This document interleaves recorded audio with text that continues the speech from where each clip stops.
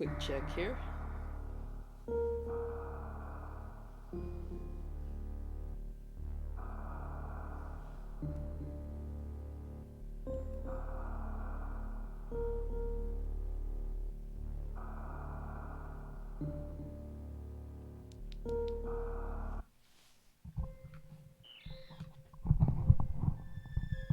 Okay, audio sounds good.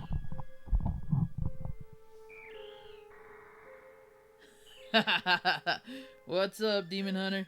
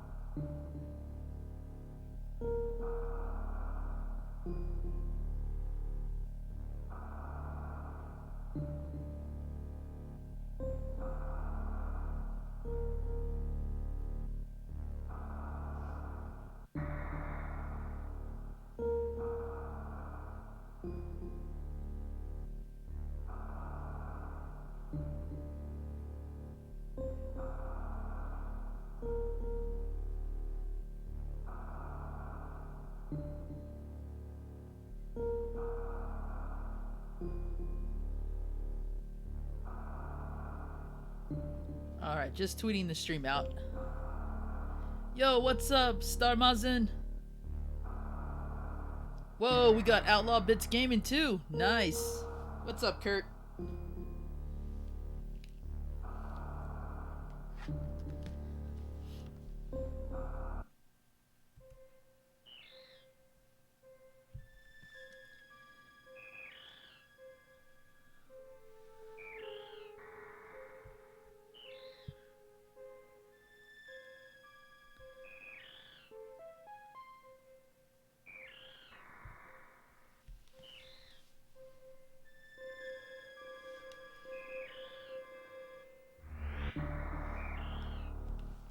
Alright.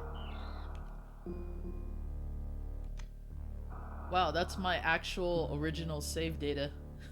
Let's see if I can beat that today. Whoops.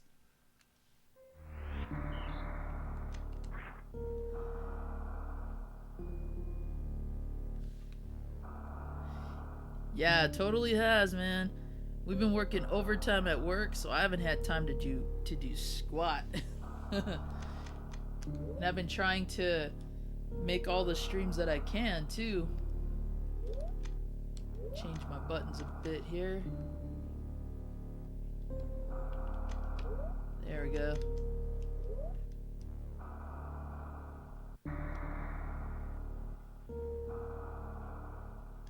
Alright, let's get to it. This awesome intro. The last Metroid is in captivity. The galaxy is at peace. What's up, Stick? How you doing?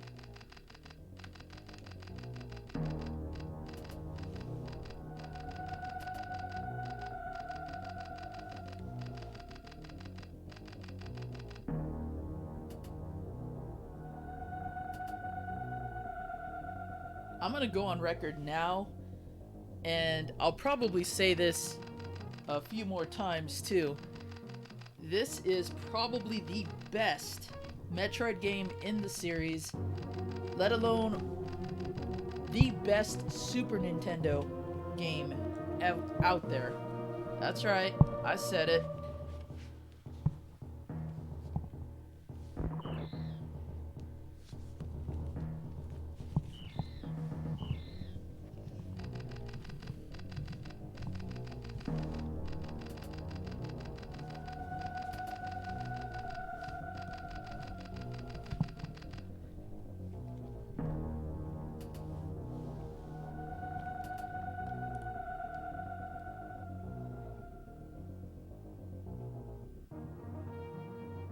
Hey, what's up, From Within Gaming? Oh, moving day stick. Gotcha. Hope it's not too tough. I'm one of those weirdos that actually likes moving. Eventually I reach a point where I'm like, yeah, I'm done. I don't want to do this anymore. But for the most part, I actually enjoy it.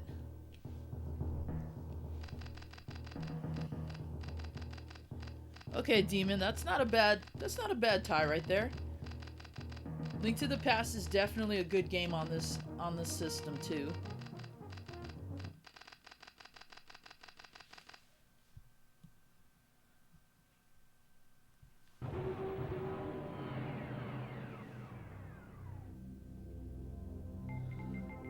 Illumi, what's up?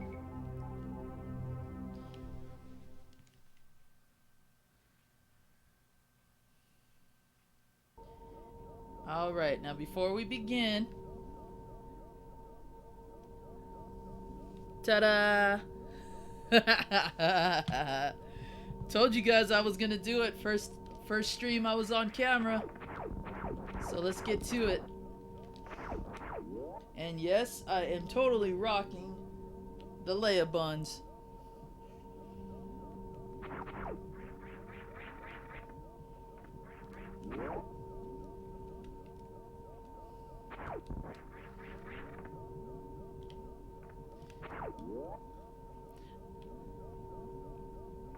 Whoa! Get the Bill and Ted. Whoa! It's zombie! Now I am kind of hunched over a little bit because unfortunately I can't sit the way I normally would when I game, but close enough.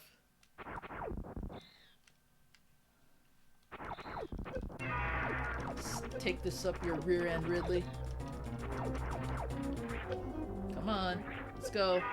Let's go. Alright, let's go.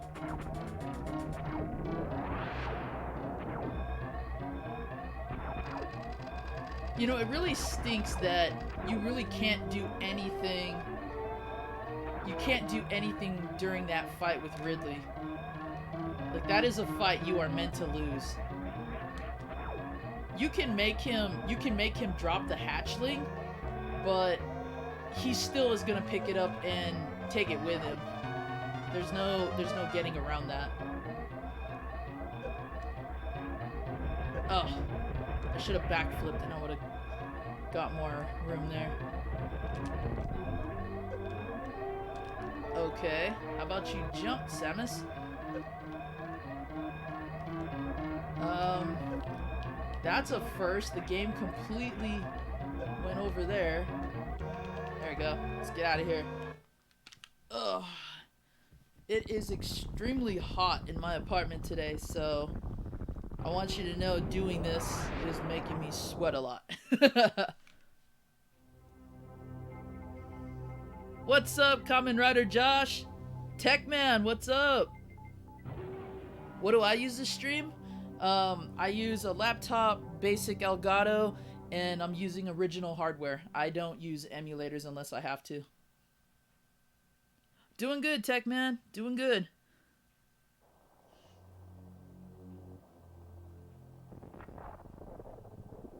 Yeah, the drop with Ridley really, I mean, it's cool to see that you can make him let go, but it doesn't really add much to it, unfortunately. It's just one of those cool little Easter eggs that if you fight him flawlessly, you can get him to do that, but ultimately he's just gonna drop it anyway. Or he's gonna take it anyway, I should say.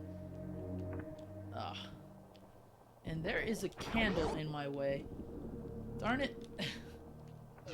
Okay. Trying to free fall as best I can here. This is somewhat of a speed run in the sense that I'm gonna try to beat this game as quick as I can. I just hope I can remember all the little things that you need to do and don't need to do. Alpha Nerd, what's up, man? And I apologize if it's really bright. I stream right near our window, and it's kind of cloudy, which is nice, but I really try not to use a lot of light, just because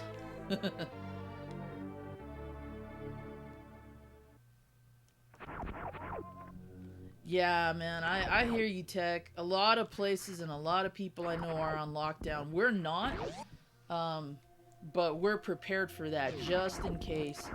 And as a matter of fact, um, we are still working, my girlfriend and I, because we work at the same place. Ooh, excuse me, that was gross. Ugh, coffee. Um, so we still have to report to work, and until we know for sure we're gonna get work from home setups, we're gonna have to keep going into the office every day.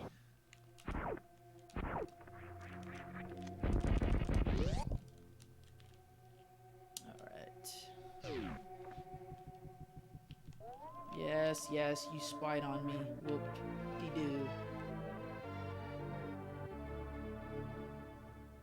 Could I give you a tour on what's behind me? You know what, Illumi? I could if you really want. I just don't know when I'm gonna stop, and I may need a moment just to clear a path because my gaming corner back there has a lot of stuff. Not gonna lie, it's been tough trying to catch up on all the videos we need to film for pickups, for restorations and all that. So I've got a lot of clutter everywhere. I'm usually better about things like this, but I just have not had the time to just sit down and be like, okay, I'm gonna do this, you know? I think part of why I was hoping to have a lockdown in some way was so that way I'd have time to do it the way that I want and be able to film as much as I want, but that's just not gonna happen right now. And either way, I mean, it's very unfortunate how this is affecting everybody right now, so I really shouldn't complain about the fact that I could, you know, still go to work. But we're taking all the precautions we possibly can at this point.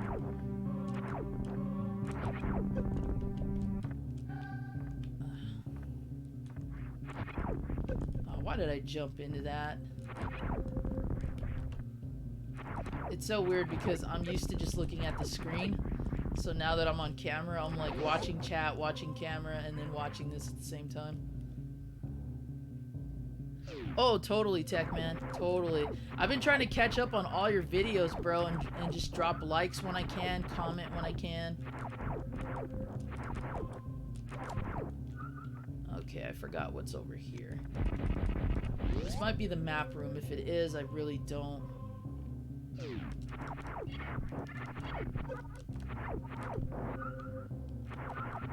I'm trying to avoid as many save spots and map rooms as I possibly can, which this was. Darn it. Vash, what's up, bro? I have not been streaming for very long. This is only just a couple minutes.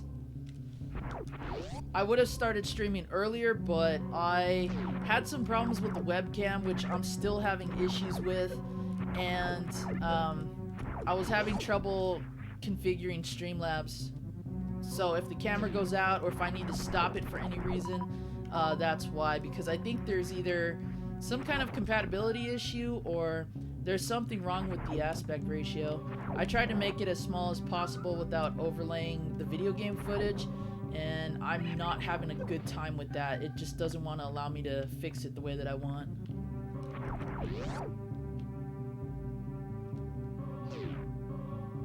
Oh, no problem, William. Yeah, my girlfriend, my female girlfriend. I'm actually a dude. Don't let the hair fool you. I'm just doing this as a gag. And don't feel embarrassed about the confusion either. It happens all the time, bro. Alright, we got our first Chozo battle here.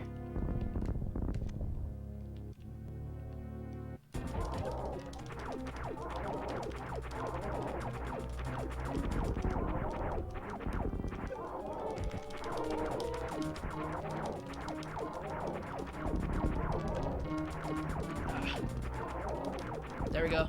Perfect. Could have been done a little bit faster if I aimed more for missiles, but that's all good. We still got what we need to. I'm doing pretty good, William. How you holding up? I hope the coronavirus isn't affecting you at all or your area either. Guilty Gear poster? I wish. That is actually a Legend of Zelda wall scroll with Link and Ganon in the background. Oh, I got you, Tech Man. Totally get your hands on this card if you can. I can't recommend this game enough for anybody who's a fan of Metroid, let alone a fan of the SNES. This is definitely a top 10 game in my opinion.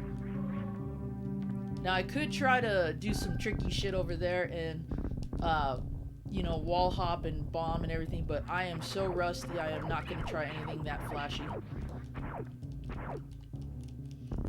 That's what happens when you put games on the back burner and you don't practice for a while. Ah. Sweet. I got exactly what I wanted out of that. So I managed to keep my distance and I did the knockback so that way I can progress further without losing damage in the process. See, little stuff like that, I'll try to attempt it if I can remember, but for the most part, I'm not a speedrunner material. Not like I used to be.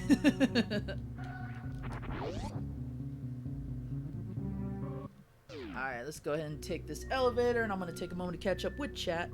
Why would Chozo statues attack them and she had DNA feed? Those are Chozo statues that were set up to test anybody that was trying to get a hold of their power-ups. The Chozo statues don't recognize the way that you would think. It's more so a test of like, aw, man. It's more so a test of like, are you worthy enough to get this power-up kind of deal. That's how those are set up. Oh man, I'm sorry to hear that, William. The original SNES is broken? Oh, thanks for letting me know. I'll keep an eye out for one. In fact, I'm restoring one as we speak, so... Ah, fell again. So maybe once everything's all settled, I can get that out to you. What the heck? Ah, nuts.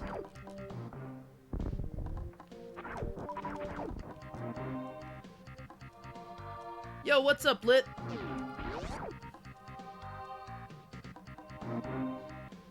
Oh, that's a bummer. I'm gonna end up wasting time doing this. But I want to get the super missiles ahead of schedule.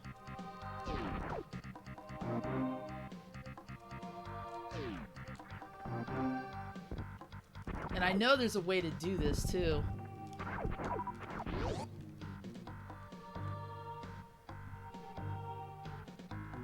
Oh, that's a bummer.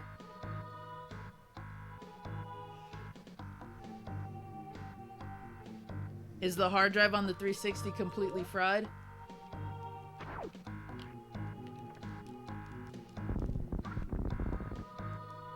Are you serious? What is going on here?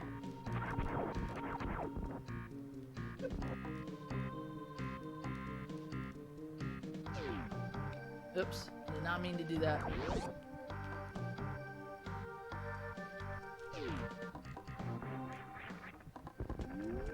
Ah.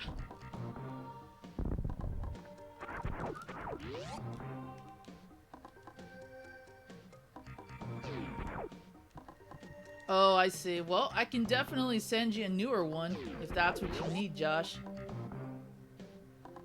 Oh, the whole system is gone. Okay. Dang.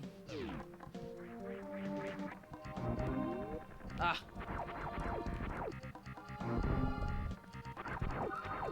Try this again.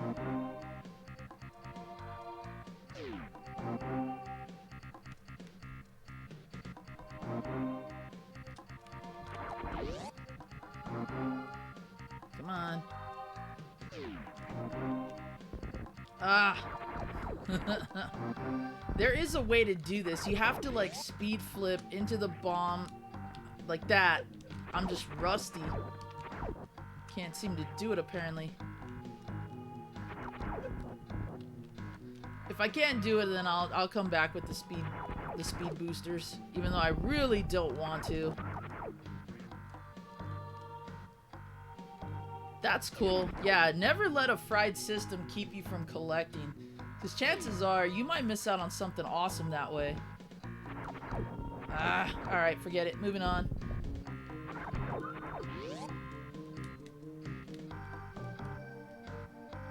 Yeah, I know you can do that part with the speed booster, but you can also do it without it. You just have to get that timing right. And clearly I'm lacking the dexterity right now.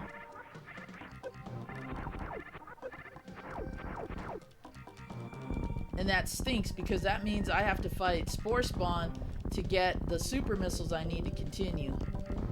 And I was hoping to avoid that fight altogether because you really don't need to fight him.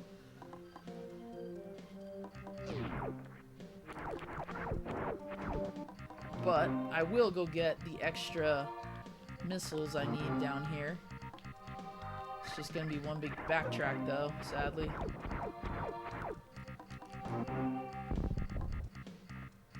Right there, you can power bomb and get underneath the tube.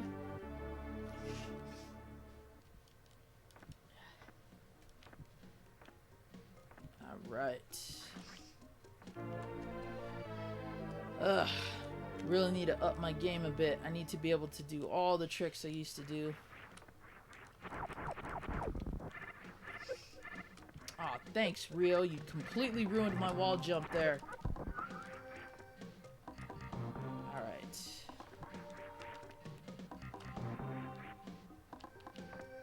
Come on, get up there. Yo. What's up?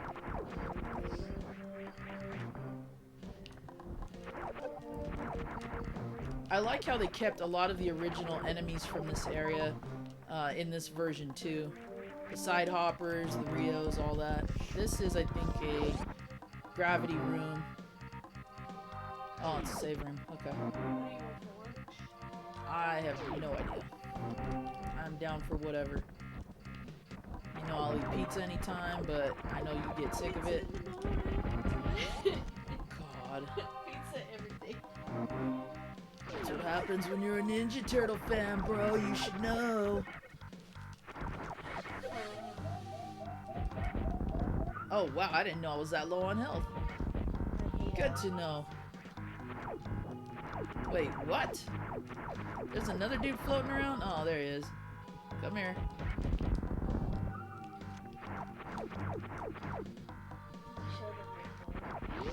My what? What toy? Oh. No. Yes. No spoilers. Stop being like modern movie trailers.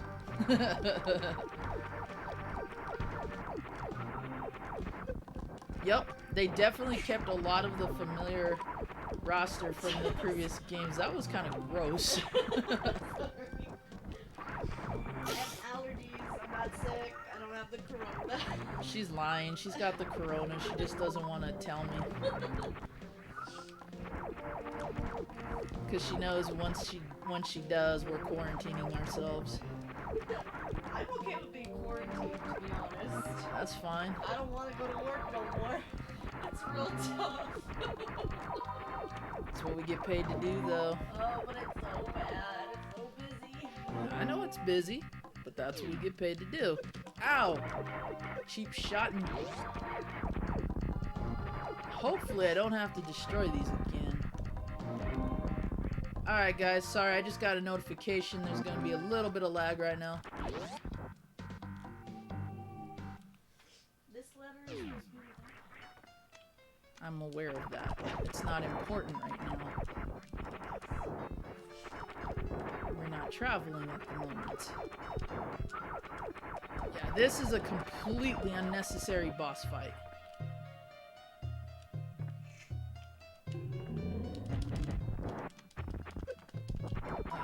And now I have to go through it just to get the super missiles.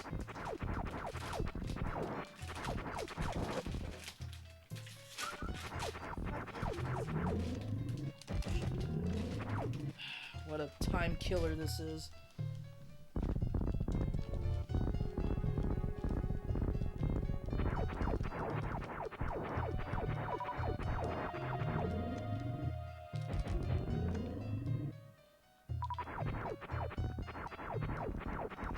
Oh, that's my girlfriend Tech. What's up, Edwin?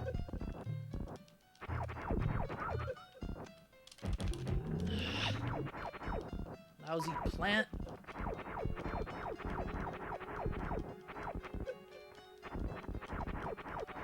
See, this is totally a speedrun killer.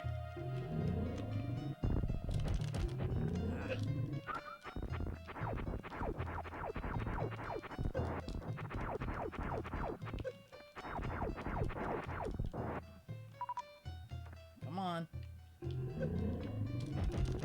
Oh, he's still not dead yet.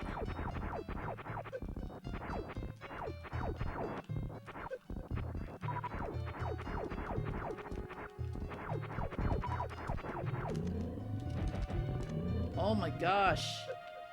Die already. What's up, Wrestling with Games?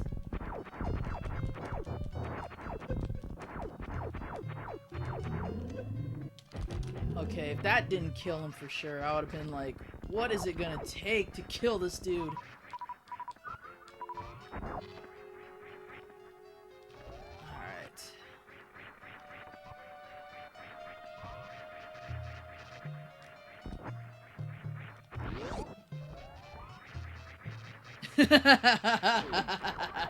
Thanks, Edwin.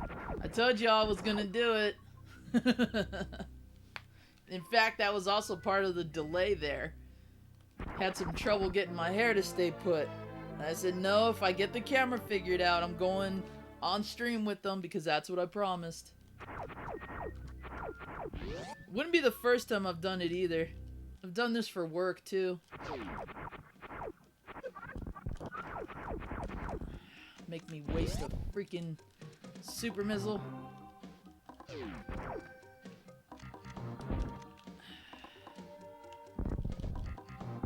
This game does everything it can to make you waste super missiles. See, I could have just waited to get that and just gone this way.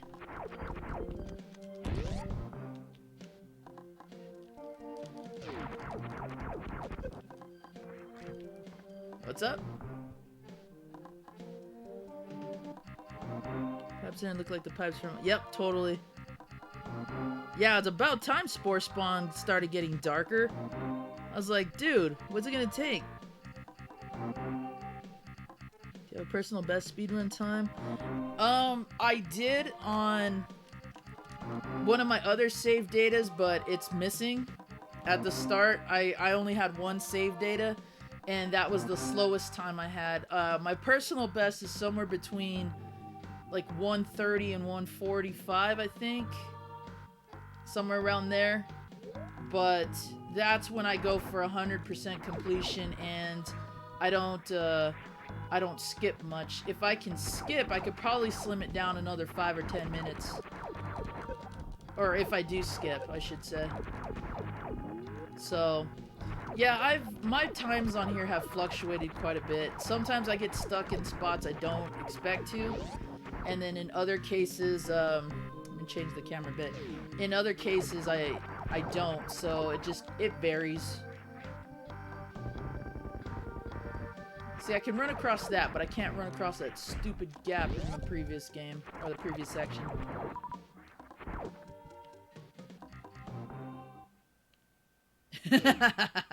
Thanks, you guys.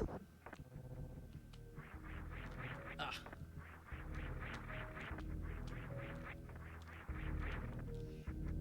Come on. Not gonna even bother. Oh, these stupid things.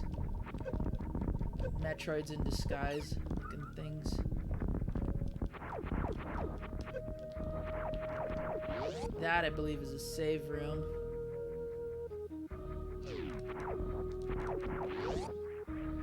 Yeah, there's a lot of different tricks you can do, not only just for speedrunning, but for just normal purposes only. a lot of the times you'll find yourselves just trying to... Oh, come on. I know that block...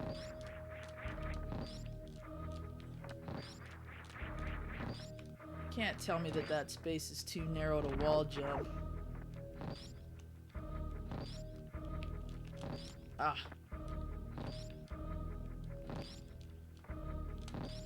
I gotta stop holding that button down. There we go. Oh, I had it. See, little things like that can totally mess up your speedrun.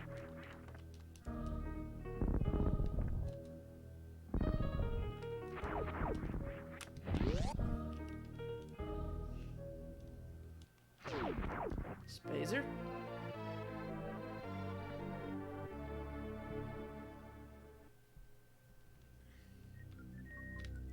Alright, what's going on here? I think this is... Nope. Okay. See, I don't need to get the spazer either, but, choosing to. What's up? Wish this game was ported to GBA. Totally, I do too. Rockin' rough and tough with the Leia puzzle. Methodical completionist. Yeah, totally. That's what I like about being able to either speedrun or just doing things in your own pace, like having your own route like that. I'm kind of a mixture too. There are some games that I'm just really like fast at, and so I consider those kinds of speedruns, but most of the time, I mean, I'm just doing stuff like this, really. Just trying to make sure I get my times down and all.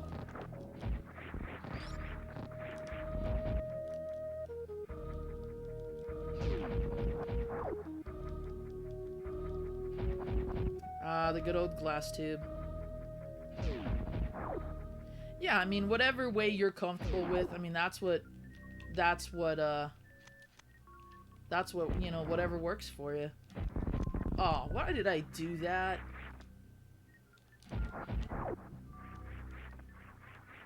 Ugh.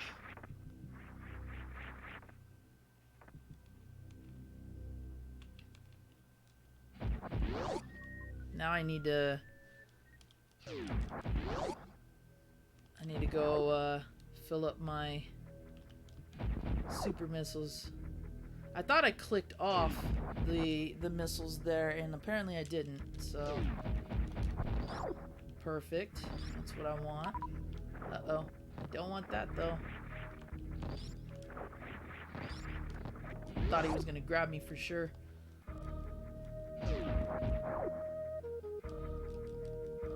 Yep, exactly. Exactly. That's why I don't try to label my streams that much, you know, in specifics, because I'd feel bad if I didn't complete it the way that I want. It's just simple, you know. Super Metroid, that's all. Whatever I have time for.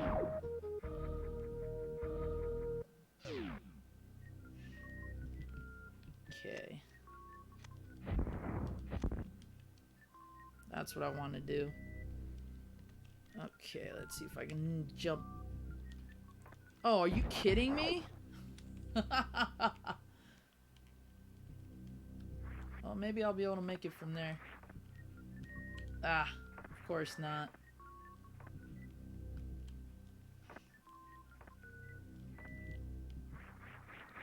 I could barely do it. I'm trying not to save everything for high jump boots, but it looks like I might have to.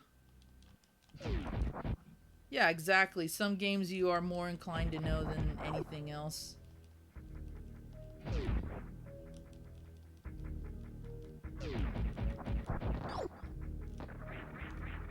So I need 3, not just 2. I thought I would be tall enough. I don't know why.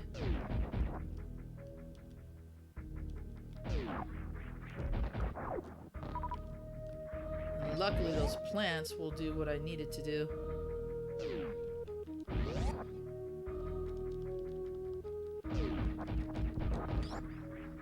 Yeah, that's a good point, Josh. I mean, it's one thing to enjoy a game, and it's another to always try to beat your best times or what have you. But I don't know. I'm kind of fixed on a lot of different ideologies. I like being able to show different tricks and, you know, have, of course I'm gonna miss. I just like being able to show cool little tricks here and there. But if we're gonna get competitive about things, and that can be fun too, as long as you don't like take it the wrong way, you know?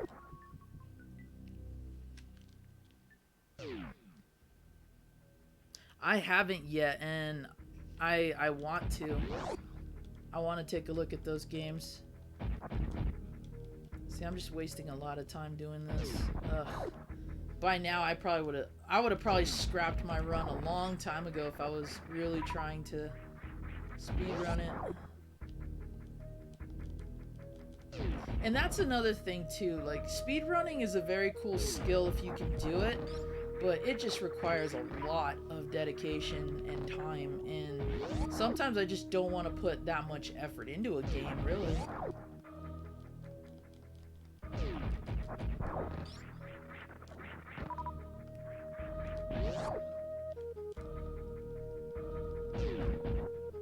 The only reason I'm doing this now is because I want to have time to either stream other games or let go of me. Or just, you know, be able to have more time to look at other stuff. Lumi wants me to kind of show what's back there behind the couch, so if I do that, I want to have time to do it, you know. Okay. There we go. That's what I want. Let's see if I can do it. Stupid screen, advance with me. There we go. Oh, I hit the roof.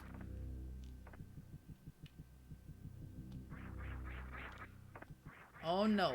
I am not going to get stopped by that. And I walked out the freaking gate.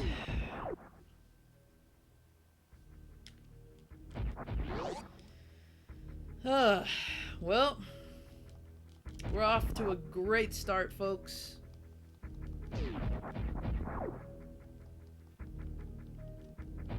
This game is literally forcing me to go a route I don't want to. How very episode 3. I should have prefaced that with, this game is breaking my heart.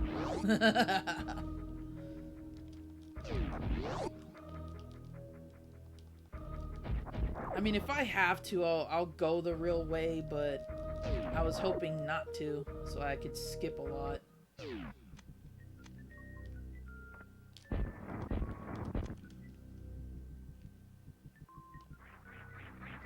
That stupid brick right there. I'm telling you.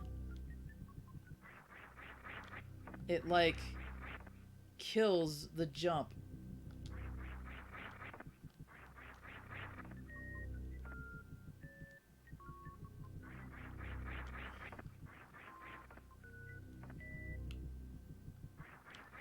Really? That was terrible.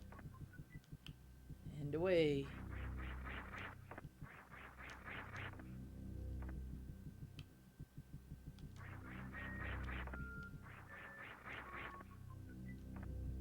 Come on. You know, the irony of just trying to get through this quick and I'm just making more and more mistakes in time. It's annoying. I won't deny that. What do we got here? Yeah, I don't want to pour that much time into something either. And it stinks because that's how you get better at this sort of stuff. Like, trying to figure out all the different tricks and whatnot. But I have a lot of respect for people who can do this, you know? There we go. Because you can't really denounce the devotion and the skill to it to do this kind of stuff, but yeah, it stinks when you have to just devote all this time and effort to a particular game.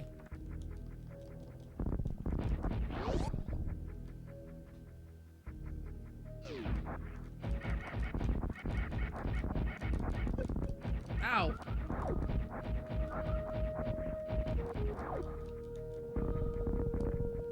of these had the... Because you got a bomb down there to get... What's that? Oh, that's the save room. Darn it.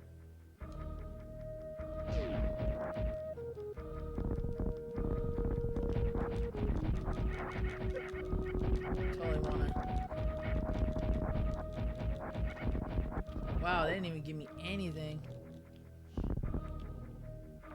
So this is the Kraid, or this is the Kraid fights with the clone, or the fake Kraid, I should say.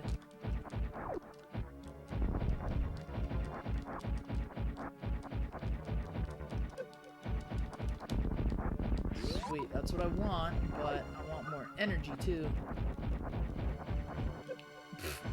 Random freaking thorn.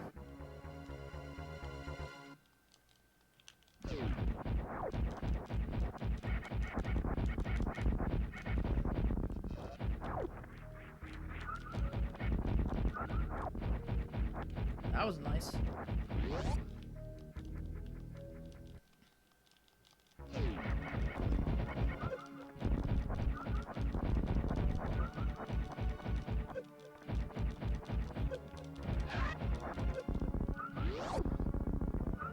That should probably be okay.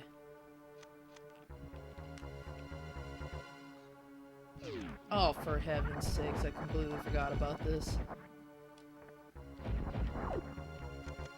Is this a save room? Oh, it's the missile stock. Okay, that'll work. Don't need that one, though. There.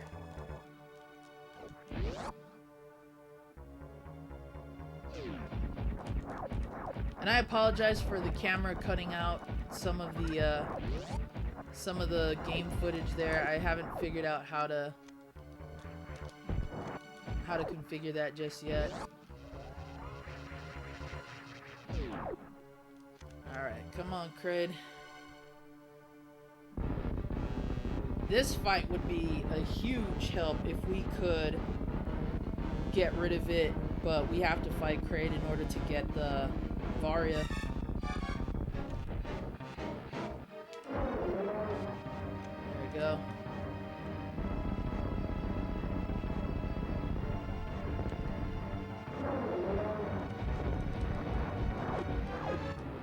Can't get my hops for some reason.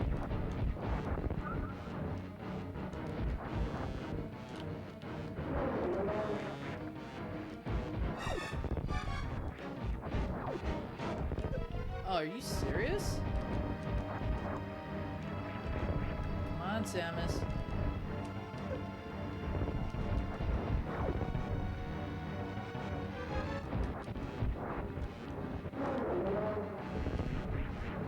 She won't wall hop. That's weird.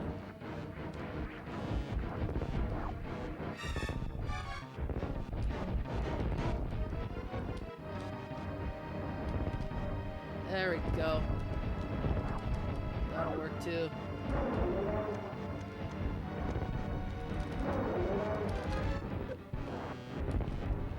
Nope. Ah. There we go. Poor Kraid. He's probably one of the harder bosses in the original Metroid, but here and every other game after, he just sort of became like the weakest. But I'm not too impartial to that idea because Ridley is more significant than Kraid is. Alright. Don't think there is anything I need to bomb, but always double check.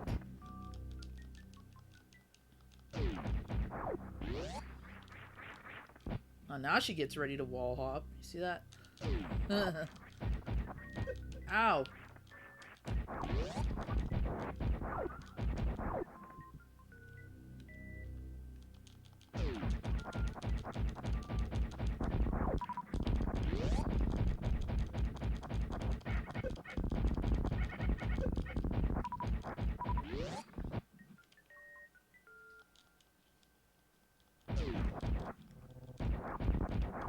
It's the other room.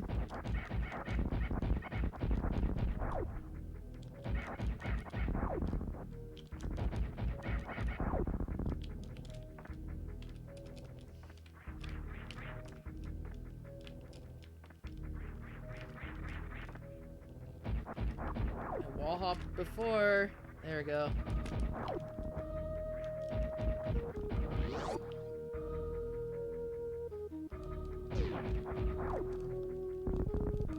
True. You know, we all know that the NES had its limitations. Oh shoot, I should have came in like this.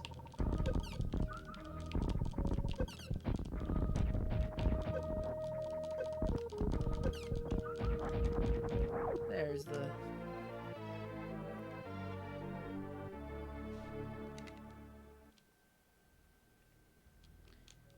But the cool thing was that we had those early 8-bit systems that were willing to push the envelope, which was awesome. You know, we weren't starting to see a lot of advanced technology like that until we got to these types of systems. The NES definitely started pushing games forward, not only just with technology and gameplay, but also storylines. So we really didn't see anything that in-depth until this decade. I mean, Sega Master System did the same thing too. Wait. This is the map, I think, or save. No, speed room.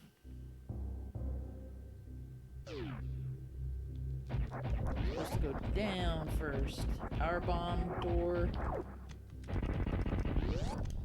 And in most cases right there, you could just use a super missile and take out the pink gate. Come on, drop. There we go. See, I was trying to avoid having to do all the backtracking between Norfair and Brinstar, because I wanted to do this all in like one quick take. And that's where being able to wall hop and do the bomb up tricks come in, because if you can do that, you don't have to rely on the high jump boots as much. And since I've already got the Varia, we don't have to go back, fight Kraid, and then come back and then do it all over again. Which probably would have been easier at this point. Oh, for heaven's sakes. I have to kill the little guy. Where is he?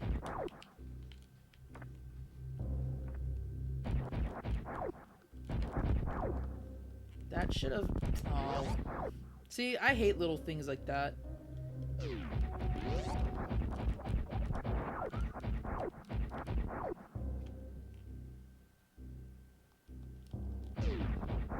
This is just the save room. I think I'm supposed to bomb down. Yeah, this is a speed burner, speed booster room. Alright, let's go.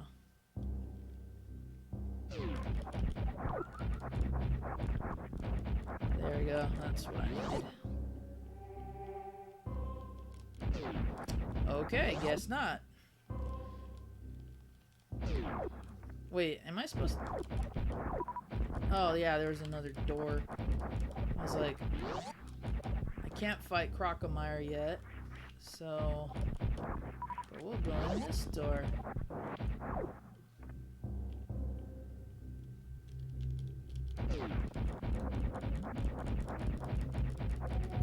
There's the Disgigas.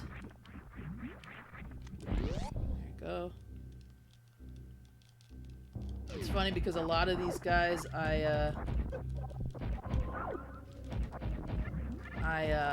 made Lego models of, and some people were telling me I didn't even know those things had names, and I'm like, oh yeah, they do. This is probably a dumb idea, but I might as well since I'm here.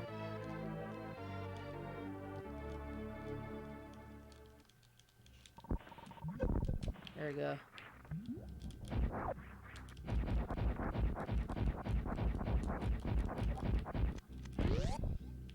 Now on the green doors, you definitely have to use your super missiles. There's the dragons. Those we saw in the original. I really like the fact that they souped up a lot of the original characters.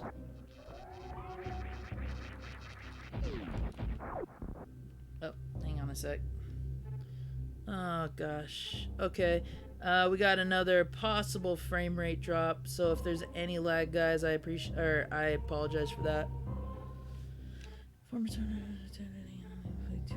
Yeah, tourneys are fun.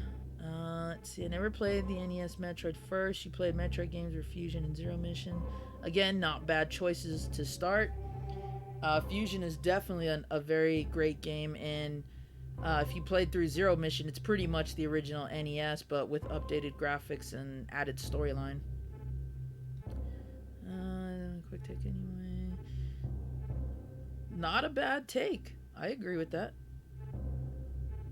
More like seahorses than dragons. Yeah, they totally are. It's just that they call them dragons.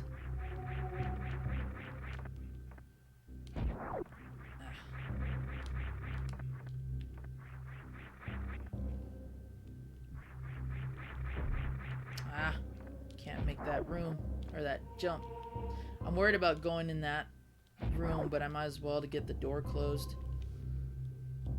Let's see, a save state. Okay. Creepy seahorses and lava. Oh man, I did it again. Bless you.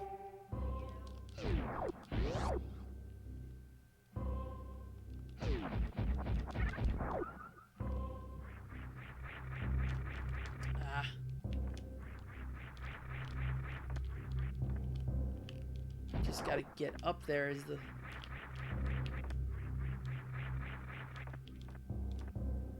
Another cool feature that this game introduced us to was the Shine Spark.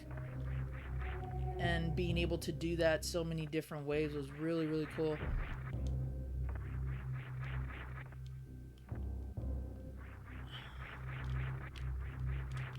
I'm gonna take that guy out. Making me nervous.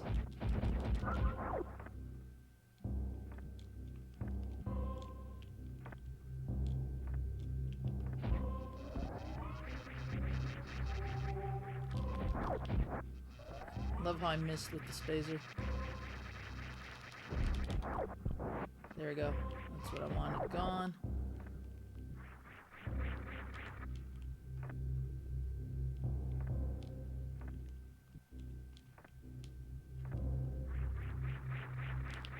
I knew that jump wasn't going to work.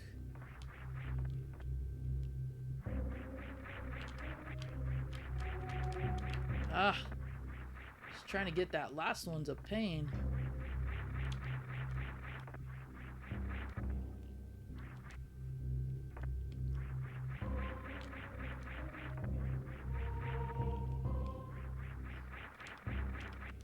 Oh, that should have landed.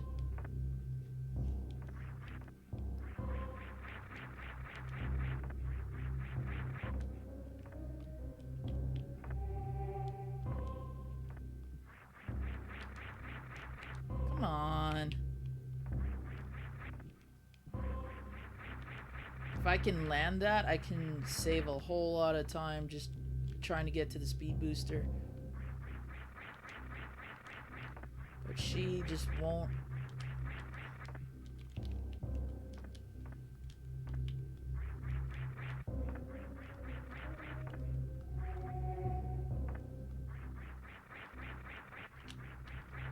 There we go.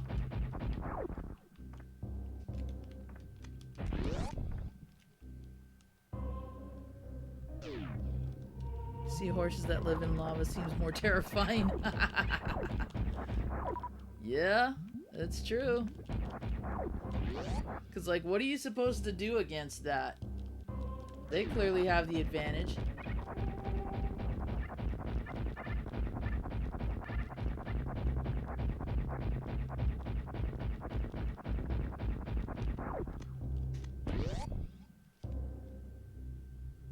I love this power-up so much.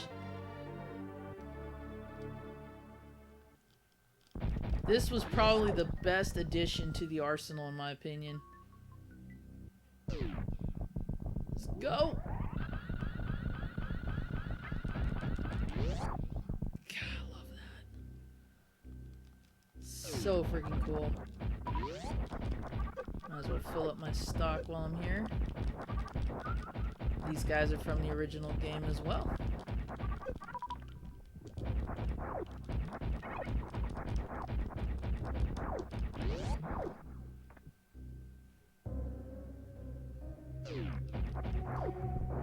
Oh, shoot! Officer on deck!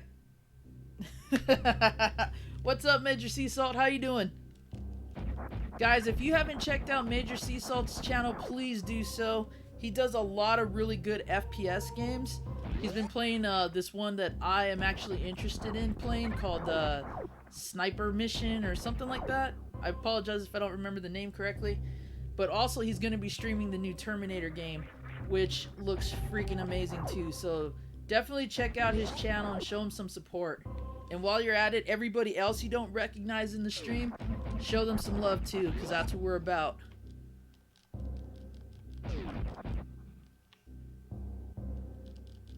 Plus, Major does some really cool intro videos too. I love them. I love his little trailers.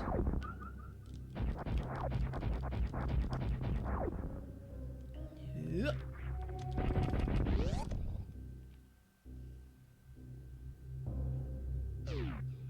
Yep, playing retro. That's what I do. Okay, I don't remember.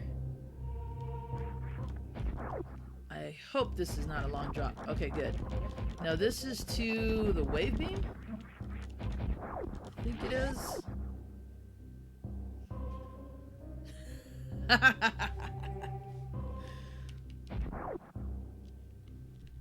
I want to say this is the wave beam, but I'm not sure. I just hope I don't fall, because I have a tendency to do that.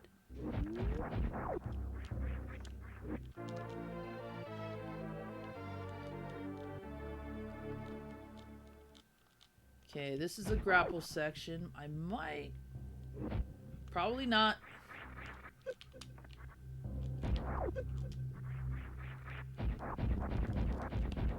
Yeah, probably not gonna do that. Bummer.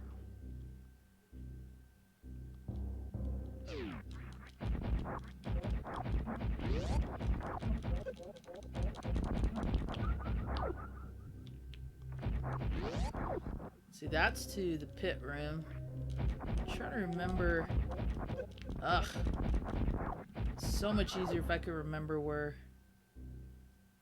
certain things were, what I needed to do.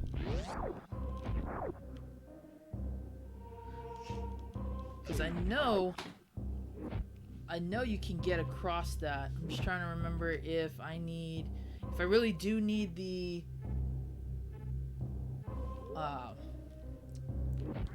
if I really do need the grappling beam or not. I don't think I do. I think I just got a wall hop. But that's the problem.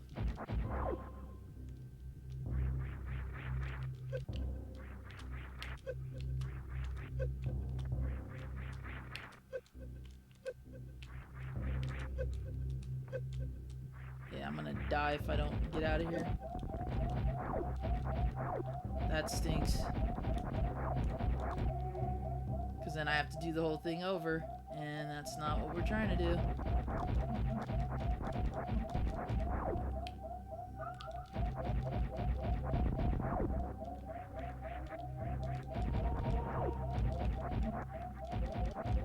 Ow! Stupid dragon did a lot of damage.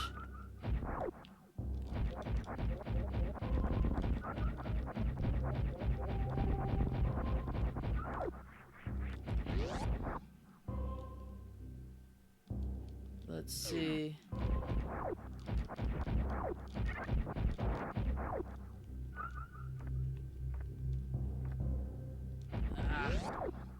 I will save it here real quick though, because I want to attempt to get the, I think it is the wave beam, but I can't get the wall hop down to do it right, which stinks, because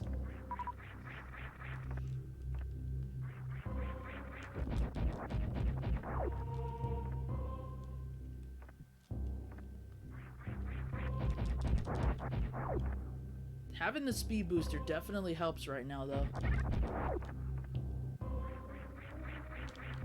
Oh. I don't know why I went for the top jump there. So now I'm actually jumping high enough with it, but not enough to nail that wall. That ledge, anyway.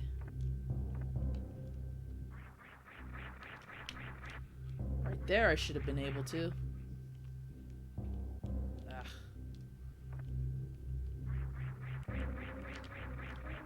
Come on.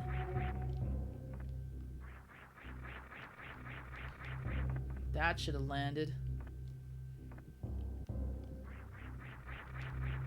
Really?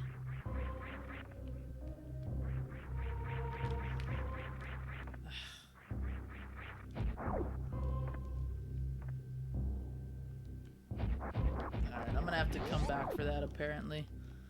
It's all good though. Not if I die here though. Let's see, do I want to go this way as the shortcut, or do I want to...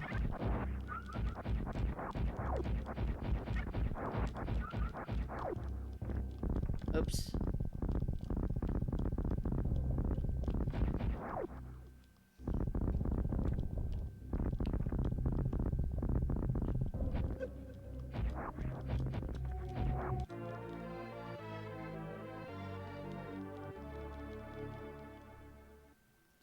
Yeah, I didn't want to save. I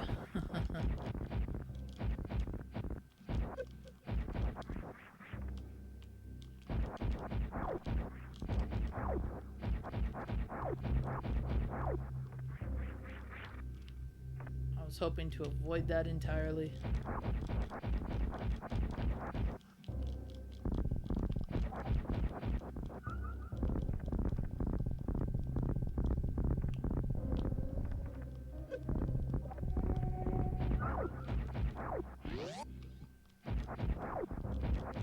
Let's see, I want the room I can speed boost in.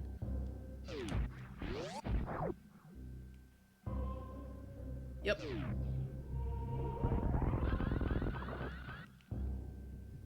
I get all the... Sweet.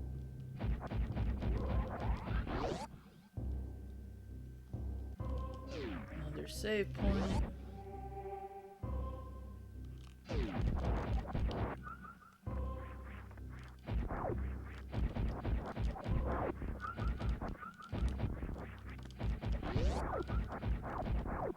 Now we can go to this room.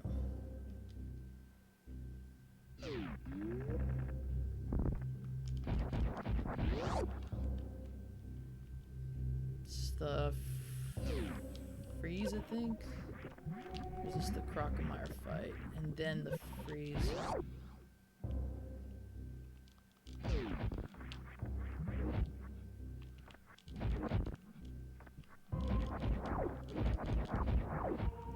If I had the wave beam, I'd be able to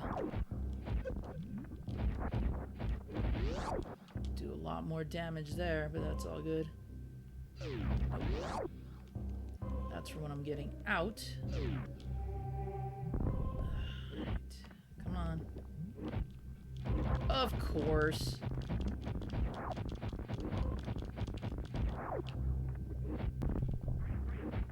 And that area is too small to wall jump anyway.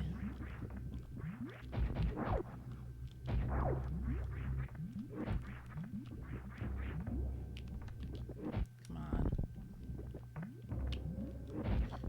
Samus, seriously?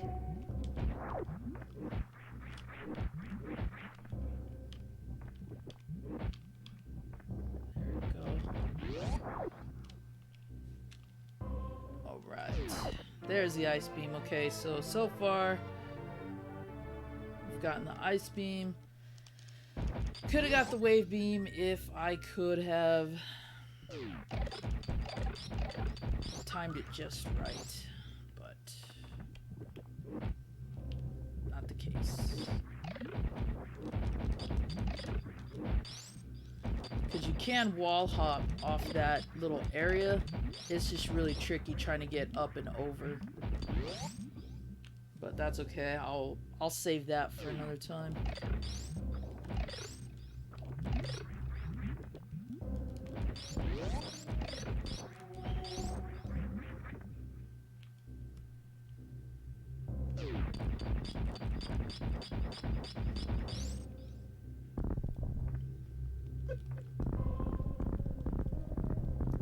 Jerk gets a cheap shot.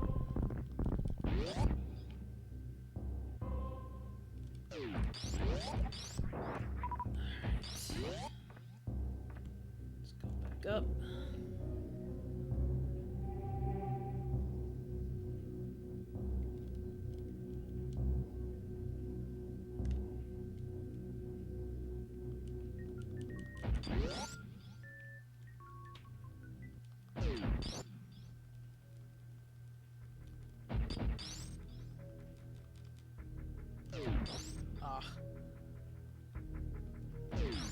Could have shine sparked all the way across this and saved time.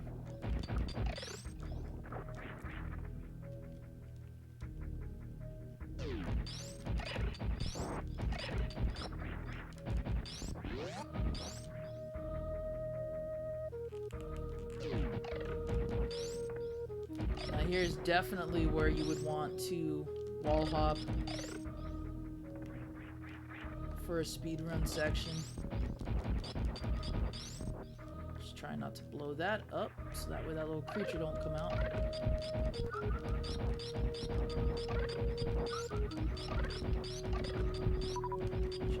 These guys drop good power-ups, so get a refill here. Don't knock me down in the process. These guys were in the original game as well.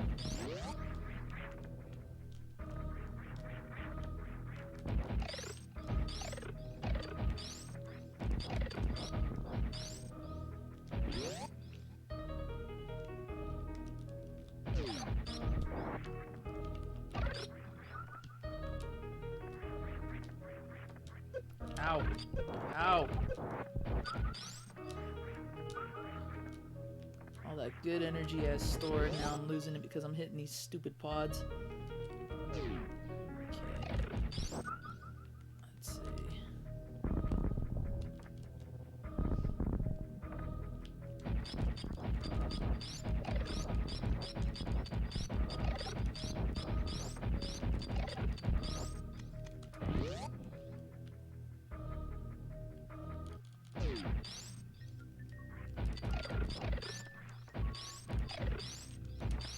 Ah.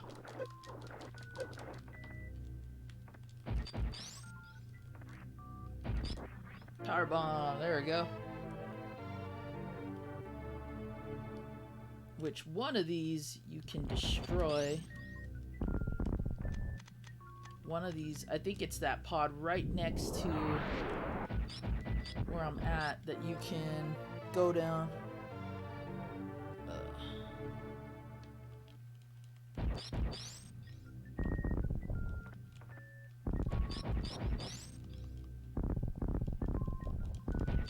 Power bomb was actually another cool little idea too, in my opinion.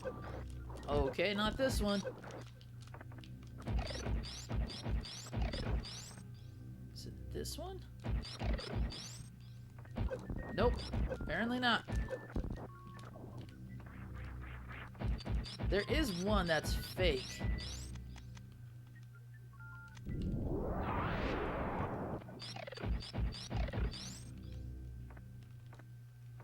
Just trying to remember which one it is. It may not even be this room.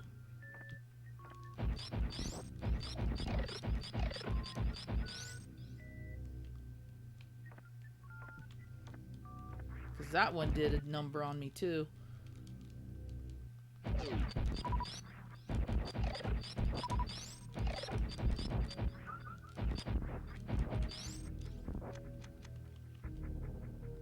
Actually, now I think about it, it is this room. Yeah, one of these are... No, not this room. I went the wrong way. There's another room that's got these pods in it. That is a save room, I think. Oops. Come on. This is the room. Ow.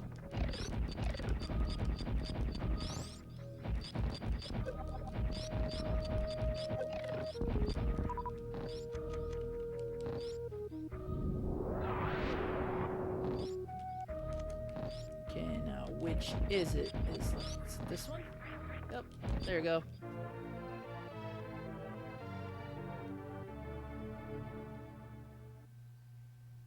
Oh yeah. Yeah, totally. They just adapted that, honestly, and just kind of souped it up a bit more. But it's the same look. What the? Oh, I touched that thing. It's like, what? Okay, this should take us to Crateria, and also, I believe, the wrecked ship.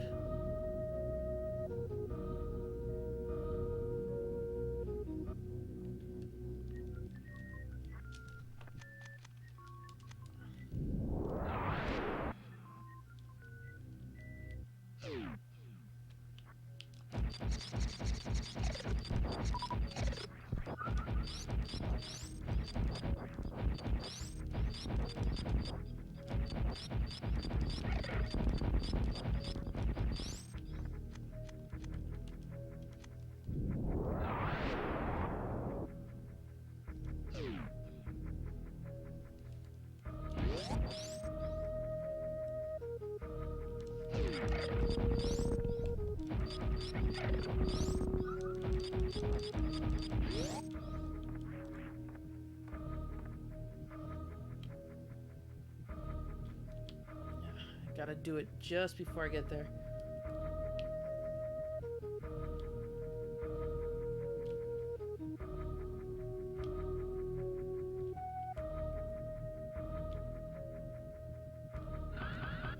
Oh! Wasted the shine spark. Come on.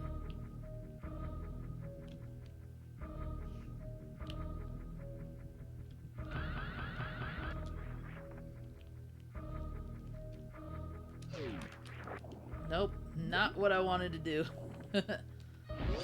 See right there, if you time it just right, you can shine spark across the whole thing. Theoretically, get the missiles at the same time. But it's tricky because the angle and doing that.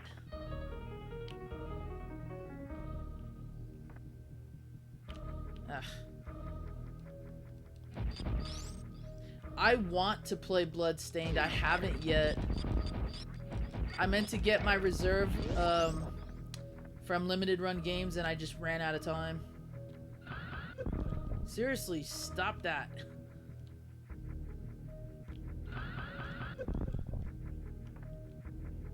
You have to flip in order to not use it. Ugh. Come on. I just gotta line up with the door, too.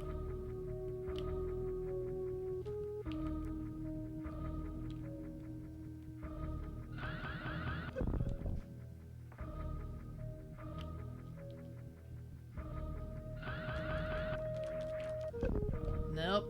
Shine sparked upward.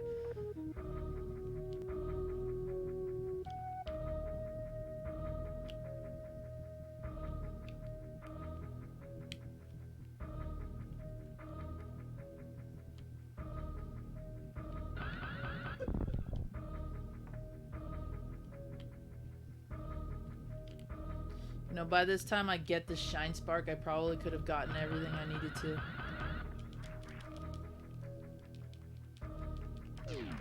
Ah, she flipped.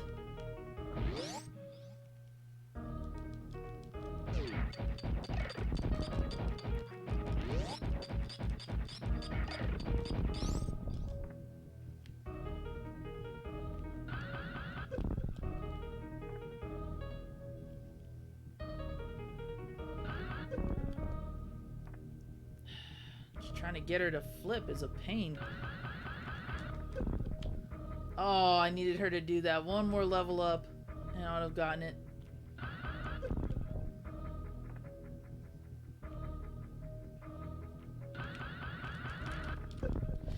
That, oh, come on. I hit my freaking knee on it.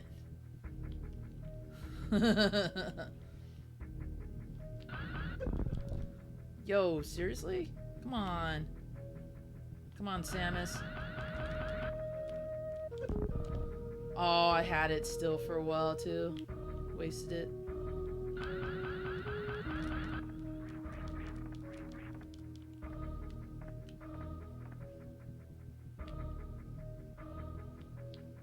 Come on.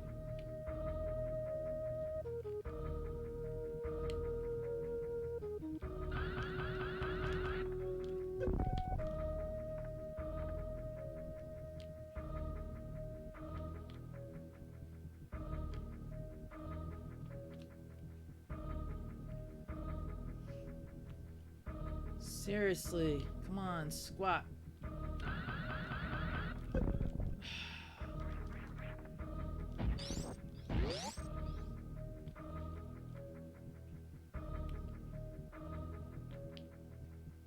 See, now I'm nervous about running into the gate.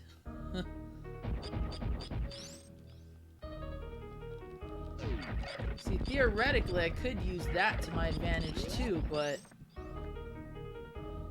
I still have to be able to hit that door.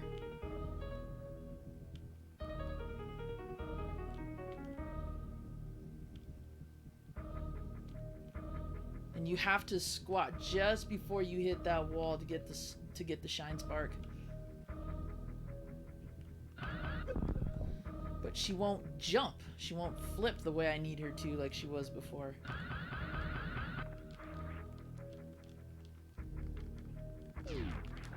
And then right there, she's flipping way too much.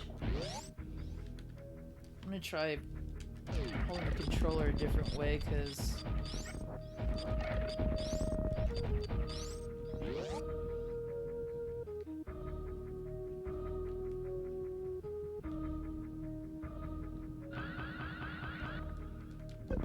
oh, come on.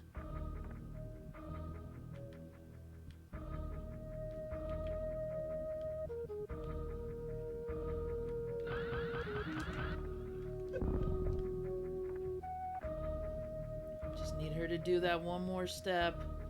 Come on.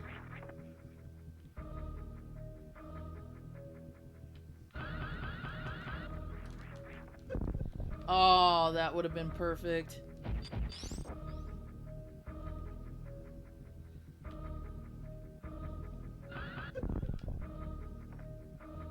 I'm wasting time just trying to be all shortcutty.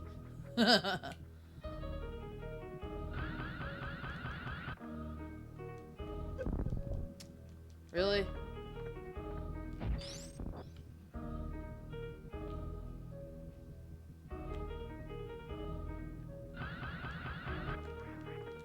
There we go, finally!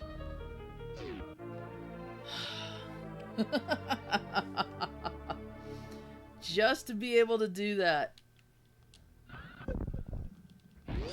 My gosh.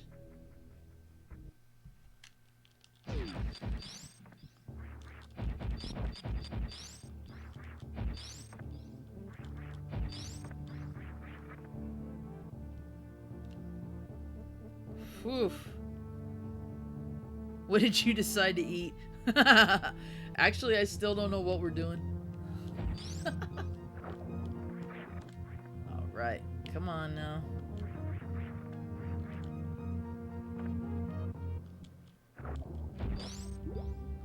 Where's the little guys that I'm supposed to be able to freeze here?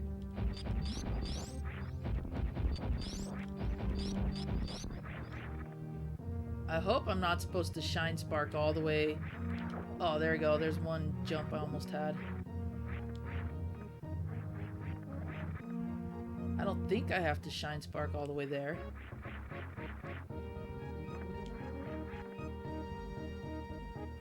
Unless I do, then that's going to be a real pain. because I can make that jump if I time that right. It's making it again, that's the problem. I think I'm gonna have to. There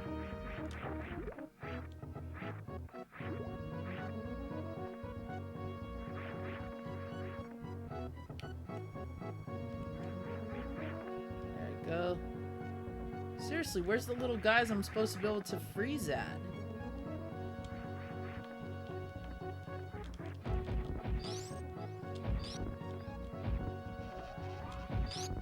I'm supposed to hang from him.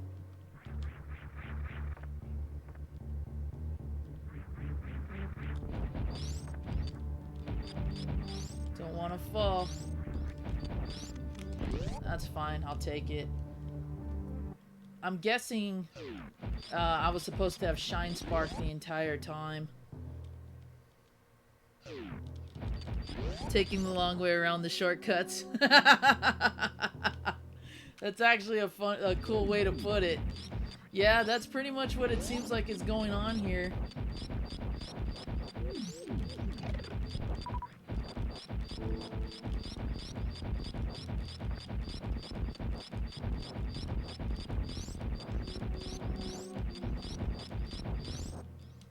Because yeah, a lot of this I'm not even supposed to be able to get access to. Aw.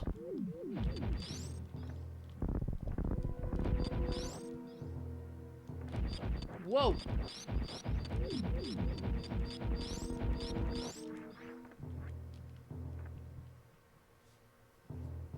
Let's see.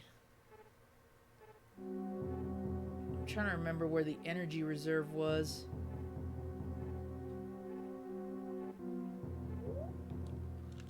Because if I go into one of those... Whoa. Oh, that's not what I wanted to do.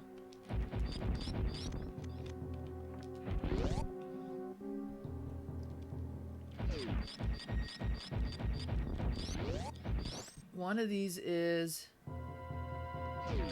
Oh, well, might as well get... Oh, wait, that's right. Nothing works because Fantoon shut it all down.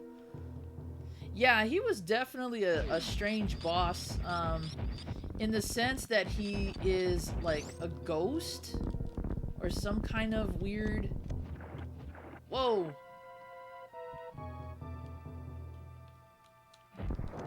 Okay, that's where I fight him, but I'm trying to find an area where I can get power-ups from. Because if I go into this fight like this, I'll surely die for a fact. And these specters aren't helping. Even though they're the dead people of the ship.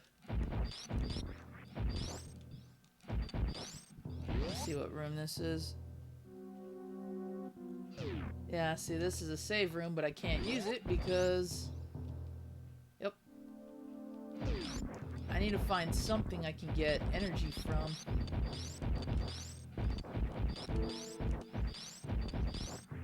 I'm gonna end up exploring the ship before I... See, these guys drop energy, but it's like... They seldom do.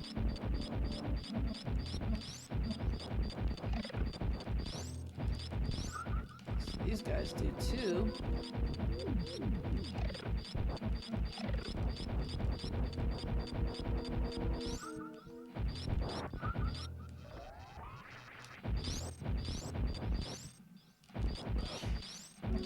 Flush him. Whoa.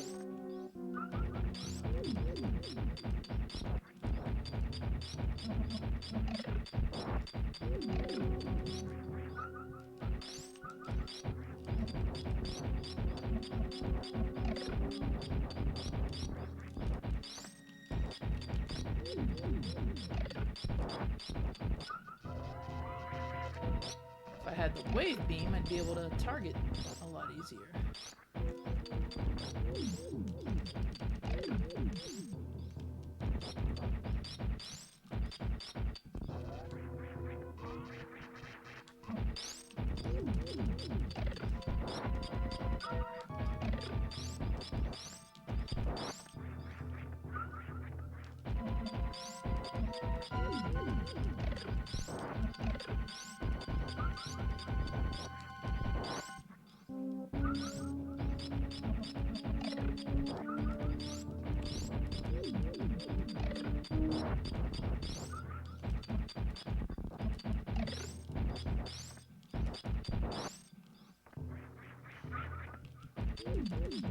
I wonder why those guys drop little energy and these ones drop way more. You would think that the bigger ghosts would have done that. Miss Retro Star, what is up? How are you doing today?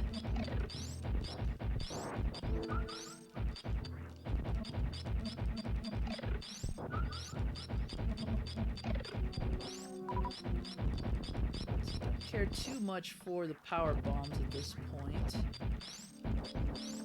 Just want energy. Best part is I can go back and get those reserves. That reserve tank I was trying to before.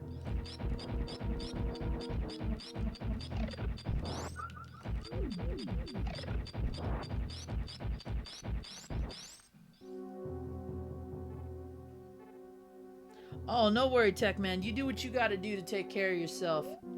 I'll probably still be streaming, so, you know, if you want to check back in, that's cool. But yeah, you go do what you gotta do, man. You be careful yourself, too.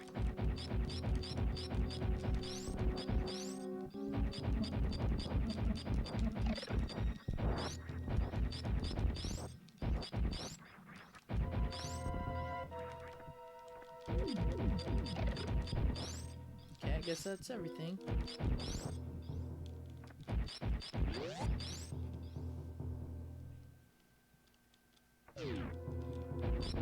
Nintendo. No, not mine. But everything... Ow! That took a lot of damage. But in my family, everything is Nintendo. Doesn't even matter what system it is. It's all called Nintendo.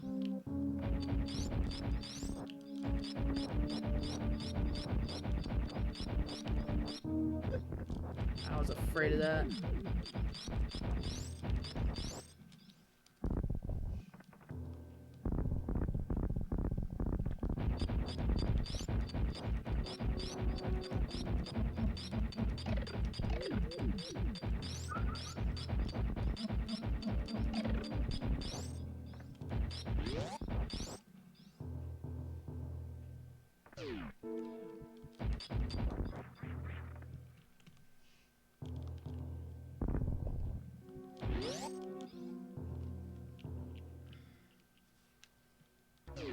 Alright. And tune.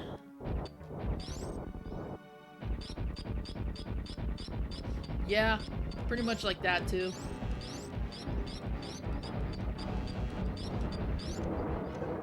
Ow. Where are you gonna be at?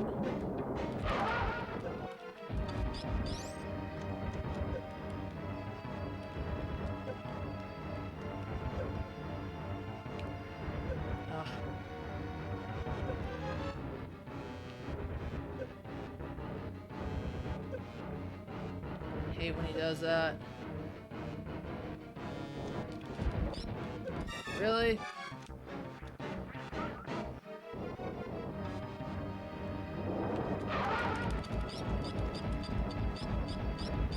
Stop!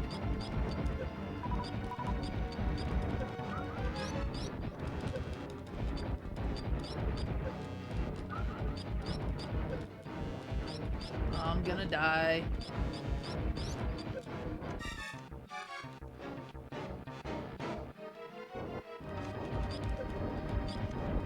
Die. And he's gonna do that stupid thing again. Got me.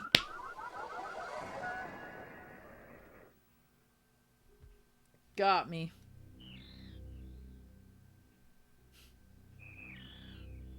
Should have been way, way smarter than that.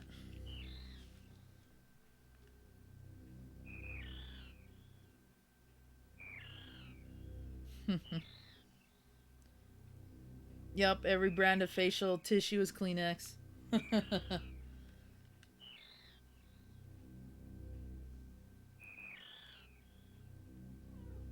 Hmm.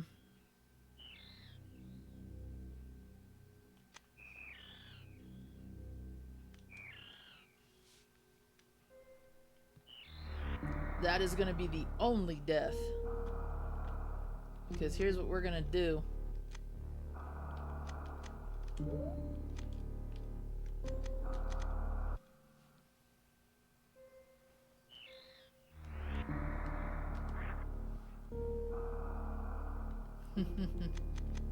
Yeah, I really wasn't gonna go for that, but now I'm kind of intrigued too, just because.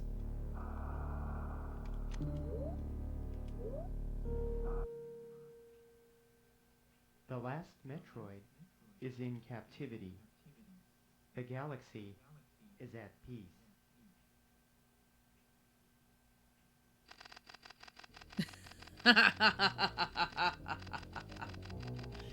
Hey, no losing attitude here, man.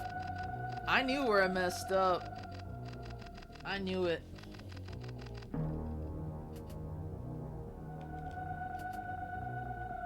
I knew. So I'm gonna make up for that.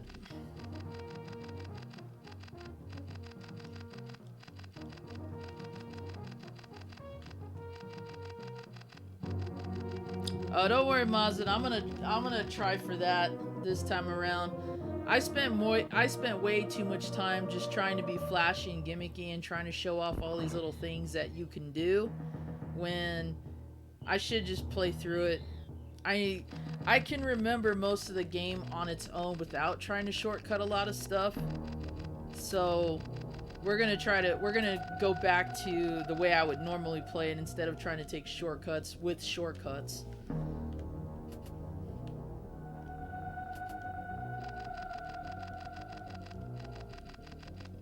Now, some little things I am gonna keep in the run, but for the most part, yeah, that was just, I focused way too much on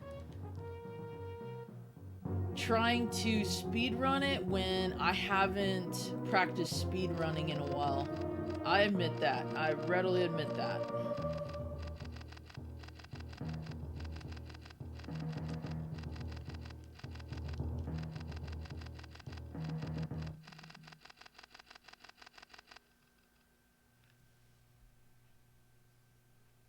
So, not a problem.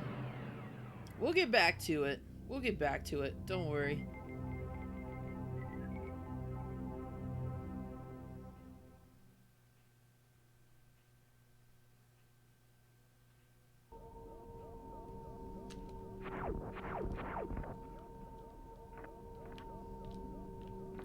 And another thing, I really have to move this candle. This candle has been obstructing my view ever since I started.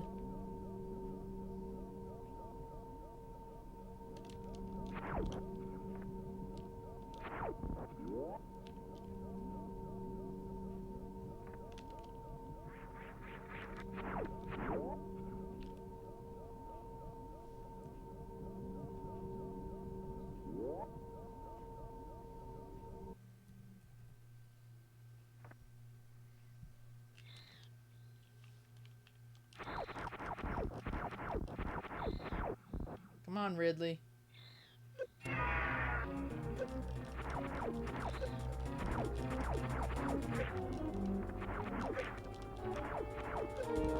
Doesn't mean you're gonna get away with a...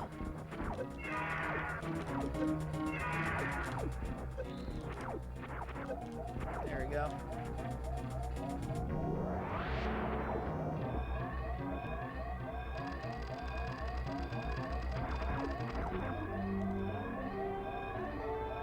It's probably why you died, the candle. Not gonna lie, it's distracting because I can't see part of the screen and I should have moved it. Aw, thanks, Vash. Right back at you, bro. This community is comprised of so many awesome people. And while I appreciate the compliments, never forget that you're one of the cool people, too. That's what makes our little community so awesome.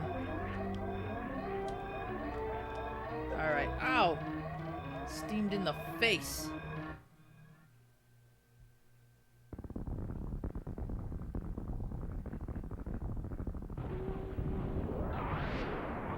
Hit him in the nards. Ridley's doesn't have nards. Ridley's got nards. I wish. I wish they did something like that. That'd be awesome. Okay, let me go move that stupid candle. I'll be right back.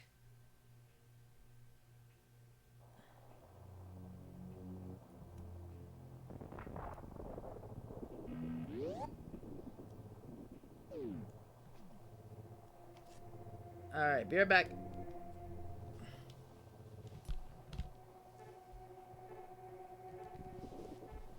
Ugh.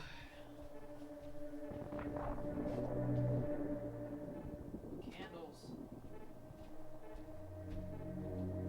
Hey, hon, did you figure out what you want to do for lunch? Anything? No.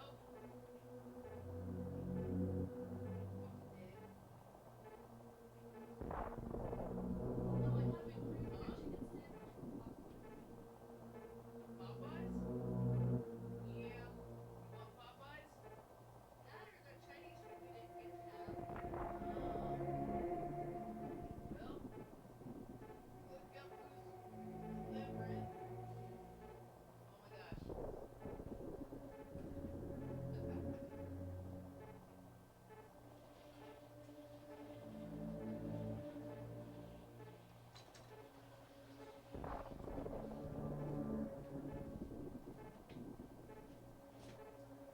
Nice little chicken sandwich.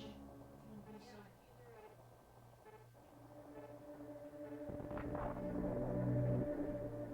I do have some leftovers myself. I have that boiga and the buffalo wings. Huh?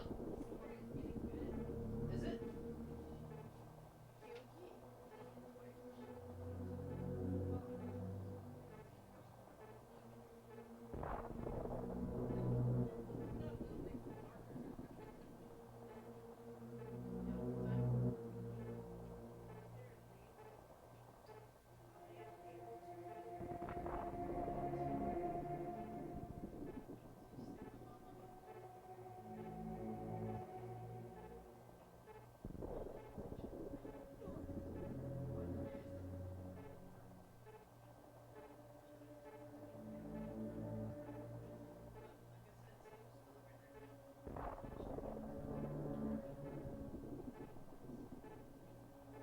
Check them all. Gotta get back to my game.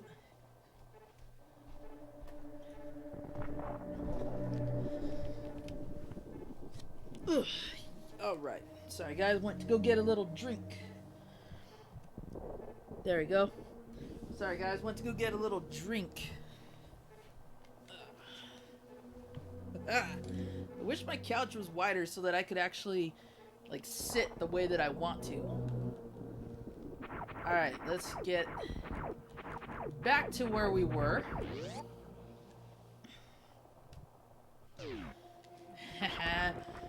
That was actually Monster Squad, but Goonies is close. It is a really hard pick as to which of those movies is the best.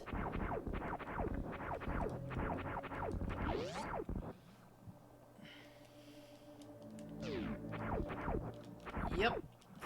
Monster Squad, I love it. Such an underrated movie. Now that it's got like a pop culture status, I hope it becomes a staple in Halloween movies, because it really should be.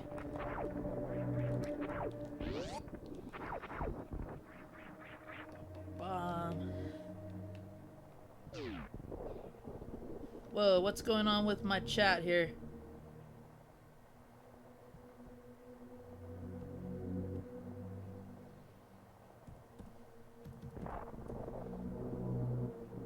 Weird. I was just checking the chat because it said I couldn't connect to it for some reason. Fair enough. Ugh.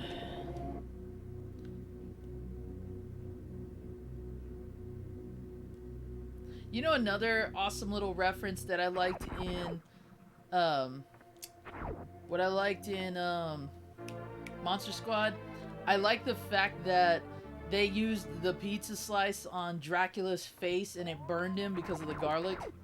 I thought that was really cool. Way to tie in modern, modern society with fantasy like that. It's such a cool reference.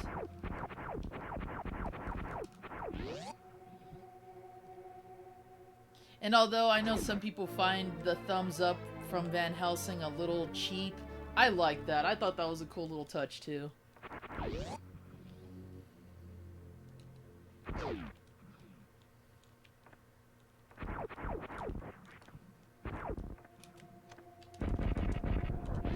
Boom. See, when I play this game, like a few others, like Double Dragon 2 for example, I tend to hold my controller like this.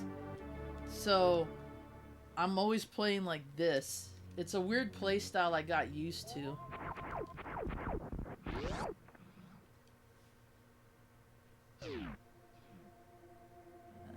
Why is my chat still saying that? Weird. How we doing on sound, guys? Everything still sound okay?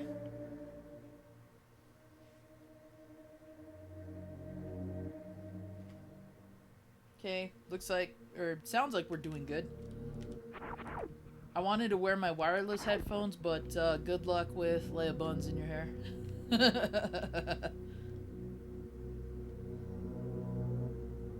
Is the chat still working, guys? Because it looks like it's working on my end, but if it's not, I need to figure out what's going on with it. This was really cool to experience, to know that I'm actually playing through the original Metroid game here, and this was where the original Torian was. That was cool. That's a nice little fan service there.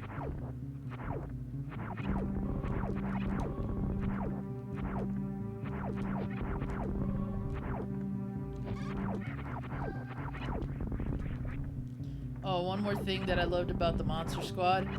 All that Pepsi product placement. Gotta love that.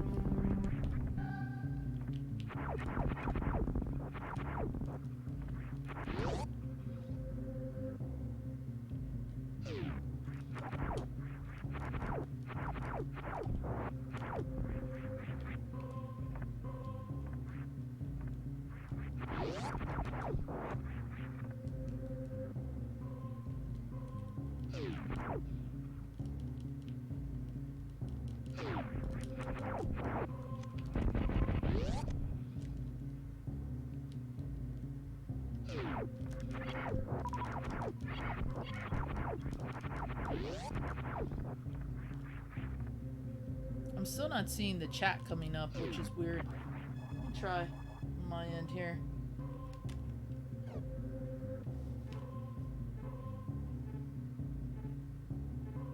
If my phone even boots up.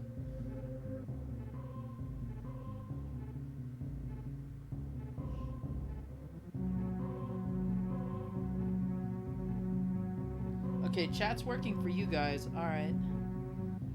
Yeah, it's showing up on my phone, but not in the main window.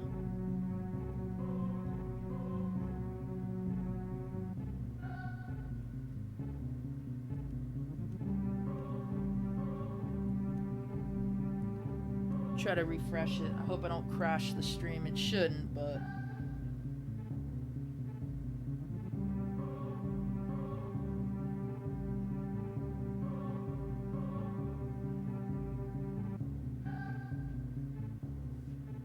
Okay, let me try. If the stream crashed, I apologize, guys, and I'll reboot it, but we'll see.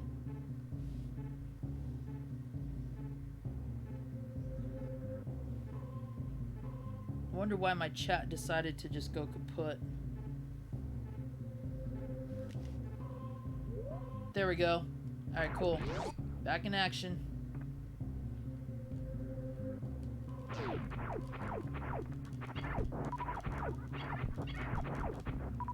I'd rather not look at my phone. I'd rather be able to look at it here.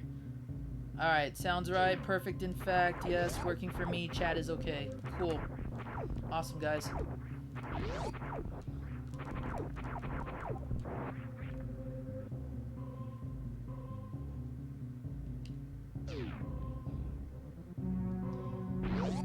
Where'd everybody go? Don't start pulling pranks on me right now. I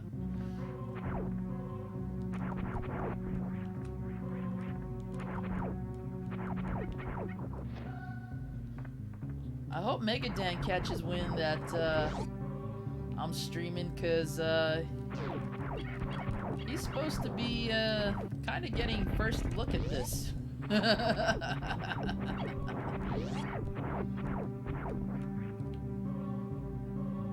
Alright. Boom. Let's do the bomb run, or boss rush again here. Lumi, you're gonna give me a stroke.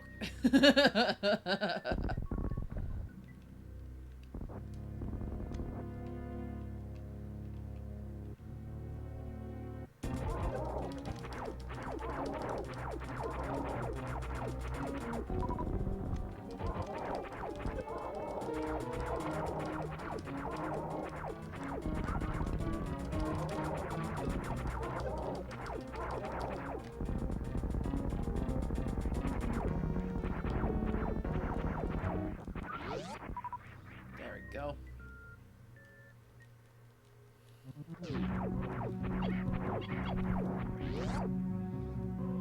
I'm sure everybody's probably got things planned with their families and whatnot. I just hope that Captain Algebra, Megadan stop in. Everybody who has been in the streams where I'm like, yeah, first stream on camera, I'll do the Leia Buns thing. So we're like, hey, don't get mad at me if you missed it. Alright.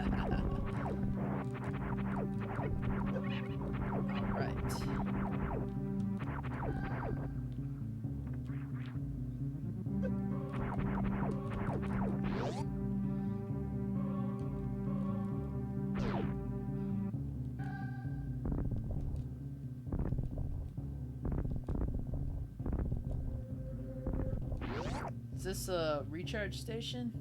Oh, it's a missile room. I wonder why I didn't get that the first time through. Probably forgot about it. Boom.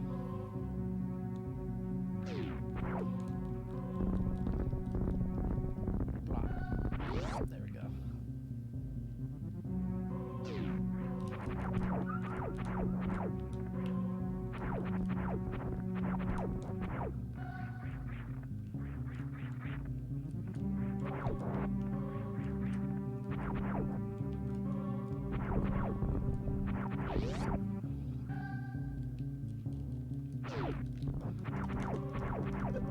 Ow.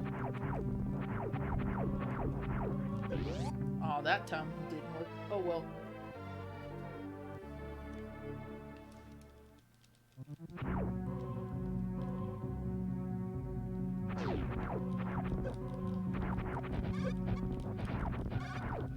So what are some of your guys' fond memories of Super Metroid, if any? What are some of the things that you remember when you first played this, if you've ever played it at all? And, like, what did you guys think of this game when it came out? Popeyes is a Postmates. Okay. What do you want? Send me one of those chicken sandwich combos. Spicy or regular? Did I like the spicy? I don't remember. I think you did. You said it was really spicy. Okay. I think you did. I don't know. You can handle a lot of spice. So. Yeah. Send me a spicy one. What would you like as your beverage? What are the choices? Coke, Diet Coke, Dr. Pepper, Orange Fanta, Strawberry Fanta, Wine Punch, Lemonade Sprite, unsweet tea, or sweet tea. You know what? Let's go with a sweet tea. Sweet tea. Cajun fries, Cajun rice, green beans, mashed potatoes with Cajun gravy, red beans and rice waffles. Can I get an extra side in any event? Like, Sure. Go with fries, and then I'll try their potatoes and gravy as like a side order.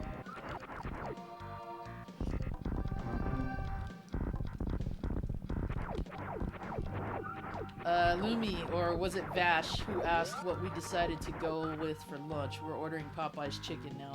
Regular order A regular order? of mashed potatoes or what? Yeah. Let's do a regular order. Okay.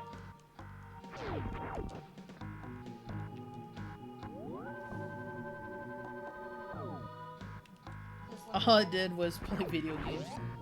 What? does that look okay? Oh, you're gonna get a gallon while you're at it, huh? Yeah, might as well. I have some cash, so. That's fine.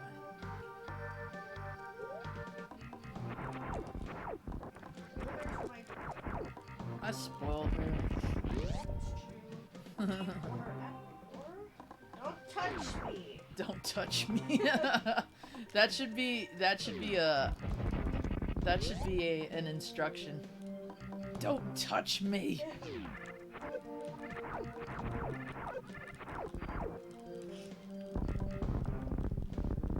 Aw, sorry to hear that, Demon Hunter.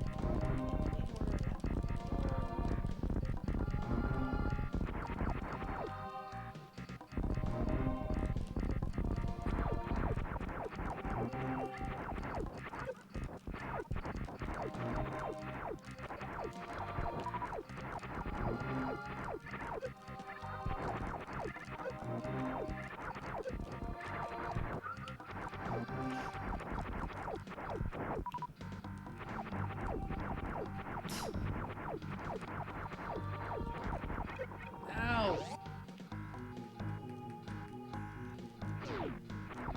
I always forget every time there's a nest somewhere. And I always overlook it. Yes.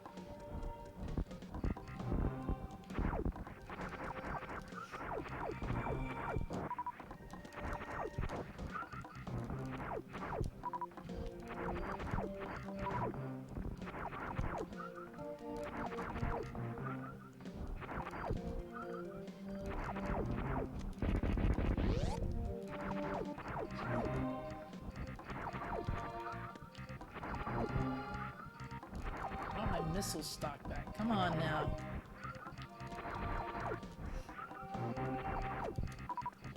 Oh well, that'll do.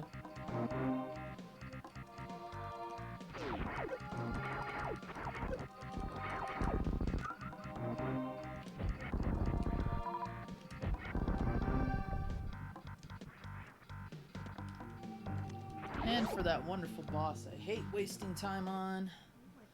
Oh my god, What? it's so customized. Is it? Oh, Animal Crossing, I was looking at some of the... Look, you can have dragons! No, that's a fan-made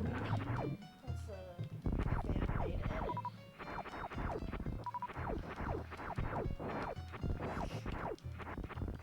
Well, apparently there's like really super customization. Yeah, there is. You can just basically... You can customize everything. Your face, your clothes. Another YouTuber I watch and follow on Twitter, his wife is playing Animal Crossing. She completely customized her avatar out. Bro, I need to do that. I'm just playing right now. She has the gel, or what are those called? The little jelly monsters from Dragon Quest, the little blue guys. I'm sure you've seen them. Oh yeah, the things Kyle likes, the little guys. Yeah. What are they called? I think slimes. Slimes, yeah. She has like a custom slime shirt on, a slime beanie, like everything. She's fully decked out.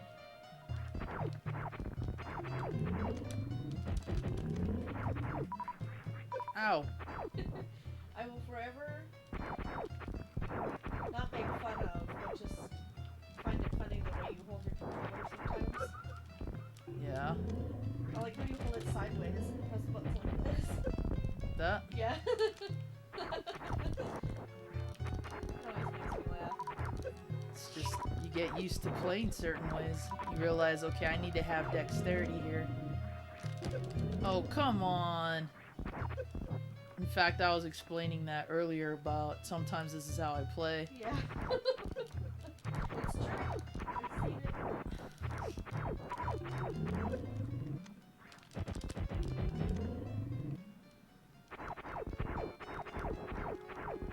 Alright, we're working on the order, so we can't just leave it there.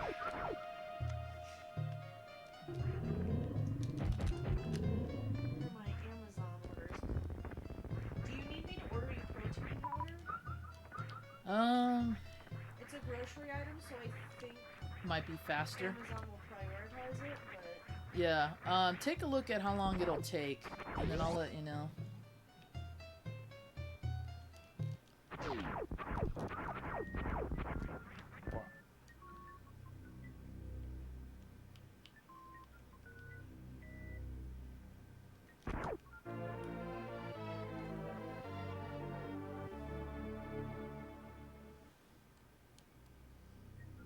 Oh, that's cool.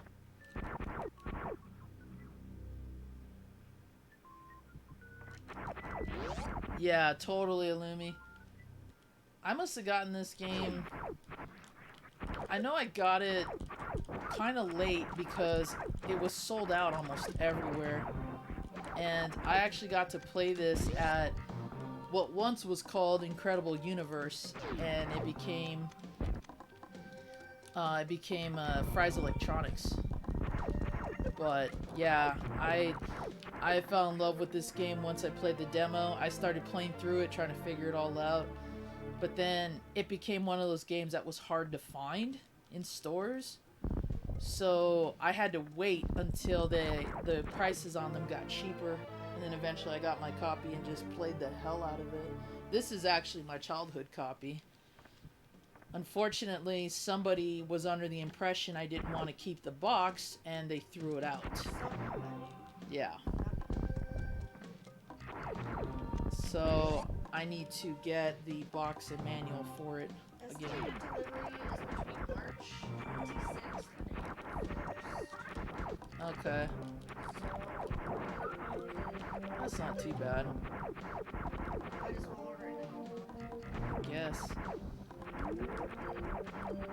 There's no Prime on it. Oh, apparently it's not in the Amazon warehouse. It's by warehouse. Gotcha. And they ship it directly.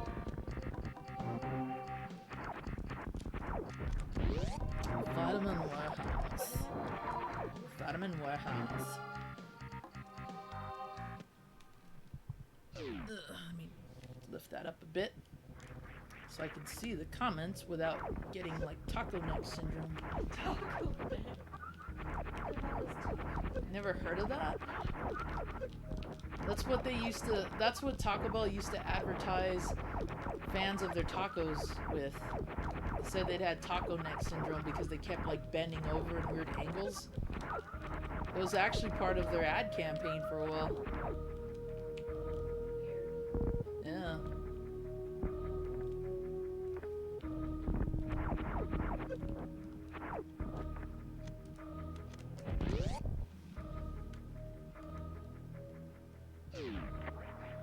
Fistful of vitamins. Dude, I don't miss that. I don't miss that. Let's see. Paid $60 and saved from... Yup, 60 bucks. Brand new SNES games or NES games at the time. Genesis was kind of like 30 or 60 if I remember.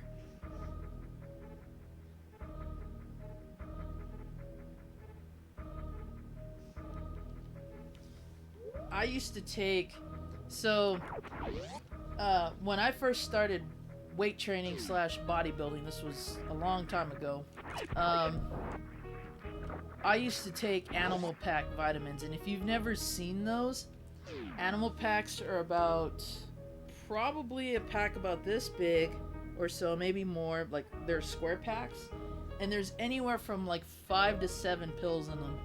$59.99. Was that how much it was last time? I think it was like $50, something like that. This is 60. Is it the chocolate 5-gallon one? Okay. Huh. Yeah, it was about that price, I think, because we were comparing it to Costco, if I remember right. So yeah, I used to take those, and I just remember like getting so annoyed having to like, okay, I can take 2 at a time, I can take 3, whatever. And then at some point I'm just like, yeah, I can't do this anymore, this sucks. But I will say that those vitamins definitely helped with how I felt during the day. It was $47.99 last time. Oh, it was? Yeah, So it's gone up. by $10. Wow. But it's not sold by Amazon. So should we even risk it? Bless you.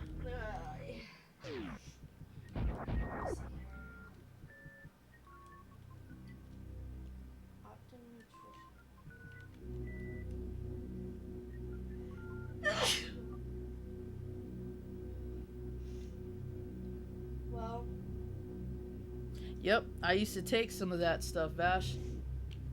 yeah, it's all extreme.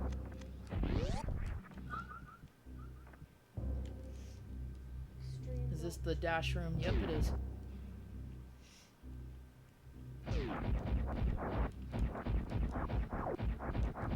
Bless you, by the way. Thank you. Extreme milk.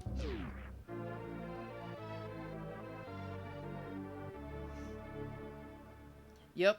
And the thing is that a lot of these places and companies want you to feel like you definitely need their vitamins and their supplements, when an over-the-counter one works just as good, if not better. They're cheaper, and you can get a better deal on them. I know that Walgreens usually is good about like buy 2 get 1 free or something like that, So I used to sweat that all the time, like, no, I gotta get my omega-3s and all this stuff, and then I was just like, well, I really don't need to do that. And what was funny was I was watching a Big Bang Theory episode, and they were looking at multivitamins, and Sheldon's like, you really don't need to buy those unless you want expensive urine. It's like, that's pretty true. That's what you're paying for at that point. I remember once while I was still taking the animal packs, I gave one to a friend of mine who was like just really, really tired, and he was starting to feel kind of out of it. So I was like, I'll give you a vitamin supplement, that'll help. And he took it, and he woke up, but then he had to like pee like no other. And he comes back to me one day and he's like, God, this story. dude, what did you give me? And I was like, I gave you a multivitamin pack, the ones that I take, because you asked. And he's like, I was freaking the hell out, man. I went to go piss, and my piss looked like mellow yellow. And I thought I was all like radioactive and sick, and I'm like, come on, dude. Why would you be flipping out like that? Why would I even give you anything if I knew it was gonna do that? He was just like, I felt good, but man, it freaked me out because I'm peeing mellow yellow. And I'm like, you're fine. That's probably just all the wasted supplements anyway. So do you want to just wait on that? Yeah, we'll wait a little See if bit. it goes down. Mm-hmm. It's probably because of what you're buying it. Everybody's buying it and everybody's cashing in right now. Yeah. Amazon's like out of everything.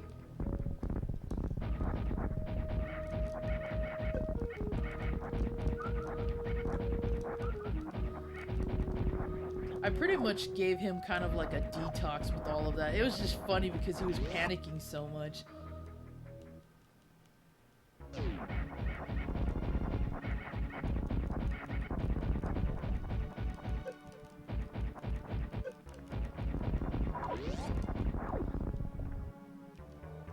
I just never seen anybody flip out that much over a multivitamin.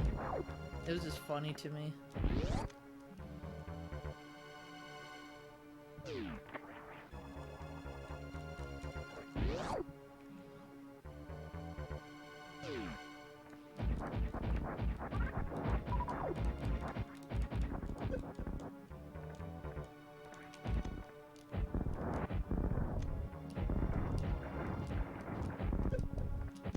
Ah.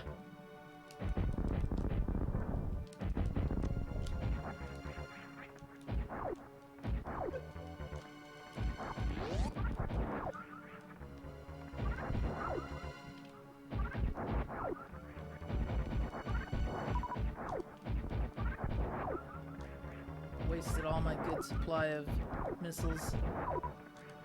Just gonna try to restock. You can kill Kraid with the charge shot, but missiles are always faster. And I used to be, like, for some reason, I always had this weird thing about using missiles in boss fights.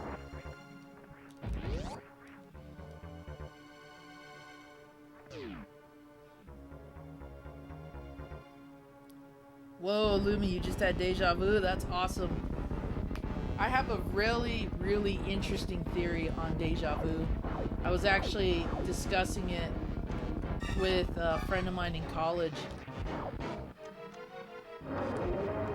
And we were in the process of writing a thesis on it, and unfortunately he passed away before we could get to it.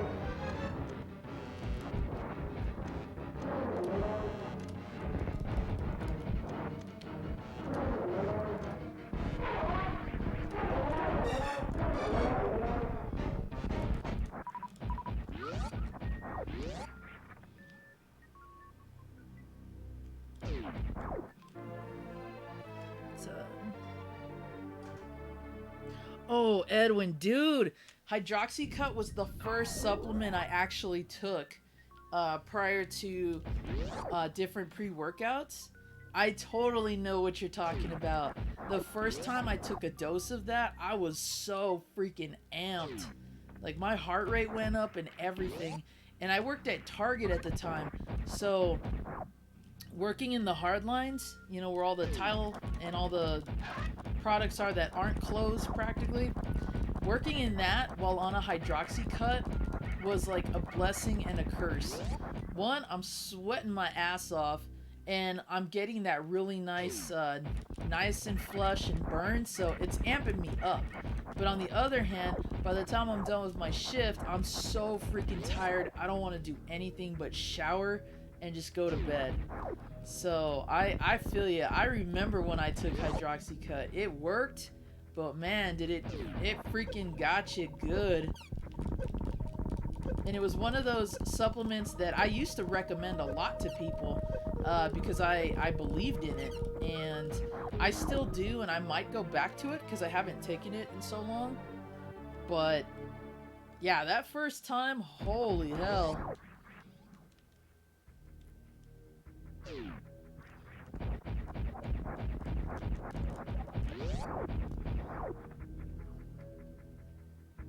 Oh, that's cool, Vash. I didn't know that. I didn't know you took that.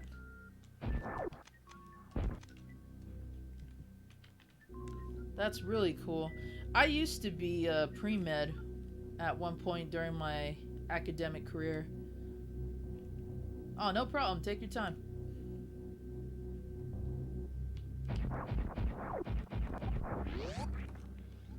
Okay.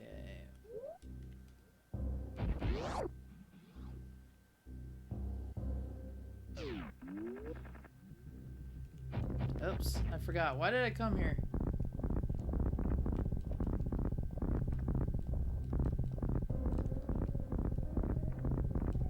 Should have known better. I'm like, I don't even have the speed booster yet.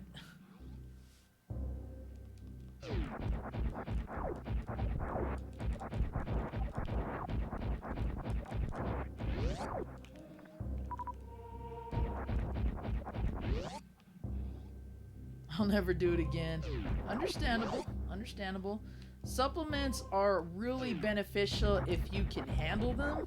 And I'm not saying you can't. I'm saying that certain supplements definitely have different effects on people. There are some that some people live by and they just don't do anything for me. So I'm like, that's cool if it works for you, but I don't take it. Hydroxycut definitely worked in the early stages for sure. I do still take some on occasion, depending on what my routine is, but I haven't trained in a hard, like, in a dedicated manner for a long time, and I miss it, honestly. But you know, I gave that up for a very good reason, and I don't regret it at all, because my son is totally worth it. Alright, come on. Oh no, there we go.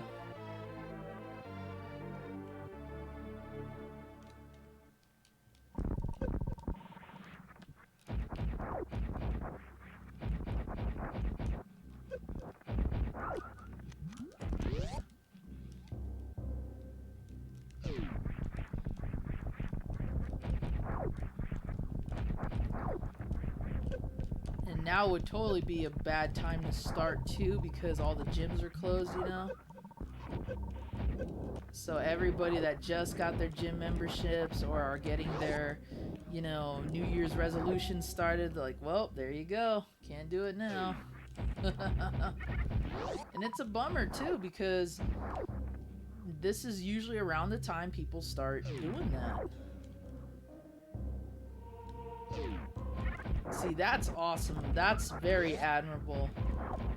Very admirable too. Because let me tell you, I never would have touched coffee if I didn't get used to caffeinated drinks and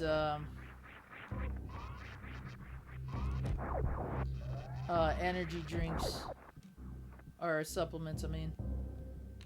So that's admirable. I started drinking coffee when I didn't have a supplement, and I tolerated it more and more. And it became one of those things that if I can't afford a pre-workout, I'll definitely drink coffee.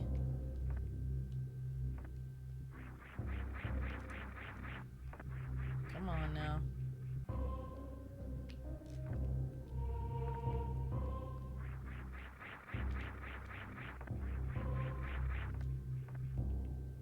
Oh, that's not what I wanted to do at all.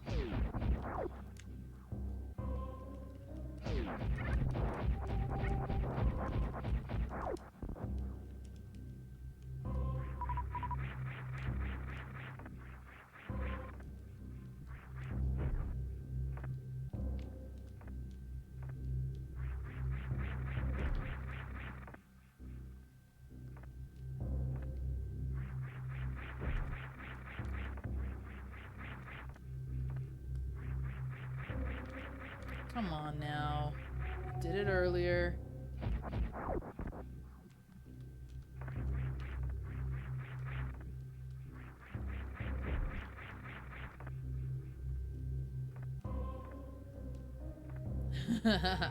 Yeah, that's what I hear. A lot of people say coffee does smell good.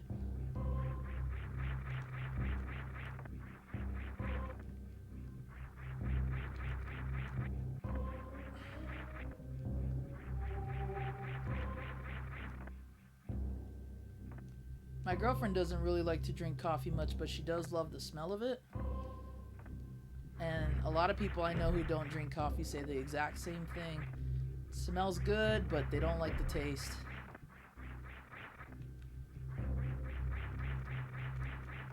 Do I really have to do the long way now? She won't wall jump the way that I want her to.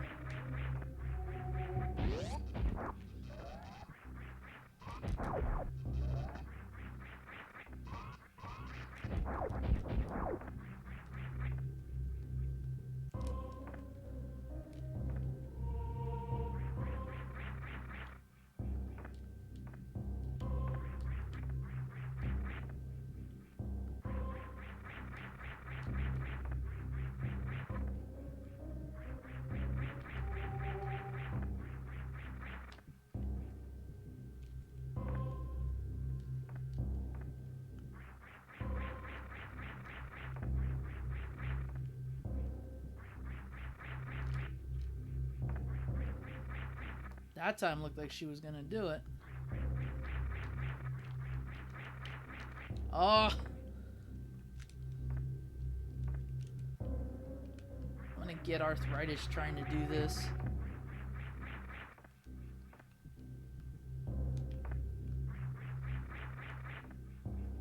I think honestly I could have just gone the long way and got there quicker.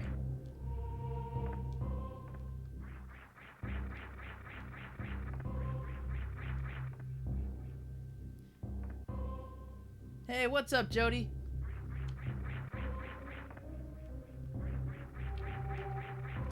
Alright, nuts to this.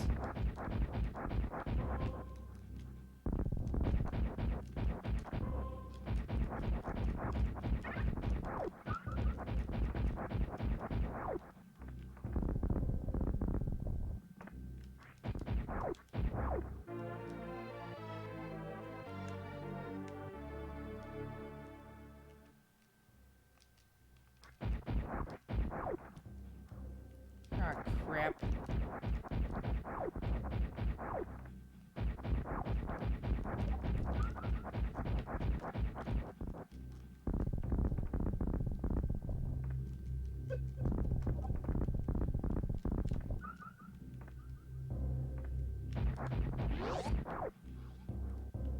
See, this will wrap me all the way around.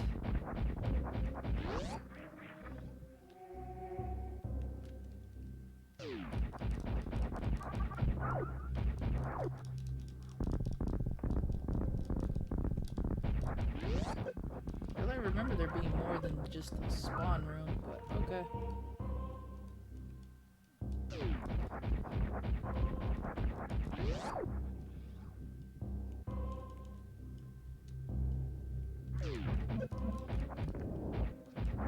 Sentient lava, folks.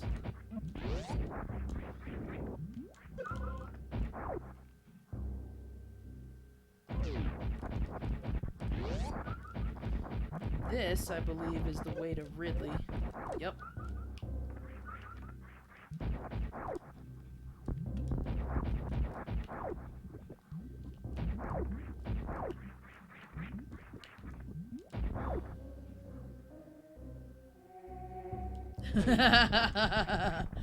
Hey man, if you get it done, you get it done, right?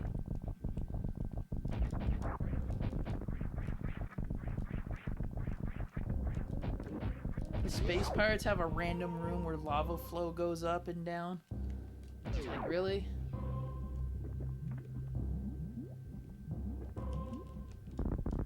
See, and again, all of this is just not even necessary if you can nail that jump in the beginning.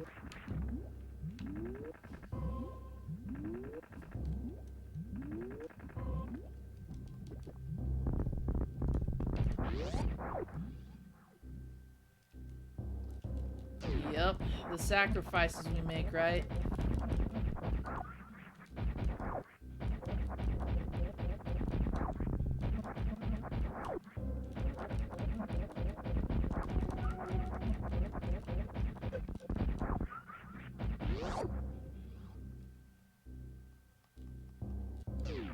See, I could have avoided all that if I could have just landed this jump here. And y'all saw I did it earlier. It's just, for some reason, I can't get the timing down. I don't know what it is.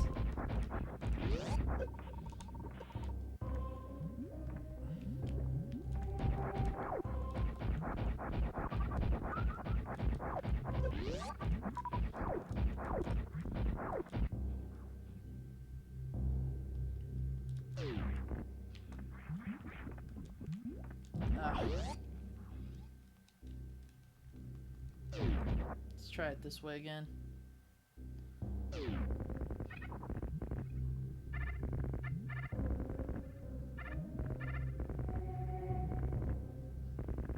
And I like how the lava doesn't come up until after you get the speed booster.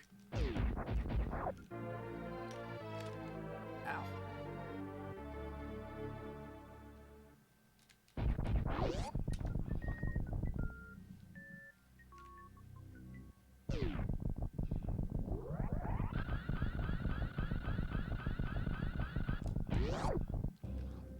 They just want you to test out your new toy.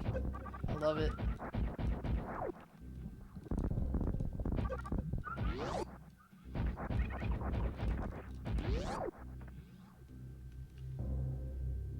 Alright.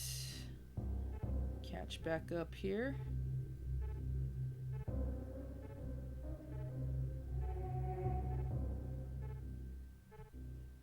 I always have to keep renewing my chat, which is weird. It shouldn't be doing that.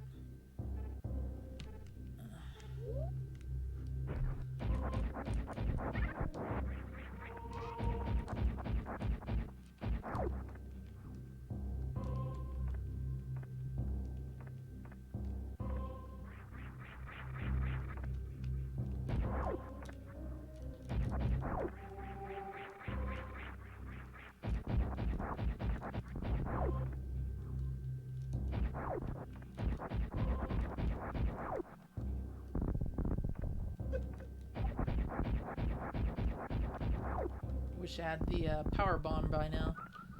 Be able to...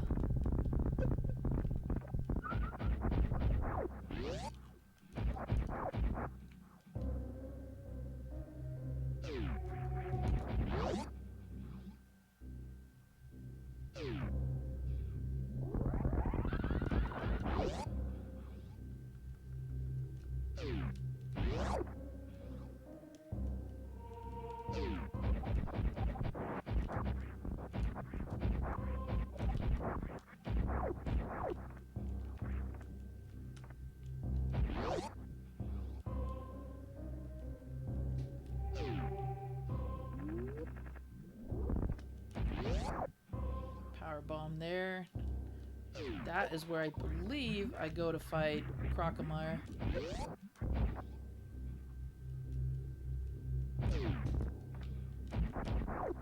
Whoa! Whoa! Whoa! Whoa!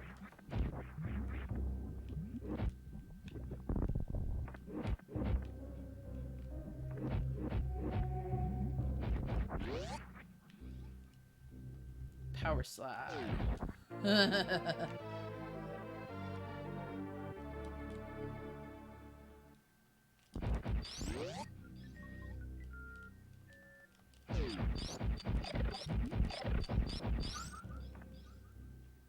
Apologize.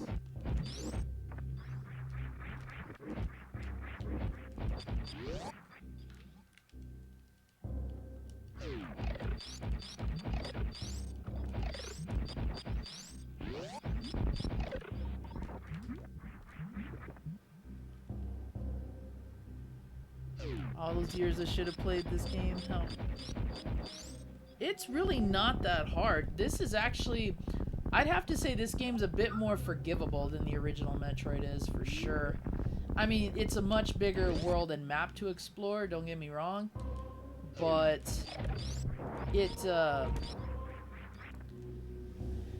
there's more... You're more likely to find your way in this game versus the original, because now that you're familiar with a lot of the things you can do, you just simply apply those tricks to this game.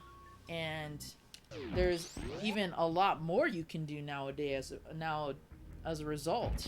So I'd say this game is a little bit easier, but it might be more difficult only because the map is big. Oh, excuse me. The map is bigger. That's about it. It's linear for the most part, but not too linear that you can still get lost.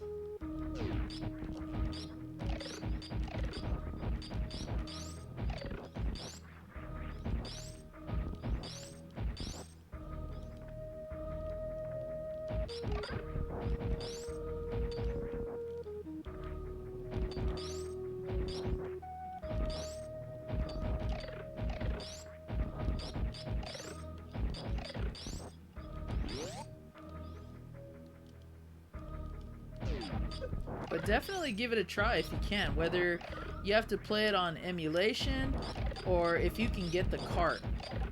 I'm a big Metroid fanatic, so having the cart is always the best way to go in my opinion. But, you know, as long as you get as long as you get a chance to play it, that's the way I see it.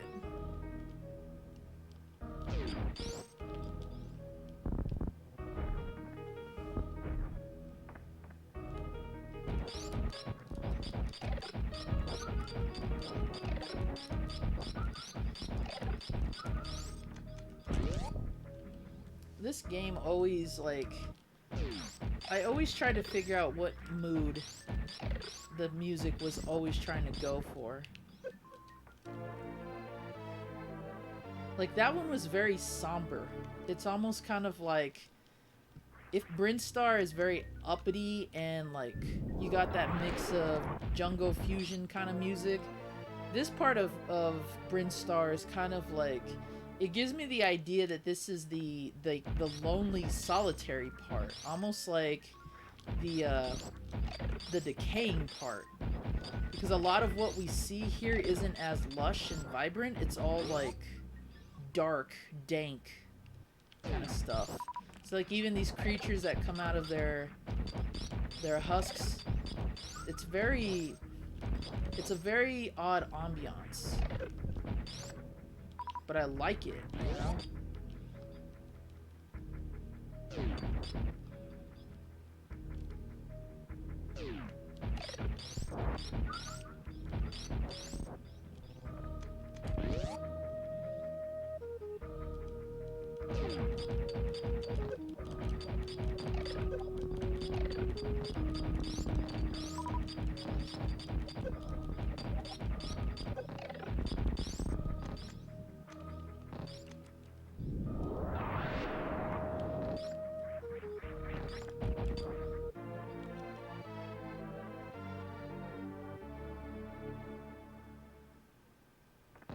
I got a hacked version with the map. That's awesome. I'm a fan of both. I feel like if the map's there and you don't want to use it or you don't need it, then, you know, don't use it. But I can relate to needing a map when you need it, because yeah, it stinks when you have no idea where to go, and if the game isn't helpful in any way, like if it's too cryptic, that I think takes away from it. And I think that's part of the reason why Simon's Quest, for example, gets such a bad rap, because the game and the translations were so bad and cryptic that nobody could figure them out. And the same goes for the original Metroid too. I knew a lot of kids growing up who were not a fan of it, and it's a great game, but it's too cryptic. It requires a lot of problem solving and puzzle solving. So trying to get that figured out was always tough. Hey, hon? You told him to leave it at the door, right? Okay, she just walked over and knocked.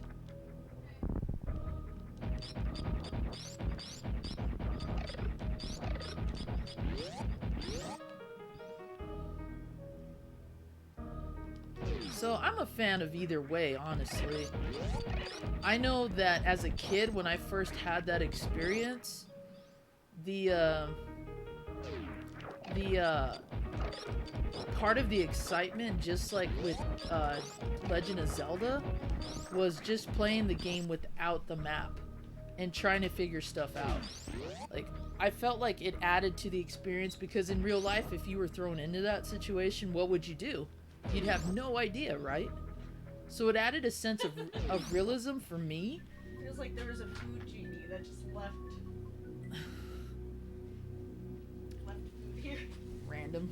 Just like you Good morning, children. Open your door. Open your door. Outside. There's food here.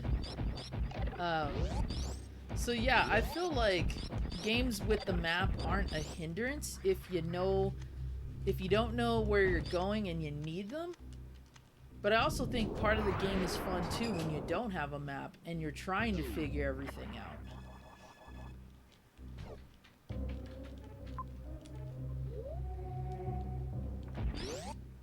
So, what's up? Sweet tea for you. Thank you. You're welcome. It's hot, but okay.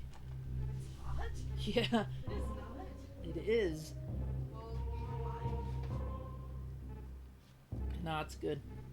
I don't mind mine being watered down. Mine feels fine. Nah, mine is warm for sure. This is straw. Thank you.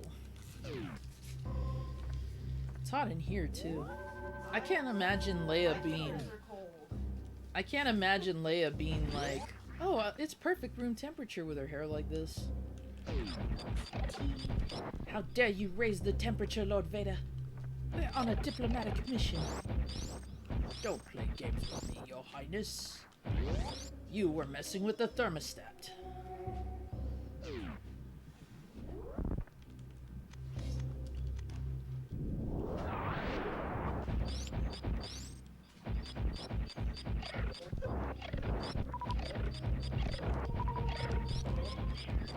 I just realized all this time I've been playing with the TV volume up too. I'm surprised it didn't cause any interference. No, that's not what I wanted to do. Blasphemy. Alright, which one's the spicy? Should say. Well, get it out of there.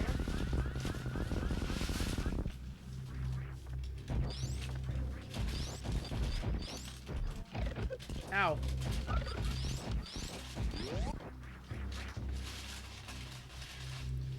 Making a lot of noise, madam. I think this is the regular. Because this one has fries.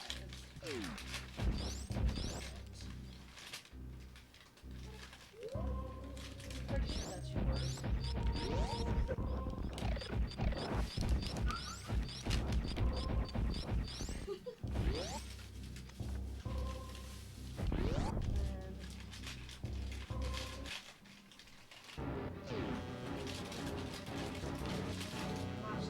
Burgers. Oops. There's a bunch of sauces over here. I don't know.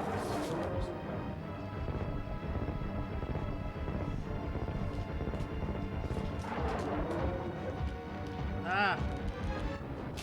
Stupid projectile blocked it. Get back there.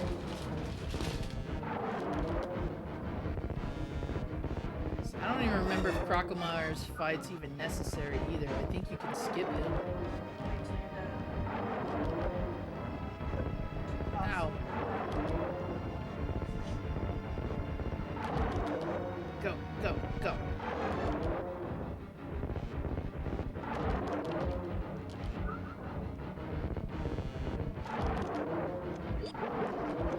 Cook, cook, cook.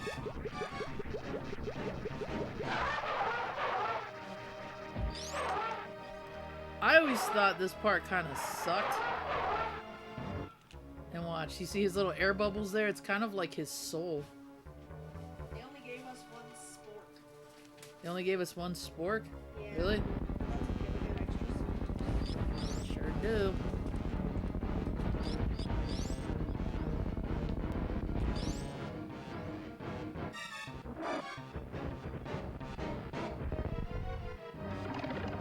And I always wondered how that happened. Just a random little scare they gave you, but it's still cool.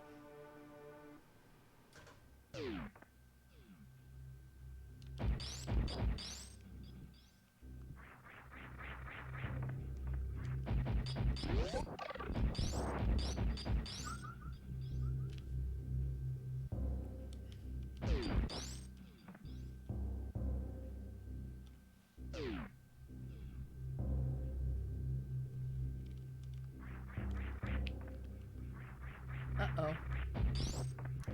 I forgot to get the grappling beam.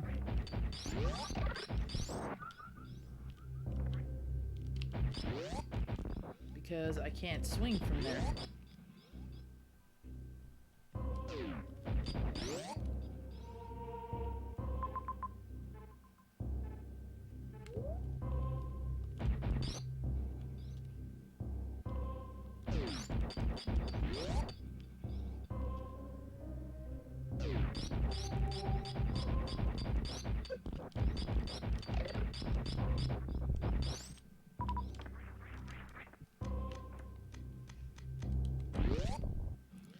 this is the way that loops me out. Because...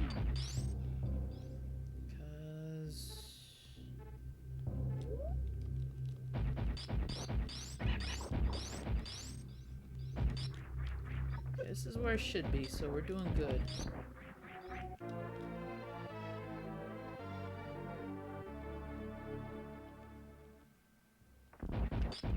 What's up, Mazin? Doing well, man. Doing well.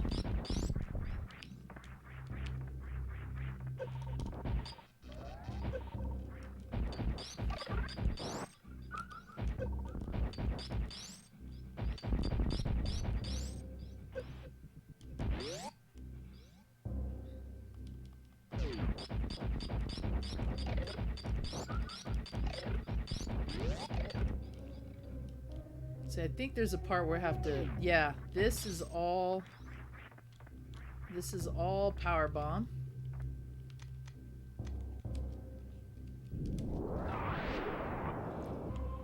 And you try to get as much of that... there we go. That is the grappling beam right there.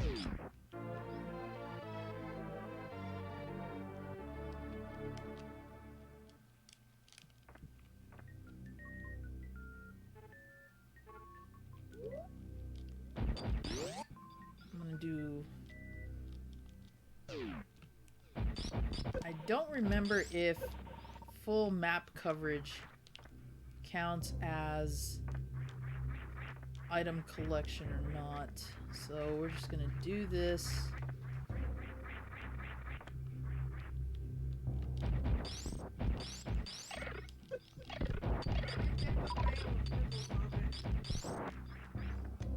Did they? Yeah. Okay. Well.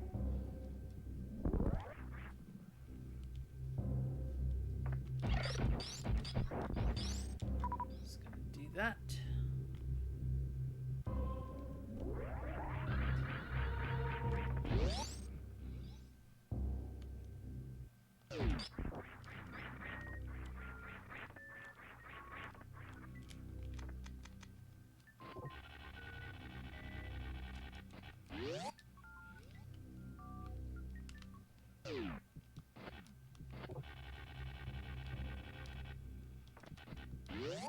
Oh, wait a minute. I wasn't supposed to do that. I was supposed to go get those missiles. Shoot. Go back.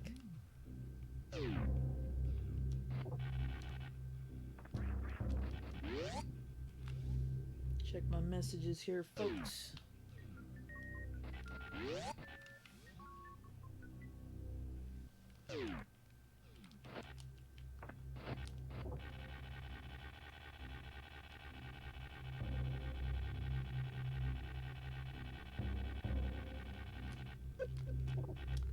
Ah, figures.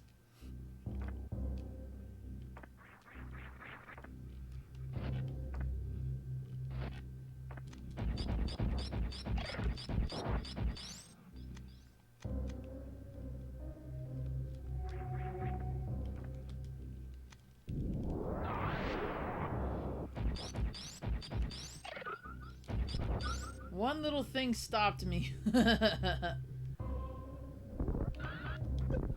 Oh, it's further. Okay.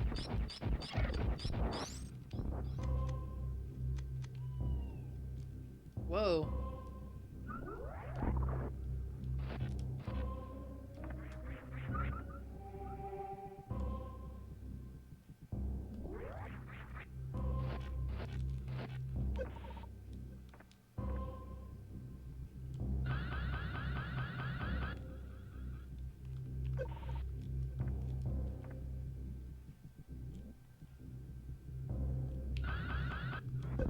Nope. So they're gonna make me get it the hard way.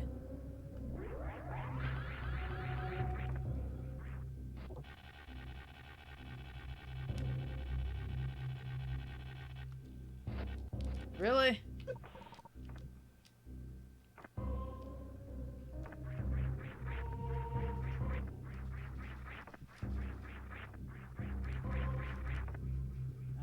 do it again.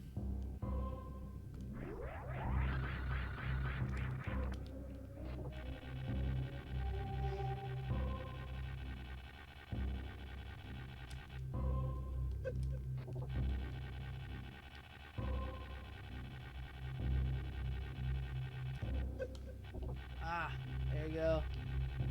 It's this guy that's gonna ruin it. There we go. Come on.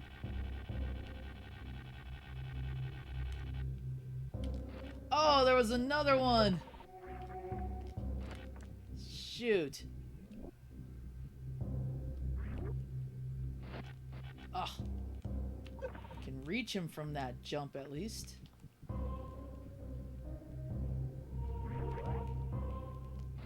There we go.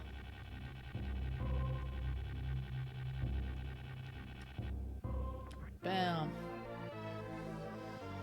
Whew.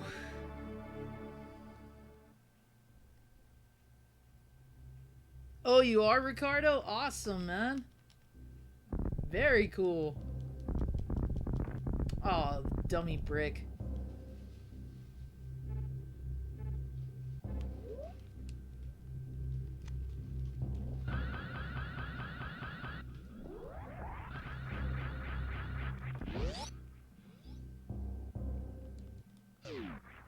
How far into the game are you, Ricardo?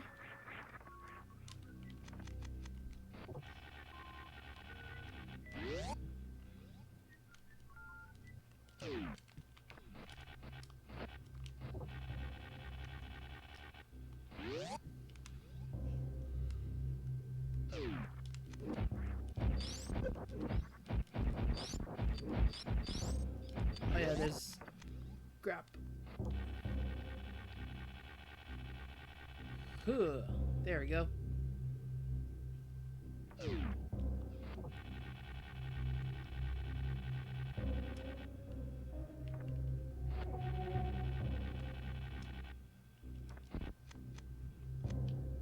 Gate makes me use my freaking missile like that.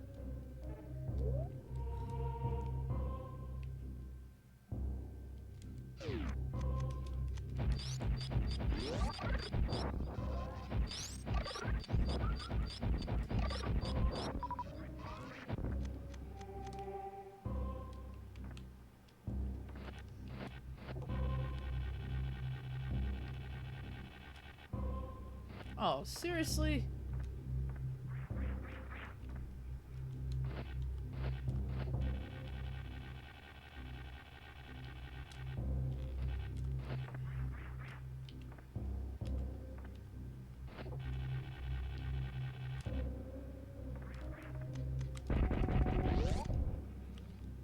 It's a refill station? Oh, it's a power bomb. Nice.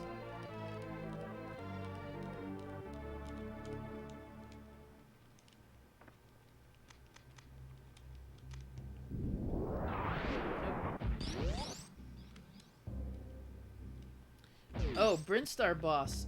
Do you mean Spore Spawn, the plant, or do you mean Kraid? Dude. Ah.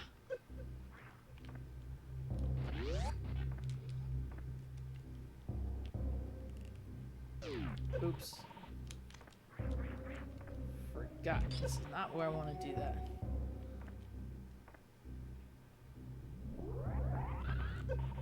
Uh-oh.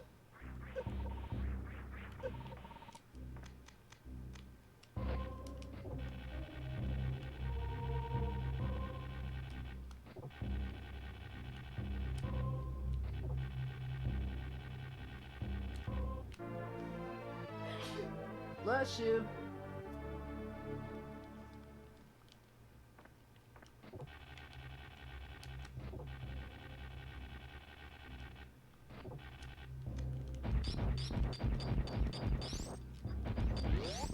Whee! Up we go. Yep, agreed. You have chosen wisely, sir.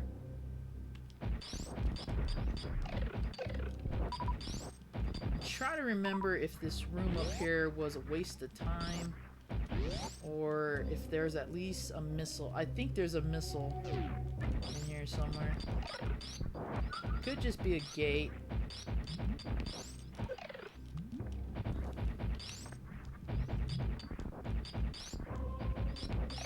Yep, there's the missile thingy.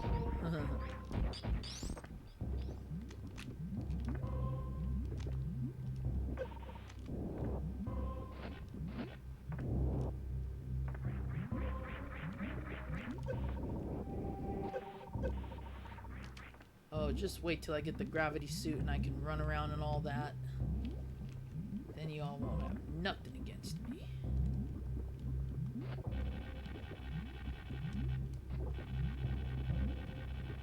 Oh, oh no!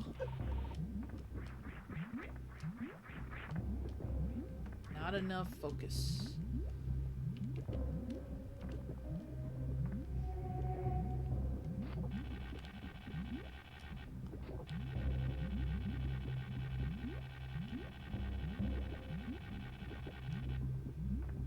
There we go.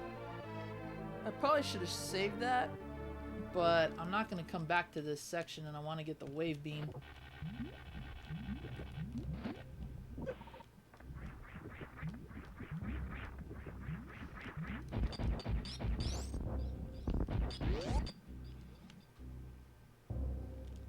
You have chosen wisely.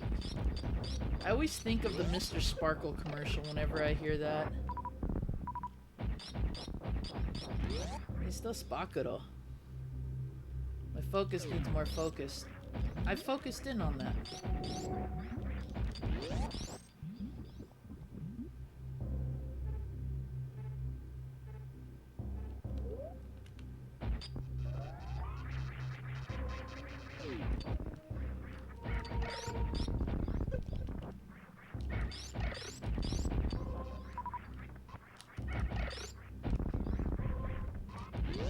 I think this was a waste of time room.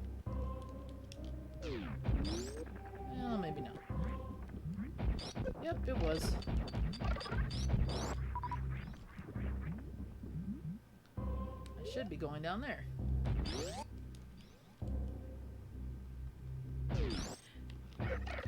It's actually the same planet. The first section of the game I was in, Vash, was the base that I went into in the first Metroid game. So that part was abandoned. This was actually built kind of like on top of or around the original structure, if I remember right.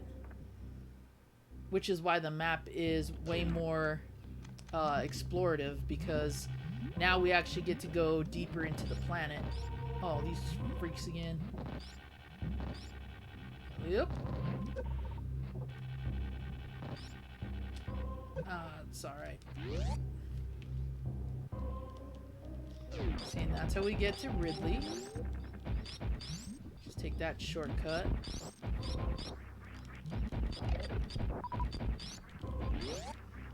And... yeah.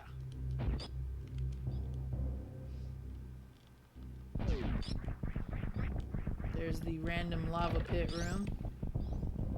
Again, why is this here? It kind of reminds me of that sewer in Friday the 13th Part 8, where they said that every night at like midnight or so, they flush raw sewage through it. That's what that reminds me of. Go up. Whee!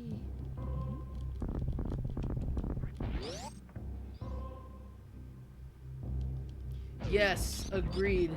Samus Returns is such a good game. I have yet to play through all of it, but yeah, I was really impressed with that. It's too bad that the AM2 project got shut down, because I think that would have made an even better game. But either version is really cool. And I definitely recommend playing the original Metroid 2 if you can get it. Emulation or not, cartridge, what have you. Oh, my back. Sitting down leaning like this.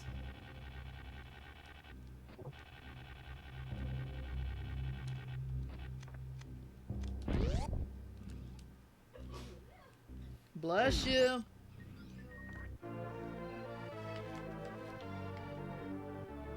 I think I could have shine sparked all the way there too, if I remember correctly.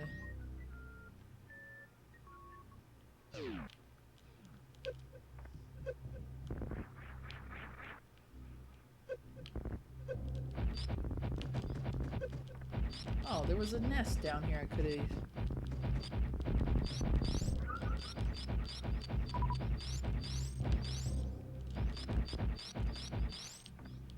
Oh, maybe not.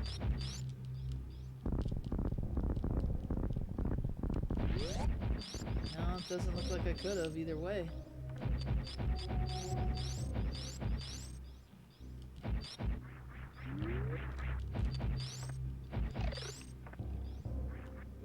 Ah, gotta get to that one. Darn it.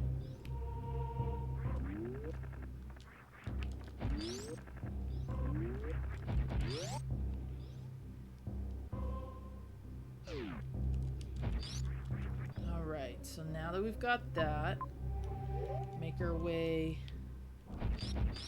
take care of that room. We're gonna go all the way back to Brinstar again. Go get the X-ray scope. And then we'll head to the wreck ship. The right way, without me trying to speed run tactic stuff.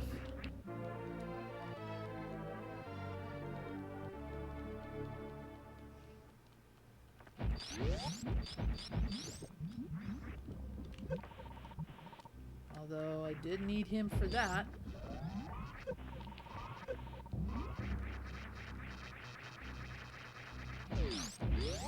Whoa. Bless you again.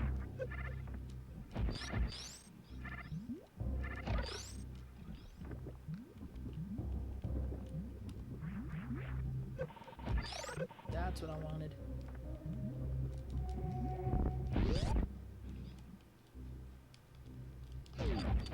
So now we're back in what appears to be original Brinstar, or Norfair, which is cool. First reserve tank.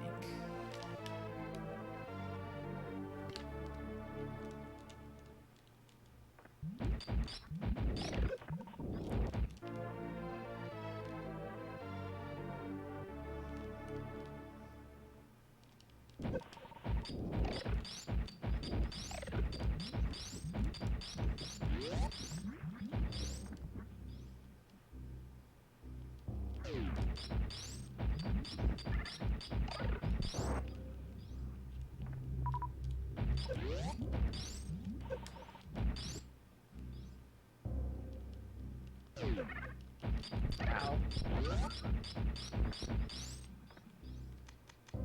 Shortcut.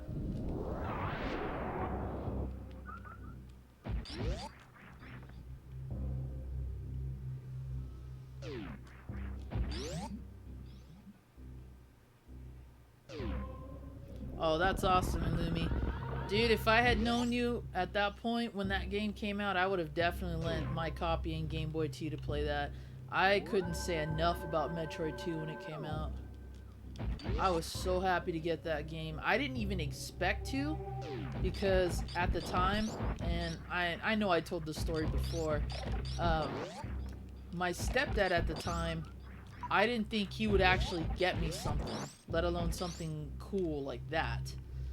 And man, did he fool me on that, because he pranked me good. He pranked me good with that. Putting it in a Dillard's clothing box and making it look like it was gonna be clothes for Christmas, and instead is this awesome factory sealed Metroid 2. Oh, it was incredible. Brady, what's up? Look at that beautiful face. Bro, I am far from beautiful. But I appreciate that. Yep, as promised, first time I'm on camera, I've got the Leia Buns running. Look at that. How you doing today, man? I hope work wasn't hell if you had to work already.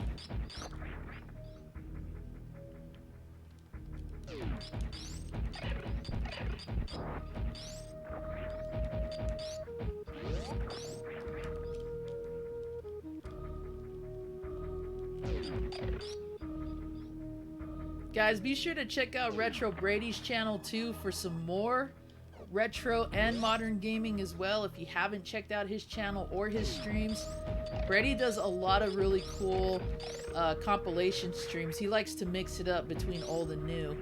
And I know the other day he was streaming Doom, and that was awesome to check out. Unfortunately, I think I was at work, but I happened to catch some of that, and it was really cool to see it.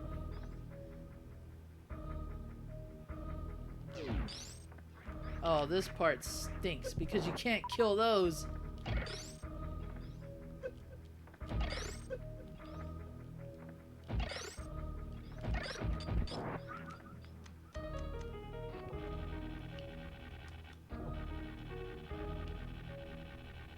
Go away, Firefly.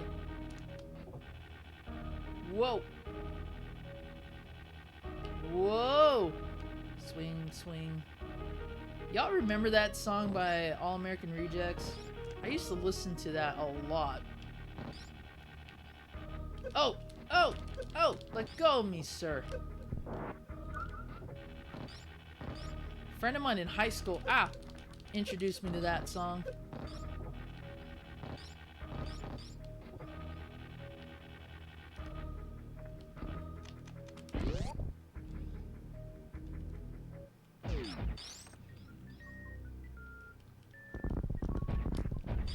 And you know what? On occasion, I still listen to it.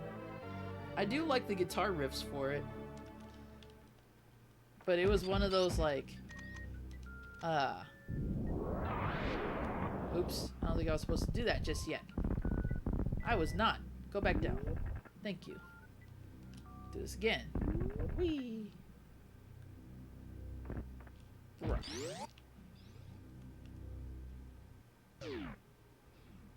Lots of Punch Out.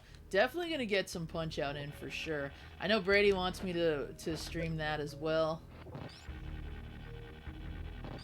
And I want to get some Super Punch Out in.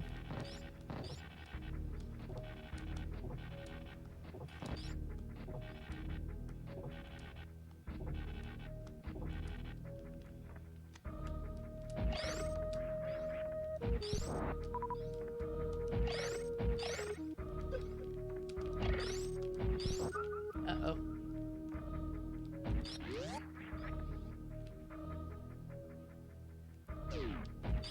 Oh no, I did not want to do that.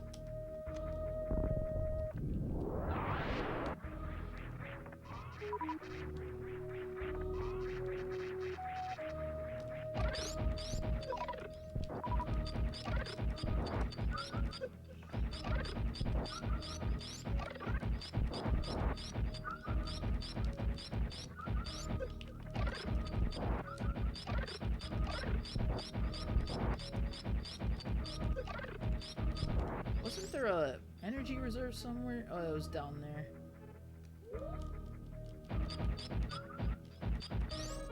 Theoretically, I could just drop back down and go refill, and then hope that everything I get after that goes into the storage. Uh-oh. Ow!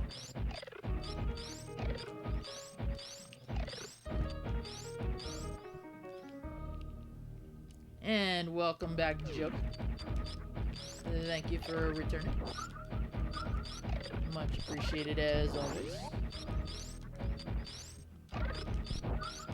Oh! Oh! Oh! It's biting me! The son of a bitch is biting me!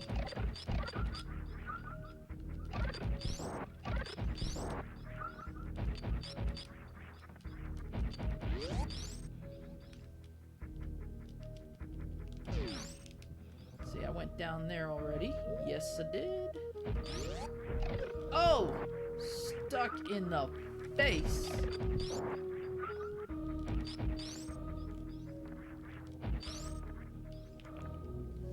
Yo.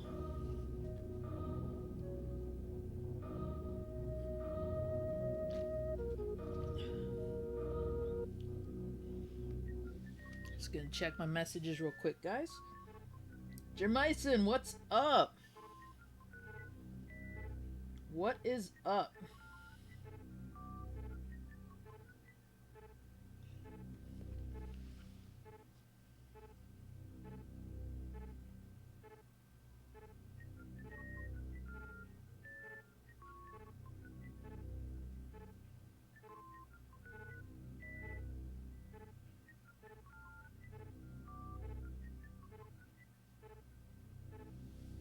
Alright, there we go.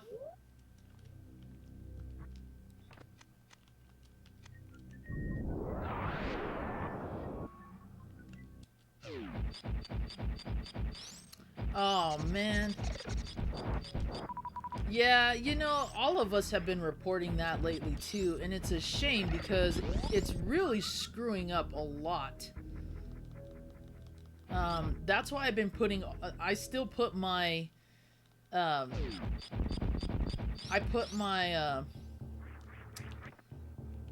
when I tweet the streams out, I always do it in Twitter, because if the YouTube notifications aren't gonna show up, then I might as well find some way to do it.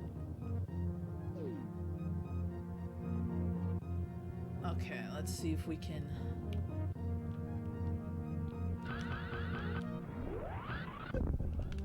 Sweet, beautiful shine spark there. I don't need to do this now, but I figured why not since I'm here.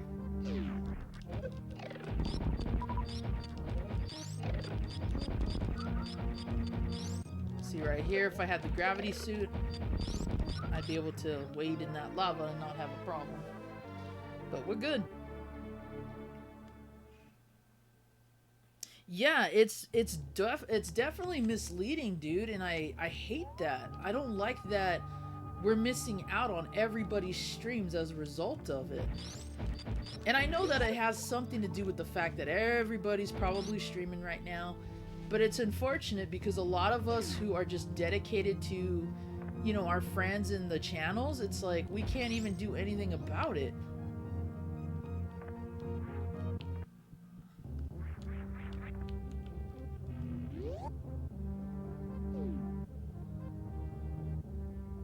Okay, let's restock again.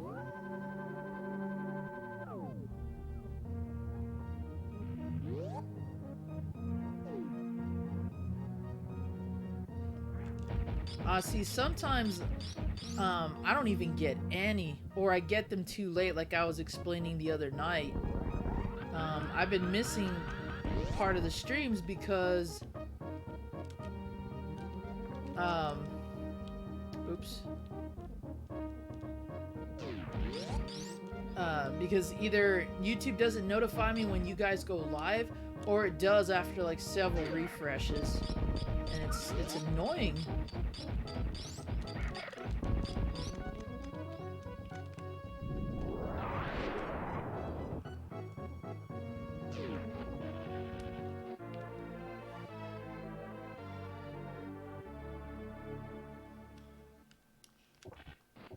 Oh shoot, these are the ones that break.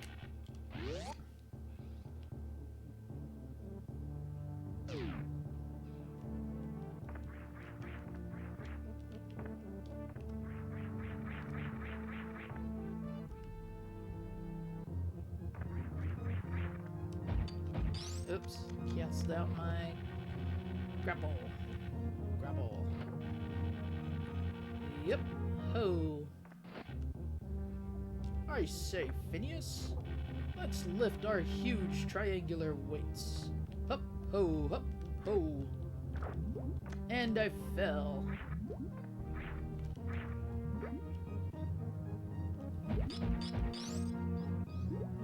Super slow motion, but now I'm average speed because I have the speed booster.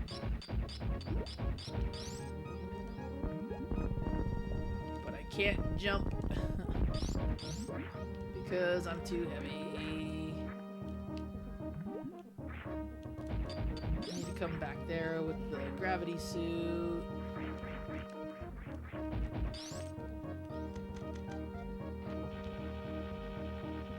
Up. Oh.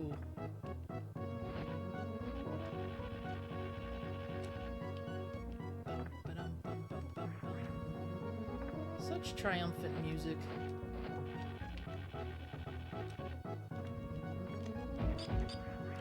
Oh no, I fell again, that stupid roof. Okay, let's see if I can make it.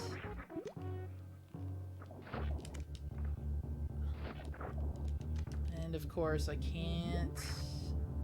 Ugh. It's gonna be so beautiful when I get the gravity suit.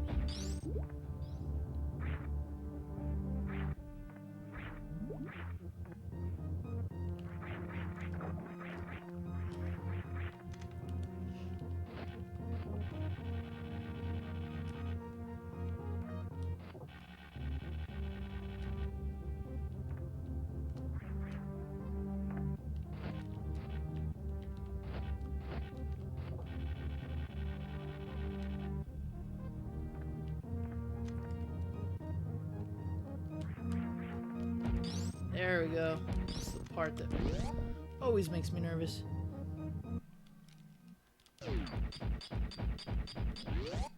Yeah, I've been having to do that too. I just go to like my subscriptions and stuff.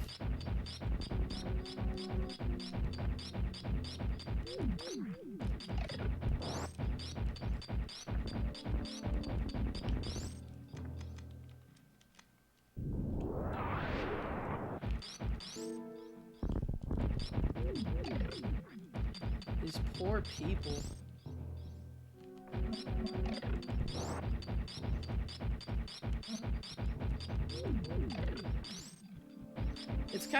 It's kind of cool how even though this is a science fiction story, that they actually have mixes of horror in it with the dead people.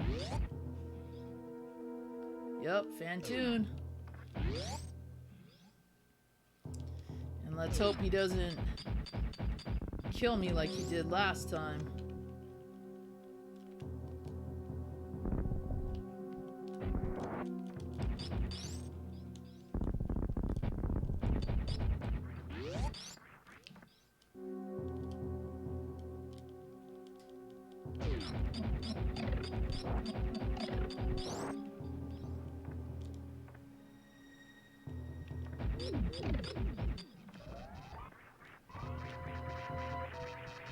I want to get more supplies, but I don't know if... Yeah, these guys won't, and I don't want to waste time grinding. Alright, let's do it.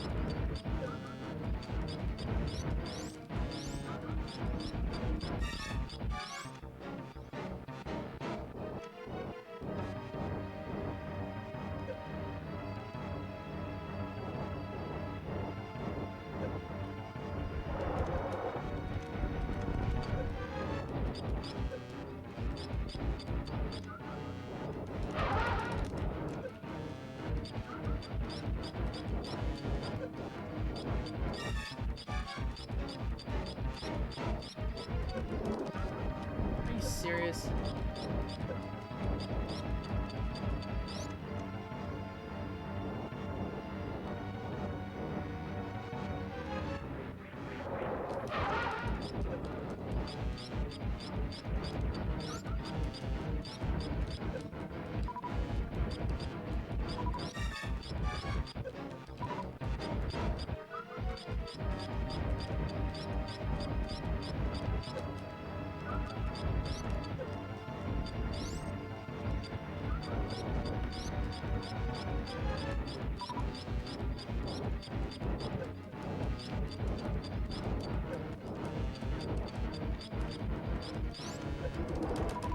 Oh, that was bull.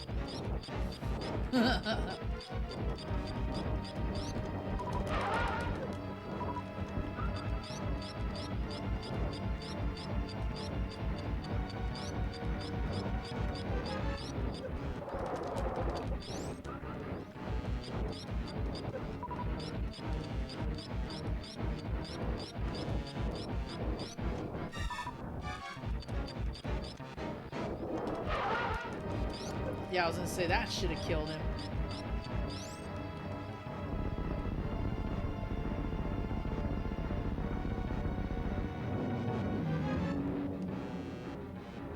Don't die.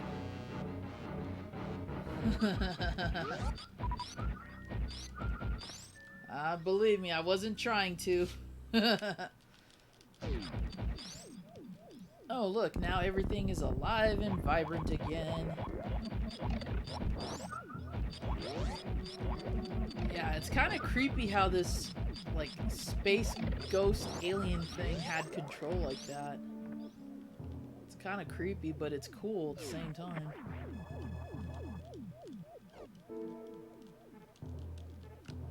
Alright.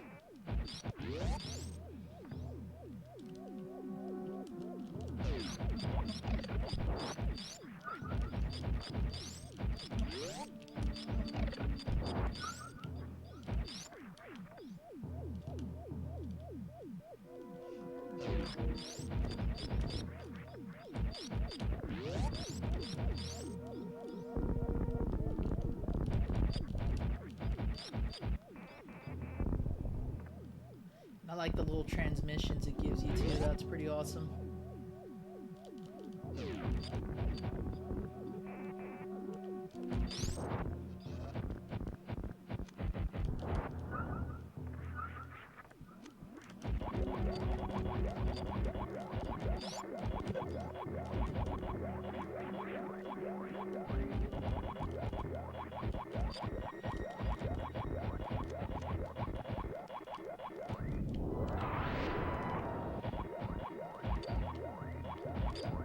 Oops.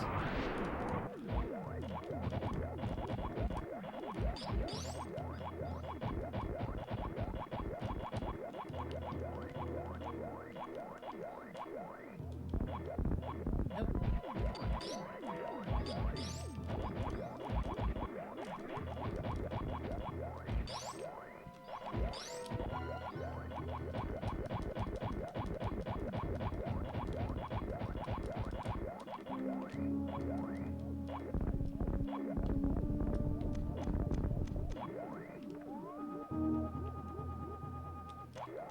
Oh. There we go. I knew it was one of those.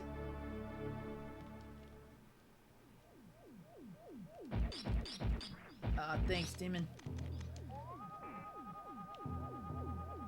Let's see. Nope, that's all of it. Okay.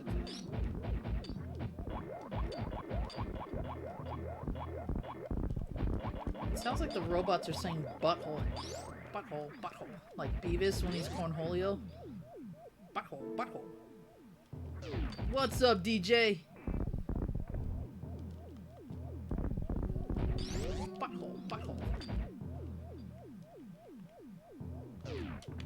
Whoa, almost got shot. Totally love this game.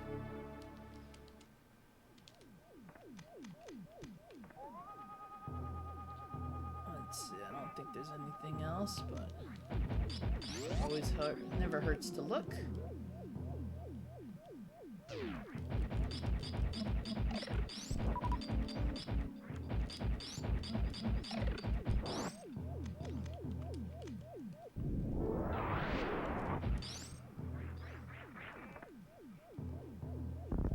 This room, I don't remember if I need the gravity suit. Ow. Nope, just missiles.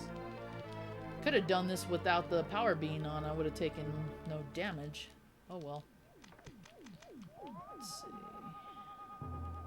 This was such a cool little addition too, in my opinion. The X-ray scope.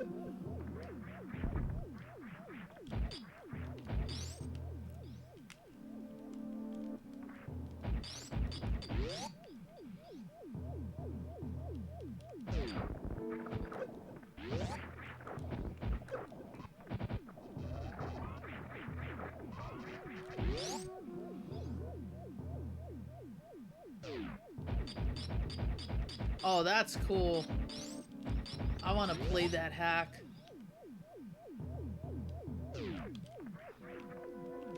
Whoa. Save it there. Alright. Yeah, I gotta get the gravity suit first before I go in there.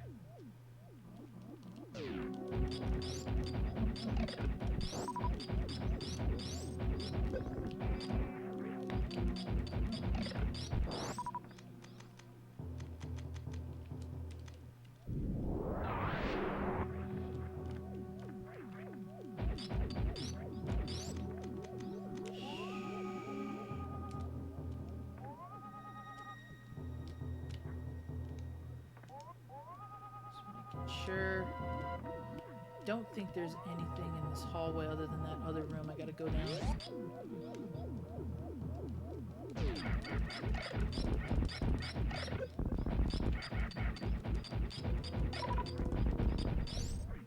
Ow.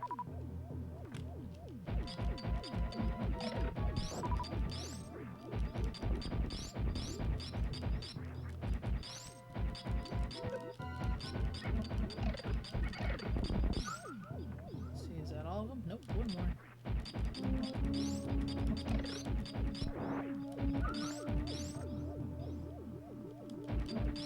Two more.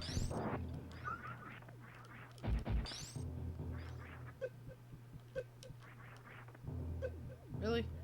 Everything sparking is just gonna hit me. This should be the room to the... Ow!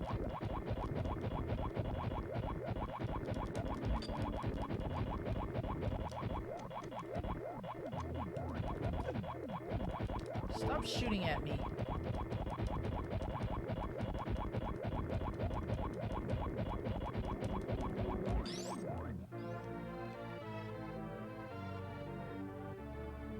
Yeah, the randomizer, that's the one. I've seen a lot of those pop up lately. That's pretty cool that people are designing that. Ow.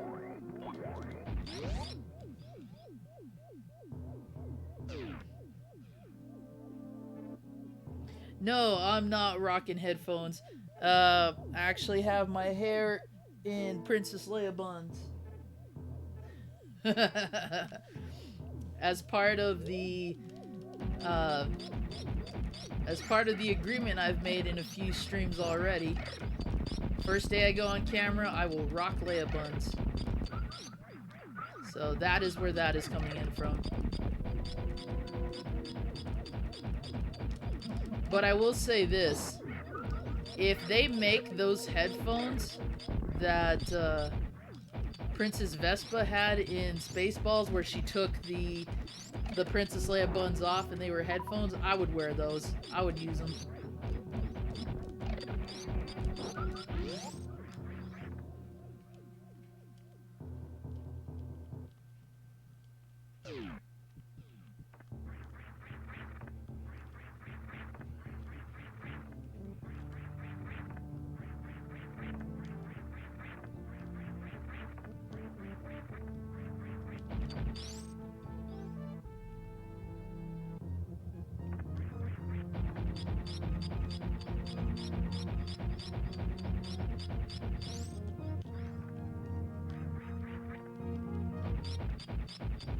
Okay, I do not want to fall.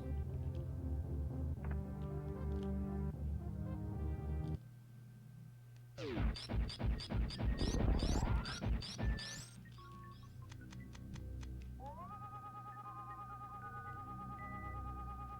I gotta get to that room.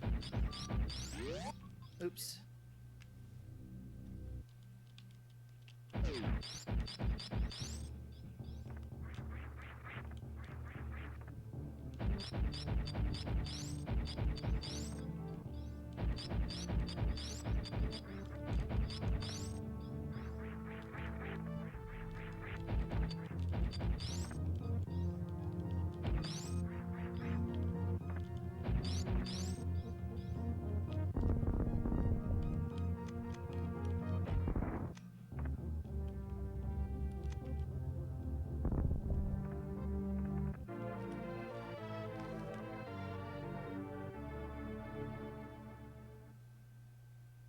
I didn't know your hair was that long.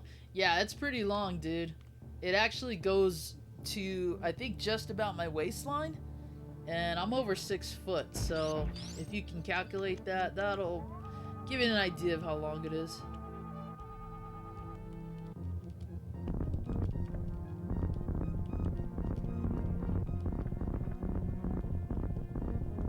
Come on.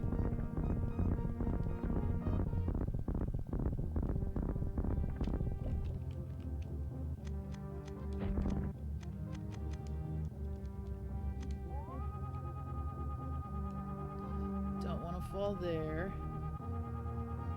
There's got to be a way into that part.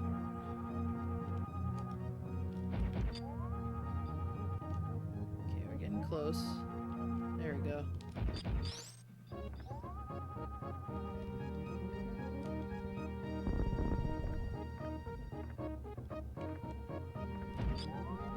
Same thing here.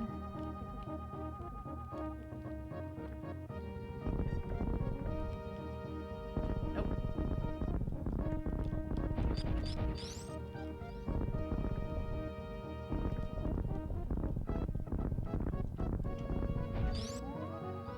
Make sure there's no traps.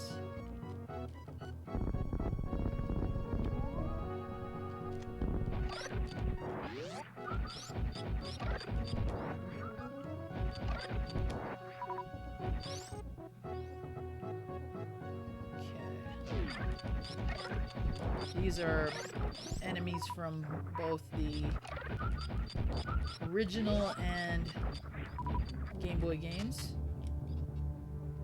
Caveman hair, dude, that's still awesome though. That is still awesome.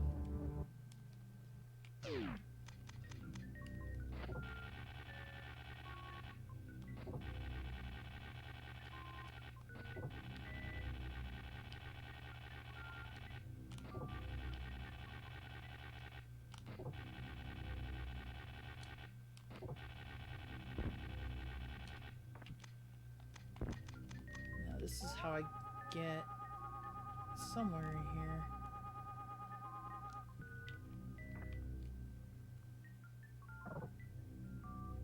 This I always thought was cool.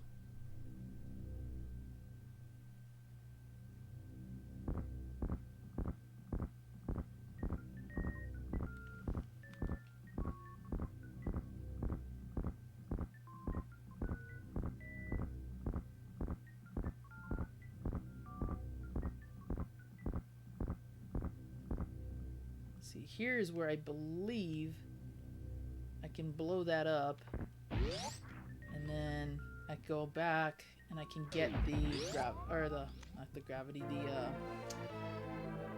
special tank that I missed.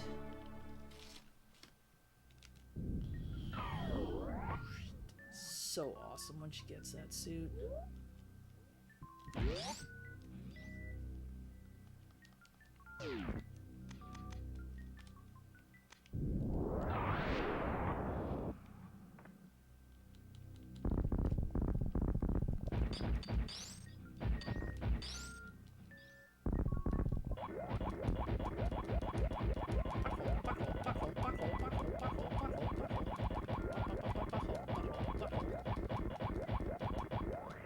This is the one I think I blow up.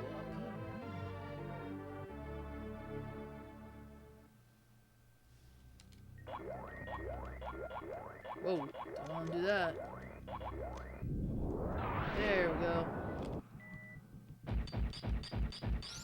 See, I got a shine spark all the way up there.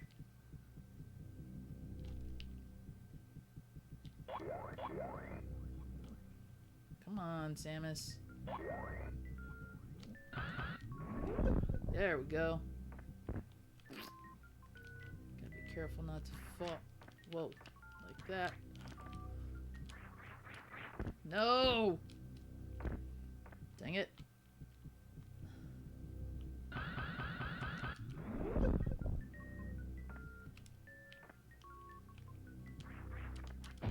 There we go.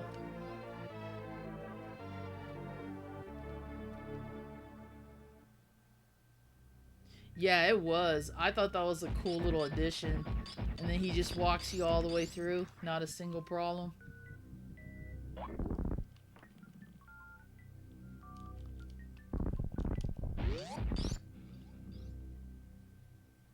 I don't think there's anything here.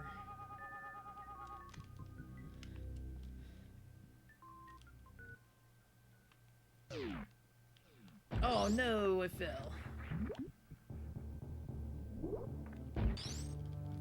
But I am gonna get that little secret that's over here.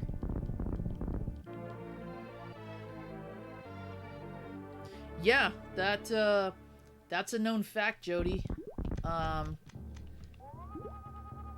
That's why they made it difficult to, you know, force them into doing that.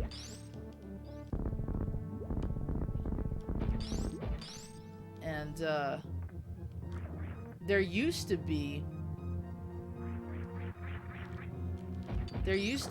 a law that protected you from that.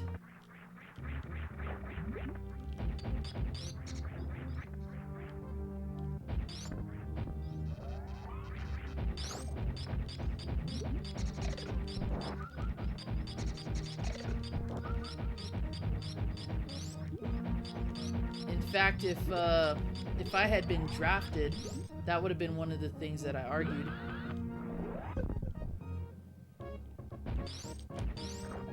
Wait, what the heck? Oh, that's a one-way. That's right, one-way door. A shine spark for nothing.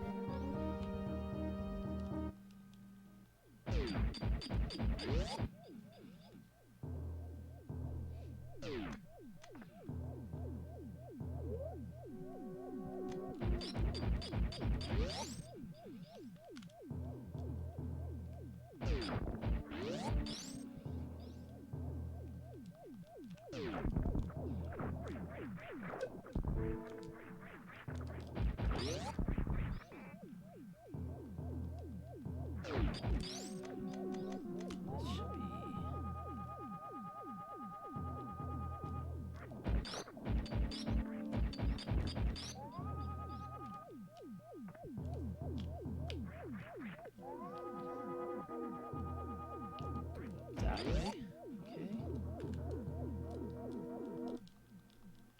Okay. Wait a minute. I think we're heading towards... Yeah. I do not want to do that yet. There's still other stuff I gotta do.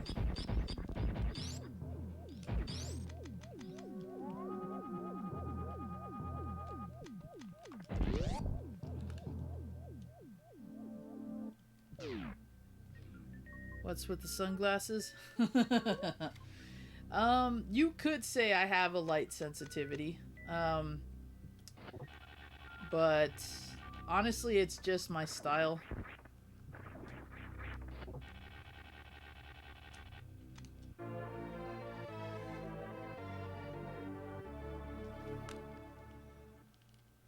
There are certain lamps or certain lights that do hurt my eyes. But for the most part, it's just one of those things that everybody knows me by. Oh, crud.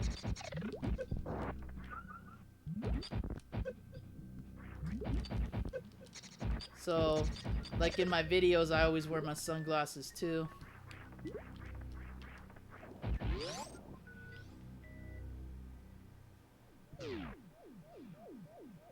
Oh, no, not at all, man. I didn't take it rudely at all. When you get asked a lot of the questions I do, most of the time it's really... I don't really construe a lot of it as rude. You know, it goes along with the whole, like, people not thinking I'm really a guy. So they always ask me questions like, oh, well, you know, are you transitioning? Are you pre-op, post-op, that kind of stuff? It's no bother to me.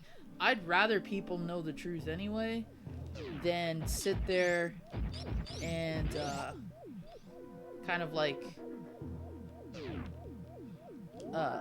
just making their assumptions, you know. So I don't have a problem with that at all.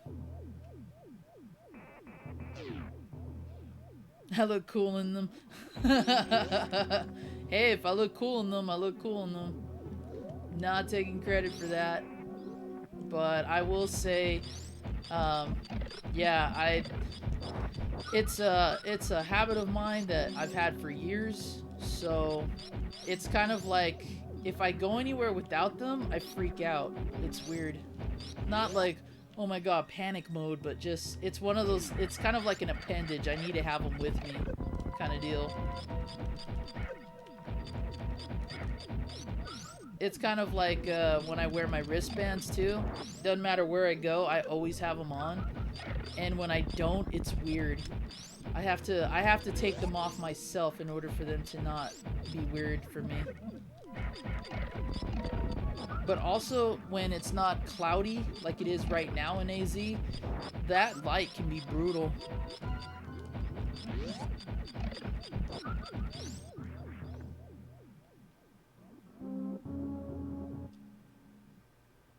Yep, even at night I wear them. And that freaks people out too.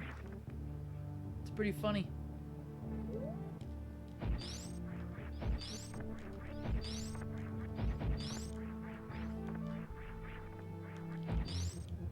Oh, I was stuck there. You see that?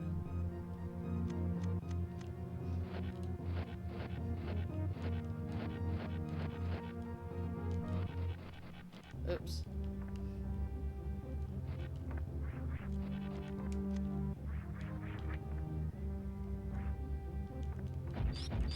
That's what I want. There should be a missile thing over here.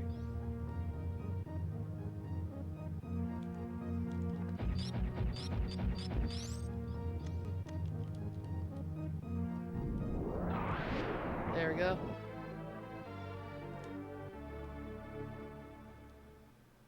Samus in the dark. Samus after dark. Okay.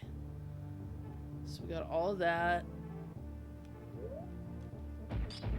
Okay.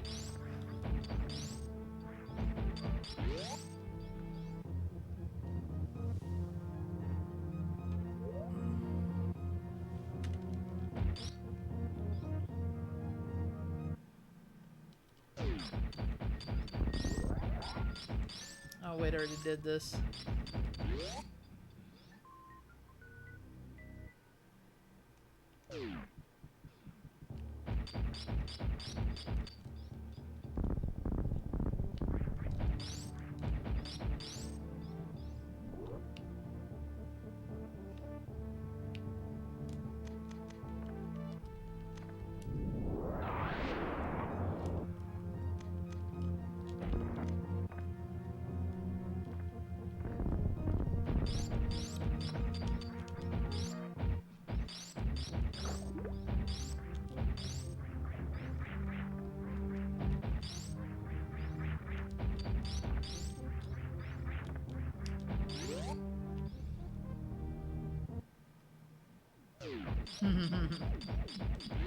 Yeah, fluorescent lights suck.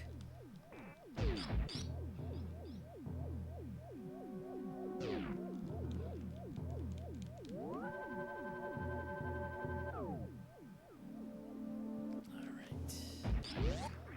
Now we should be making our way to Meridia.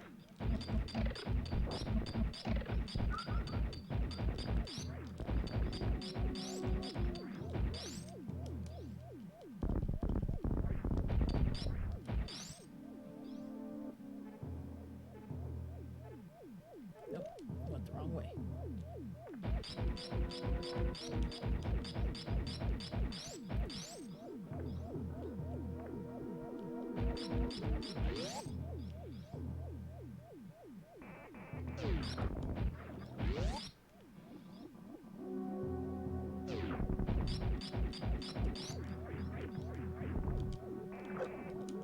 Ow.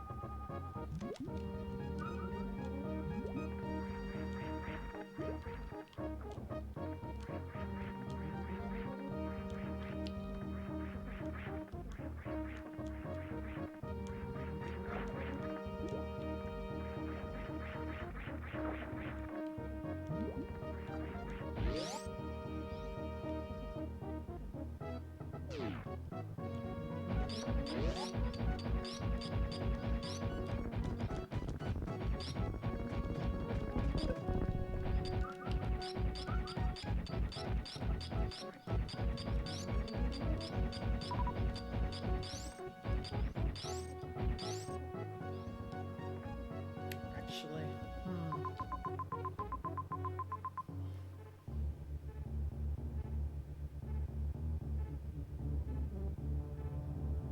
I'm wondering if I should have gone back to Brinstar and gotten everything. I mean, I could do that once I shatter the glass. That shouldn't be a problem either. Just use that as a shortcut.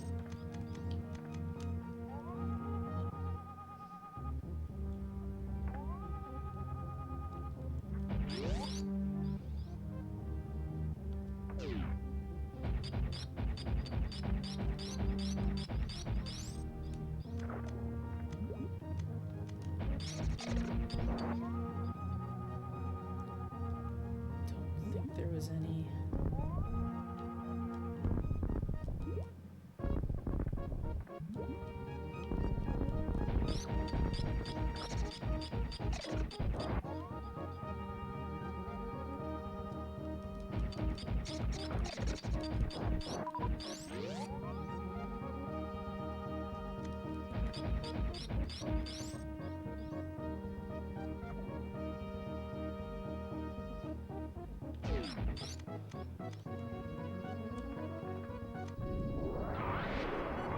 Just hope there wasn't any secrets there. Not that I remember, anyway.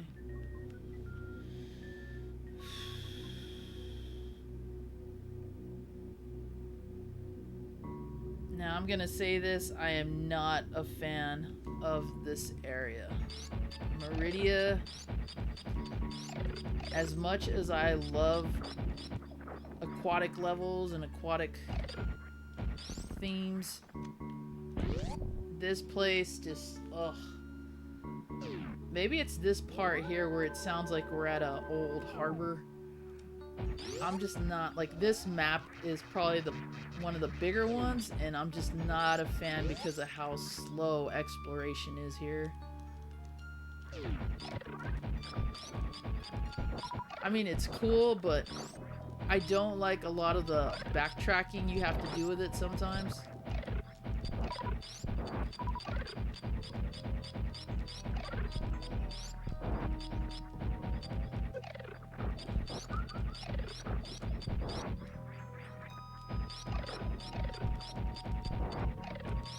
Plus, it takes way too long to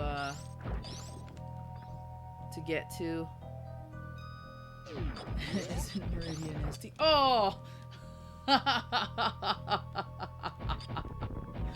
shouldn't have looked at the chat. And now I have to work my way back up. I think you're thinking of chlamydia.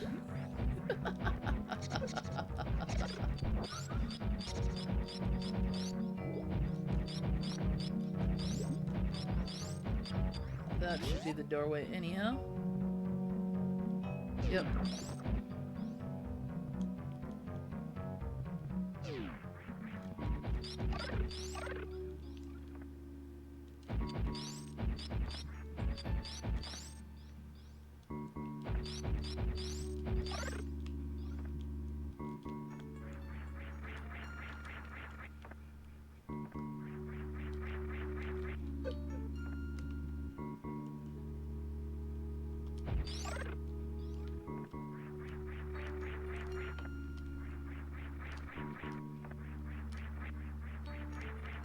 Yep, another door I can't access until I kill Dragon.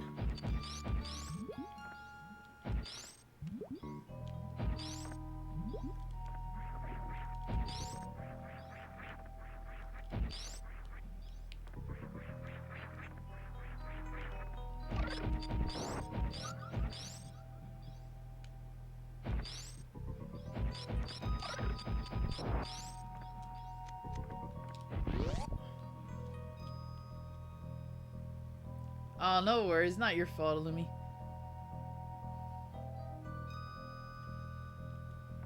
I thought it was funny either way. Okay, so now we should be... Oh, these dudes are a pain in the...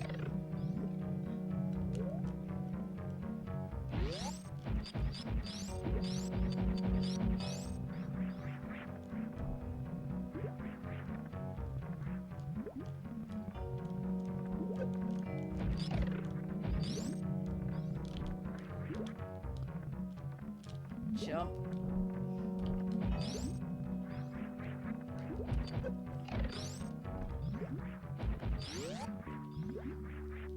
This might be the map.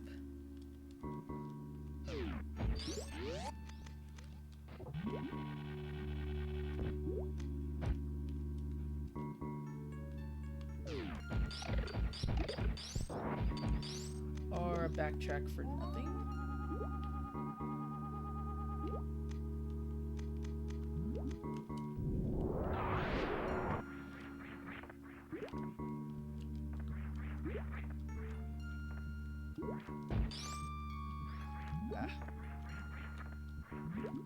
Come on.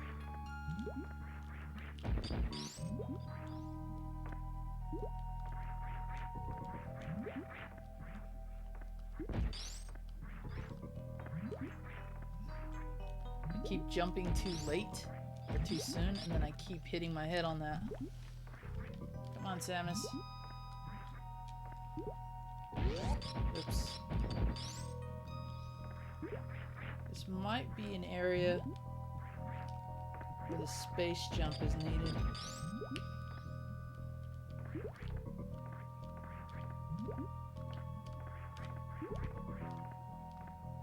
Samus, get out of there. There we go.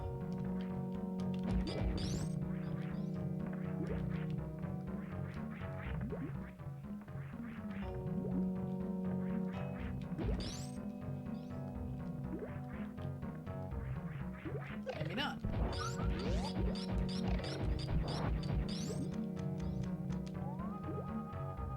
But it's definitely a backtrack area. Just wasted time there. Come on, Samus.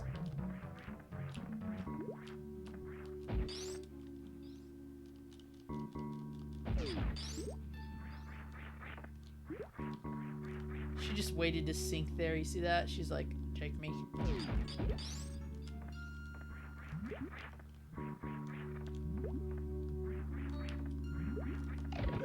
Oh, chump.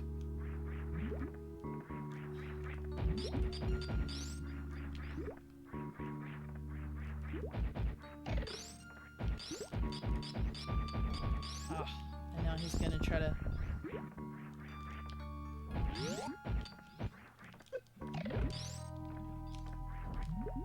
Get...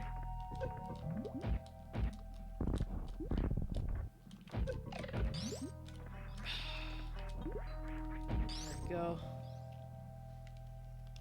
It's another thing I hate. Sand traps.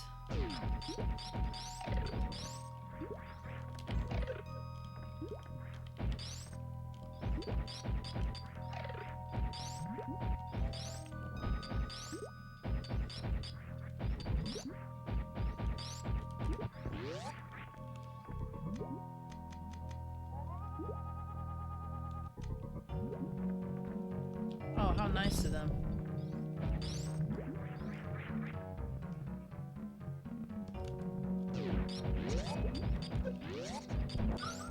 Right? It does have that vibe to it. One of these is a secret area. I think it's that one.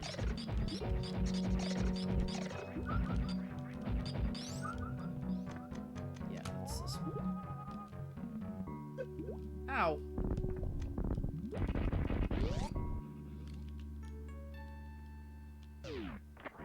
It's like what I would expect to hear on something like Twin Peaks or another show of that nature.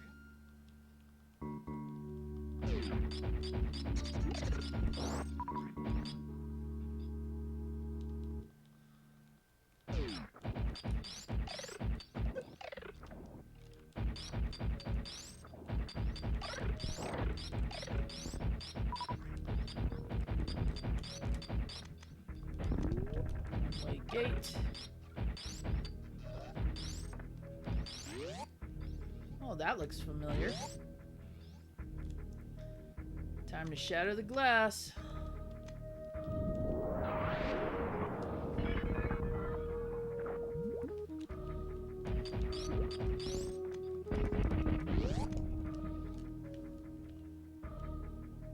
It does. It totally does, Jody.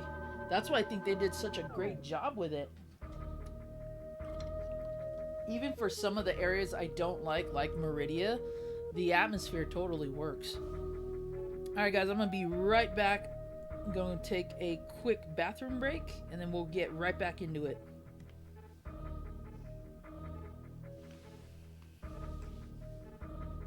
Alright. Be right back, guys. Oh, my knees hurt.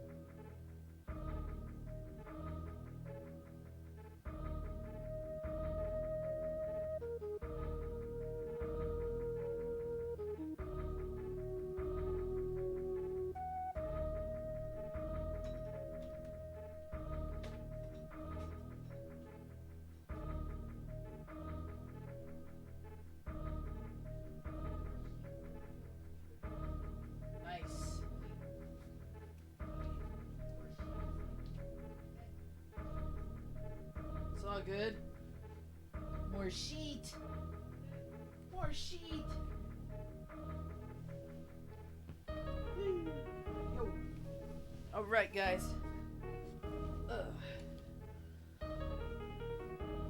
Yep, totally one of the best things about this game is the music.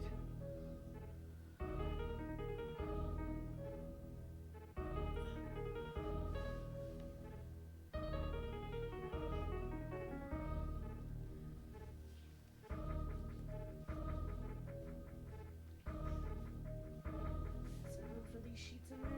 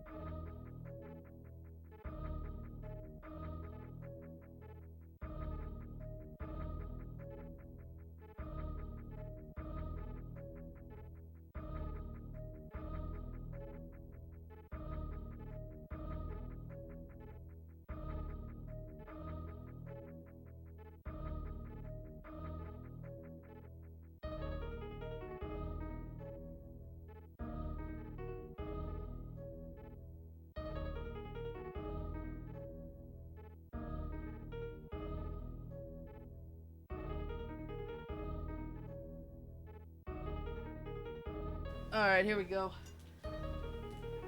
What did I do with my controller? Alright, let's get back to it. Where were we? Okay.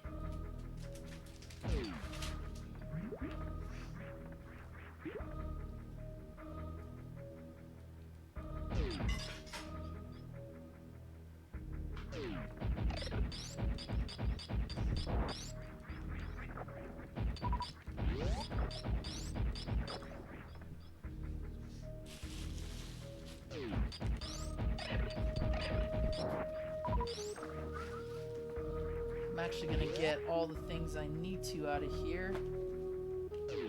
Although, I have to make my way back here anyway, so maybe I will save it. Let's just do that.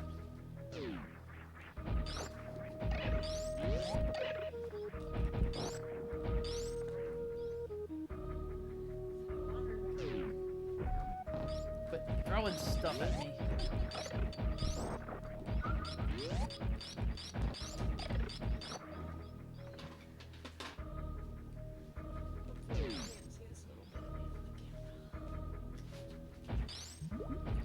My phone is blowing up again.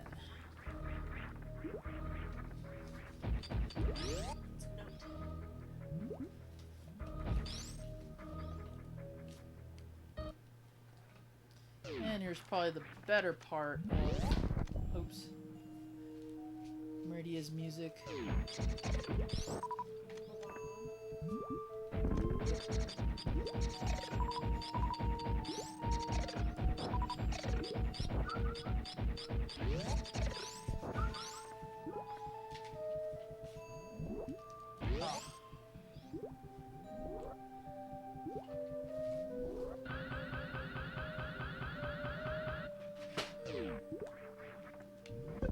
Ah, shoot. Where is it? It's...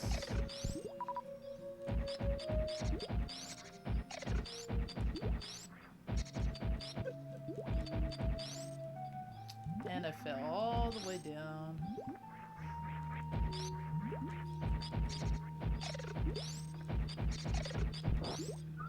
There it is. So I have to...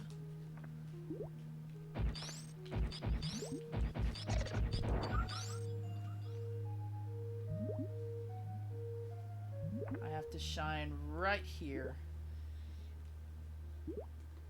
Okay, this plant.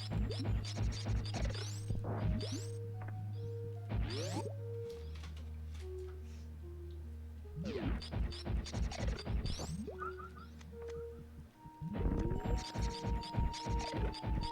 gonna start putting stuff away? Yeah, I'm watching sheets. Oh.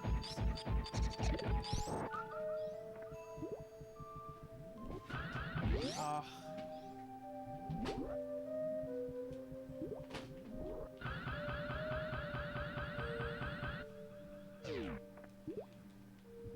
Oh. It's off.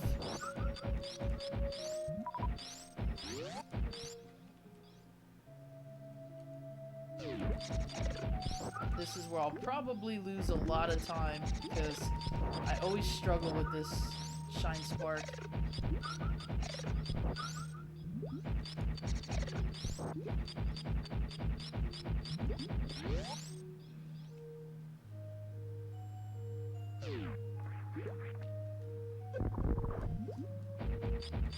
You have to be dead center to do it too.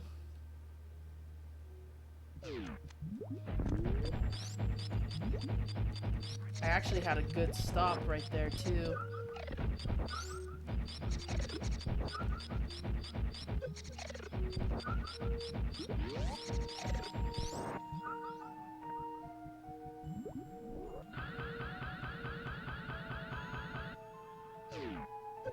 No, that's not what I wanted to do.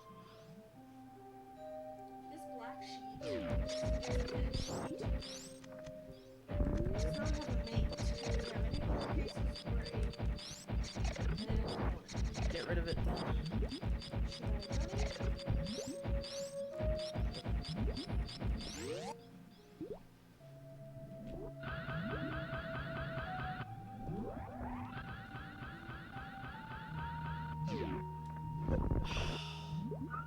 If I had known I was gonna get the shine spark when I went through the door.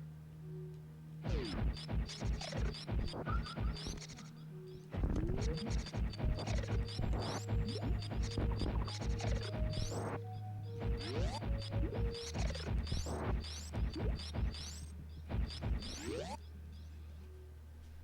you have any particular attachment to this? God darn it.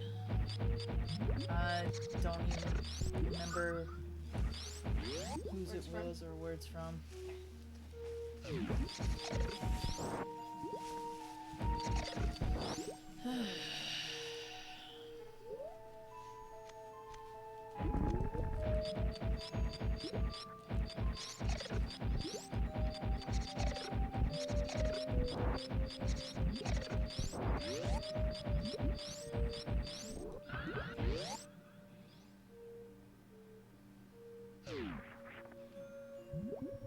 Are you kidding me? It's always this shine spark, always this one.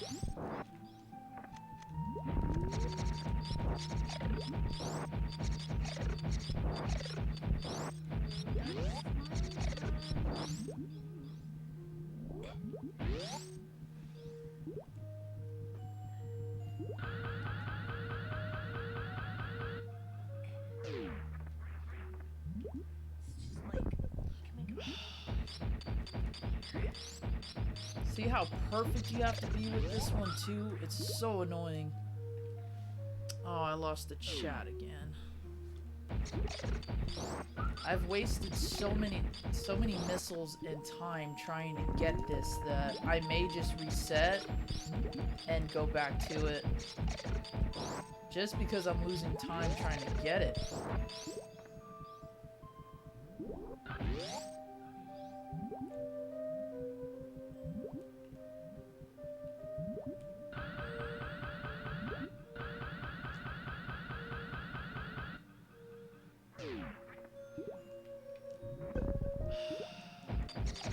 And having that little guy there too doesn't help.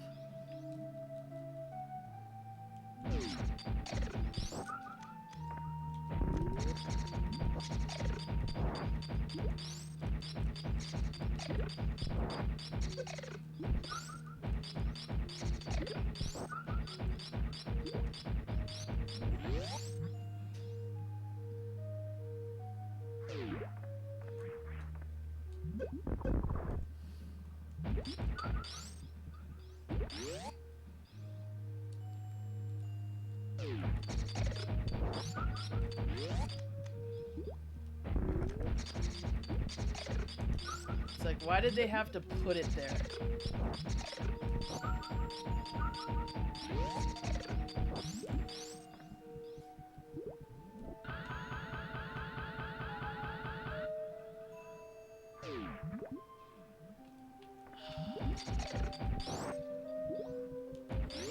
Alright, I'm gonna go ahead and reset it because I wasted too much time and missiles trying to do that. Oh, that's easy. For me, it would be the... Oh, geez, look at that. Terrible time. That would be Resident Evil 3 for sure.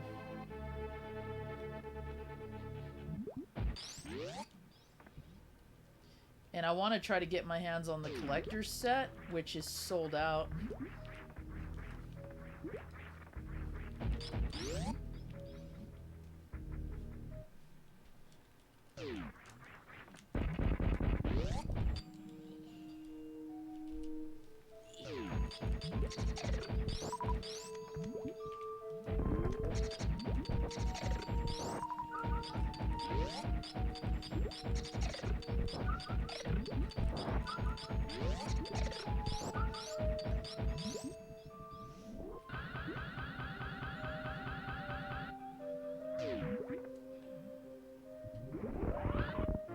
Finally.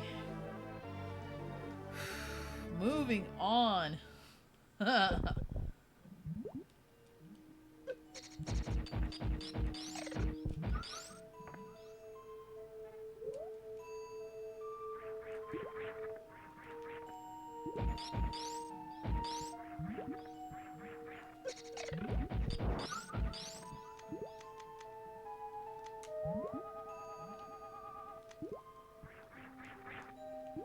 Kind of want to give that Lego Batman first try.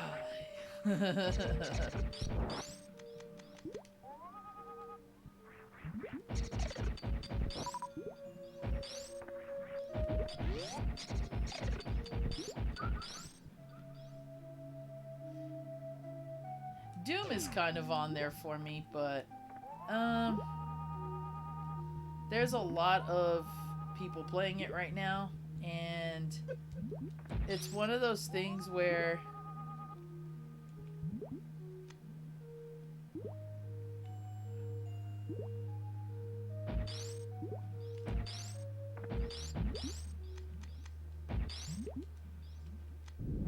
I try, like, I want to watch people playing it, especially YouTubers I like, but I don't want the game ruined for me either, you know?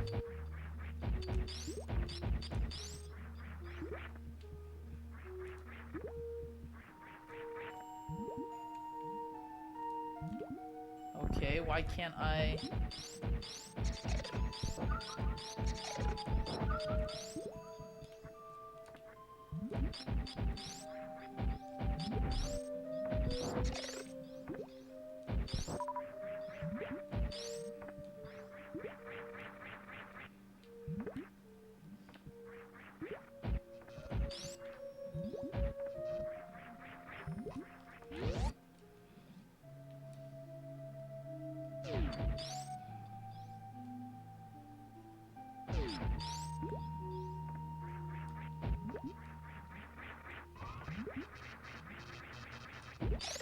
Oh, great.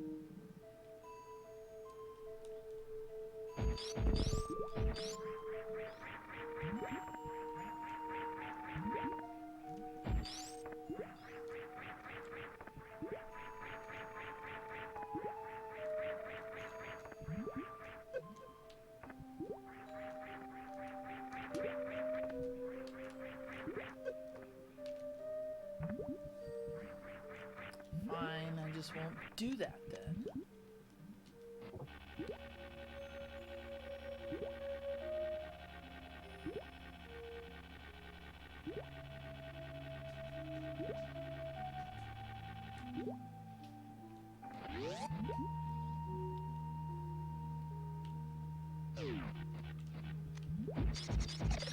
I think this is a backtrack.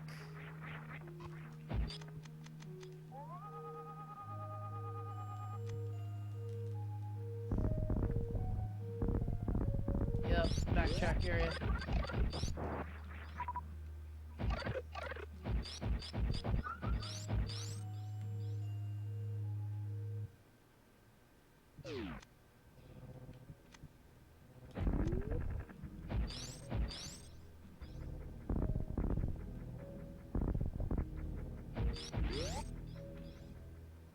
Shortcut to Brinstar.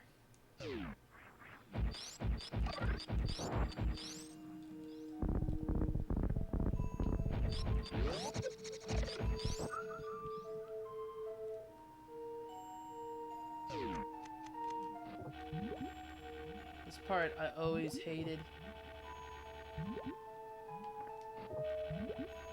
Like they wanted you to feel the pain of using the grappling beam.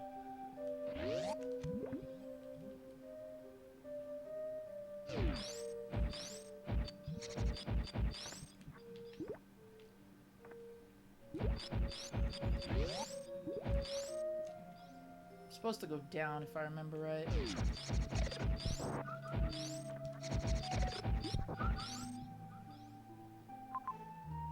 Yep.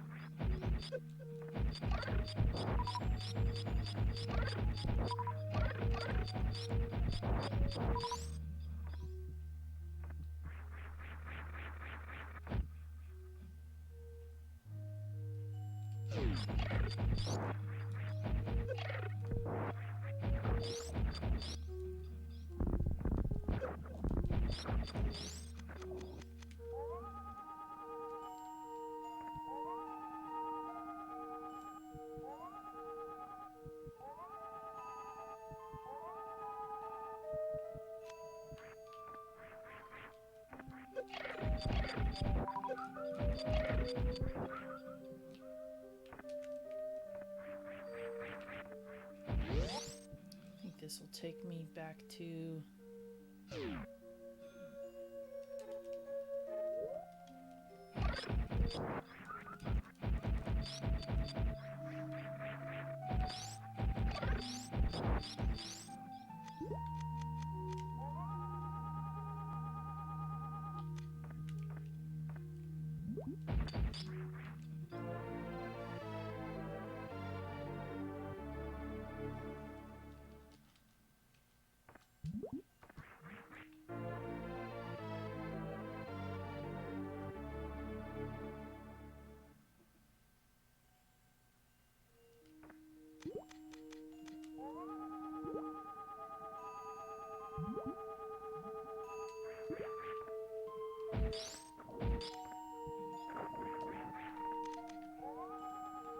Yeah, I was watching Brady's playthrough too as well, but I was at work at the time, so I couldn't watch much of it.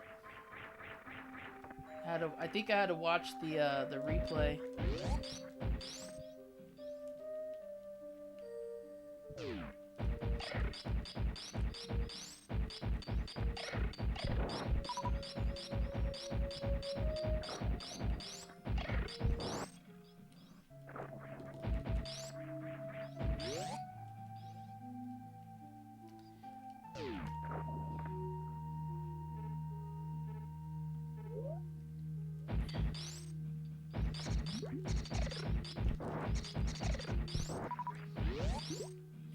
chat keeps crashing. I don't know why.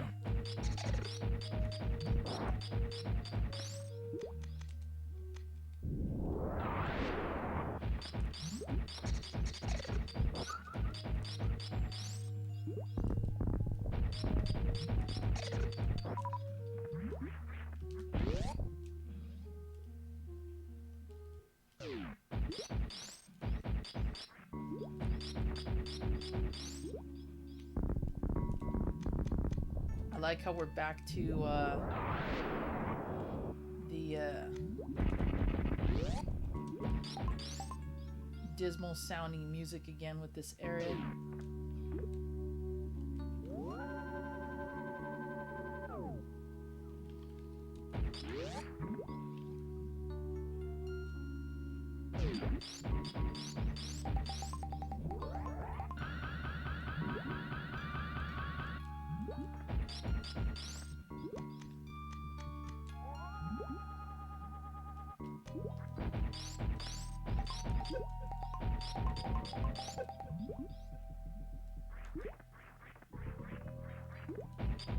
There's a pipe.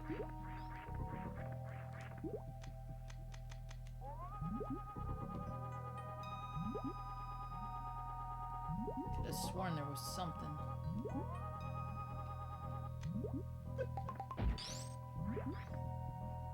Oh no. I did not want to do this.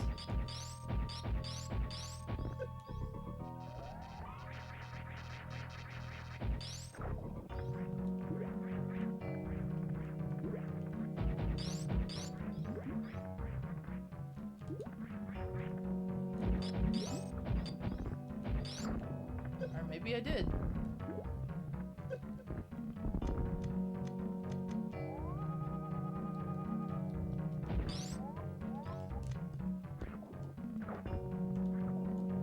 Or maybe I didn't want to do it too soon.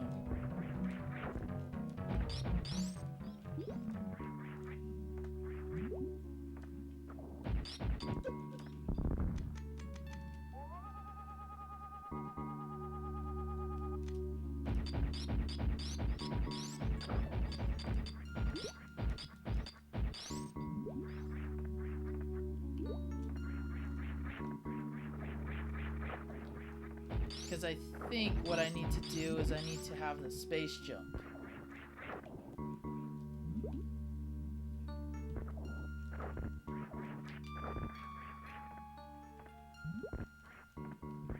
Or at least the spring ball.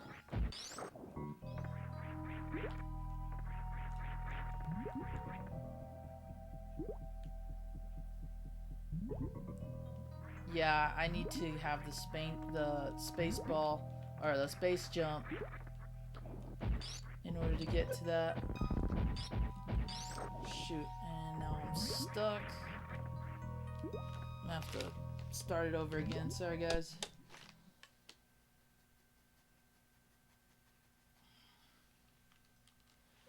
I'm gonna I wonder what's up with my chat.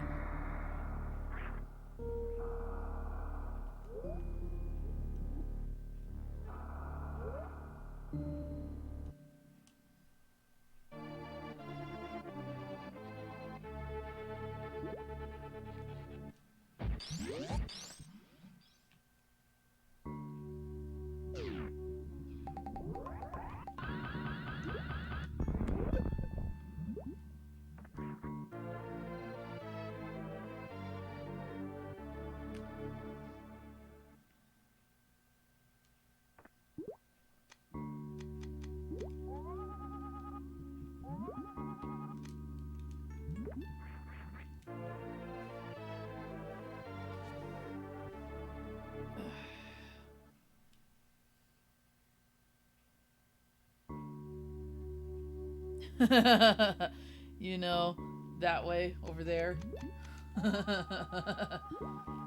Nice nice helpful tips there.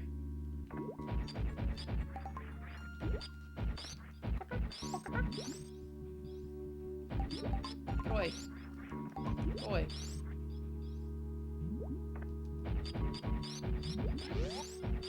Yep, back to Twin Peaks.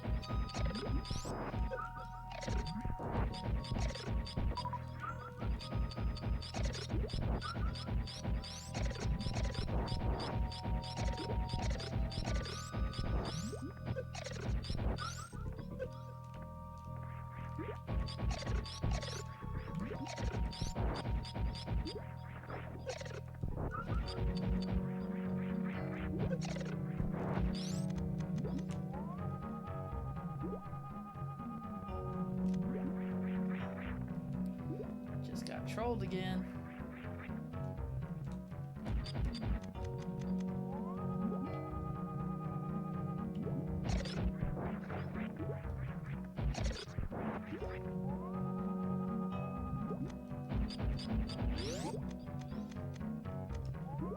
Yep. I think I'm supposed to grapple across the top here.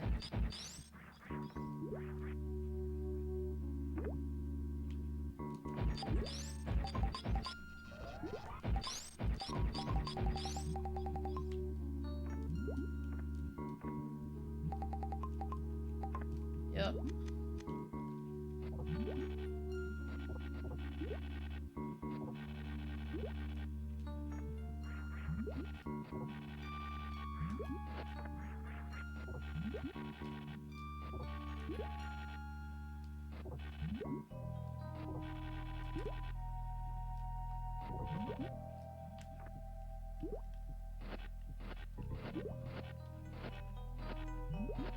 Come on.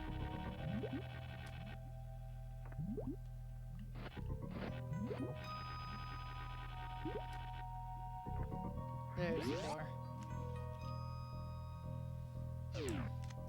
And here we have the Metroids.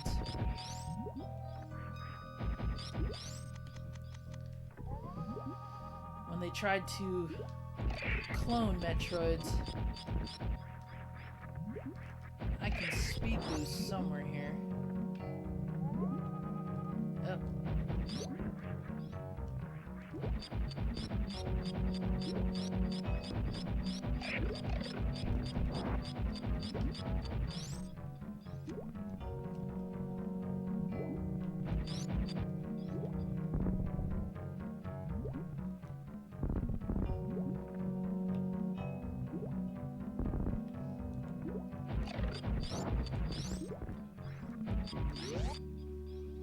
This is a mini boss. Yep.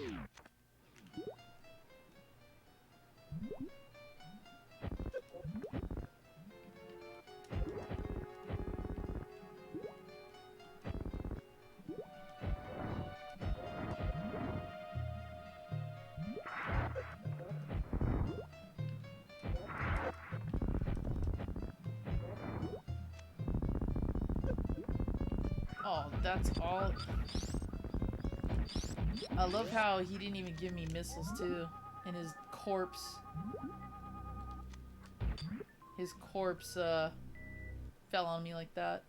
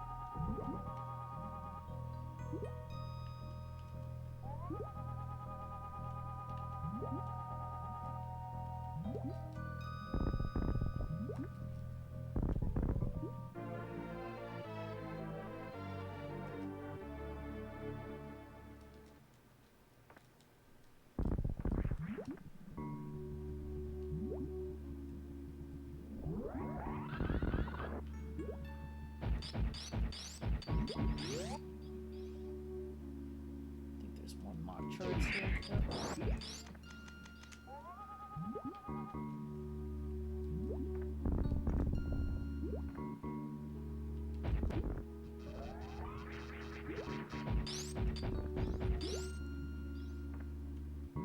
That's a backtrack room. Ugh. Murder mystery music. I like that definition.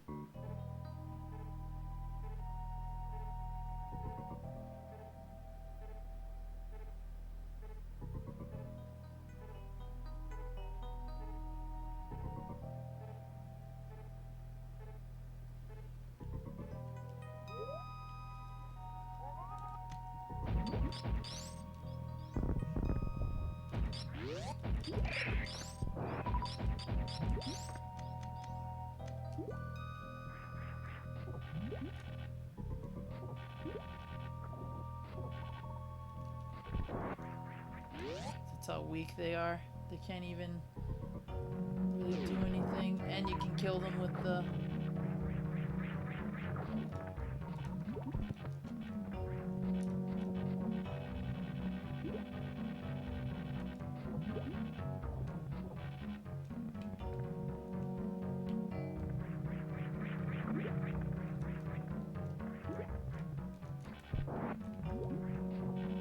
They can't drain you.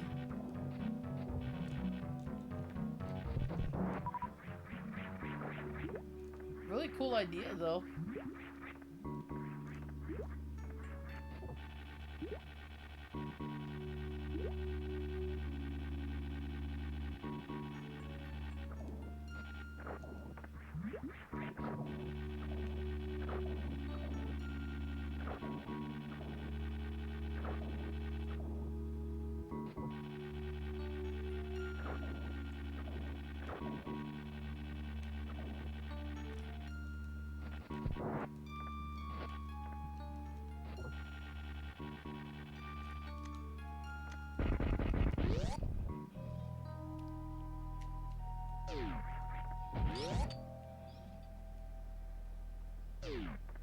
Okay, full there.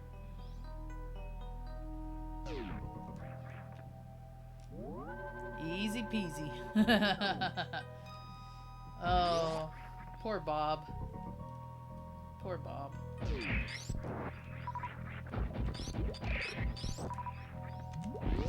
This should be one room before the boss fight.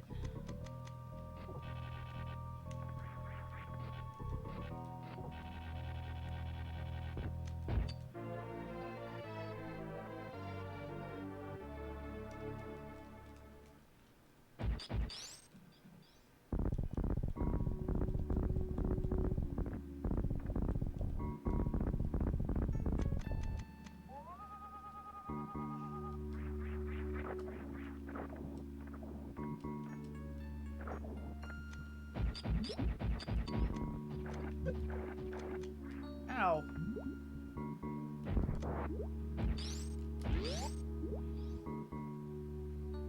Hey MVL, welcome. Metroid applesauce. Alright, now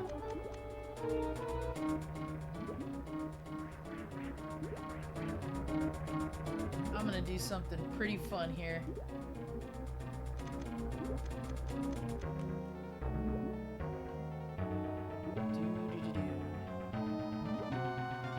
Whoa!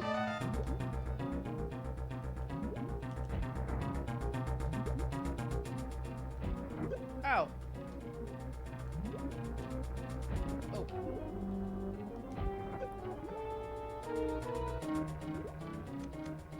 Okay, maybe he's... Okay, check this out. Ow!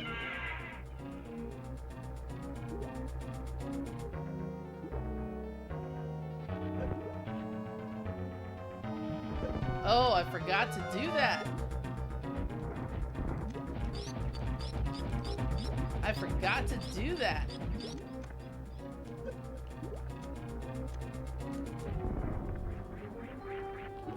There we go. That's what I want. Okay.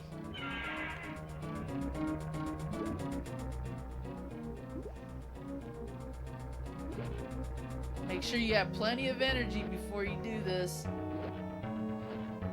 Come on. Huh! Fried.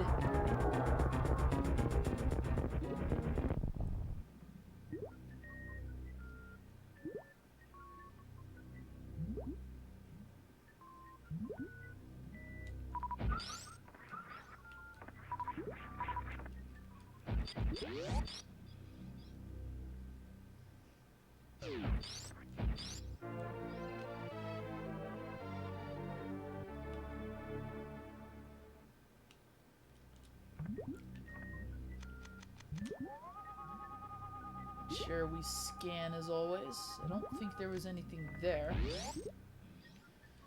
And now we have the space jump.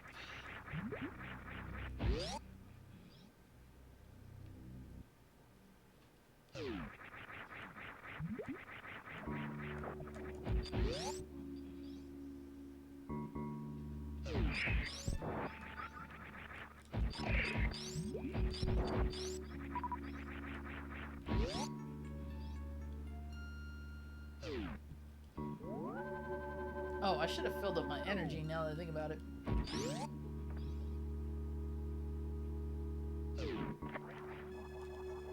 Let's go ahead and do that.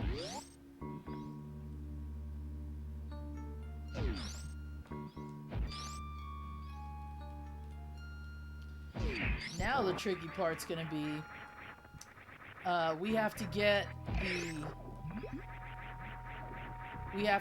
the spring ball and the plasma beam, because I don't have the screw attack, and that will come later.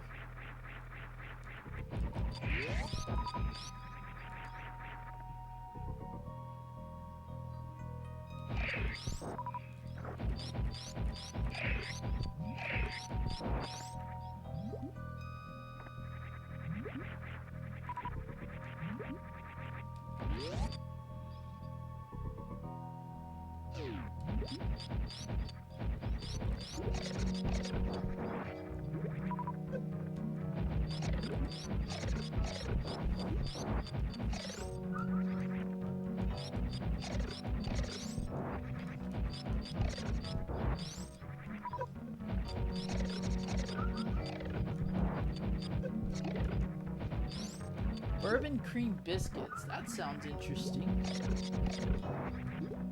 Huh. Wonder how that tastes. Alright, let me go ahead and... I don't know why my chat keeps doing this.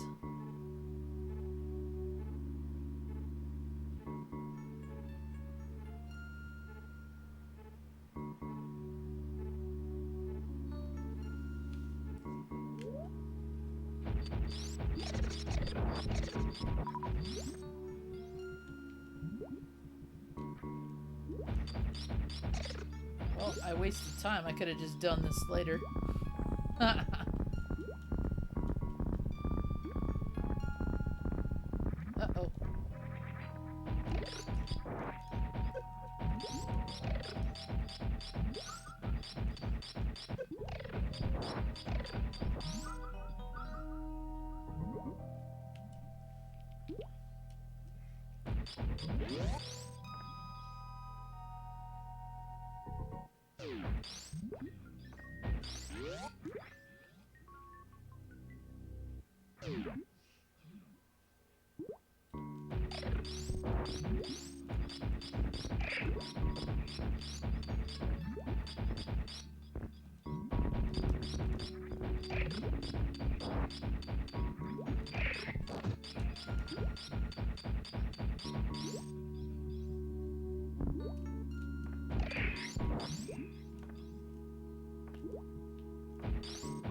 Come on.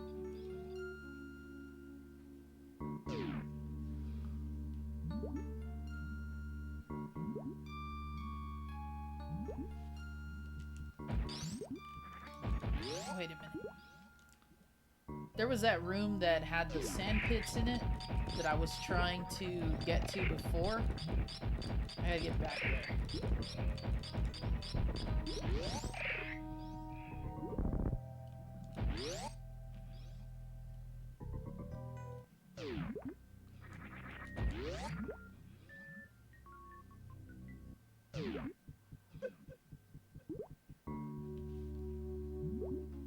Hi, Kiara. Welcome to the stream.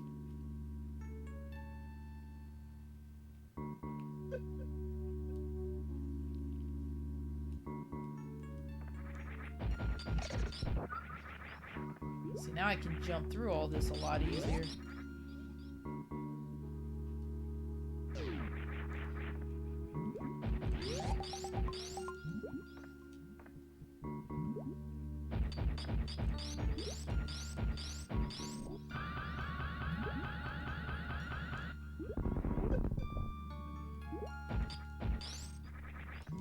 Wait, backtracking again. Shoot, where was that on the map?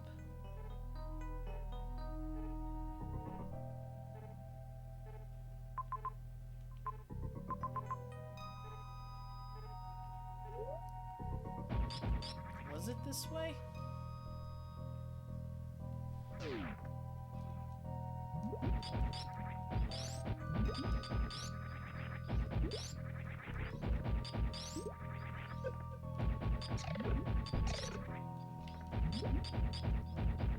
Because I know I took one of the sand traps.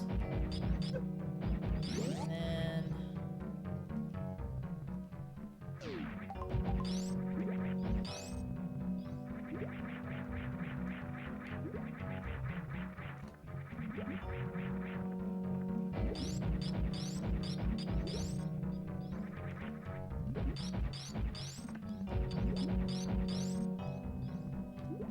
Oh yeah, here we go.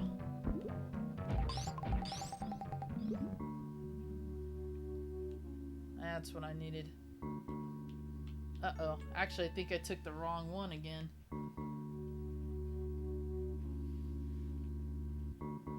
But there we go. There's one benefit right there.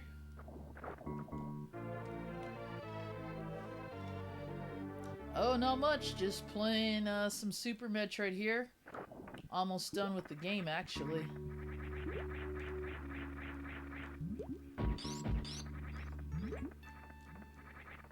How are you doing today?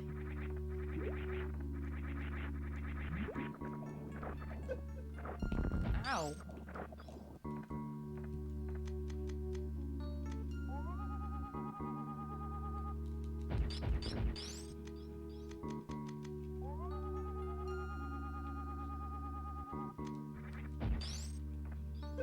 Ow. Keep getting hit by stuff.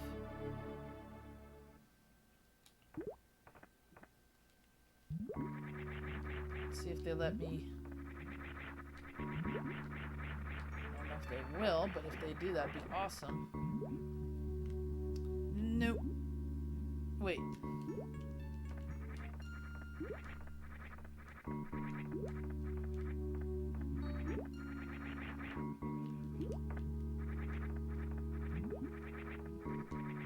There's definitely a way up here somehow. Just gotta remember how.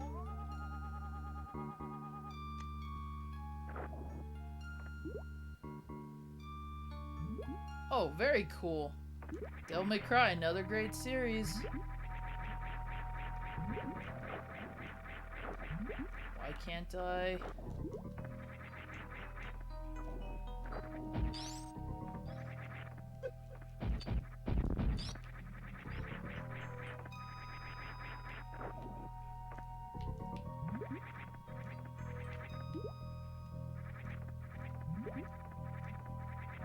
Ugh.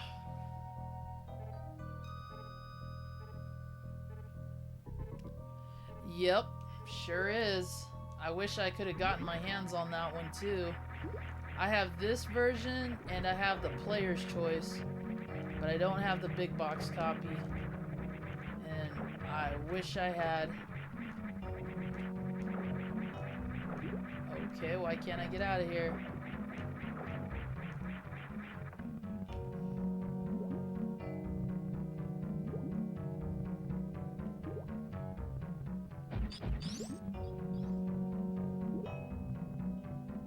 There we go.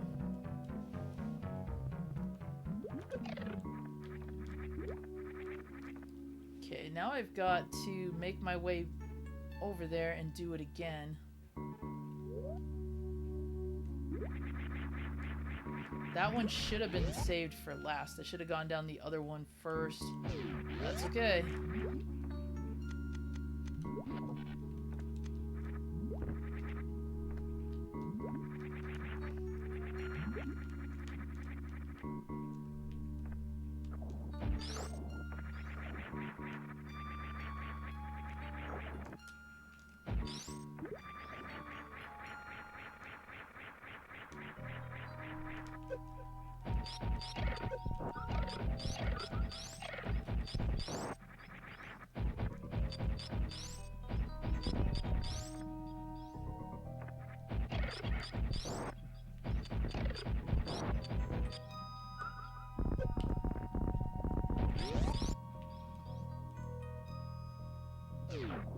And this is where we get the spring ball. We gotta wait for him to...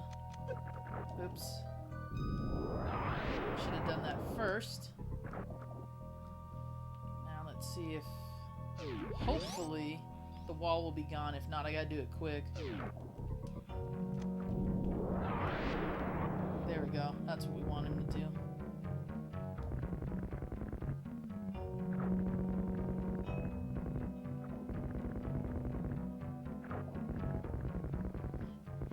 Guys, if you haven't checked out MVL or Kiara, do yourselves a favor, check out their channels and show them some support as well.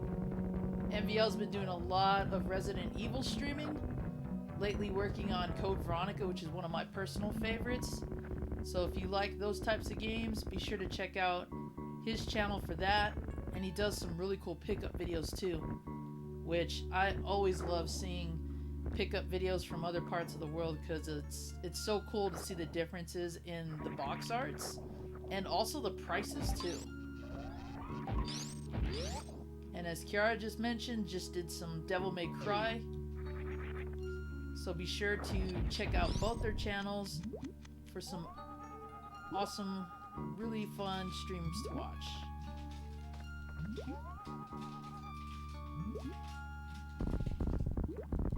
There we go. Spring ball. No problem, MVL.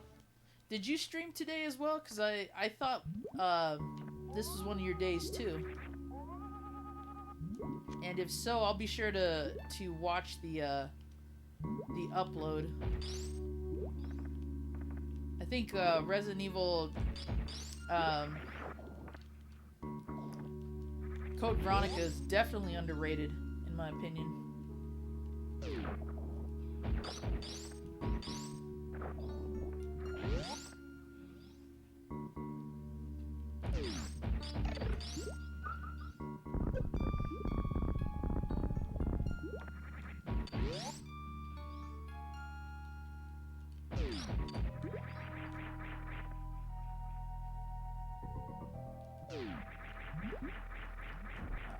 So cool to get across these pits without having to worry about all of that. So we gotta get the plasma beam before I head out though. And...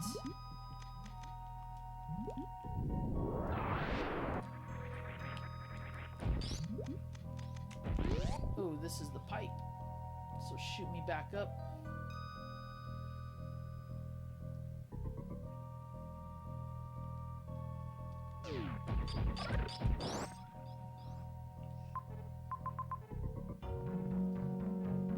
That's it right there.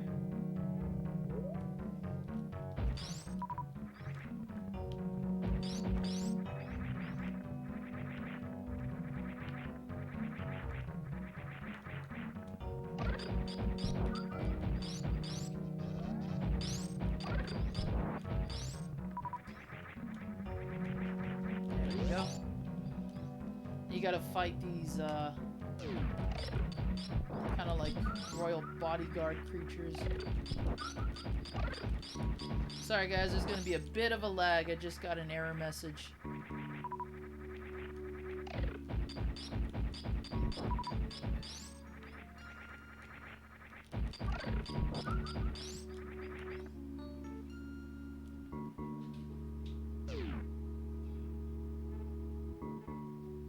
That's true. I feel like unless you are well versed in Resident Evil, it can be a bit confusing. Also, I think that many games after 2 were highly overshadowed because of how popular Part 2 was. And I don't take anything away from 2 at all. I think most entries in the series are really good. But the popularity of 2 definitely didn't help later games for a while. It's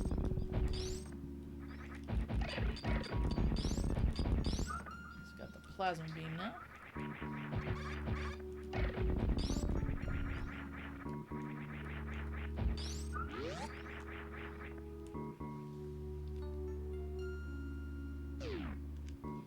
Metroid is a very interesting game in itself.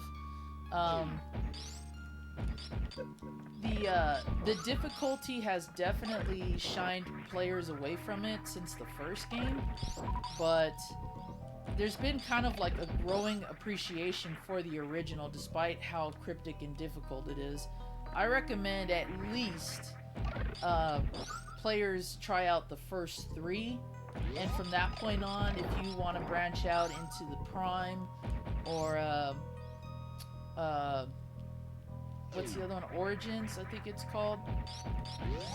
Like, the story definitely branches out quite a bit, and it does a really good job of trying to fill in the gaps of a lot of these games, but it can be confusing at times because it's almost like they were trying to rewrite a lot of the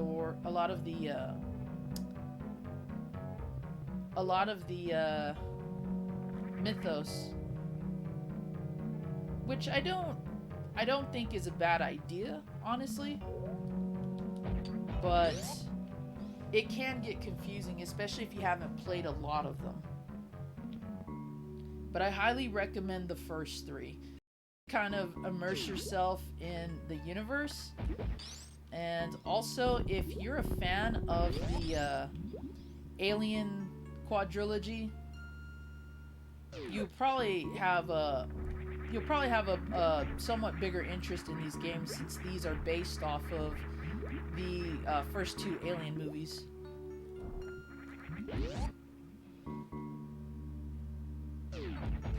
Yes, Prime and Fusion are great games too. Really good games. They do come in later parts of the series story-wise, but doesn't mean you can't enjoy them without playing the originals. Things just might be a little bit cryptic, but... or not cryptic, confusing, but doesn't mean that they're bad in any way. Now, Metroid Other M, unfortunately, has been getting flack because it's been seen as sort of a Metroid killer in a way. But I don't think it's that bad. I think people are just a little too harsh about it because of what they did with it. I know that for me, when they decided to make Samus talk and kind of take away her mystique a little bit, I felt like that was, you know, maybe hit and miss. It's like if they suddenly started making Link talk again. But it's still a neat addition to the storyline for sure.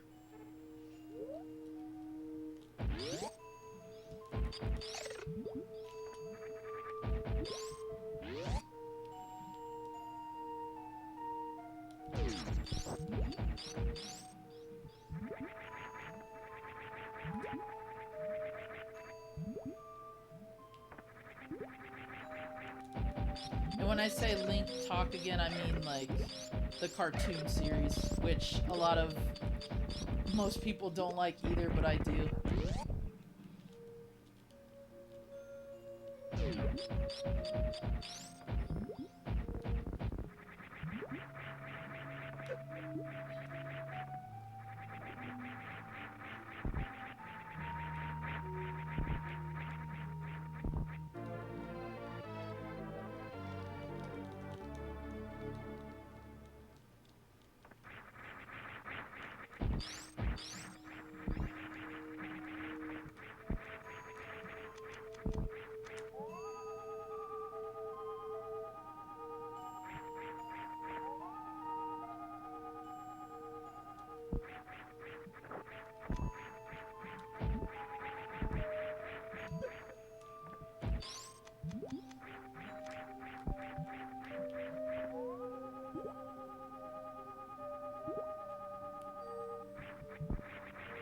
Cool to see some of the actual life in this game here.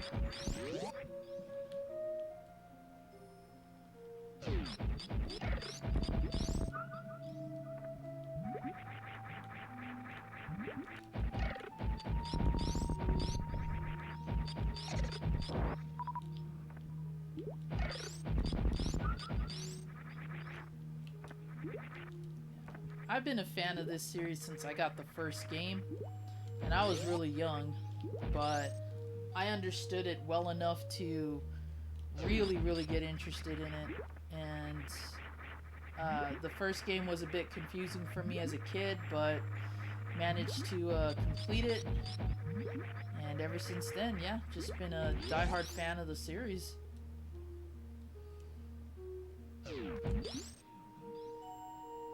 Okay, now we gotta get back to that area.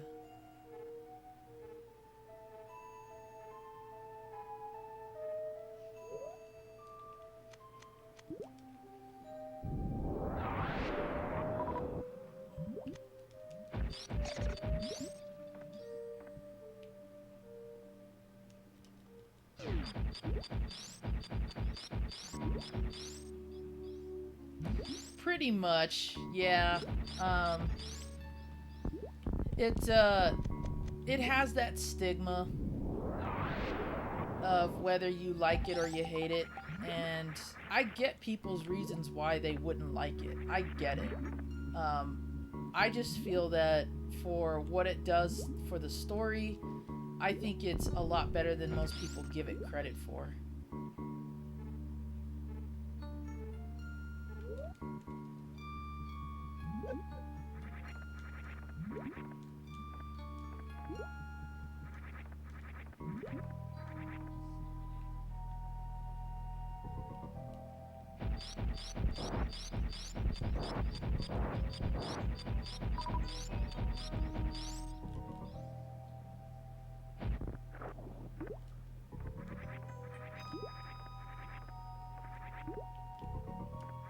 And then everybody's gonna, everybody's gonna have their picks, really.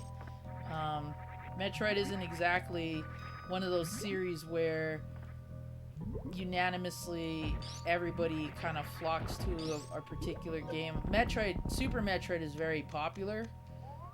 But I know some people who like Prime more than that.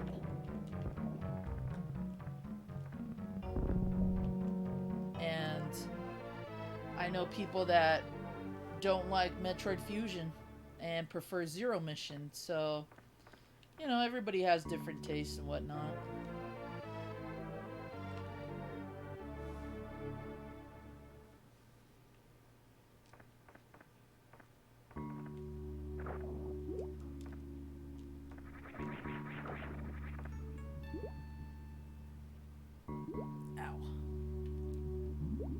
Okay, where do I fall?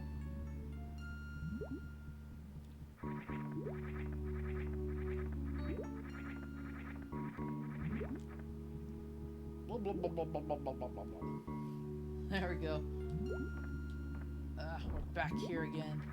Alright, go, go. Cook, cook,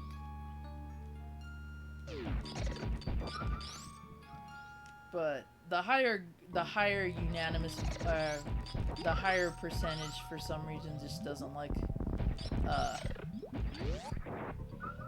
doesn't like other M.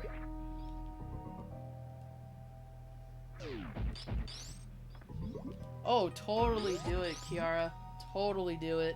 I actually started playing a lot of these just this month.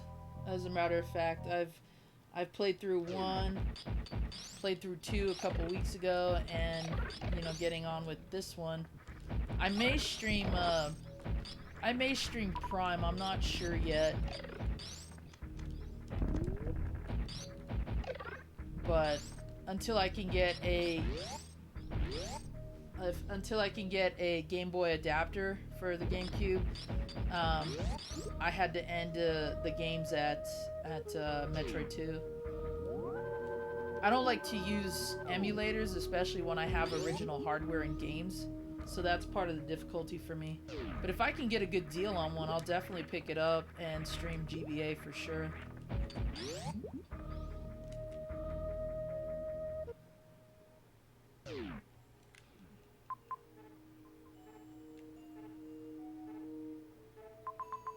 Okay, so what did I not get over there?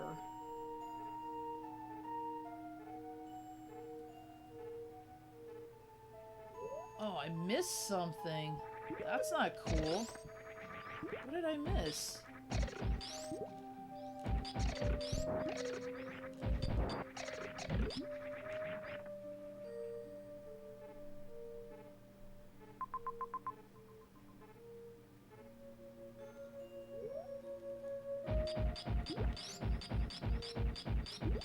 Well, that's gonna kill my time for sure.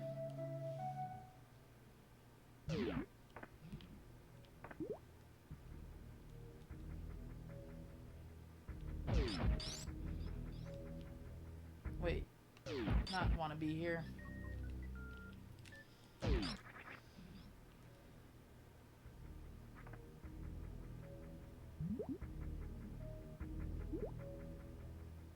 Yes, that's true. I've always seen the attachment more by itself than with the disc. What's the price range I'm looking for? I know that in most cases I'm probably going to be spending anywhere from like maybe 60 onward. So I'm prepped to spend like 100 or what have you. I should have picked one of those up when they were still dirt cheap.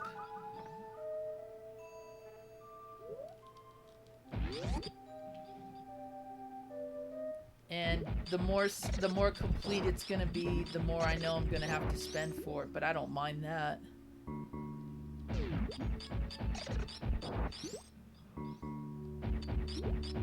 Yes, exactly, Josh. That's kind of what I was hinting at. The way that they kind of changed Samus's character. I know that was a huge thing, and I get it. I preferred her as this sort of like silent protagonist, you know, like Link, where, you know, they didn't talk, they didn't need to, and they were warriors in their own way, so to say.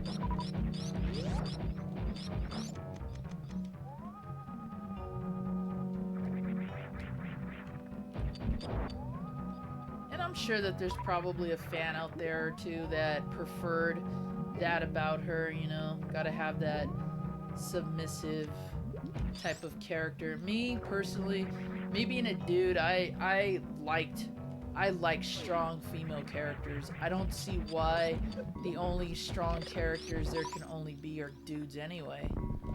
And considering that Samus is based off of Ellen Ripley, who is a badass in her own way too, why change what worked? You know? That's my take on it anyway.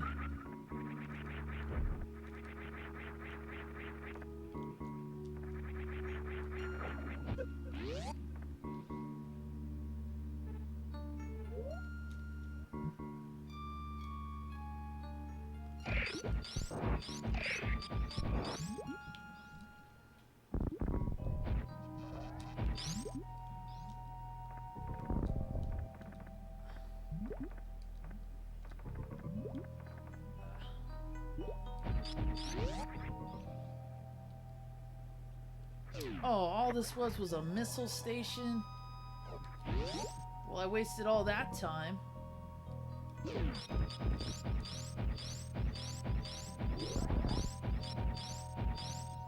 I thought that was an item I missed.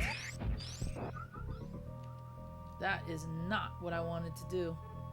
Okay, so let's see. We might be able to save some time, hopefully, if we do this.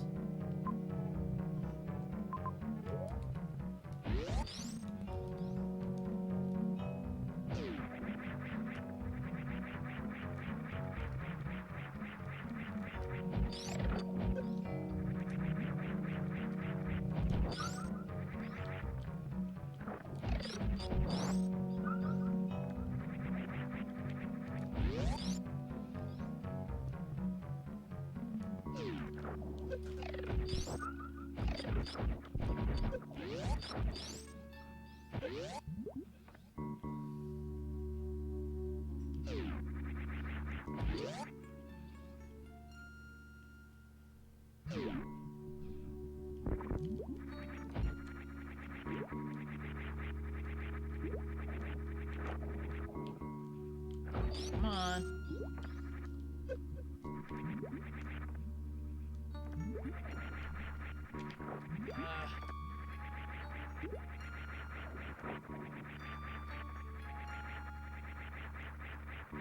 Let's see if I can get to that area.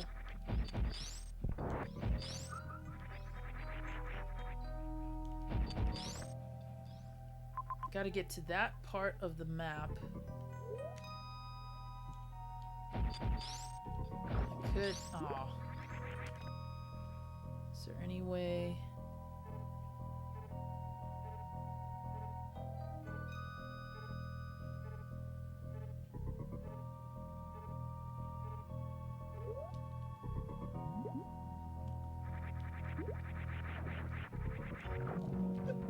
Oh, thanks. Spawn a fish.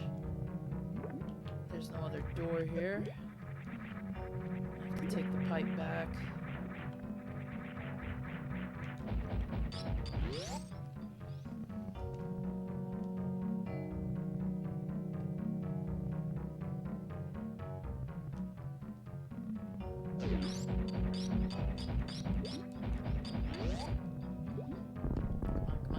Come on.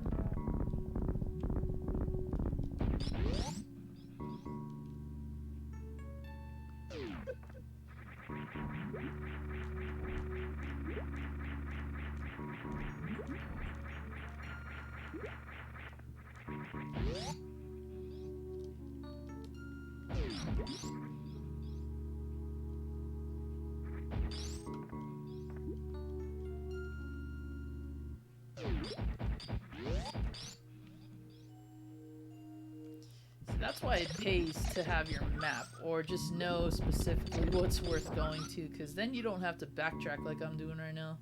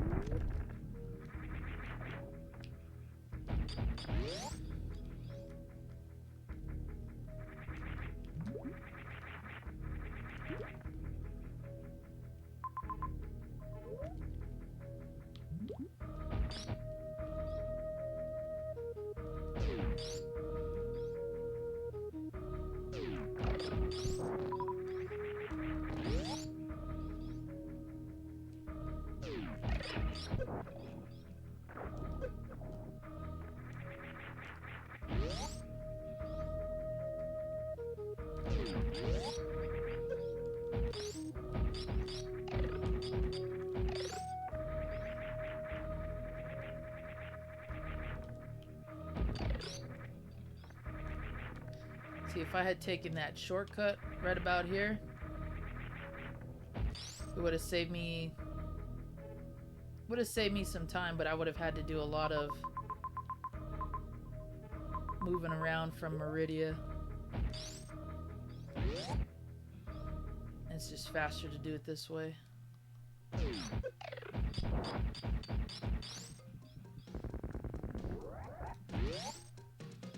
Plus there's stuff here that I need to get too.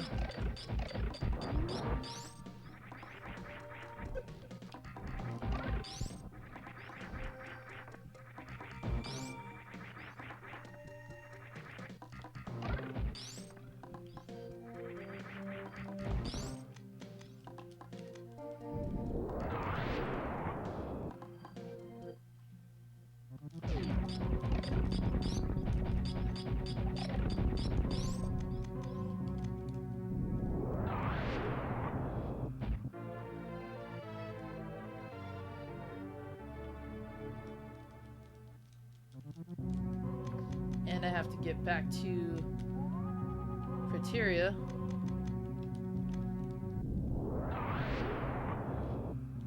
So we're gonna go this way as well.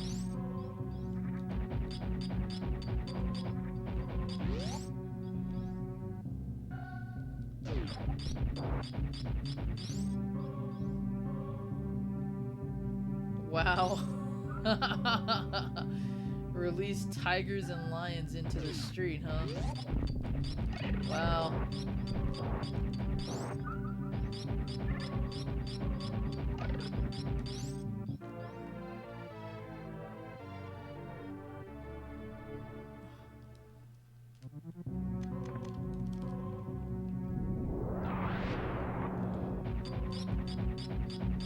That's something else.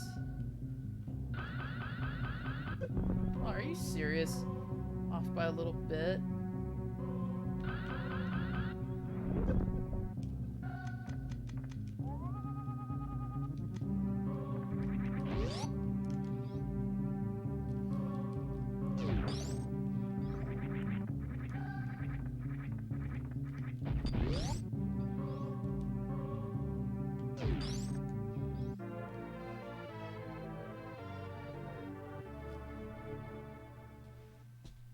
Oops.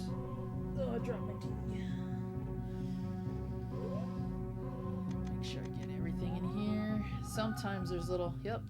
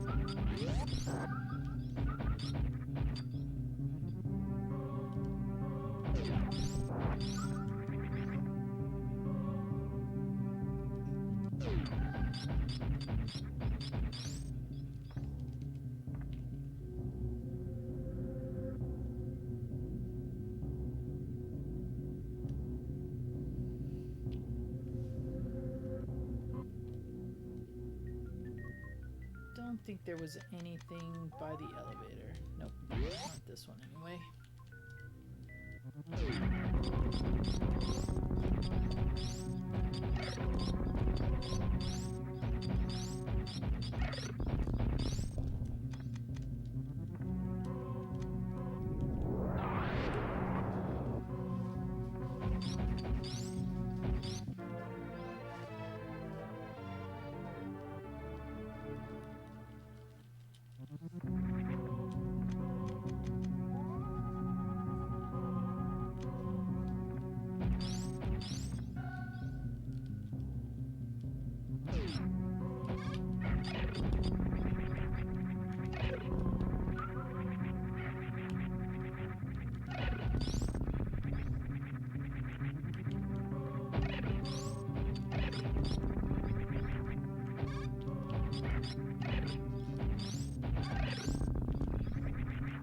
Probably should have saved this for near the end of the game, honestly, but we'll see.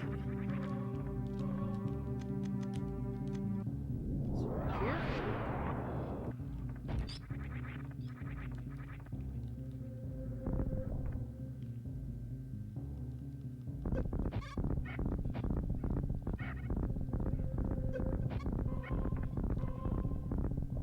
It's this one.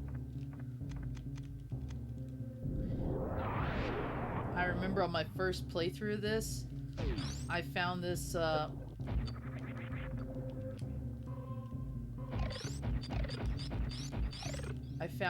while I was escaping. And I was like, oh, I wonder what's in this room. So I played the game all the way through, and then I came back and explored all this. And I was like, really? That's it?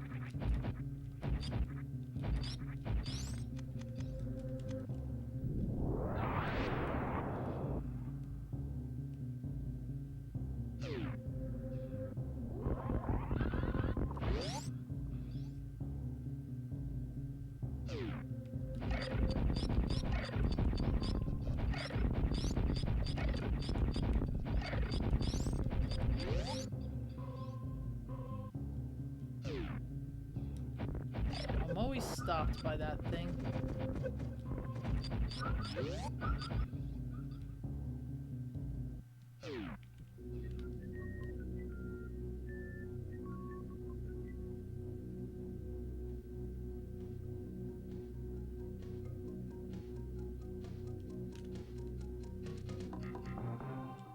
Back to good old Brinstar. Now this is where I struggled, only because I know it's possible to do that part with the morph ball.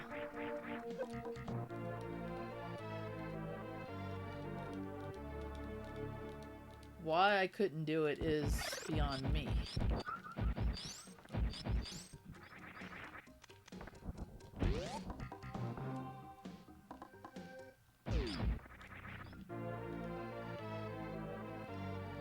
Should be our second or third reserve tank.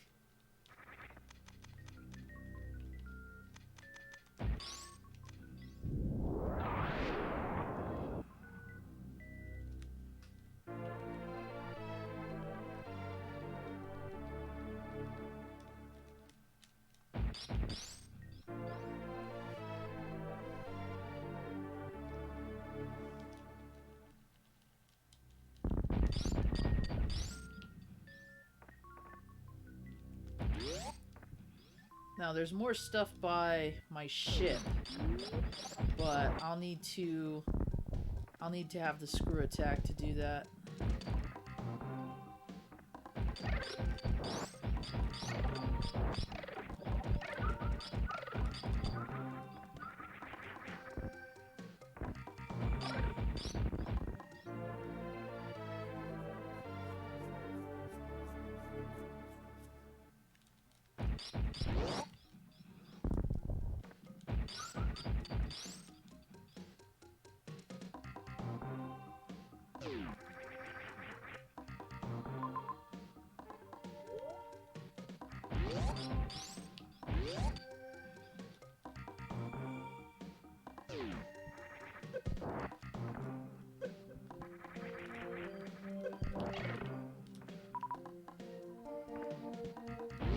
It's probably a reserve. Yep.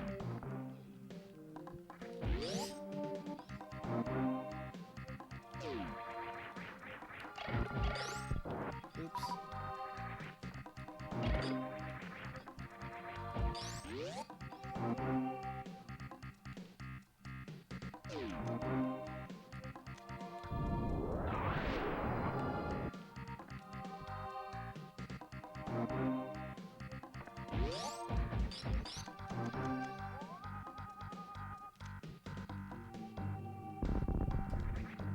Let's see, what's...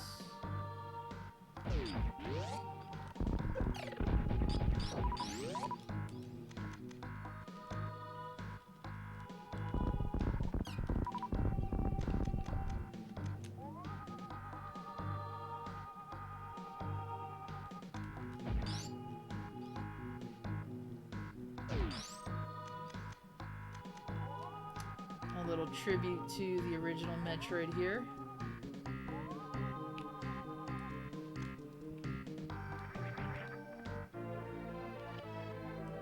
If you remember, I tried attempting to get that energy tank and fell a few times. That's worth that. That's a tribute to that right there.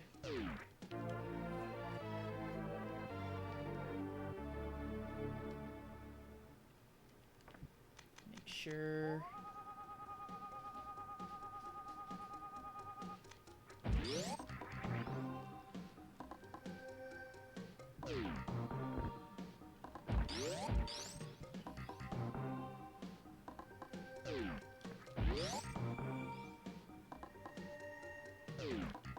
Now this is cool.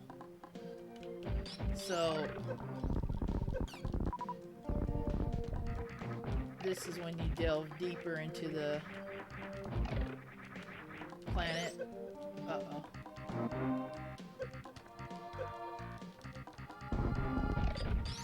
Just in case. See these little guys here, they teach you the wall jump. Which, when you have the... When you have the, there you go. Come on.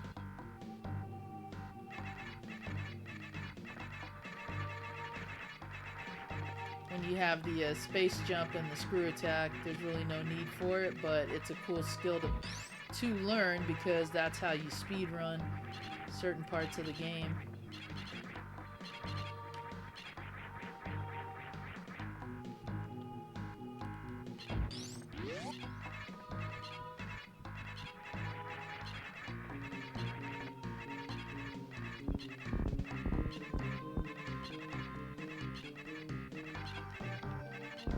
And the one that found the... See how he got up there and everybody else is like, oh man. And he cheers you on because you did it. And for those of you who have played Fusion, oh nuts. If you were wondering what those little green aliens were in the lab, it's these guys.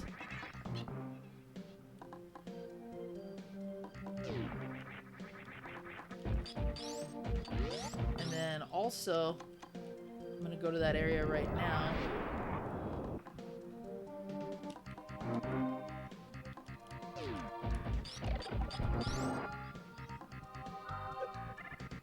It's not.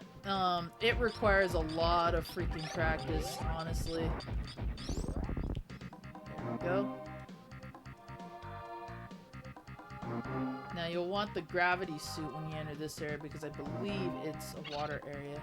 There's the ostrich, or whatever the equivalent is of this thing. And this creature will show you how to do the shine spark.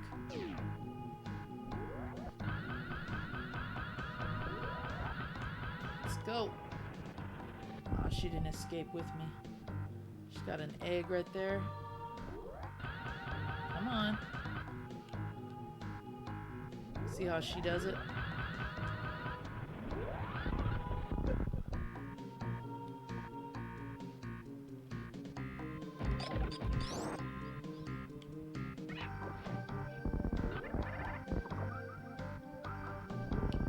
I don't think it's crucial that I let her out here because I believe they show up later. But I always do this Just in case. Come on. Making me waste time here.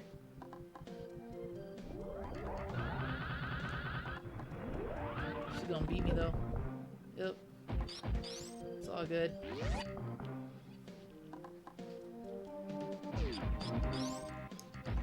So their appearance in this game and in Fusion are canon, which is cool. Yep, green flamingo.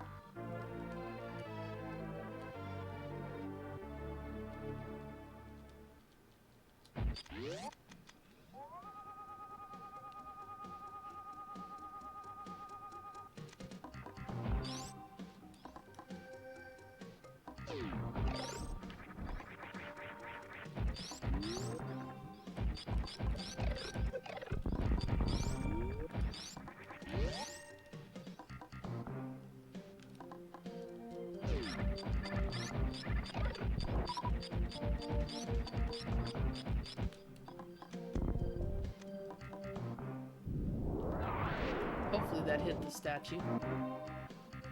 Nope, it didn't. There we go. Sorry guys, we got a bit of lag again.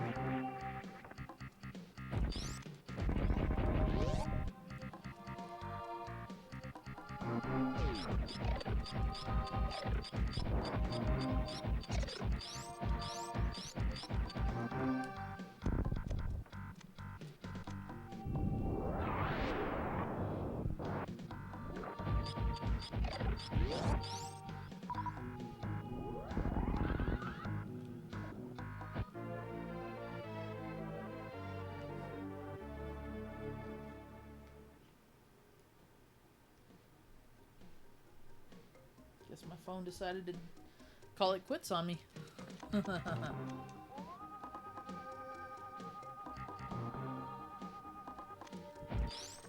Alright.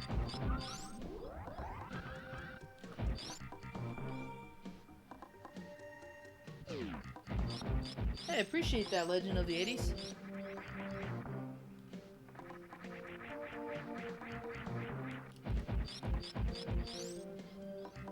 Or it froze and just decided to reboot all of a sudden. Either way. Okay, now we gotta make our way all the way back to Norfair.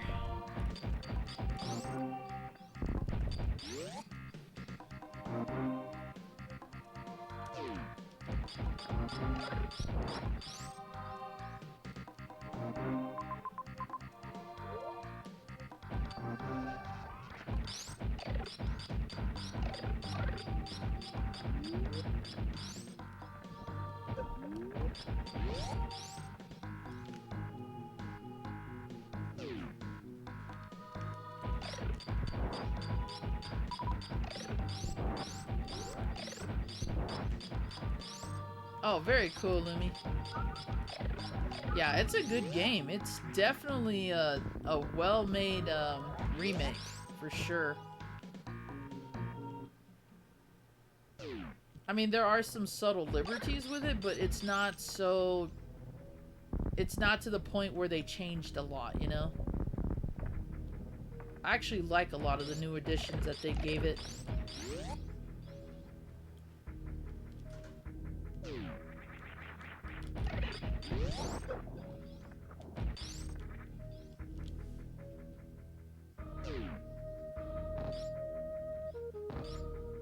Actually, I think my phone is completely dead. Ow.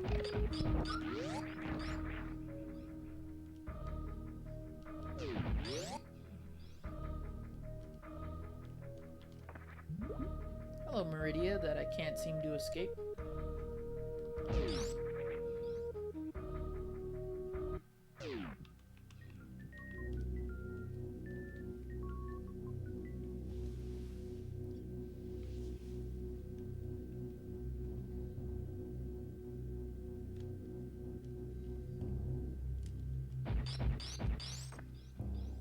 Norfair, and we gotta make our way all the way around towards that area there.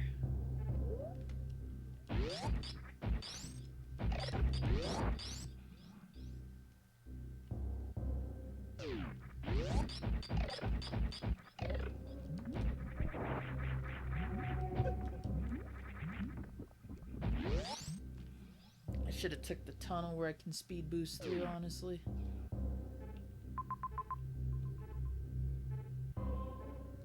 Maybe we might be able to make it quick enough. We'll see.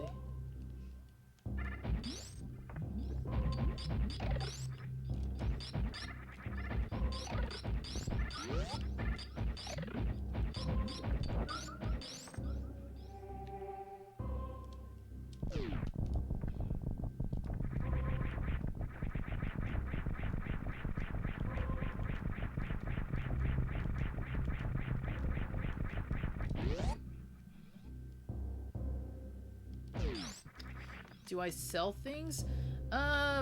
Very seldom do I sell anything at a convention. Sometimes I usually just give stuff away as kind of like a gift. Most of the time I sell locally to some of the retailers out here that I like, and use that to get things that either I need or anybody in the community needs, honestly. Or, you know, I'm open to trades too, so that's always an option as well.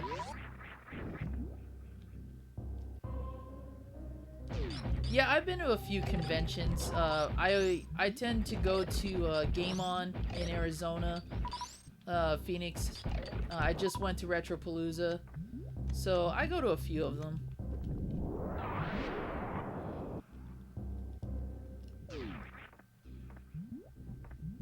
I know this is the wrong way. Yep.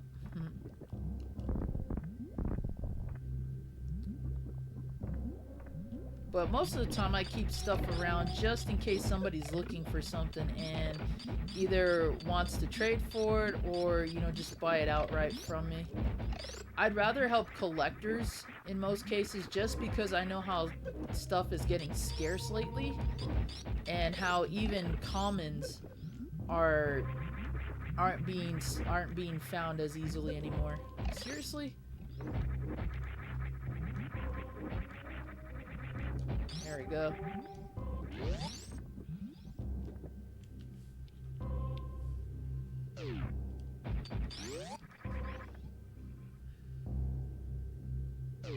Princess Leia.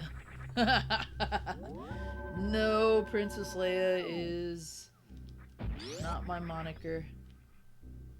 I'm only doing this just for fun, in all honesty. Just because I said a few times ago that the day I go on camera, I would stream with Leia Buns in my hair. Which most people would probably look at me and go, "You weirdo." Because, oh my gosh, a dude with long hair, first of all, and then a dude with long hair puts his hair in Leia Buns. Big whoop. Get over yourselves. Okay, I love this music. I think this is the best theme in the game. Now, if these dudes would lay off... I think I'm going the wrong way anyway.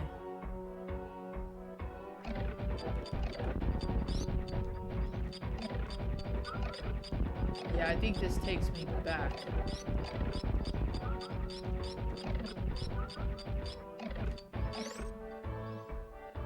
Yep, it does.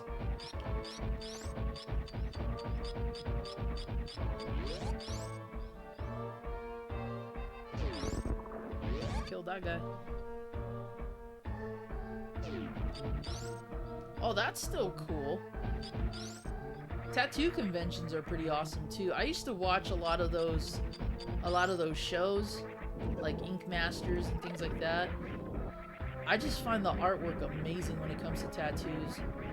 The only thing that I'm kind of jaded by when it comes to them is just people getting them for like a fad rather than it have a meaning, you know?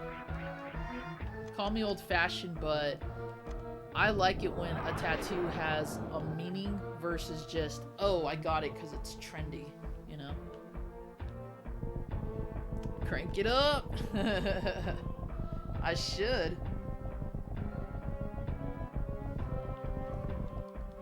This music is awesome.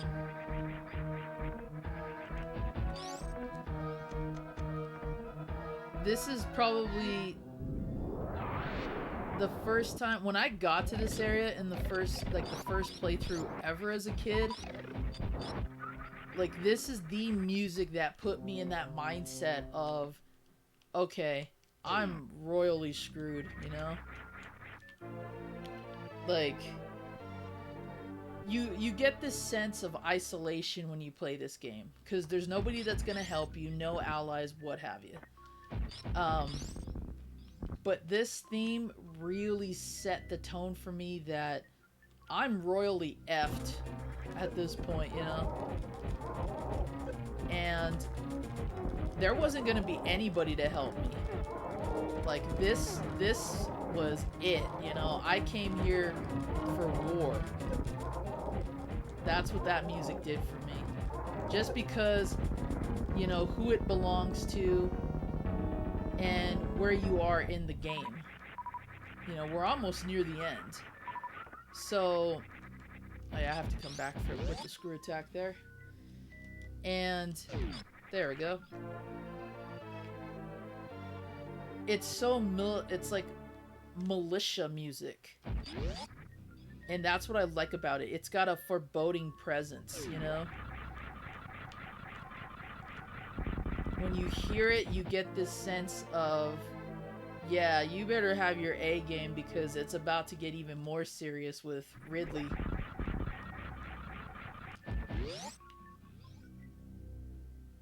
Did somebody pee your pants? No. But how kind of you to think so, sir. That's cool, Kiara. And, you know, I didn't mean for my statement to be so harsh. Like, I don't want anybody to feel like, oh, well, because I got it because it's trendy, it's meaningless. I just prefer to have a tattoo reflect something, you know, not because, oh, all of us were in the mood to do this kind of thing, you know? And even then, that's pretty cool, too, when you've got that kind of solidarity with people. You know, military tattoos and stuff like that, that's fine. There's a meaning behind it, you know? There's a significance. It's when you've got, like, those types of people that just, they want to get a tattoo just to be, like, rebellious and be like, oh, hey, look what I got, you know? I don't like that kind of trendy stuff. I never really have.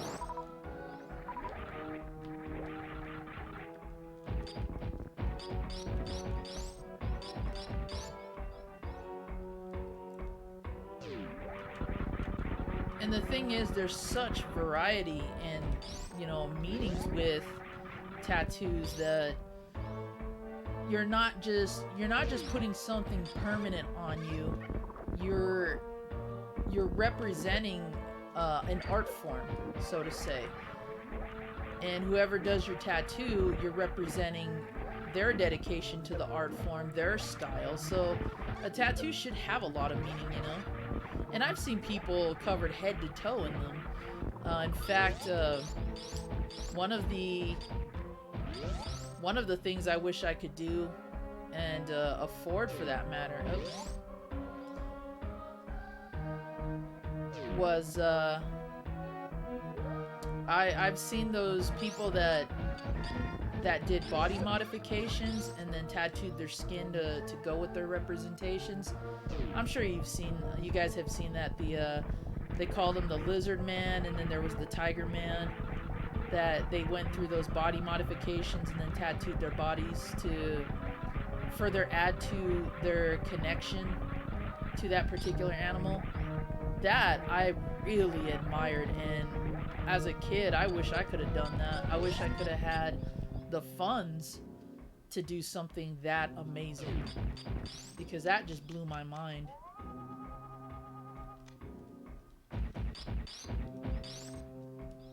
This might be a save room.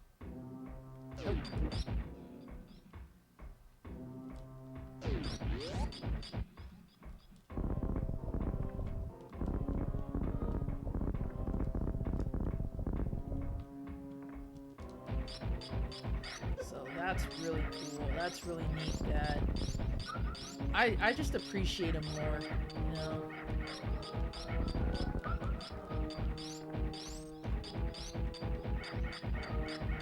And just like anything else, you know, it's a style, it's a lifestyle for some people. So, you know, you wouldn't want to have anything that you devote yourself to be, you know, discredited in some certain way, you know. Shoot, I remember people in high school, they used to walk around, you know, kind of all high and mighty because they got a tattoo, and it was like a dot, you know, nothing more than that, really. And I was like, that's it? That's what you're bragging about? Gosh, this music is so freaking awesome.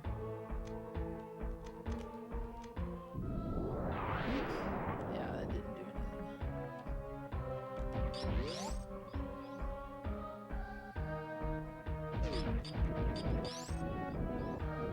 Yeah, you know, even that too, Illumi, like, I feel like it's kind of like graffiti. The more you take away from someone's artistic talent and representation, the more you just really, it's kind of insulting. Like, if I get a tattoo, it's definitely gonna have meaning, you know? It's not just gonna be something that, oh, well, because I saw on the news, or, you know, because Muffy and Buffy have it. Like, no, I don't care about that.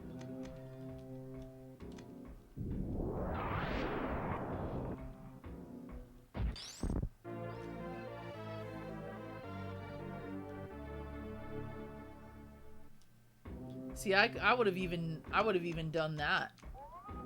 I would have gotten my ears pierced or whatever. I still might, who knows. I come from a very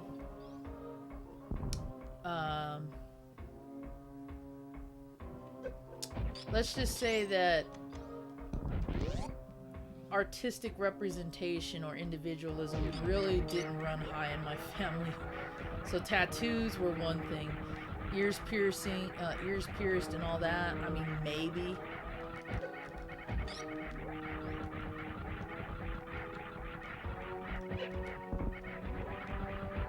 These guys are a pain.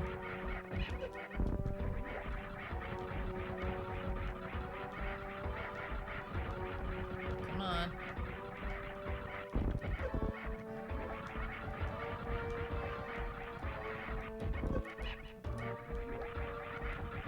Can't believe it takes this long to kill them.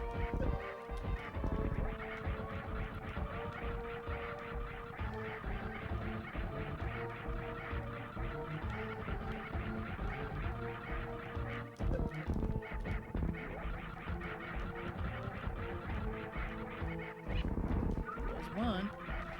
This dude refuses to stop doing Taibo. Come on.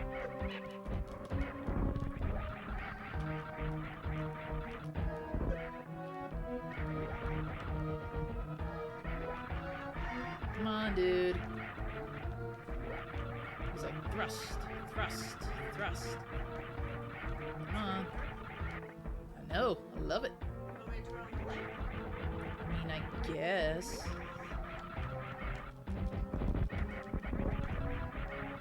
Come on. Quit playing around.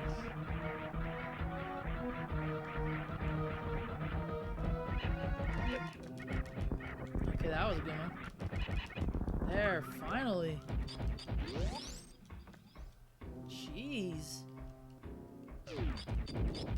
Oh, these guys look familiar. So does this chamber room. See what I mean when they paid homage to a lot of the original game? I love it. They just really souped up the graphics and added more and more details.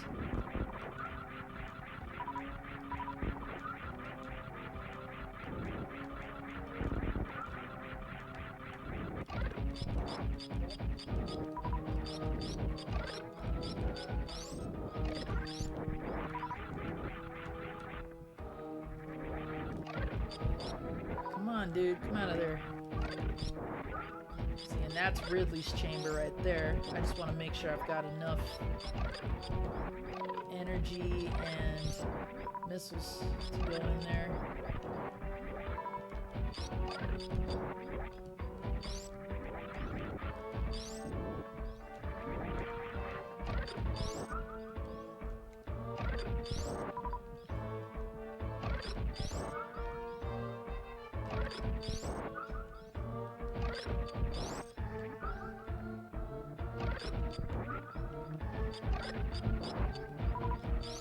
Meta Knight, yeah, they kind of do look like him.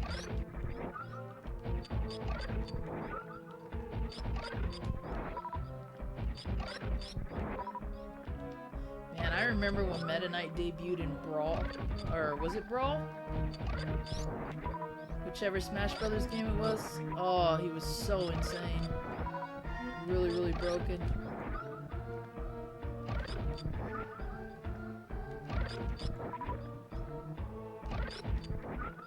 And it took me a while to remember him too, because I was like, where have I seen that? And then I had one of those duh moments where I was like, yeah, Kirby.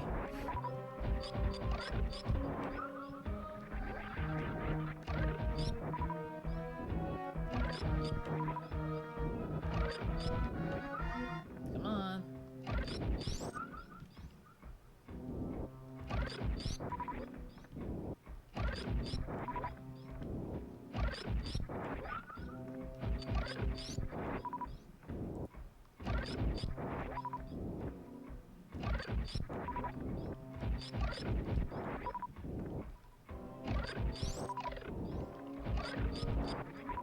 Come on.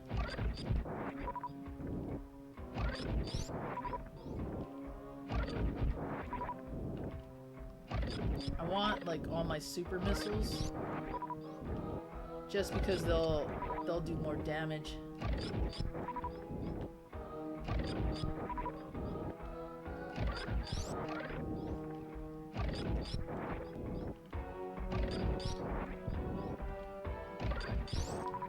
Come on.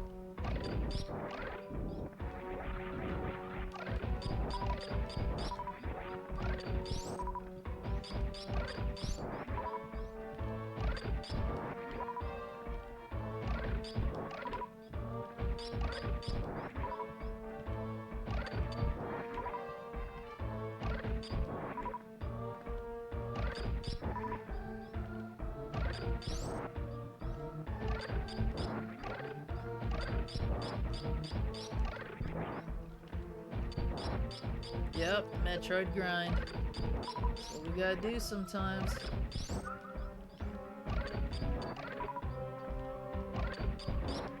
Alright, that's good enough. Alright, let's do it. Oh. Really? Oh, that's right, because he has an eye guarding his door.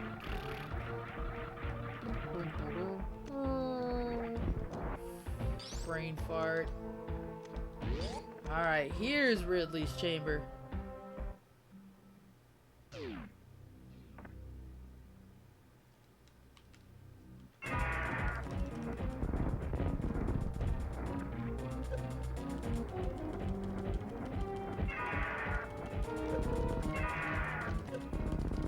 Ah.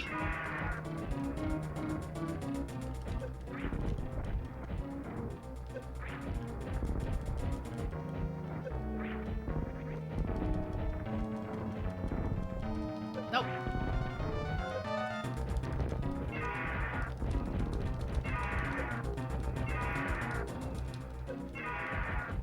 Wow, that platform glitched.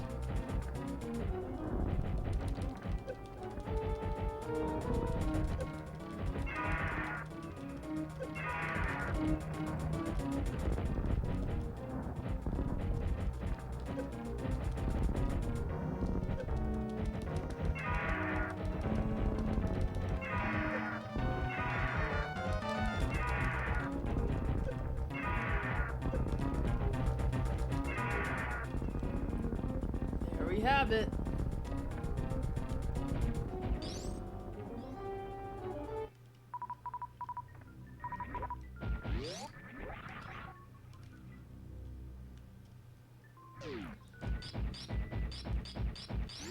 And then we realize the hatchling is gone.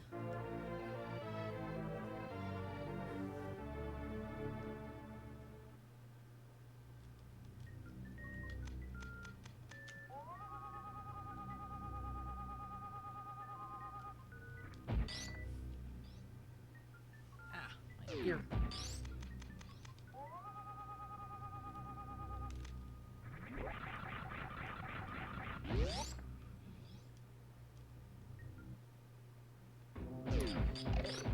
I don't remember if super bombs hurt them in this game.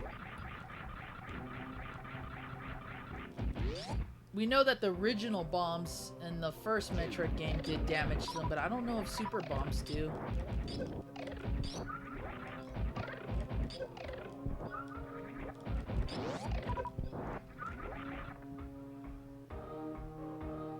First try.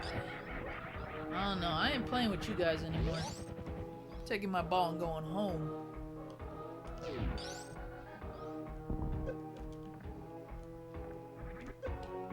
Ugh.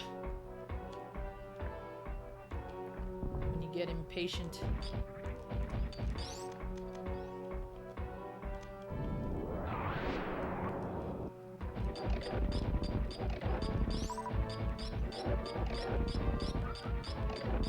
These things sound like dogs.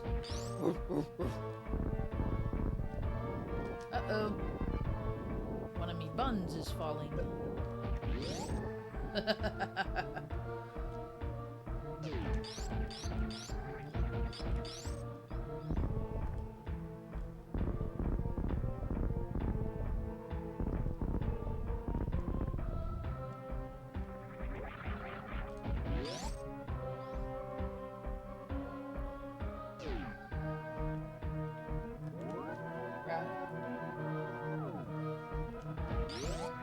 I keep forgetting I have food here.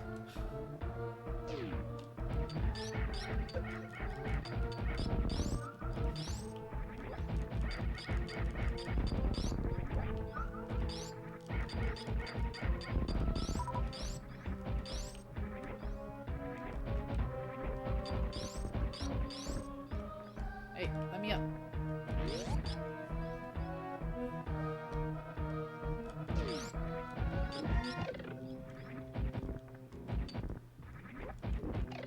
Now, we have to make it all the way back to Criteria. And we gotta go to... Oops.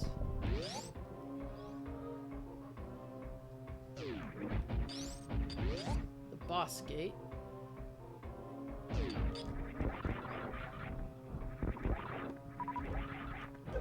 Ow. Shooting your junk at me. What's wrong with you?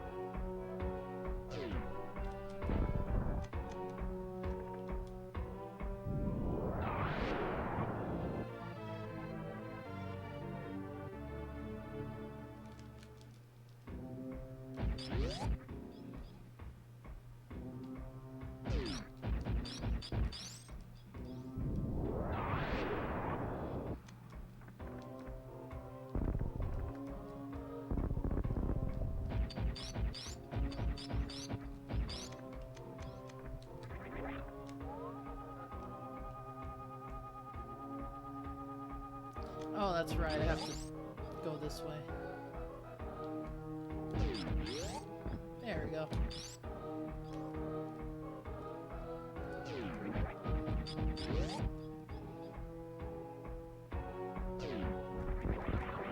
Actually, we're gonna go to the center of the planet now.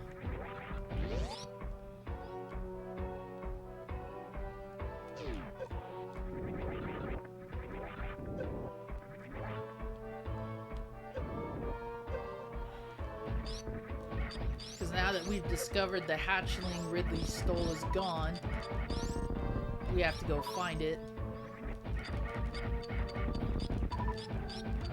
And now that we've killed all the bosses that we needed to,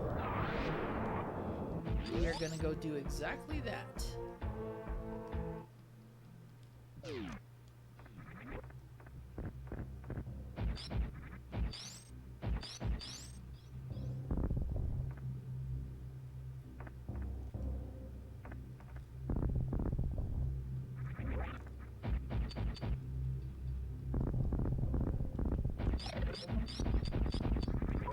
And we're back to where we started, somewhat.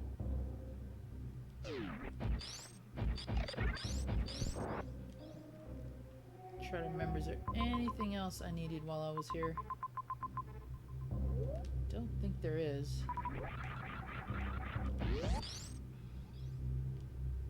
Yep, in here.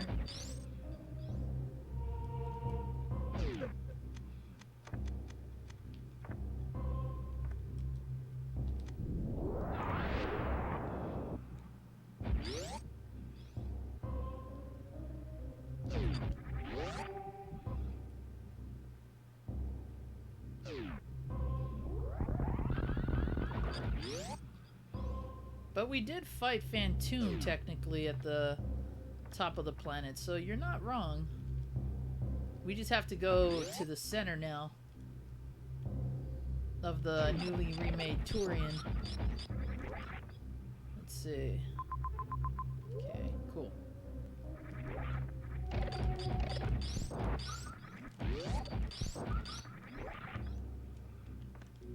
All right.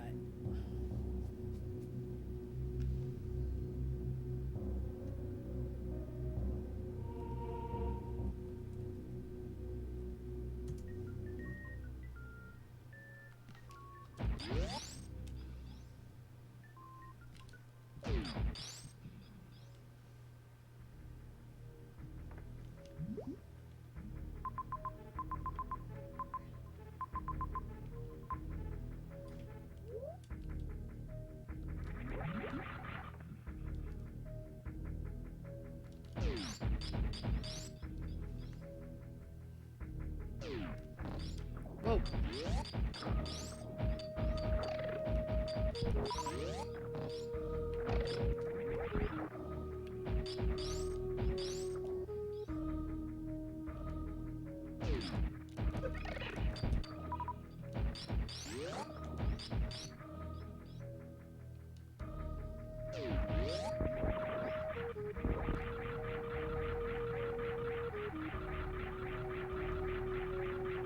Sorry guys, I was just trying to see who's streaming right now. Looks like Echo Base Network is. Really awesome guys. If you love Star Wars, they are definitely the channel to check out. The Rage Bros are streaming Mario Kart 8. That's awesome. Might have to check that out if they're still streaming by the time we're done here. And then Solid Nate is streaming, looks like Siphon Filter. There's a classic. So cool. There are a variety of streams to check out. Ah!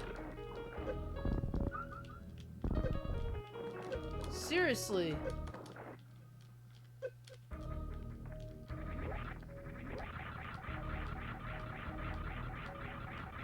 Go. Enough of that. Go ahead and close that.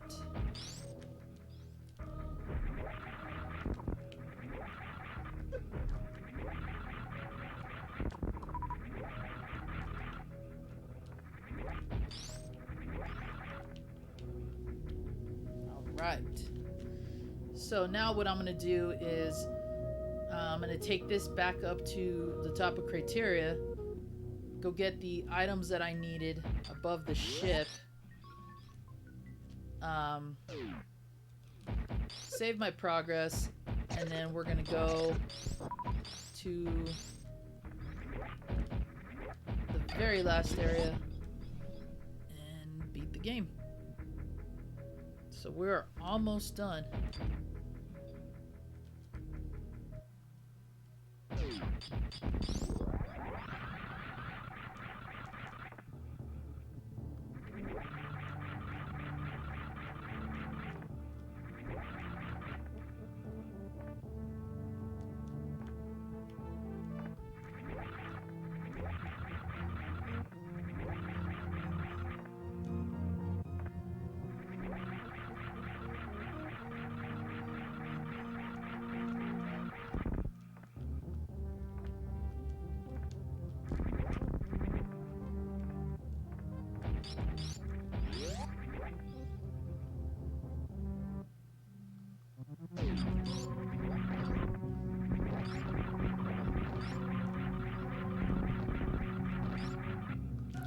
See, technically I could have done this if I had Shine Sparked into the corner and then just use power bombs, but I'd rather have the screw attack for a lot of this.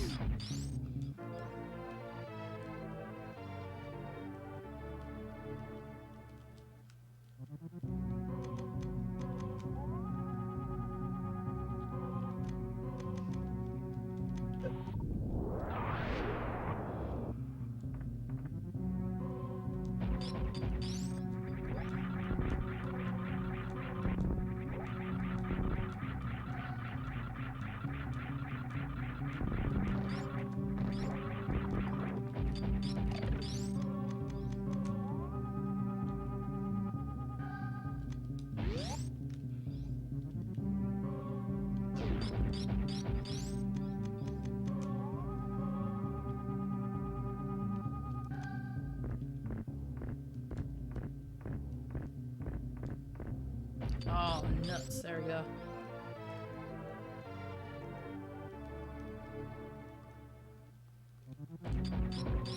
Now I have to do the same thing, but I have to do it over here, and I have to go back and do all that.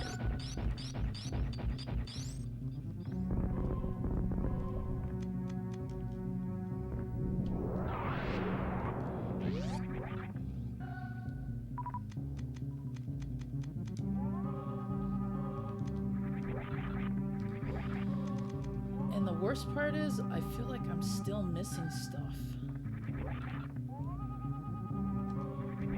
I hate that feeling.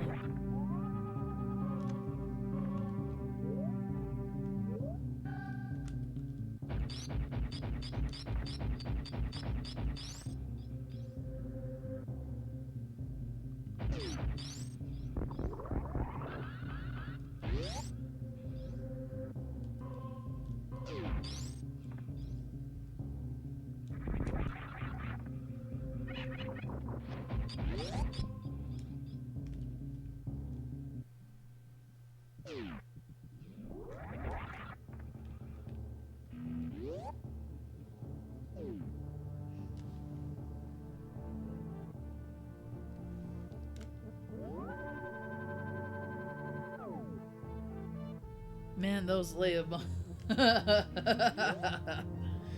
Thanks, Mazin.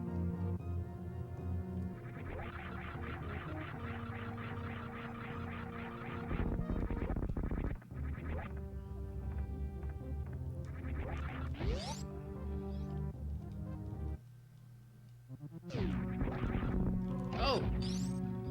Thing freaking hugged me, you see that?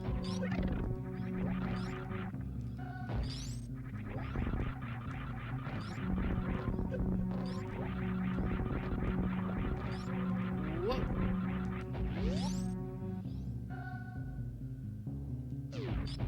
Few midi-chlorians short of the Force. I hope I'm not short of the Force. It'd be pretty bad if I was.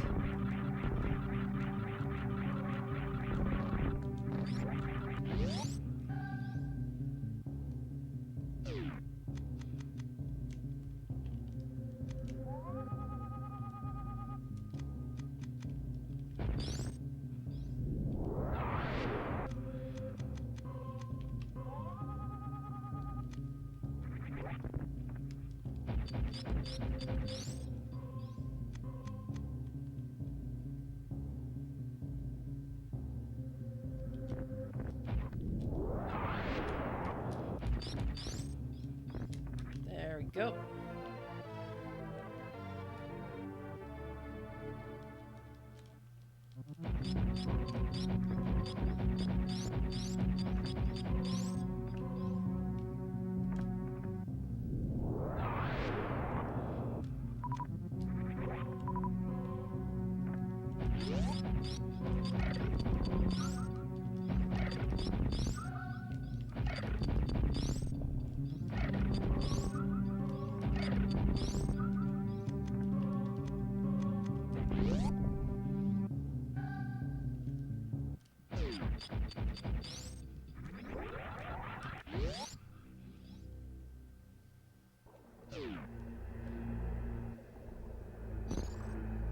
Yeah, see, that's why I feel like I'm missing a lot.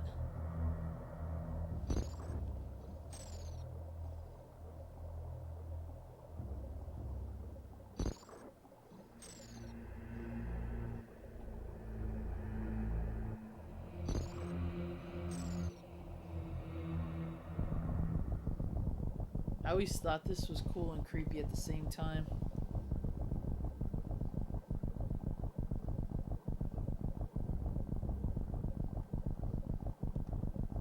Oops.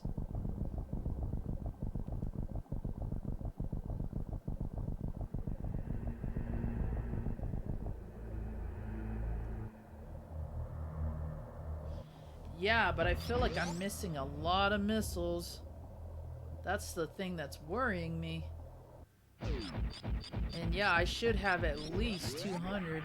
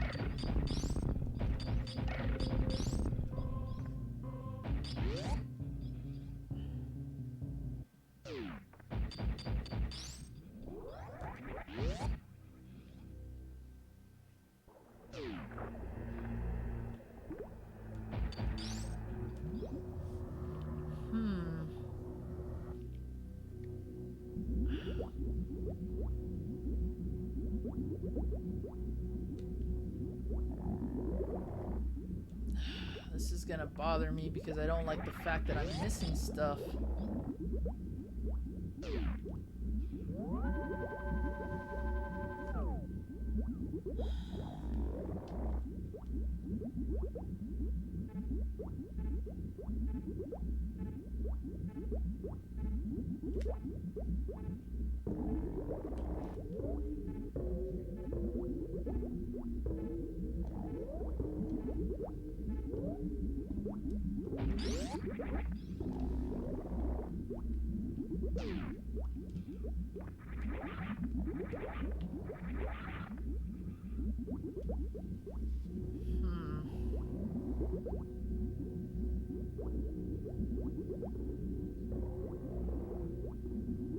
I wish I still had my checklist.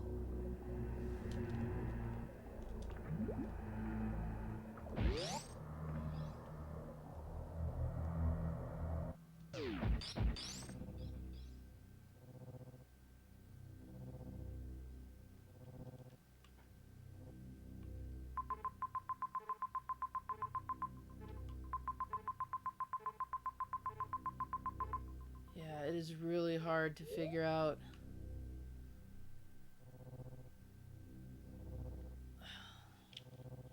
Think. I know I had to have gotten everything in Meridia, because that's the one that's like one of the biggest maps where you can get stuff. Did I get them all in Norfair?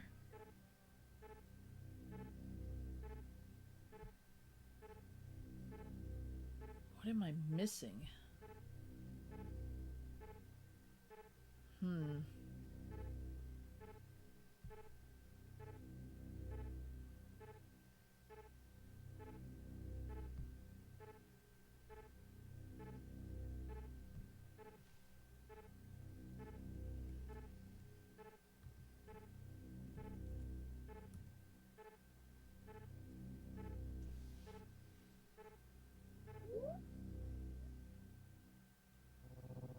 I mean, I guess I could just go through and complete it, but it's weird because I feel like I got all of them. So let's see.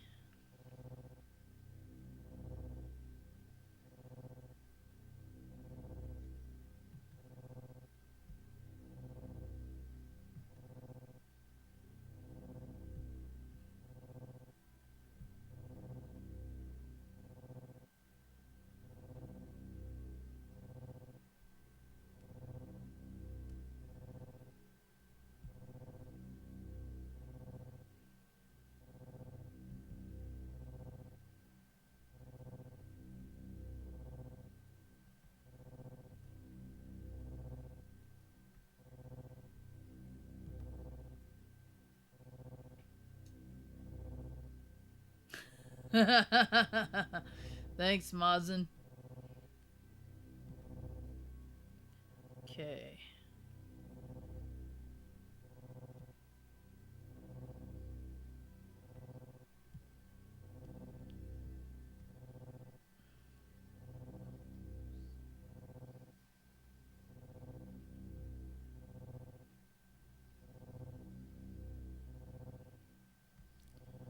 Let's see.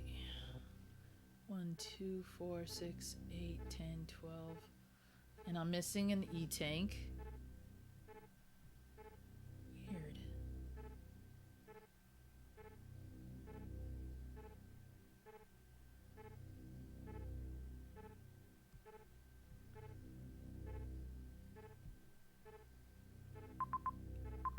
I think I have them all in criteria.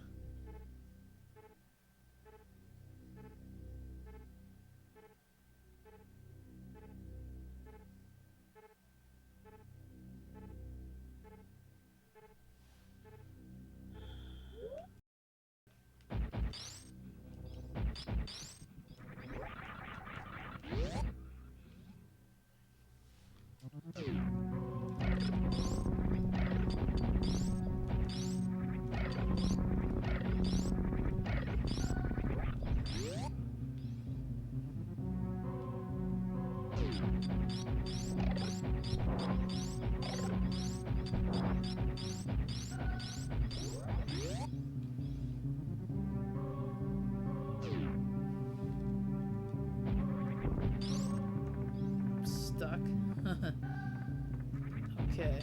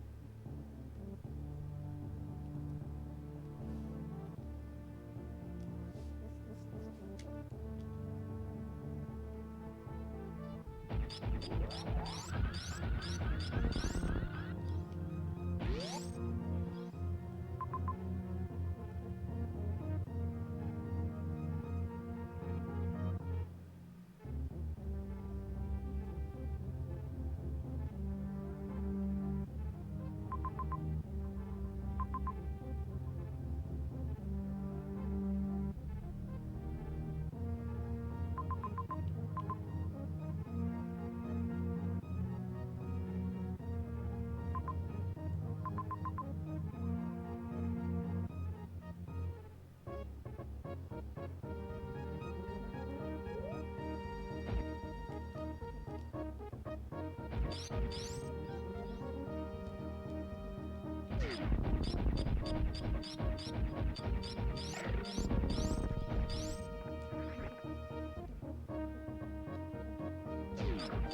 got that one.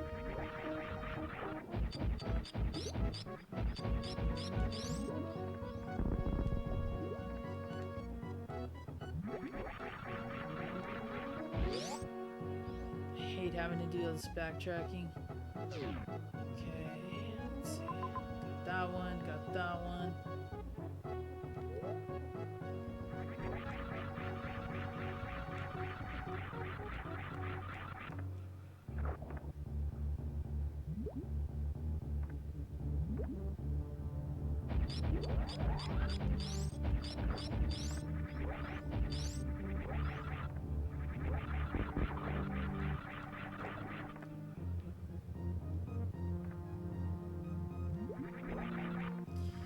Yeah, I have, and unfortunately I'm having to backtrack because somehow I missed a few. That's gonna do a hell of a lot of damage to my time.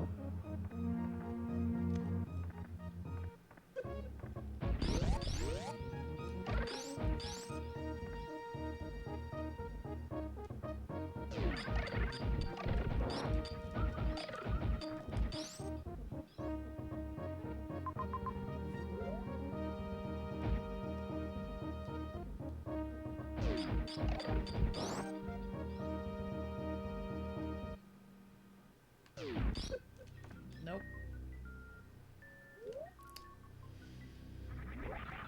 Well, messed up on this one again.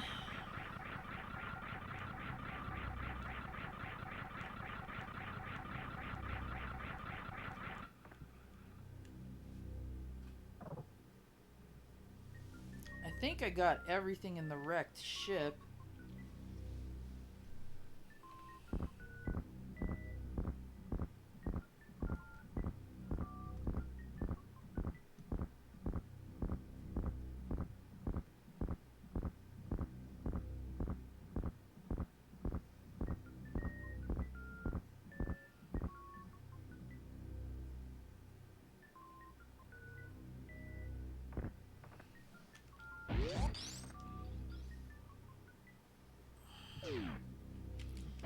Yep, gravity suit. I already got that. Okay, so...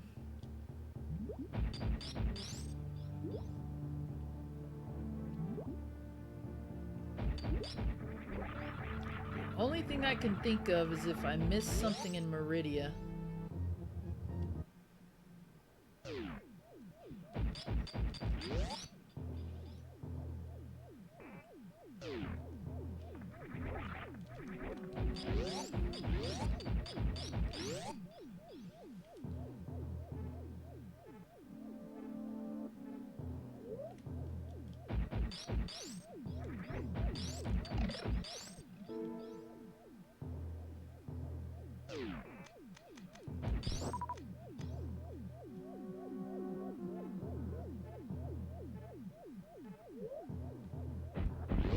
Oops.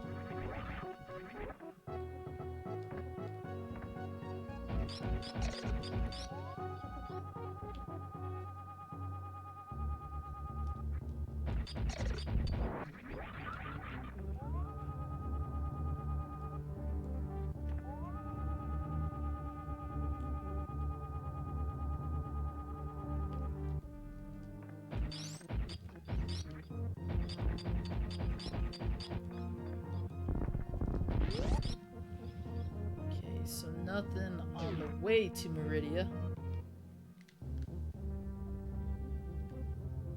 Oh wow, I missed a lot.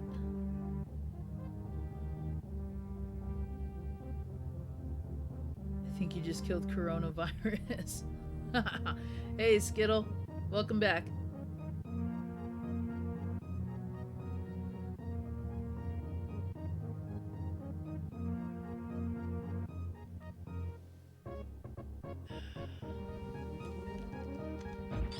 I would really hate to think that I missed a lot in Meridia because of just how much I loathe that map.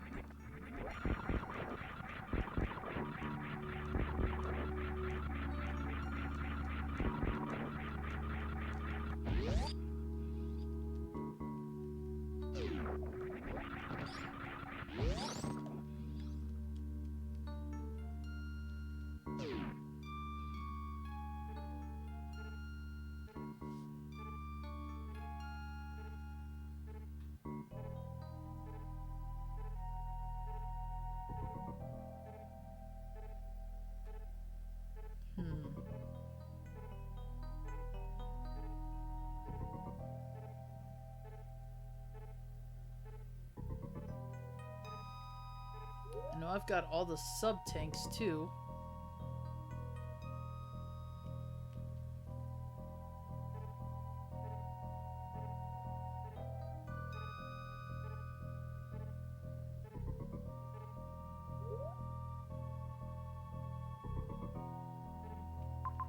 I didn't go to that little square there, but that shouldn't matter.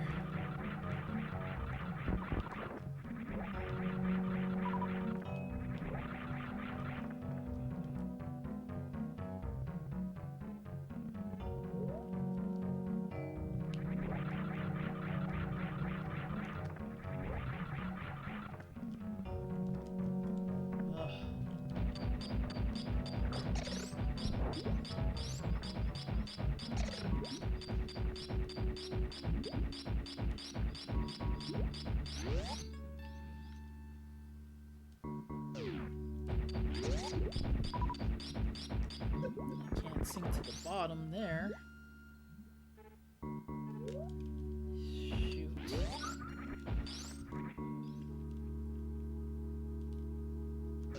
This is really gonna hurt my time.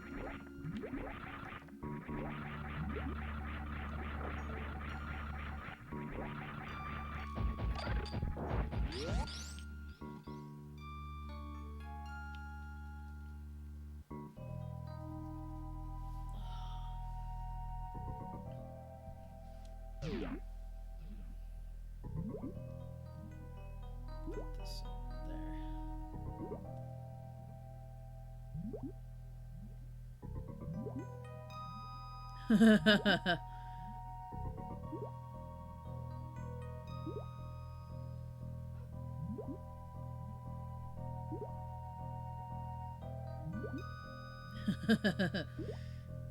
Apparently I destroyed coronavirus. Be awesome to know.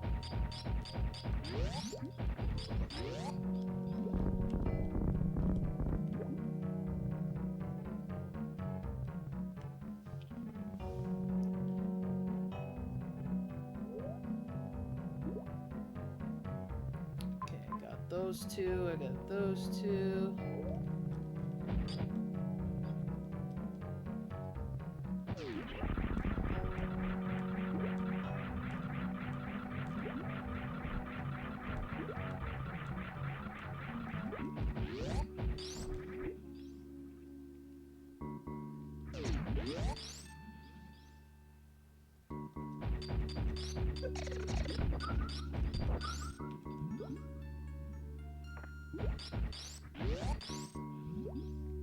That's the map room.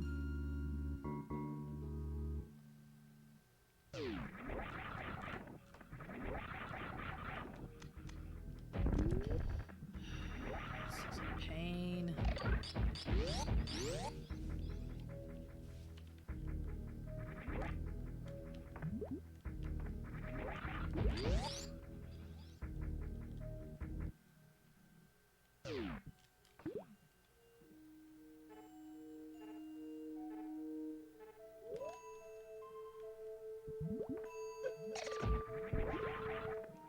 After I got through, after getting that shine boost right there, and everything else, this is kind of it's a gut punch right here, to know that I'm missing something.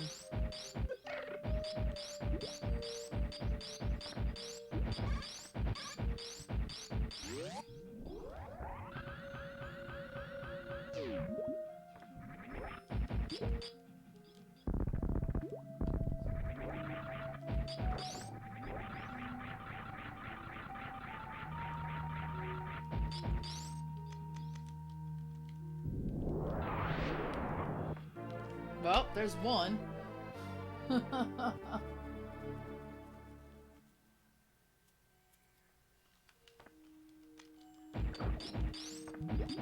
It was in the turtle room. Darn it. Wait, I did get the E-tank in there, didn't I? Yep, okay.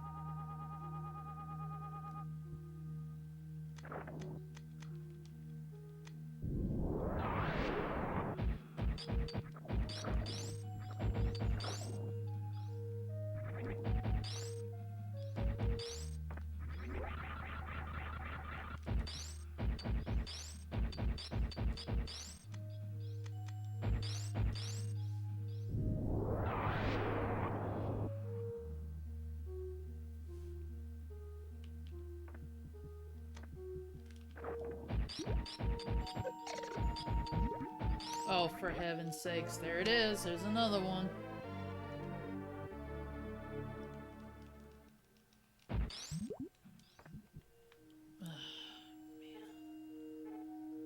Okay.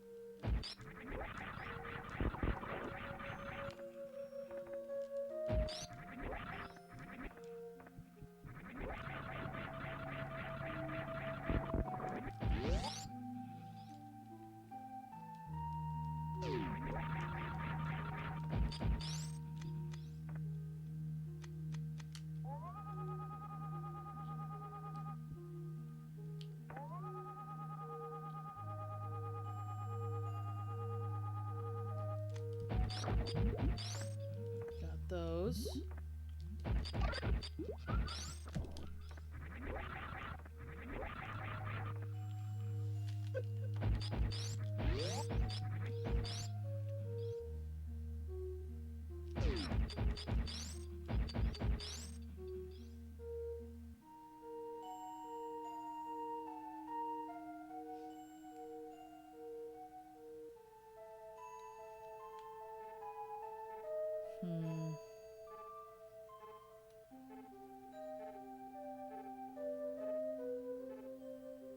Okay, that's gotta be all of them.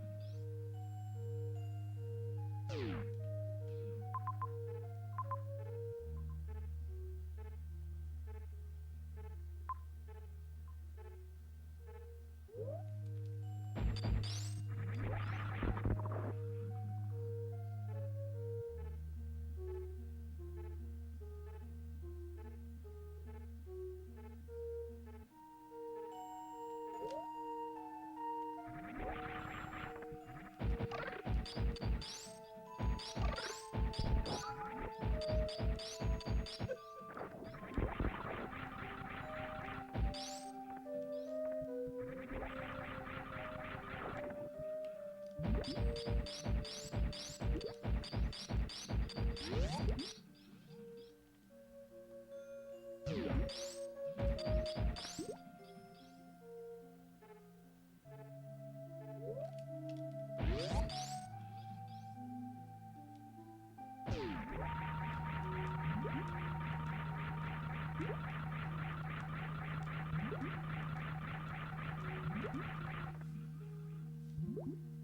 are we at in the map here? Okay.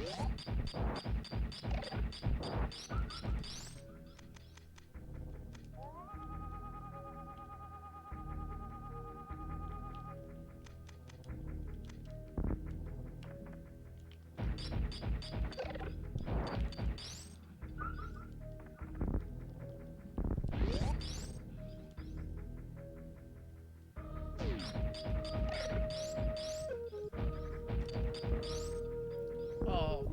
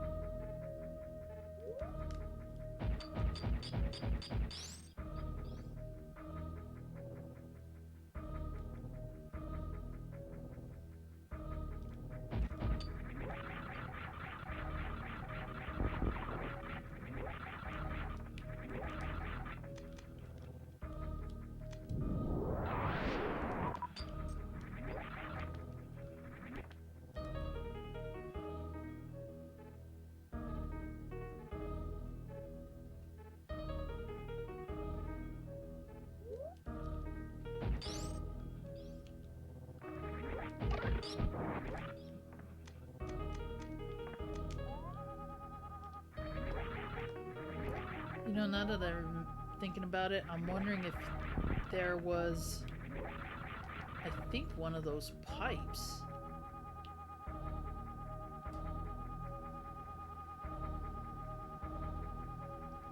That I could go through.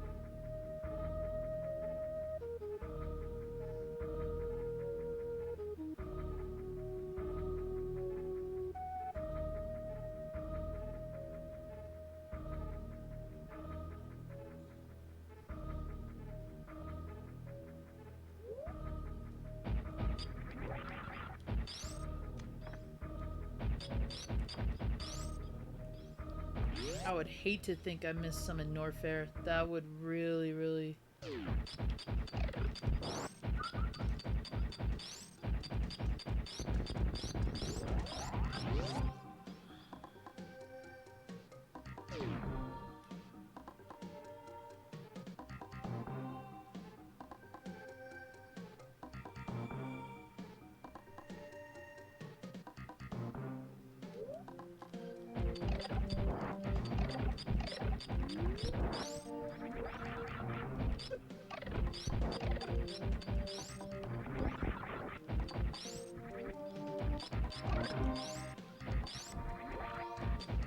I think it's that one.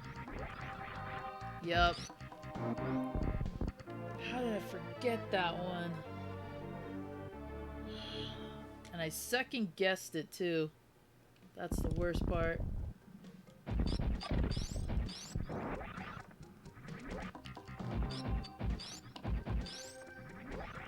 Because one of those doesn't have a nest in it.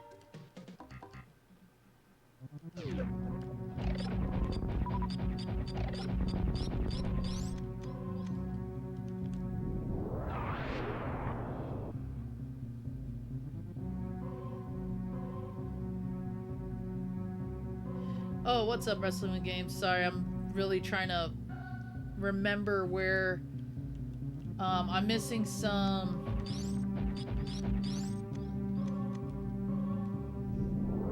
I'm missing some missile tanks. I'm missing an E-tank, and I think I'm missing a power bomb. A power bomb set.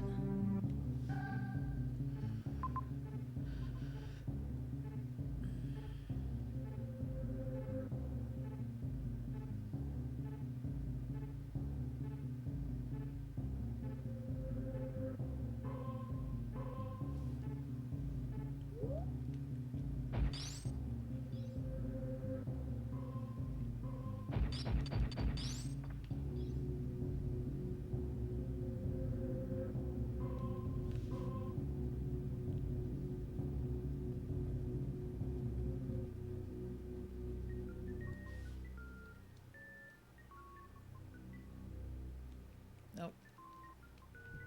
Go down.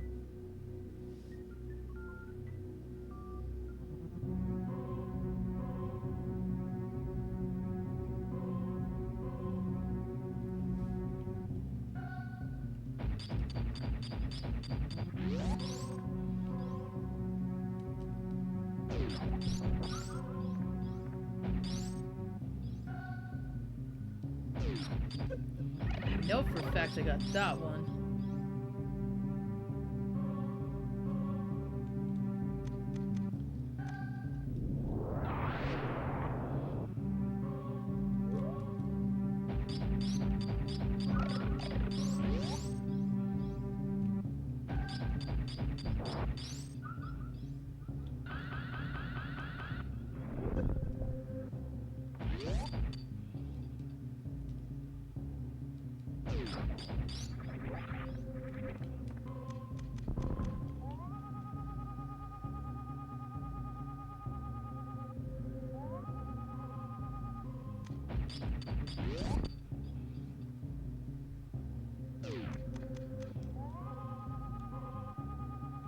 I got those.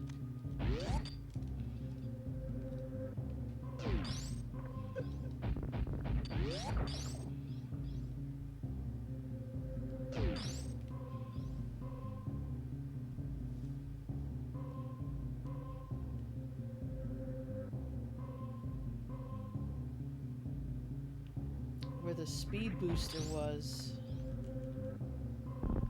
Did I? Huh.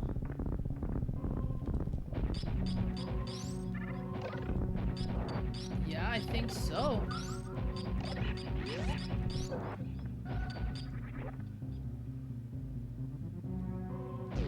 It's all these little ones I'm trying to remember.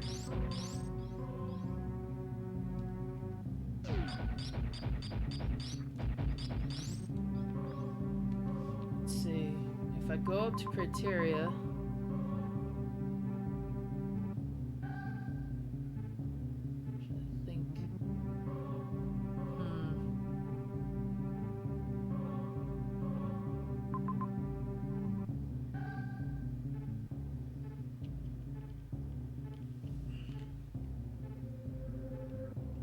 Okay, so I got all those.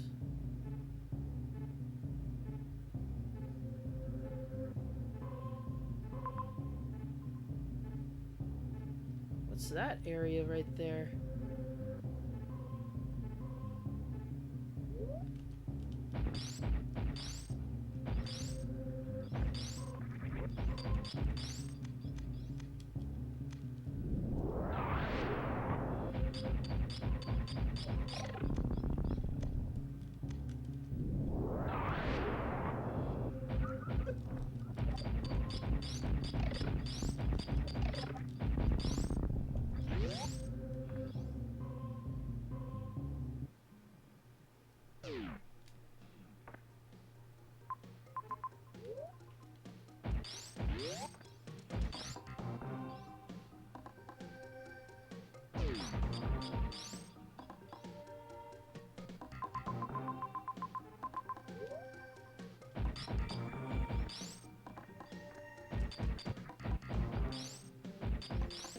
Oh, wait a minute, there's that door.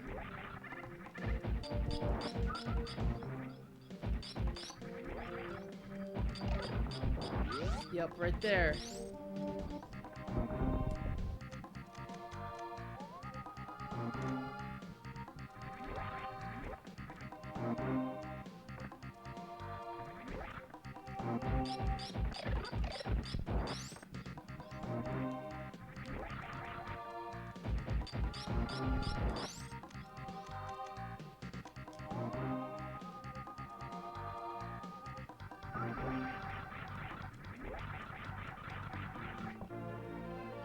Oh, because I needed that. Oh my gosh, I missed that in the map.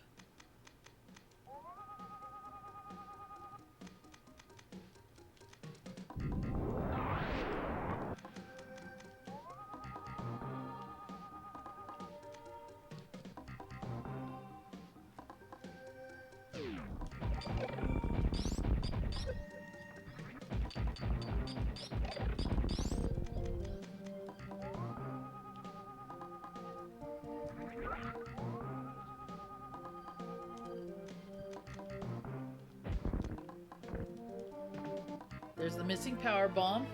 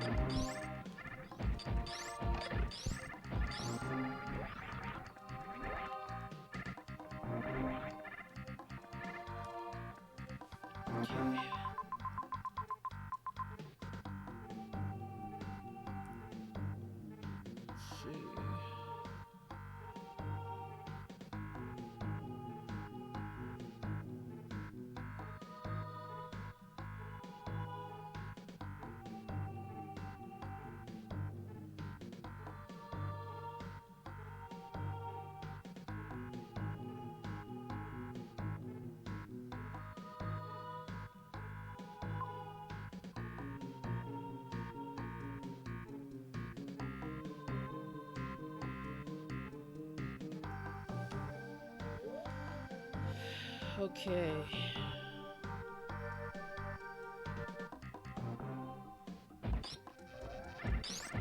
Now I gotta go back to Norfair. I don't think... Mazin, I think you might be right. I don't think I got the missiles by the speed booster. I think I missed that one.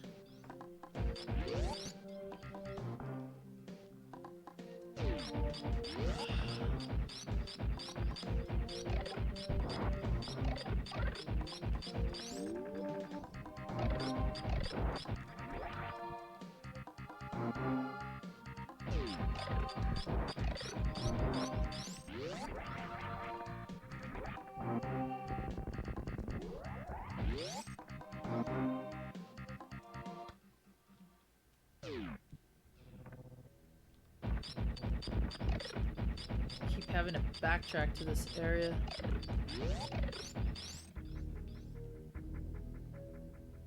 Kinda just want to be done with it now.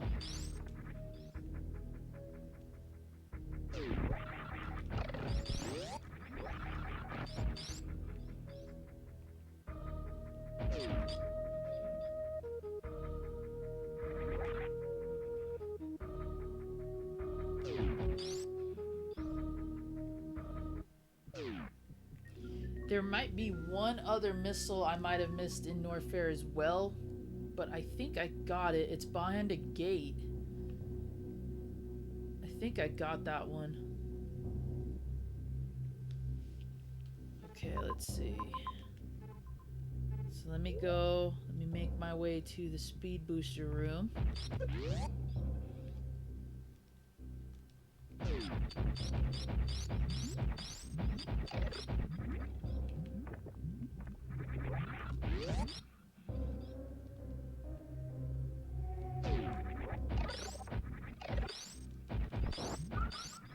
As I recall, I got this one early on too. Yep.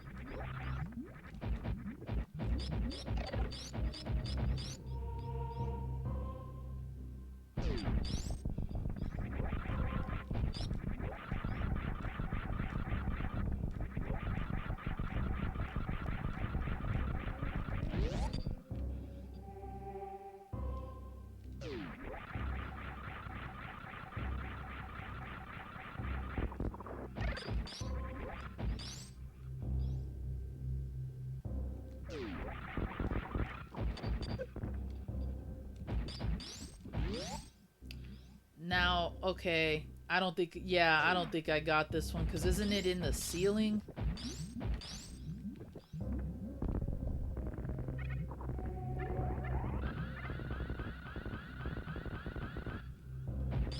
Yep. Gosh.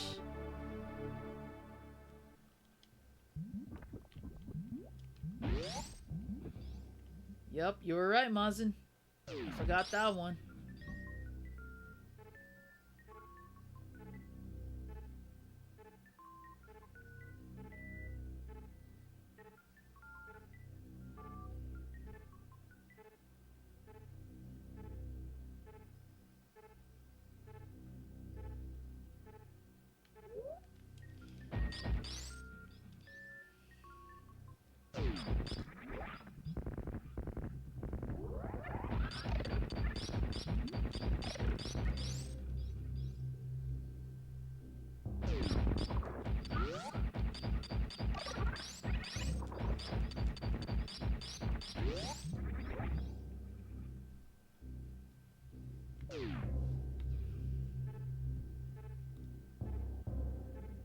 Hey Vash, I was fine until I realized that I have to do a lot of backtracking right now.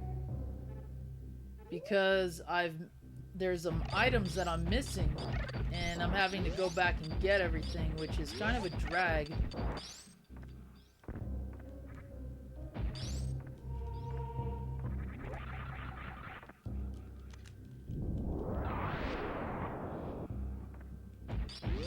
But what I'm hoping for right now is all I have to do is get one more missile, and I'm missing an energy tank. I'm hopeful I can get to it.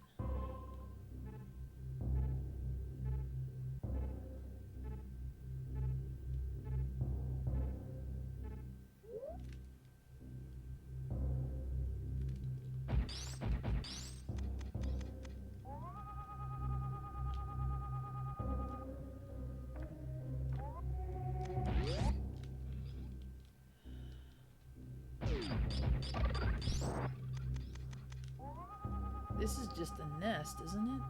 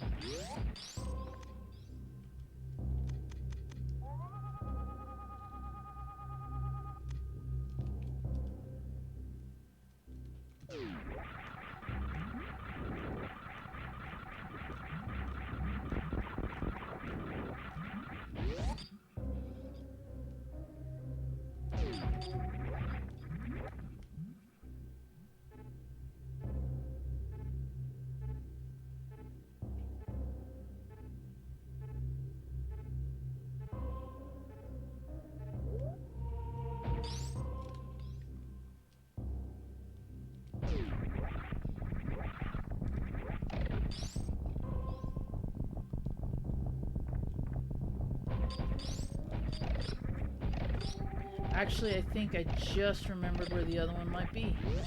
I think it's behind one of those things on my way to Ridley. Or that one room that's after it. Because I think I have to go behind one of the caves.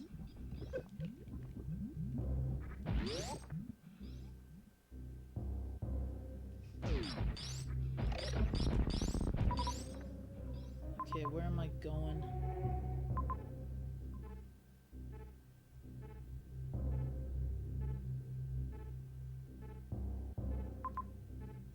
I'm backtracking again.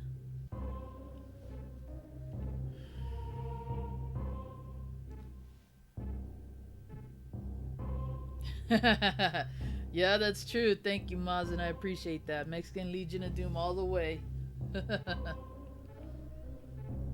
Ugh. This is tough though because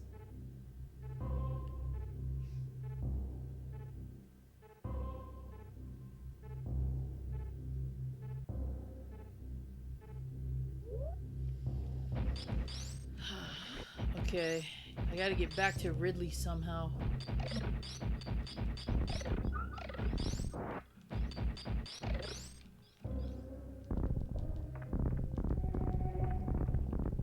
Where's that shortcut at?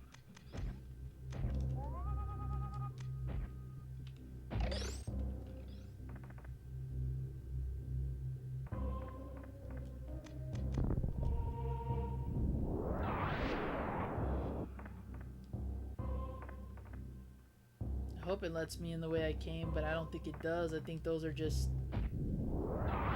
yeah, those are those blocks I fall through. Ah.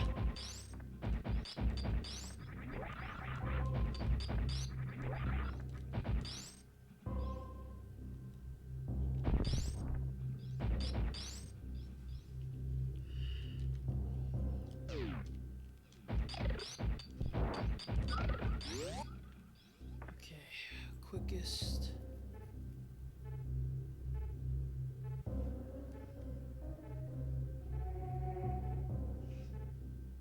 I gotta get to that bottom level somehow.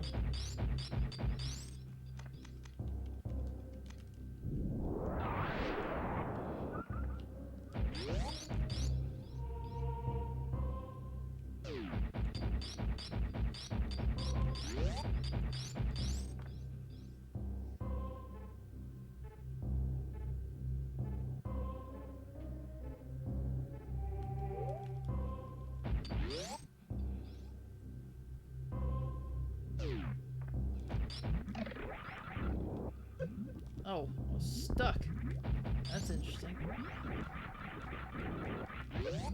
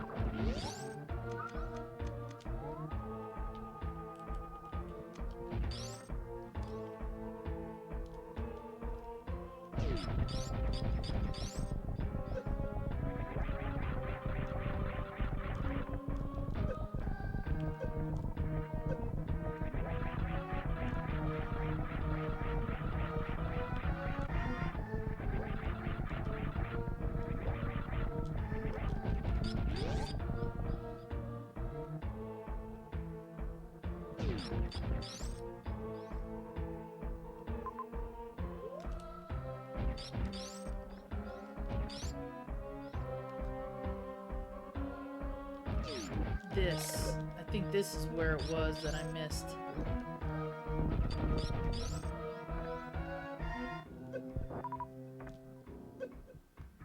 Yep.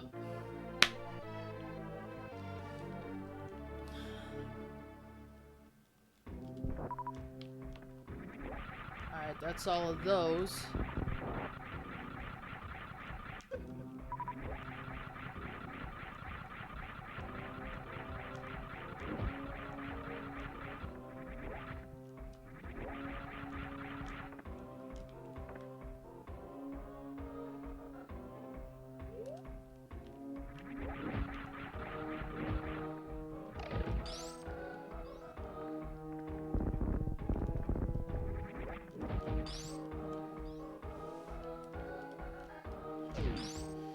Okay, now one more missile.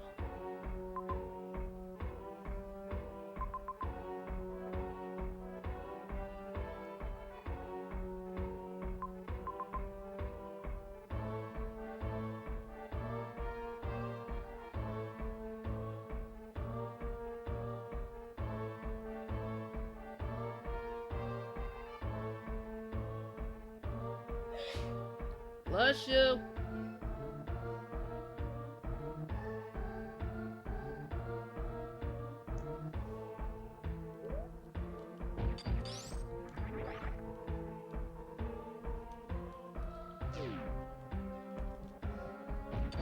that one's already done, yeah.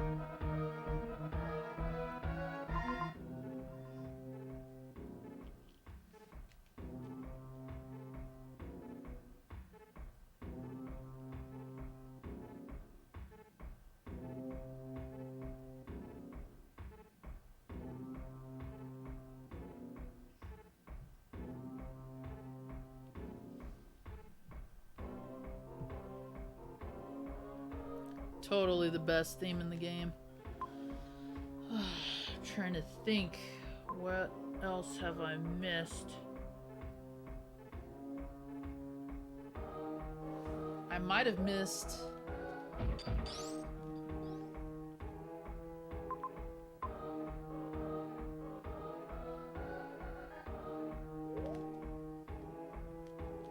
Where's that save point at?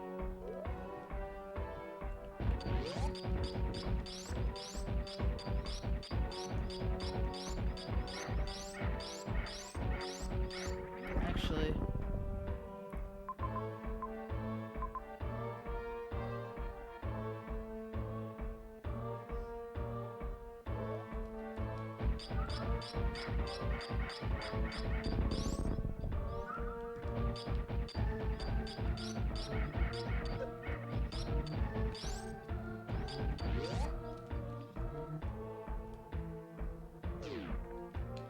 Let's do this, and then what I'm gonna do is try to make my way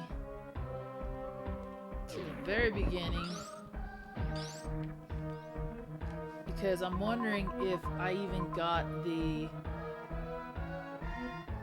missiles that's in that room just before I do the speed boost. Because if that, I think that has the disappearing block in it, and I don't recall grabbing those.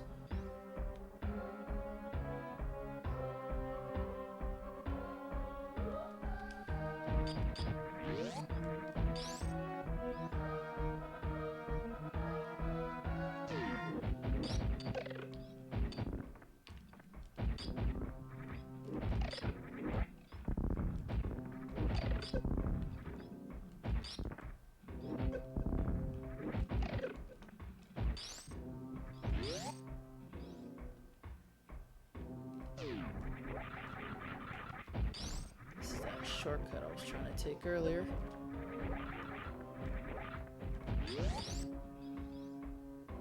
Oh, this is so irritating.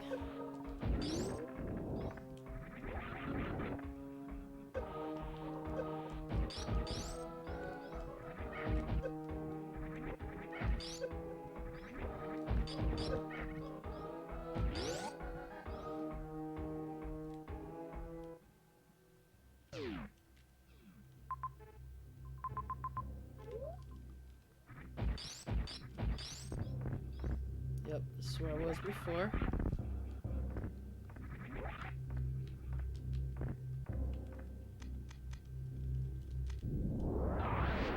Pretty sure there was nothing there.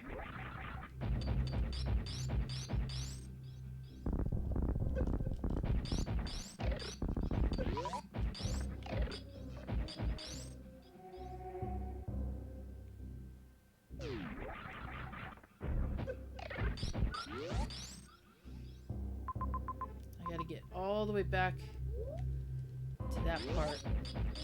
I'm hopeful that's the one I'm missing, because if it is, then all I have to do is grab it and then go back to Torian. My timing on this is probably bad, so I don't know if I'll get the special ending on this one, but not a big deal. I have it on my other record, and, you know, I'm fine with that.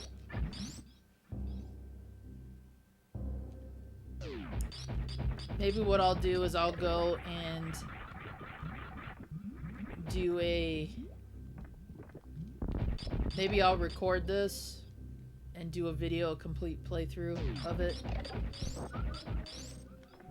Okay, where is the room I want to get to? Yeah, that's the one.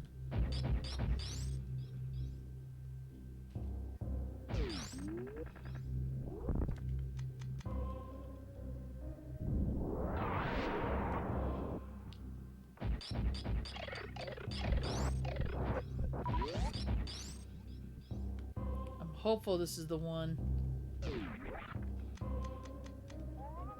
Yup.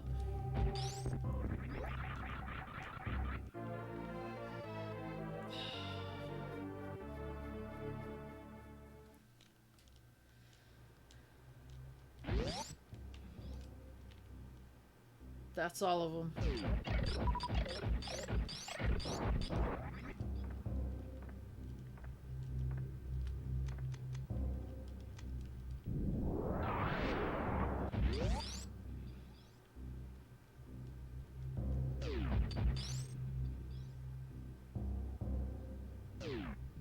Ah, they knew I was gonna try that shortcut.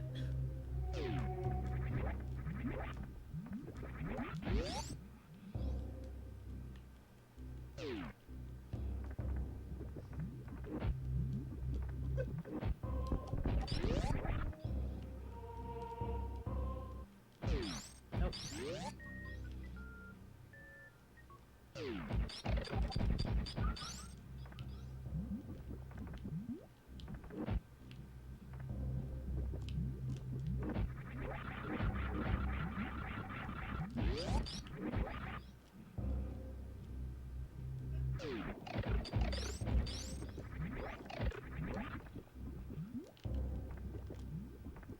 Serious?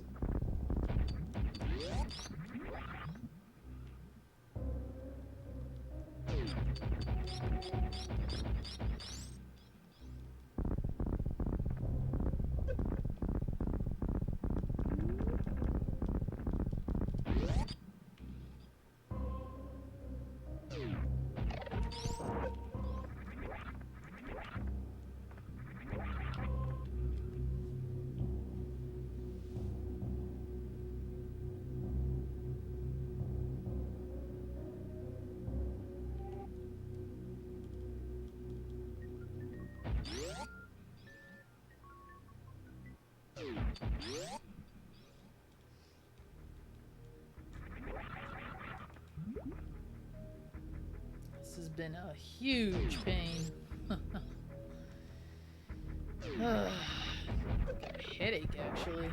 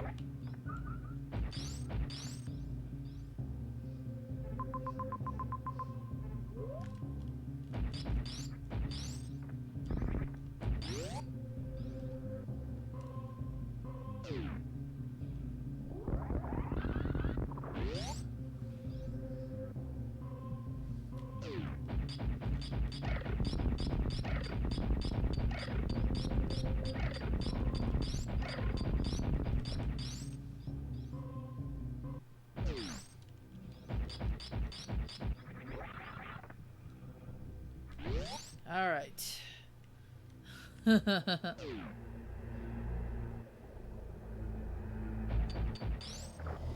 Yeah, it's just a lot that I slipped my mind, you know?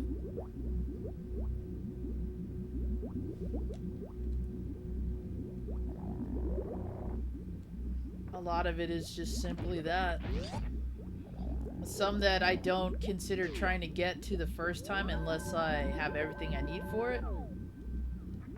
So that's pretty much where I stand with that. Alright.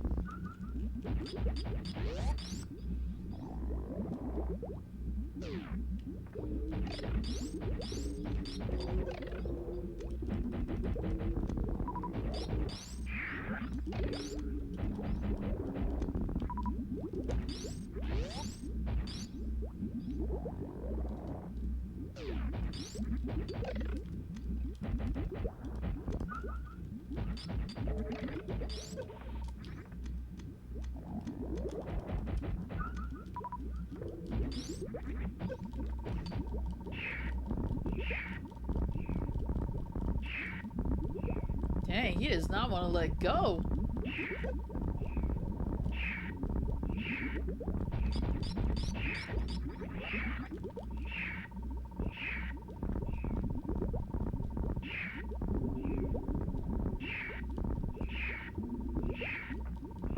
Let go.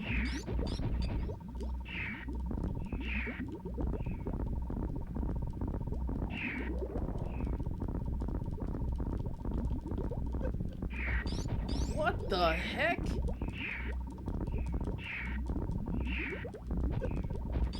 Oh my gosh. What's going on out here? This Metroid won't let go.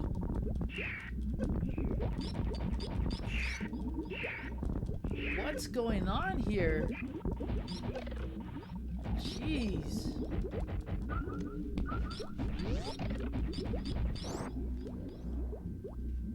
Man, that sucker had a grip.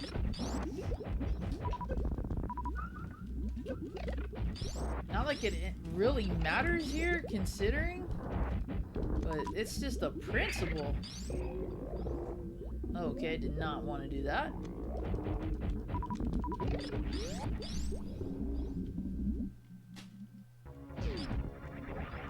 Right.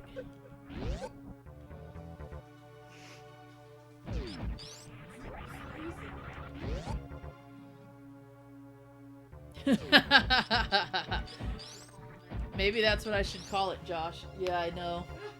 I know. It's giving way. It's all good. We're almost done with the game anyway.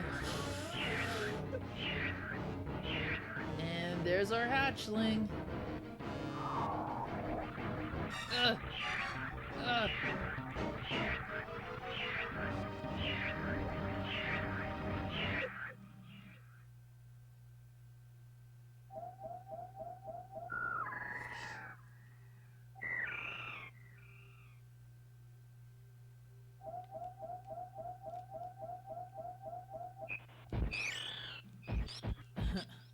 He's like, bye.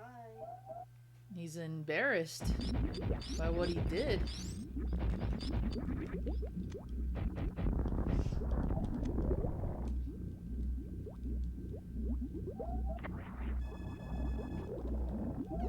He knows. Yeah, no kidding.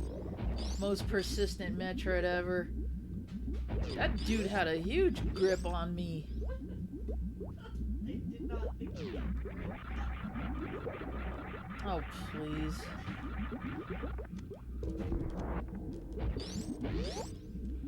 Grow up. Alright. What?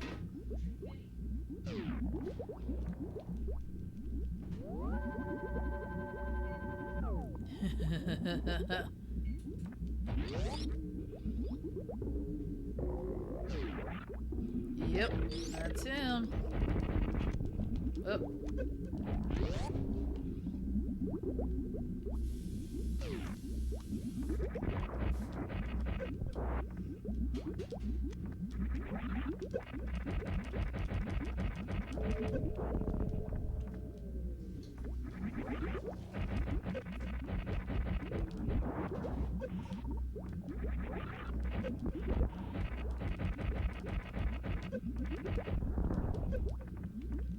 Oh, gee, this looks familiar. Where have I seen this before?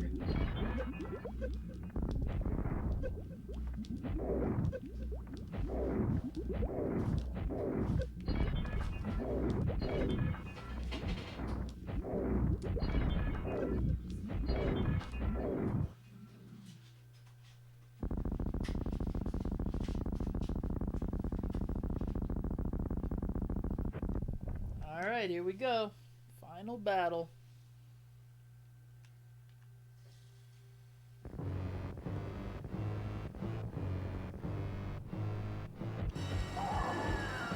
Honestly, it really doesn't matter, which is the sad part.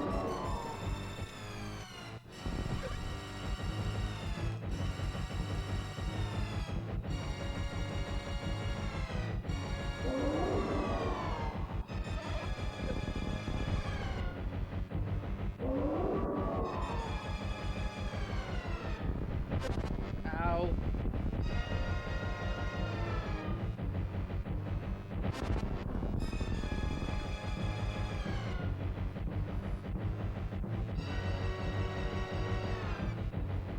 Hey, what's up, Captain? About to get wasted. Boom!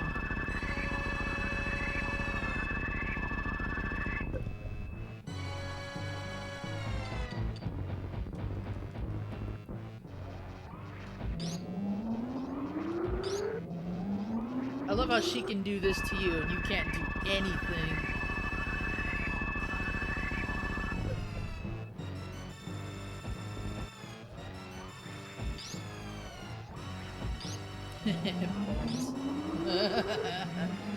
Yup. I am keeping them in until we beat this game. Alright, here's where no matter what you do, she's just gonna come over and pummel you to death. So, here's an odd little story that happened when I played this game the first time. So I saved just before I got to this boss fight, and the game glitched.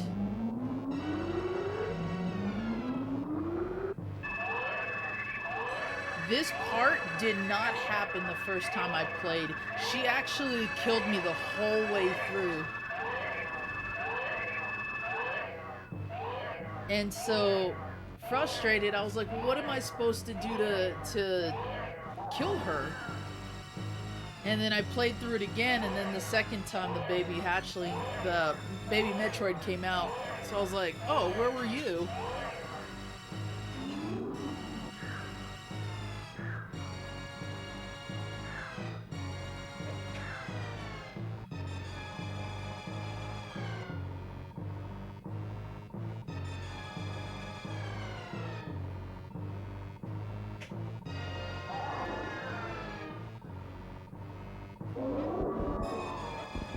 This sucks. I hate this part.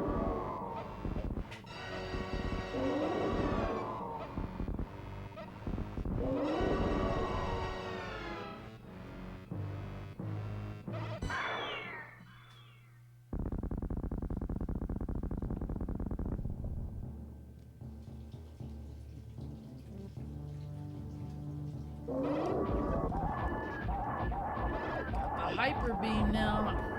Oh.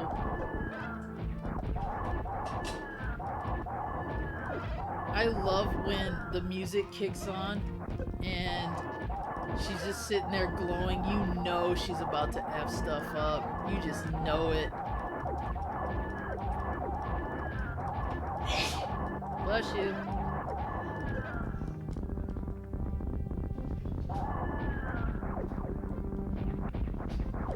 Oh, I don't have the moonwalk on. That's all good. It should be beneath the, in that drawer there, beneath the toaster oven. Alright, time to go.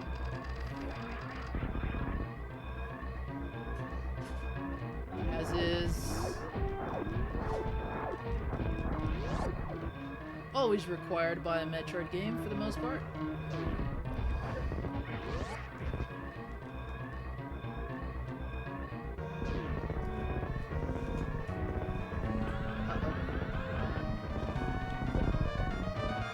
Afraid I shine spark too soon.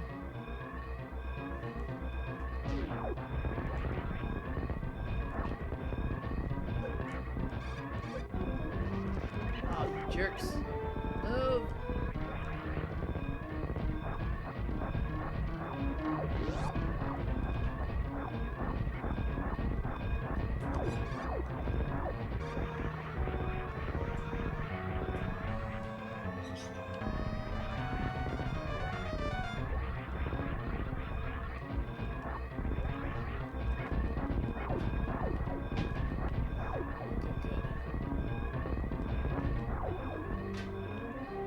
Hopefully I get this. Go!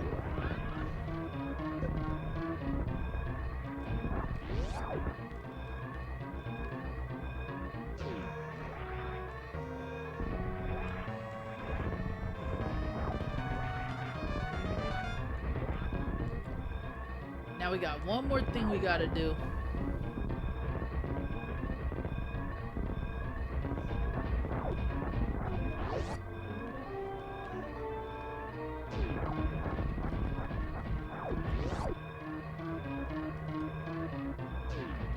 Let's go, guys. Go, go, go, go.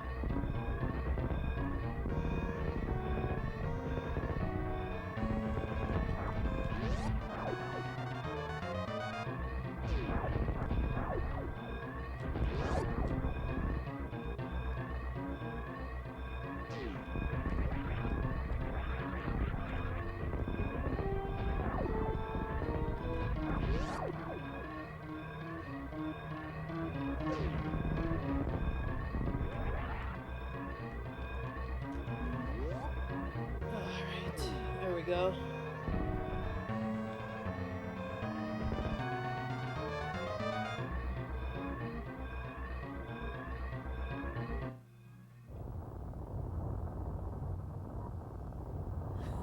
What's up, Lit? Alright. Keep an eye out here. I believe they're on the right side.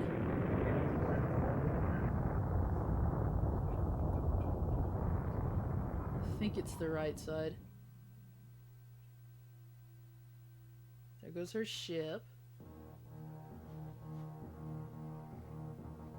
There they go. I wouldn't be surprised if this was over 3 hours. I'm so mad about that.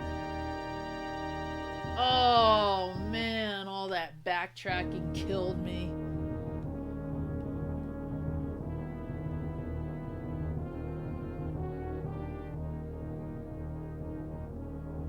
Oh, what a bummer.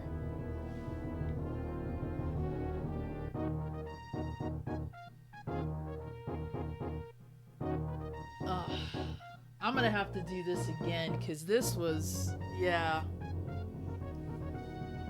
Oh man, that was not. Yeah, I know, Mazin. Yeah. I wasted so much time backtracking and having to go all to those areas and get everything I missed. That's what killed it.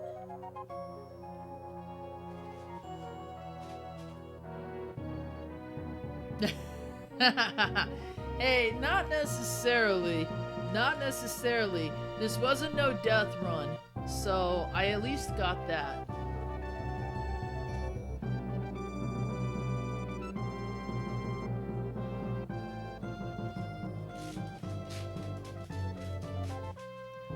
Fastest time, if I can really stick to everything, probably 145.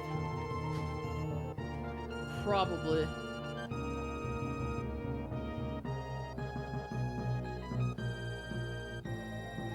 But my biggest problem was in times when I should have gotten the missiles and the E-tanks I was missing and the power bomb. That's where I lost a lot of time. I had to go through every area again and double check every place that that had one.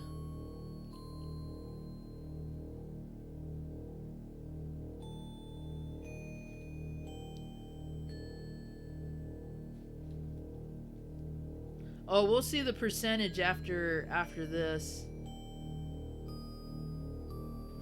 There's our man right there, Gunpei. Rest in peace, sir. Now see, if I attempt a speedrun, I'm gonna have to really practice this. Ah, oh, bummer.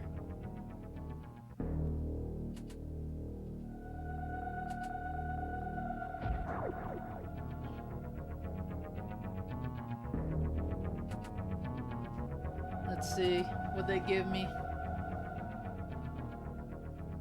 Okay, 98. Not bad. Mazin called it. 98%. Very cool.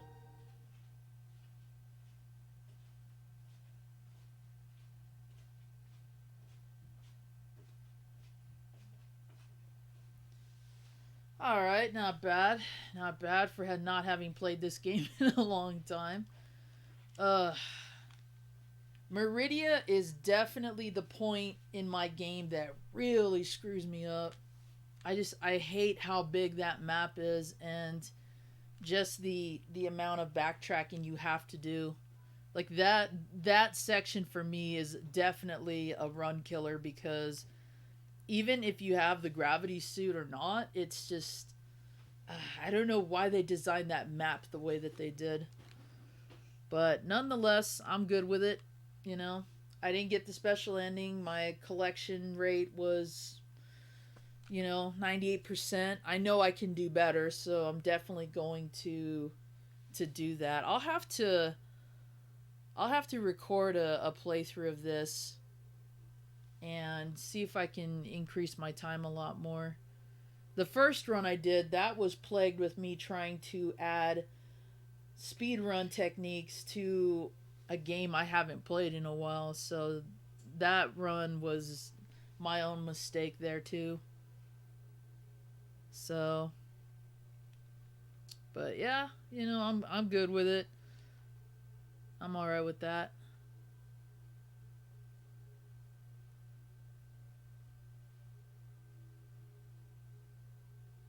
Not bad, not bad.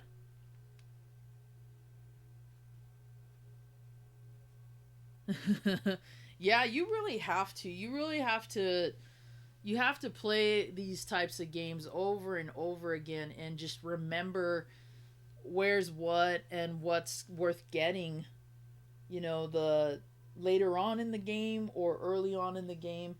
A lot of the techniques with speed running this game are just, basic stuff.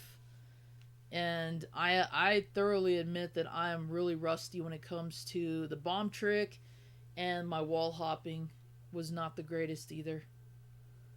So I definitely have to get back to practicing a lot of those. I know I can do better than that, and that's, for me, that's good enough. I know I can do way better than this. So maybe what I'll do is either record it and then upload it, or maybe I'll try it again on another live stream at some point and just see if I can improve my time that way. I have to really map out where I want to stop first and where, like I said, like just making that smooth route as much as possible and knowing, okay, I can't even get this unless I have this item. Well, I can't do this until I get to this area. So yeah, it's a lot of planning, but it can definitely be done.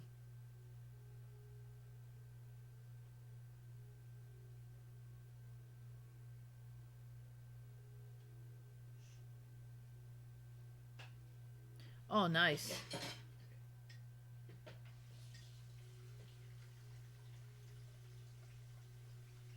Yeah, exactly. See, there's a lot of those little tricks that definitely help.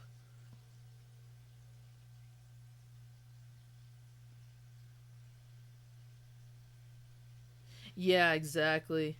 Exactly. And see, I don't remember how to like do that stuff consistently. That's the problem. I have to practice it again to get my consistency down so that way I can do that a majority of the time. So, but yeah, I mean, I'm glad that I did the playthrough because that's, for I've already played through 1 and 2 and I got the better times and the better endings with those. So this one's kind of a disappointment that I didn't get at least the good ending, but I kind of expected that when I did uh, one of the saves early on, and I realized where I was in the map and in the game, and I was like, yeah, there's no way that this was gonna be under 3 hours. So, but I'm happy with it. No problem. Do, do, do, do. Yeah, I need to play AM2R again. I gotta. I wish I had gotten a hold of that when my roommate did because I really liked that game. That was the port I wish they had actually turned into a game, kind of like what they did with Mega Man X Street Fighter, where that was like a fan game and then they made it into a legit thing. I kind of wish they did that with AM2R. Good run, Princess Leia. No, I think Princess Leia probably could have did a lot better, but who knows? I'll come back to this one eventually. I like this game way too much not to uh, ever play it again. So, alrightly diddly. Let me give that system a rest for right now. Holy cow, it's actually kind of hot. Whew. Okay, let me move.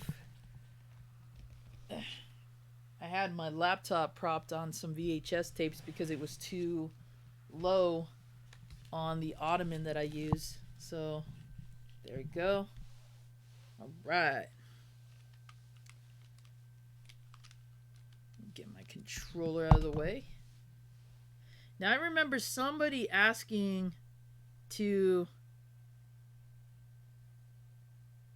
Can I put in a request? You have Metroid Fusion on your Wii U. Please play. Metroid Fusion. Oh, man. Uh, I could. I could do a playthrough of that at some point. I was hoping to get the GBA player before I attempted the Game Boy games.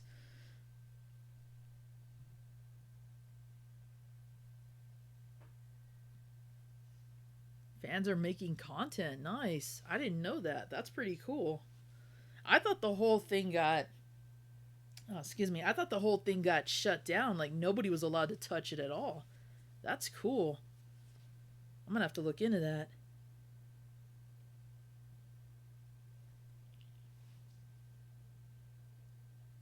Fusion's awesome. Yeah, if you can get a hold of that one, it's a really good sequel. I think at one point that was supposed to be the game that ended it all, but I don't know where it fits now in the timeline because of Prime and um, other M and all those other games they added. I'd have to look at the timeline again. So, somebody asked about checking out the little gaming corner over here. If you really want to see that stuff, I can move my laptop over there, but bear in mind it is very cluttered back there. It is very messy. So just be prepared for that. Um, but otherwise, I could just take a quick break and play something else. I don't know who else is streaming right now.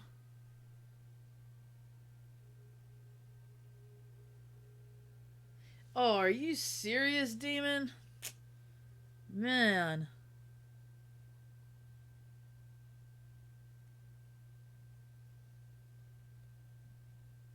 Well, we're gonna have to come up with something new then for that. Um, I'll have to talk to you about that later. But what a shame. A cease and desist. I want to know by who, or maybe if we just change up some things, maybe they'll chill out about that. What a oh man. If need be, I'm sure we can come up with something. Special ending. There's another transfer spot. Oh, very cool.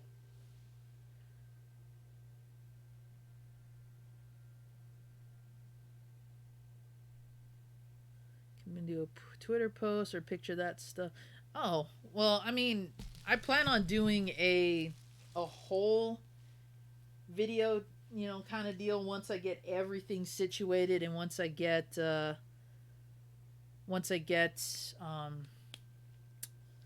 all of the things I need to film organized. But for something like this, it's not a problem to me. Oh, very cool. Yeah, that is awesome. And glad to see that Nintendo has no real issue with it.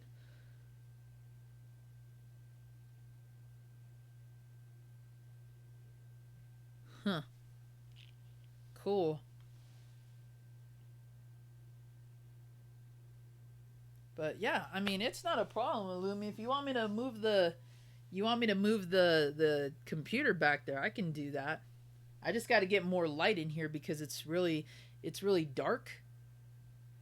But I have a light I can plug in. That won't be a problem.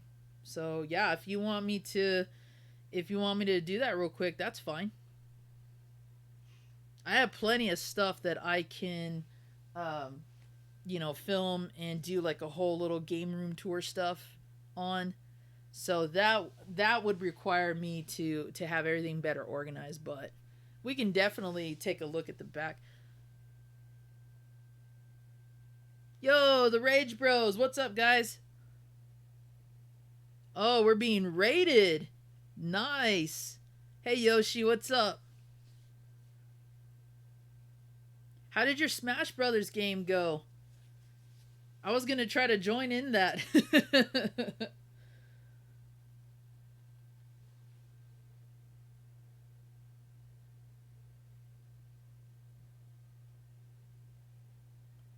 All right, let me go get set up real quick, as it won't take me too long. I just got to get a light.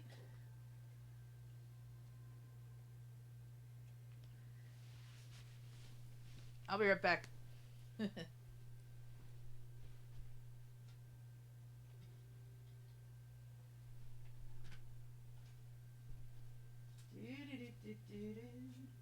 Oops. That is the wrong.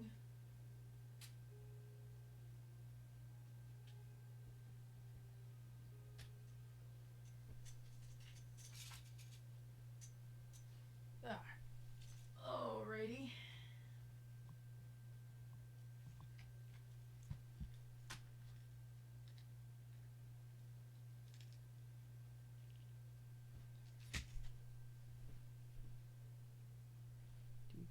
Do.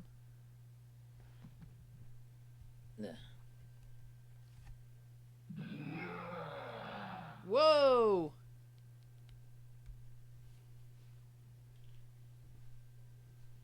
Heard that over there. Ugh.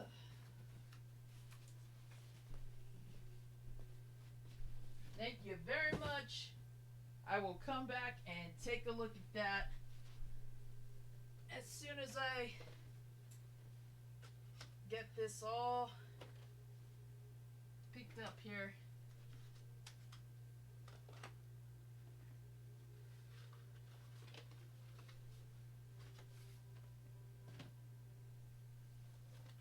Okay.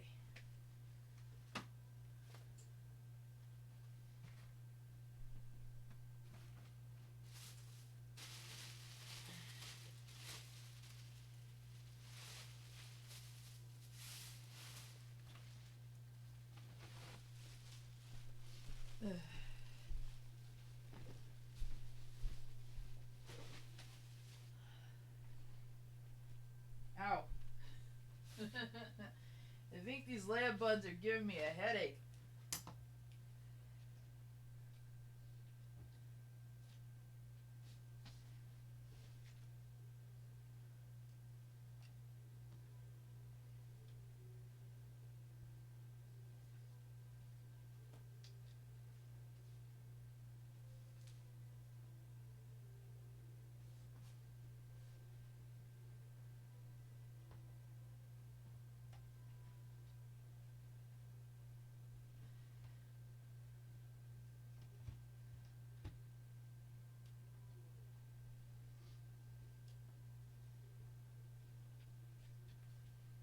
Let me just grab one more light, guys.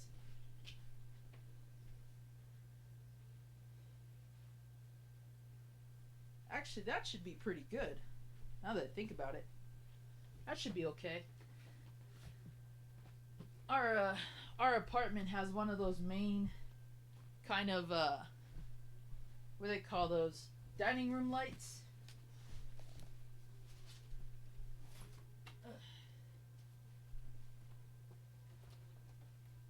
Alright.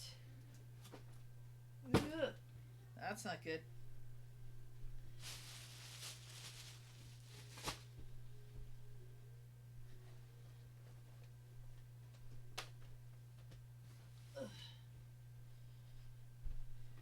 Let me just move the mic real quick.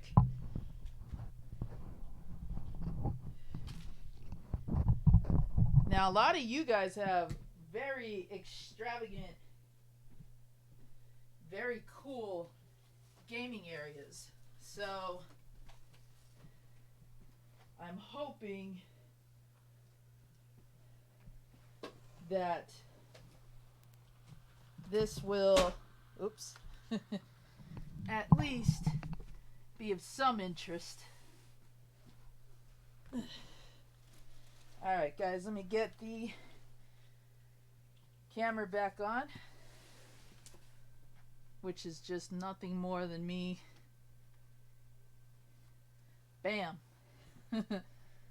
And was that a... Oh, it was a subscriber. Awesome, Yoshi. Thank you. Appreciate it.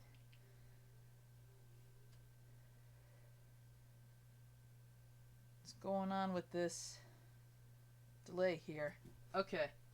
So, here, Lumi.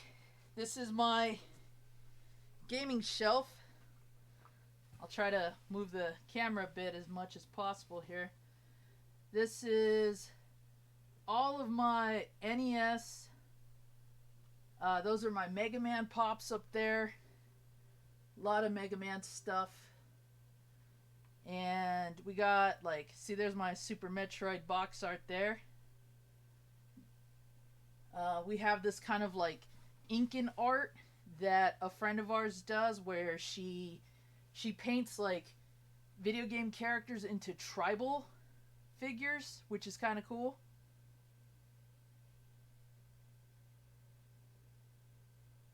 So, I started collecting a couple of her pieces, which is actually pretty awesome. But she goes to conventions and she does the whole, like, convention scene kind of deal. So, but here's, and it'll look a lot better when I make a video on this, trust me. This was just because Illumi asked, and I don't mind, honestly, as long as you can appreciate the quality here. So This is all my complete in-box stuff up here. Most of these are childhood copies of games. Some are ones that I got later on in my collecting life. And then this row here, all these across, these are games that, you know, I've got the cartridge and the manuals for, but they don't have the original box. So these are the games that I'm specifically looking for boxes at the moment. If I find them, cool. If I don't, they pretty much stay in this shelf until I get a box, and then I find them a spot up here or down there, and just shelve them that way. This is all my loose titles. It's all my various NES carts. I'm still missing quite a bit, but every time I get a lot or I just get a good deal on something, I'm always willing to pick it up, add it to the collection. Everything, of course, has been beautified to the best of my ability. So if you want to know how I do that, go ahead and check out my beautician episode. Show you how I restore NES carts. In the future, I'll be doing some N64 stuff, things like that. And then down here, I don't know if you can try to see where the camera is. I apologize, it's a little dark over here. These are all my Master System carts. Most of these are complete in box, and a lot of these are childhood copies too. Some definitely need replacing though, because either the box art itself or the clamshells really damaged, just because they've been, you know, abused over the years, sadly. But for the most part, everything is still working, still complete. I do have like a couple games that are loose. Let's see. Let's see if we can pull some.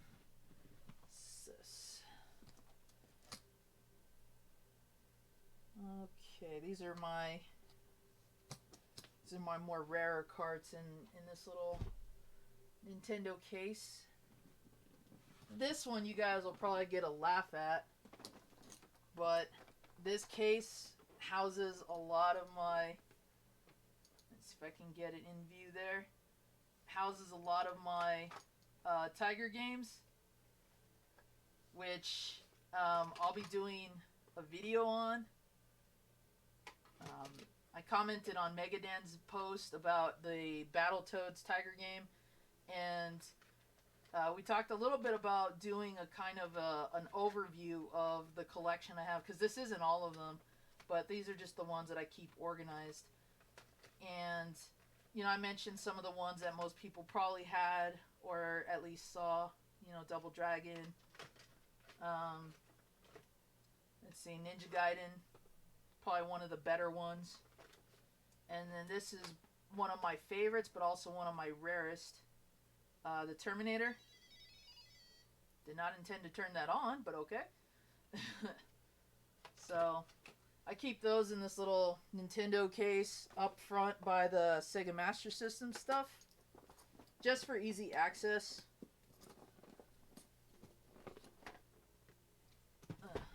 And I've got some N64 stuff over here, mostly in shoe boxes because I ran out of space. And then over here, I don't know if you guys can see that pretty well.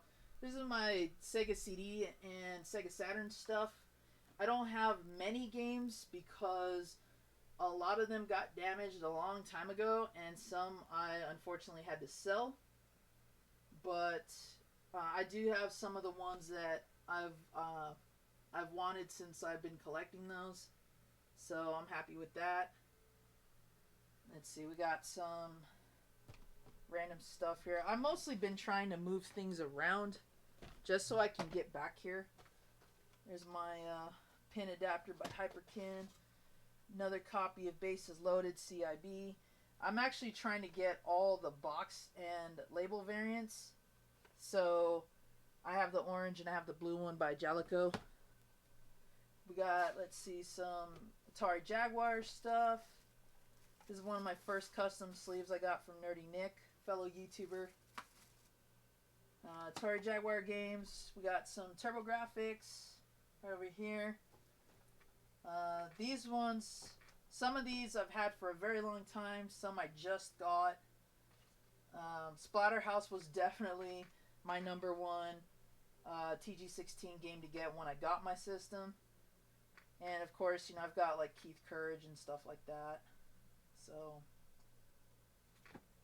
down here, let me move the Master System out of the way.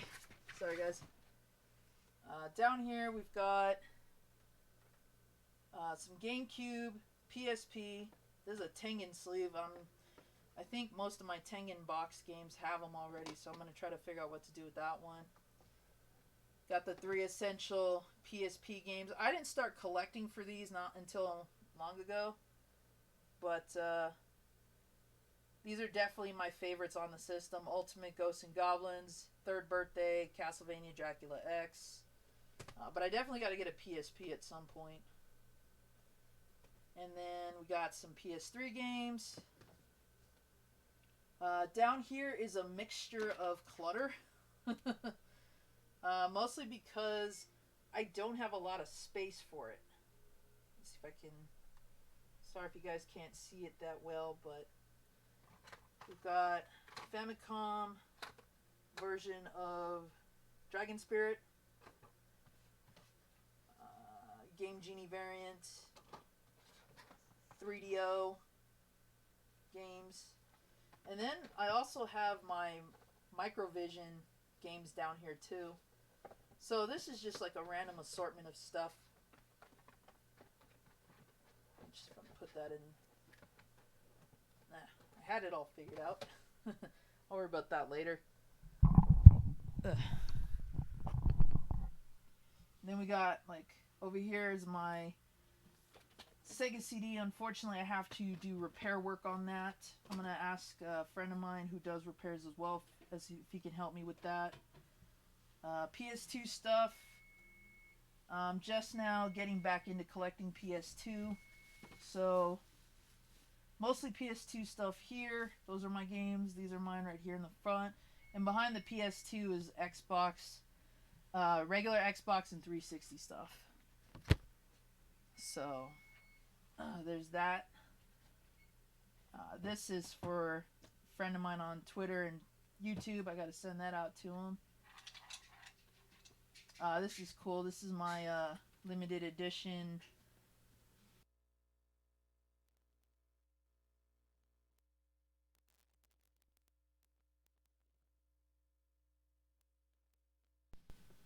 He was selling it for $5. I didn't realize how complete it was. I just wanted the figurine. So, yeah, he sold that, and he was just grateful that I took it, and he didn't have to put it on the plane with him again. That was cool. Castlevania stuff. Let me move all this. These are interesting. I'm going to show you guys these real quick. Let me put you back on the...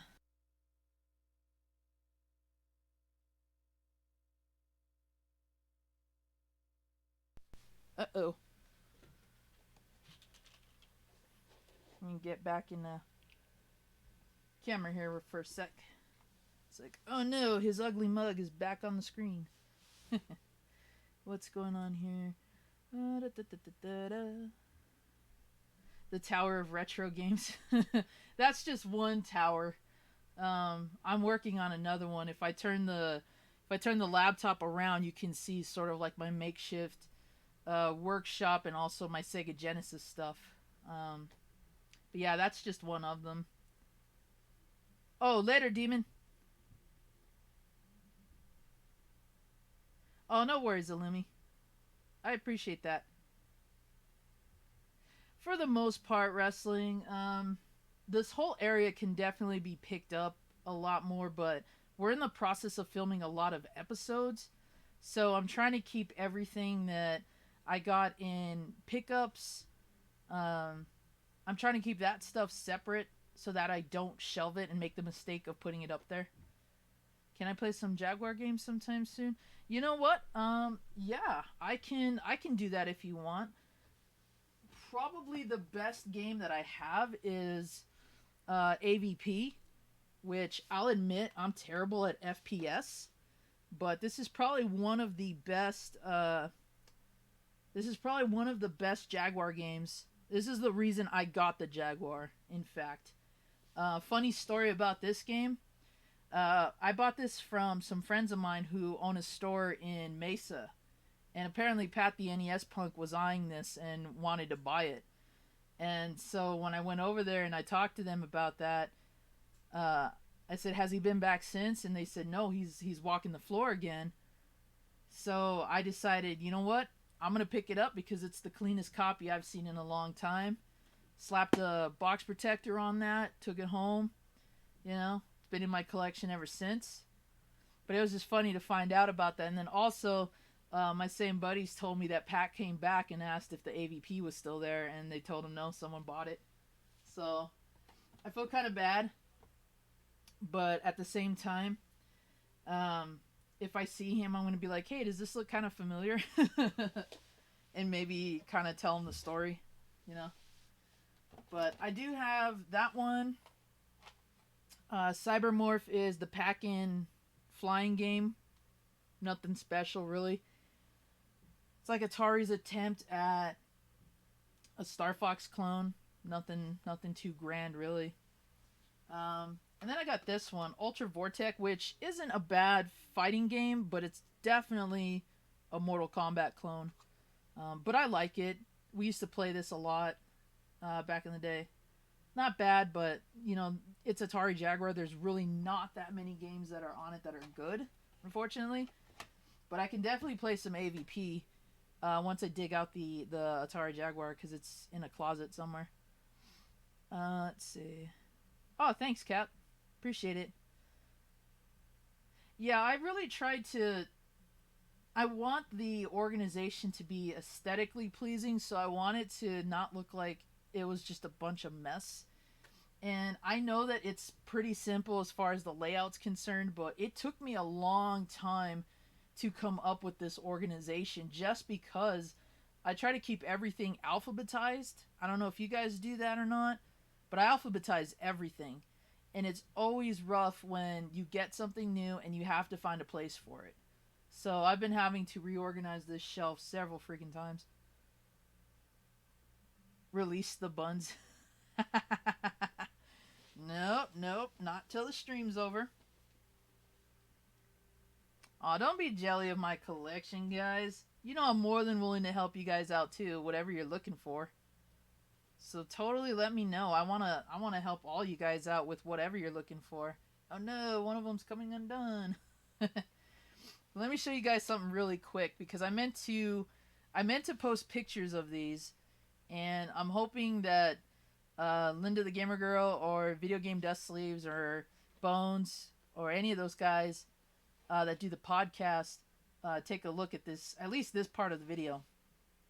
So this stack right here, these are my trauma patients, and there's a reason why I call them my trauma patients. When I got these in a lot off of Let Go, the picture that they were in was very misleading, and it didn't show just how damaged they were. Now, I posted before and after pics on my Twitter page before I started doing Gaming Beautician. I want you guys to take a look at this. I don't know if you guys can tell, but this whole stack of NES games is warped beyond belief. Like, maybe you can see the indentation there a little bit. I don't know if you can tell,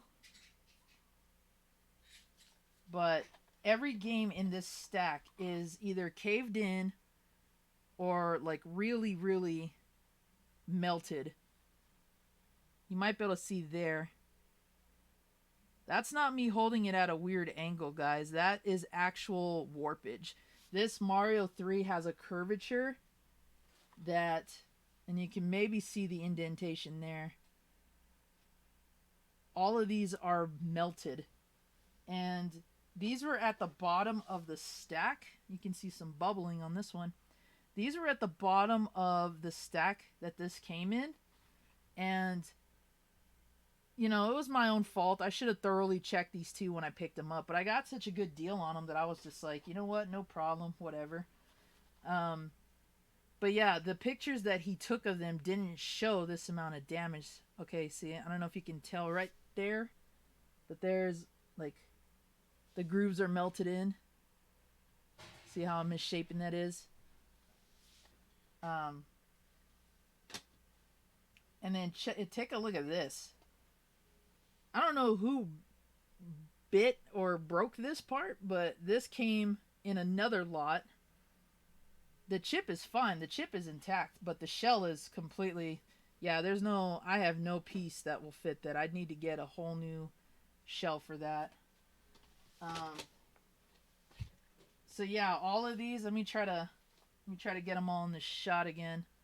All of these are melted. But the funny part is I've cleaned them up, shell, chip, everything, and they work. I can actually get these to play. So despite the fact that they're deformed, they still function, which is awesome in the event that I need to replace the chip on any of them or anything like that. I can get new shells.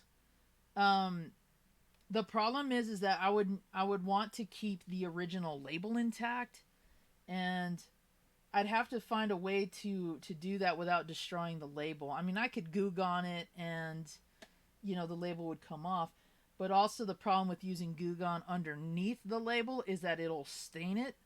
So I'd have to figure out a way to keep the original label and put it on a replacement shell. But I don't mind it because these work in a regular NES, but they also definitely work in the top loader. So I don't have an issue playing them that way. The only thing is I just can't stream off my top loader because it's not modded. And I have no intention of modding it, so there's that. Captain, I know I mentioned to you that I had Barbie, multiple copies as a matter of fact, on NES. Let me just grab my copy real quick. Now yours is in better condition than mine is. That's a guaranteed fact. Mine is faded, and my copy is kind of crushed. I've ironed the box over and over again to kind of restore the toughness and the shape to it, but it can definitely use an improvement. So there's that one. Let me grab the other copy that I mentioned, because you'll probably get a kick out of that.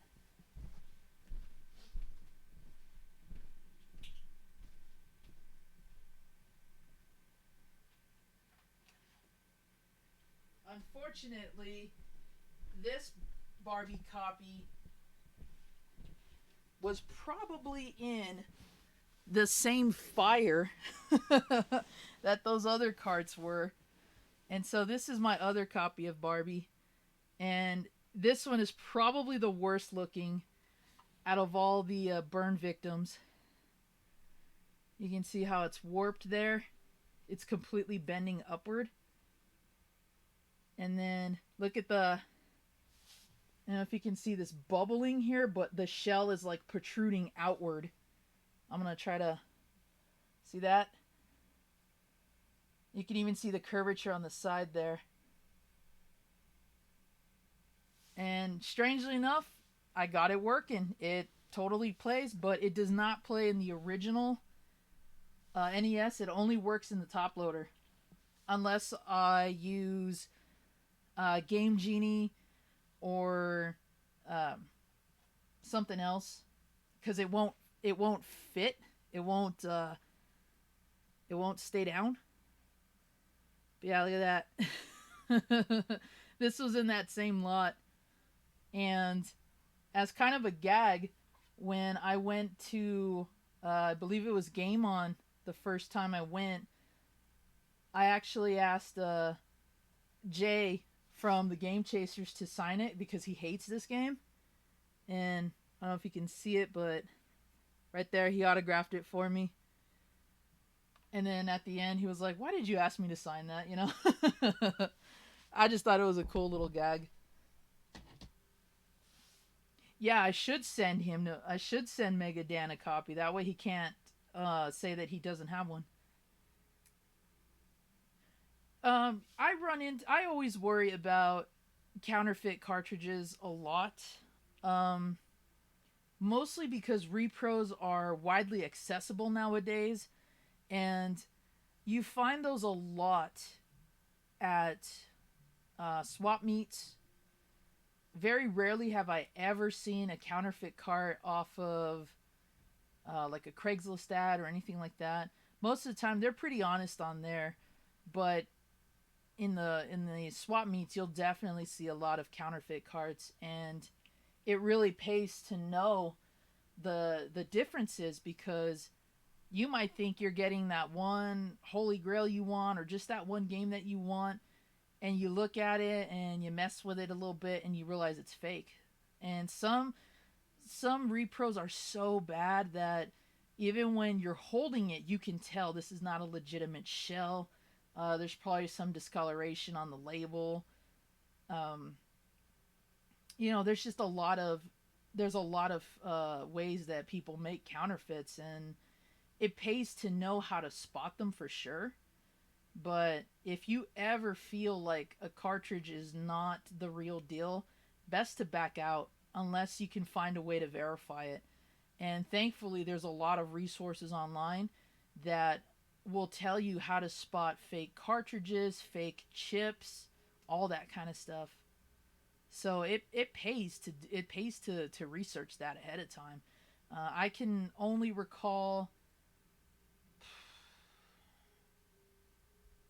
maybe once, if that, where I bought a counterfeit cart willingly, but I've never really had an issue with that at all, outside of, say, an experience I had with GameStop. Um, I've not been in a situation where something I was about to pick up and buy was counterfeit. But yeah, definitely check out some of the resources online if you ever have questions about that kind of thing. Or um, normally some people will DM me on Twitter or on Facebook Messenger even, and say, "Hey, what do you think about this?" Um, and I'll take a look at it as best I can. I'll answer questions on what I think is a good price, what sort of deal is worth it, kind of thing. I'm always willing to help out. I don't have all the answers, but if it helps adding to your collection in any way, I'll do everything I can to help out with that. Heat gun impatience. Josh, you really have to be careful with that, because I have tried working with a heat gun, and if the chemical that's if the flame retardant that's in the shell has already been triggered in some way, what you're going to end up doing is you're going to add artificial sun damage to it. So you run the risk of it darkening even more, or if it's already at that stage where it's so brittle, it's going to snap. It'll break. So you can use a heat gun, but it is very tough to do that. You know what? Since I don't have a game on, let me try this. Whee. Zombie vision. Sorry guys, I didn't even realize that I could still do that. Um so yeah, I would probably try using a heat gun again. Um but I tend to stay away from that, just because I don't want to run the risk of melting it any further, or possibly melting a hole through it. So, but yeah, that's those are just some of the little the little oddities that I have in the collection. I mean, some look as old as this thing. This is my childhood Master System. Definitely seen better days. But that's the one that I stream on when I play those. And then I've got, some pretty pristine games that I've managed to keep factory sealed. Some of which, I know how some of us collectors are like, no, the game has to stay sealed or pop it open, that kind of thing. If a game that I find in the wild is factory sealed and I know I can get a hold of it again, I'll probably buy another copy. But for the most part, if it's a game that I know is pretty common, I may, crack it open. You're going to see this in a future episode, but this is Caesar's Palace. Tom from DU Nerd actually has a factory sealed copy in one of his videos. I don't know if he ever opened it, but that's an example of one that I've got.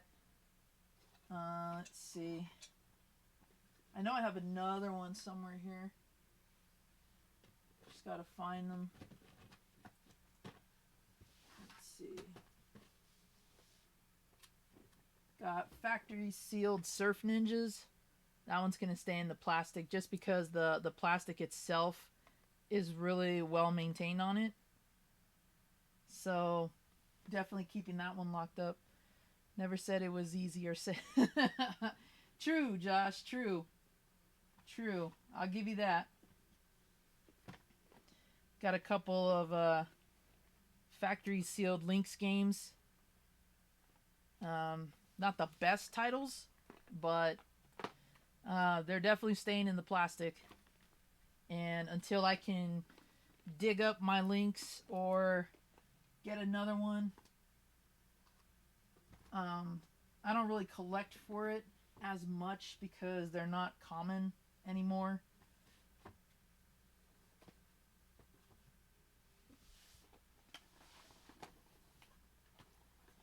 And then we got some loose Game Gear games there. That. And again, this is just my NES stuff. As far as what's in the collection, I mean, it's taking over the whole shelf, unfortunately. Just because this shelf it's not as interchangeable as I thought it was when I got it. And so to make up for a lot of this, I'm running out of space to put all of my box things.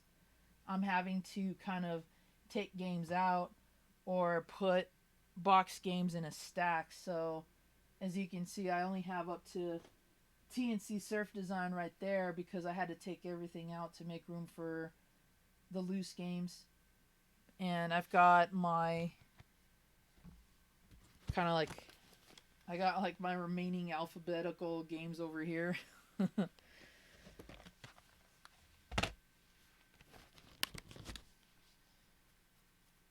This is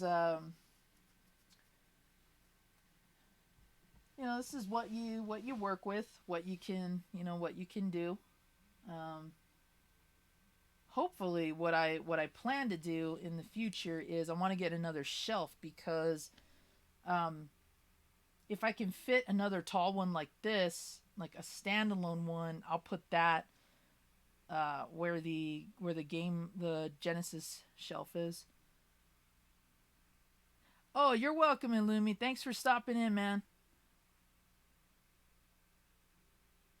Remember playing and beating Surf Ninjas?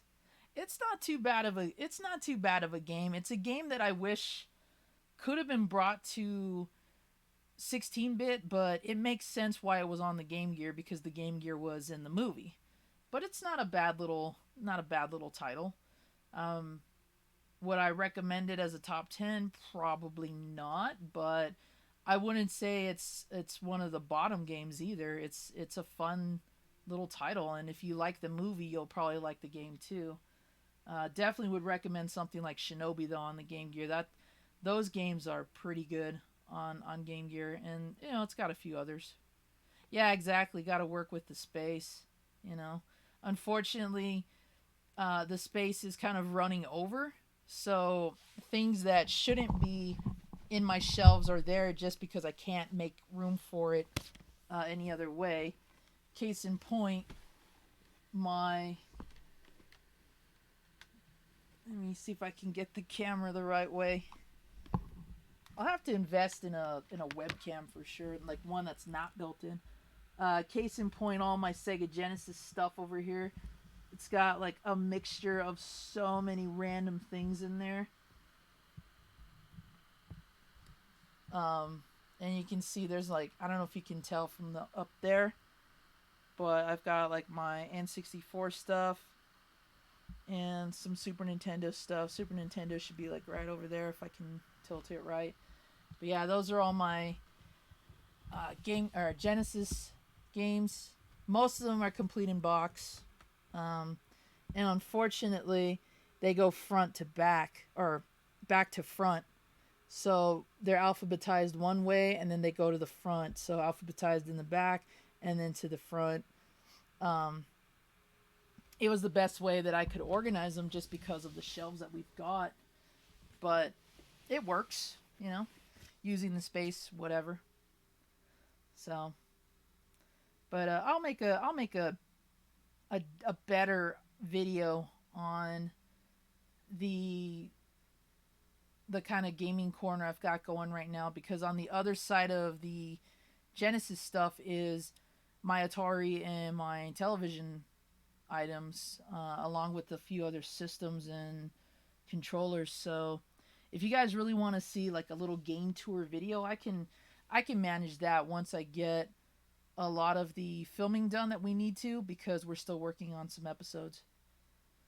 Um, but if there's anything you wanna check out or see, just let me know. If I got it, I'll hold it up to the camera or whatever. Yeah, Surf Ninjas is totally a cheese movie, but that's what makes it awesome. I think I feel like, because it's cornball, and it might be seen as a movie that's so bad it's good kind of deal, or maybe just an overall like kids film. Maybe that's why it has the appeal that it does. Um, but I enjoy it. I have it on VHS and I have it on DVD too. So if we're gonna call it a guilty pleasure, I'll definitely say it's a guilty pleasure of mine as well. I got The Wizard on VHS and DVD. So, and I got Double Dragon on Blu-ray, which I got a copy for lit as well. So there's a mixture of movies out there that are guilty pleasures, especially ones that are game related. Um, so I'm right there with you as far as that goes.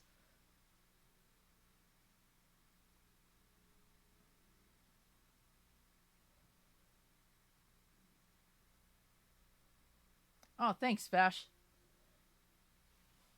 Yeah, a lot of this is just what I've saved from my childhood, and what I've just accumulated over the years.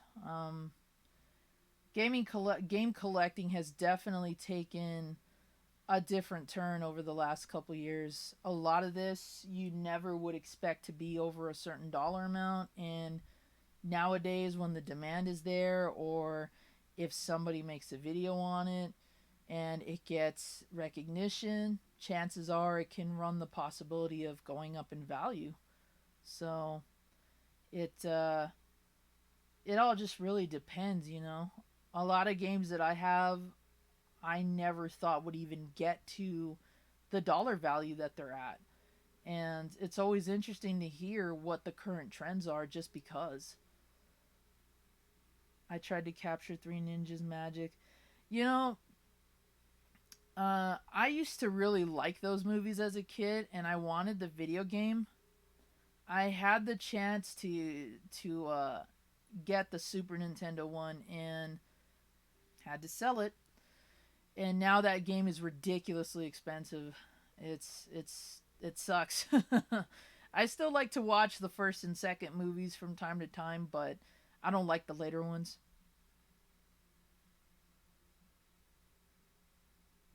How far does my collection go? Um, as far back as say Odyssey 2 to I'd want to say maybe Switch, PS4. I haven't really collected for a lot of modern consoles really, just because retro has always been my interest.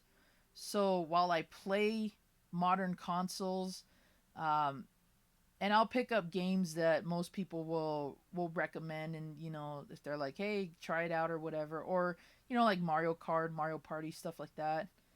Um, I'll play games like those, but I haven't really delved deep into modern just yet, only because I'm more focused on the retro stuff. Oh my gosh. That bun's coming undone. Um, yeah, I'm just more into the retro scene than modern console.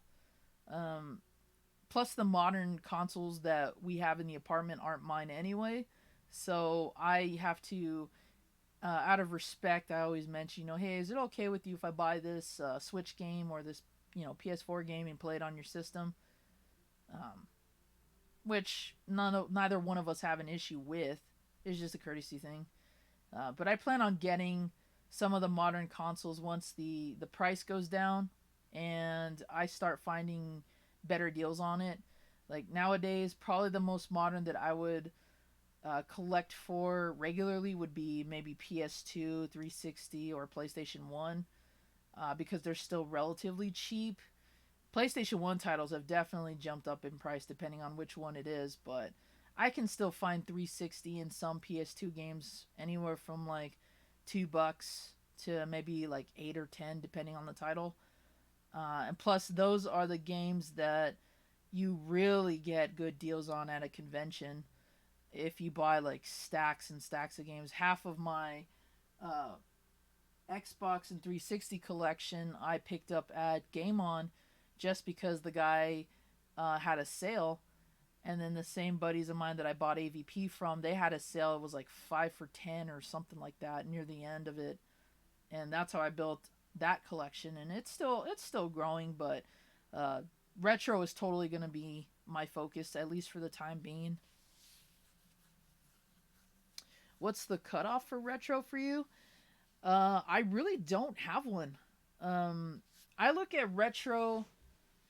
I look at retro as kind of like the time periods where I grew up and the systems that I played. That's how I view retro. Now, something like Atari or Intellivision, I consider that vintage. So that's stuff that predates me, but I still play and I collect and own. That's how I view that, like vintage gaming. Retro would be things, up till about maybe, I want to say Dreamcast for me. So Dreamcast and whatever else at that point and down is probably retro. Retro for me anyway. Um, PlayStation 2, PlayStation 3, 360, Xbox. I mean, that's kind of a toss up. Um, I look at that as how old was I and where was that in my life at that point, and it still feels kind of modern still a little bit, maybe borderlining that retro uh that retro level, but definitely more modern than say NES for sure.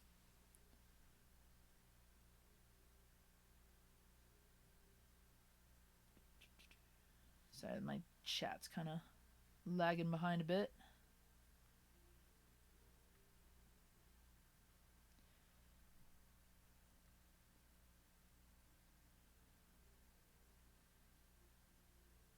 But again, everybody has their definitions on what they consider that, retro or whatnot. I think that's part of what makes collecting so interesting is everybody's different interests. Um, what they value, how they collect, even how they display. There's so much variety to it that we could sit here and talk all day about what I collect, what's in my collection, what I'm after, what's in your guys' collections, and what are you guys looking for. There's just like a plethora of information that we all can share and just kind of build upon. Because for me, if I if I buy a lot, for example, and I don't need like half of what's in there. I specifically need one, maybe three games. I look at the value of that as okay, what are those three games worth, and how does that compare to what the seller wants for the lot? If it's within a reasonable price range, normally I'll pick it up. And my first impulse with everything that's left over isn't to just automatically flip it. For one, I just want to restore it so that it looks and feels good. And then, secondly, if any of you guys out there are looking for stuff, that's why I ask, because chances are you could be thinking, well, I really want a copy of, oh, I don't know. Let me just grab something here. Okay, yeah, maybe for some reason you want Total Recall, right? Okay, if you don't find it that often in your retail stores, or if you go to yard sales or swap meets, things like that, if you just don't see it out in the wild, and let's say I pick up a lot that has an extra copy of this, I'll more than likely offer that copy to anybody, especially if you need it for your collection or maybe it's one of your favorite games even. So I like to help I like to help out other collectors that way, and I'm not too um, I'm not too shy about straight up asking, "Hey, do you need this?" or "What game are you looking for? What systems are you looking for?" Everybody's got grails. Everybody has childhood favorites. If I'm lucky enough to stumble upon any of that, I feel better knowing that, hey, I came across this in the wild and it's not going to hurt my bank. Do you want me to get that for you? And, work out some kind of trade or something. Or I may not even ask for a trade. I'd just be like, here, take it. Just tell me what your address is. Just because I'd rather it go to somebody who's going to want and appreciate it than say somebody who's going to buy it from me and then try to flip it.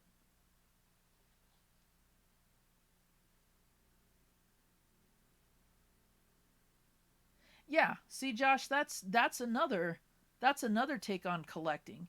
You collect games that you loved when you were younger, or games that you'll play.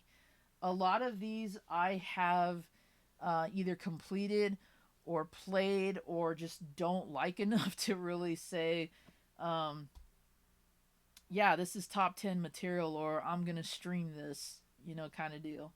I'm always willing to, but I at least have to play through, or at least play a game long enough to determine if I'm going to like it or if I'm not. So, um, a lot of these games, believe it or not, have either some sort of sentimental value to them, or some sort of memories attached. So that's also part of the reason why I keep them.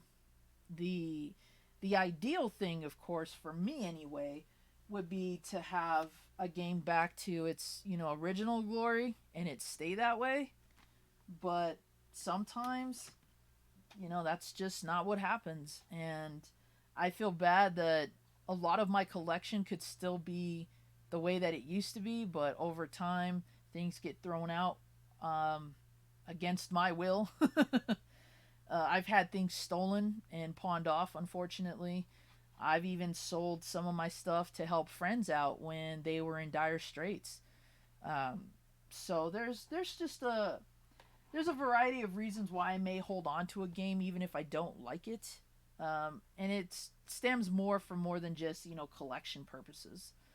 Because there's always a chance, whether it's a grand chance or a very small one, that somebody might tell me one day, or I may come across in a chat.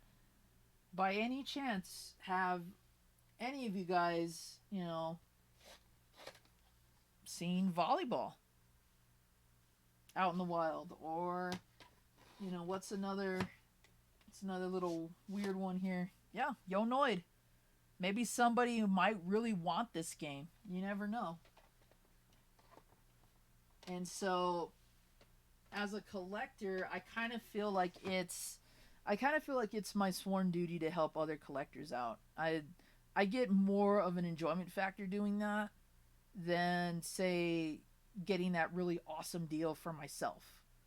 So that's why I always check with everybody I possibly can whenever I get a lot, because I don't want to sell off something that one of you guys out there might potentially want and just can't find. Or I don't want to resort I'd hate for you to resort to eBay and pay a ridiculous price for it when I got it in a lot for $3, you know. So I'd rather help you guys out that way.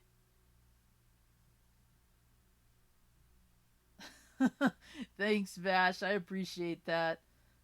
Nah, man, I'm not awesome. I'm not a rock star. I'm nothing like that, mate. But I appreciate the kind words. I'm just being me, bro. I wanna give back to everybody out there who has in some way done something for me. Whether it's you guys hosting awesome streams, doing videos, accepting me into the community, all that kind of stuff. That's what you'll get when you are hanging out with me. Aside from other weirdness, whatever I'm just in the mood to do. But that's just how I am, man. I know what it's like, believe me, to not find what you're looking for, or to lose something that you had a passion for or loved as a kid and wish you could get it back. I know what that stuff is like, believe me. You can't go years and years of collecting without having a moment like that. If you do, it's really rare.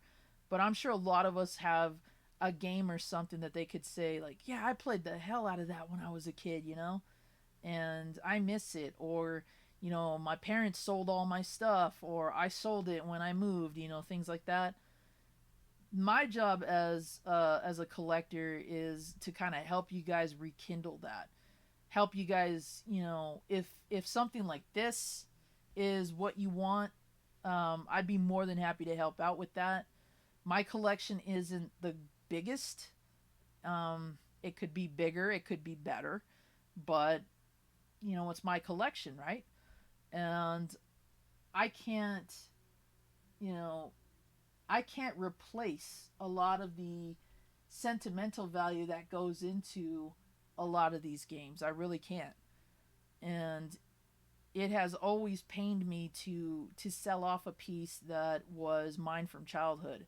But I knew at the time I could get decent money for, and most of the time that went to helping other people, not myself. And if I can do that willingly, then that I would hope uh, illustrates just how much I want to help everybody out in the retro community. Even in the not retro community, if you're into modern only and I still happen to come across something, let me know. I know I'm looking for a couple of PS2 games for some people on my Twitter and in my YouTube channel. So, sky's the limit. Can I immediately drop $1,200 for Little Samson? Probably not.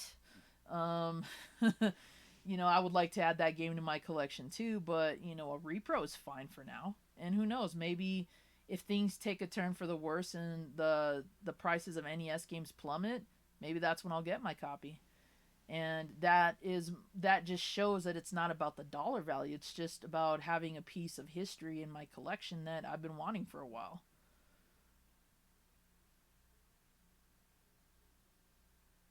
What's the rarest game I'm looking for?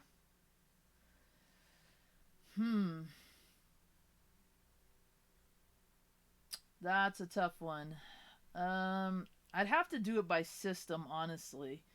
For NES, I'd have to say the rarest one.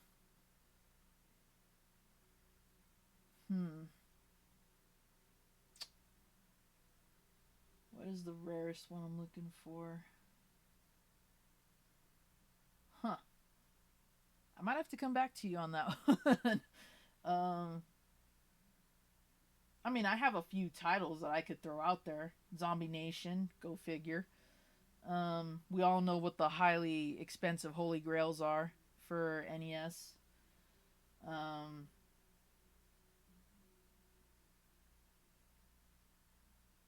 there are some games that were Japanese exclusives that I would love to have carts for. Um, Splatterhouse Wanpaku Graffiti, Sweet Home, which is a very cool movie too. Would love to own that as a cartridge. I'd love to own a cartridge of the Japanese beta for Monster Party, just because I know that the ROM was dumped, and I'd like to actually hold like a physical card of that. That would be really cool to own. Um, but I can't really place a game that I don't already own that isn't a Holy Grail on that list, really. Just because I try to look for more than just a dollar value on it whenever I buy. But I can tell you for sure, I definitely have a few on Sega CD that I would definitely love to own. Snatcher, for one, I've been wanting that game for years, and um, at the time, the most expensive I probably saw that game for was maybe 15-30 bucks. Now it's in the hundreds, and um, Lord willing, when I'll ever see that drop in price again. But that's a definite holy grail I would love for the collection. I definitely have some of my favorites though. Definitely recommend Sonic CD if you can find this cheap. This is a definite must own on Sega CD.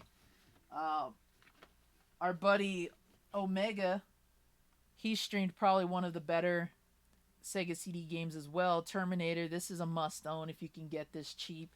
I love that game, and the soundtrack's amazing. And then I've got my original, wish it was in better shape, copy of Night Trap before the game got banned. Unfortunately, it's been squished. But I have most of the, at least with every system, I have a set of rares and maybe even holy grails that I've gotten already. So it's kind of a toss up. It really depends on the system. Sega Saturn, for example, not a very expensive game, but one of my favorite childhood titles. Fighters Megamix. Love this fighting game. Would recommend it for sure. Children of the Atom, which was this is kind of a holy grail for me. I played this a lot in the arcades and at home with my best friend. He had it, and this was not an easy title to come by.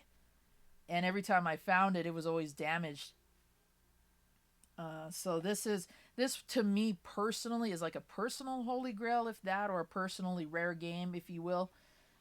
It is a pricey title, don't get me wrong, but it holds a lot of sentimental weight, and that's why I was willing to pay top dollar for it. So that's kind of how I view my games when it comes to that. Now, if you want to look at a game that's totally holy grail and personal meaning and things like that, Enemy Zero for sure. This was given to me by Demon Hunter, and I lit up like a kid opening this because this is one of the games that has eluded me for almost 2 decades, if not more. And I've seen it maybe once in the wild at all the gaming stores I used to go to as a kid.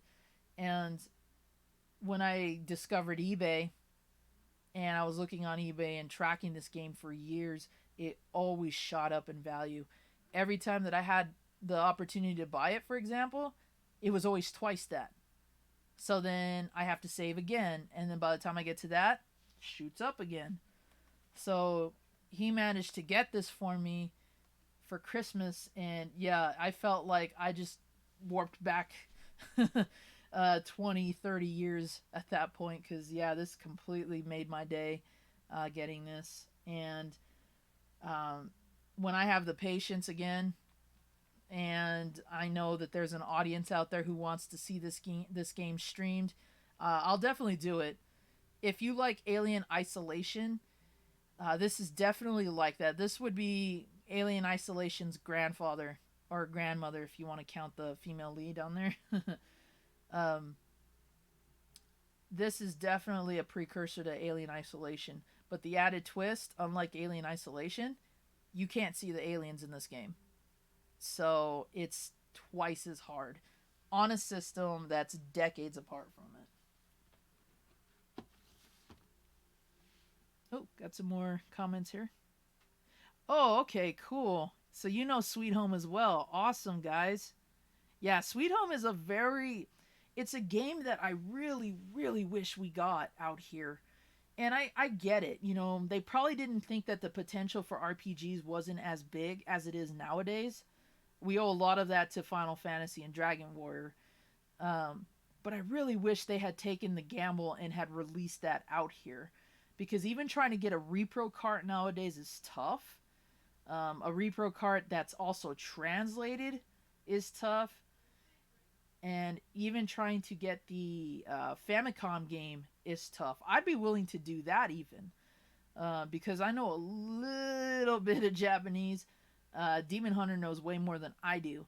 So if I have to ask him to translate, he'd probably have no problem doing it. But I really wish they had released that. I'm also looking for that movie. I collect J horror, so if I can find that DVD too, along with a few other titles, my J horror collection's set. Yeah, I agree, guys. Children of the Atom on PlayStation doesn't cut it, and the uh, the funny thing about that is, while the Sega Saturn was kind of being lampooned over the years, technically it's actually more advanced than the PlayStation, and you won't find better arcade ports of a game unless it's Neo Geo. You just won't. If there is better ports out there, it's probably for a later system.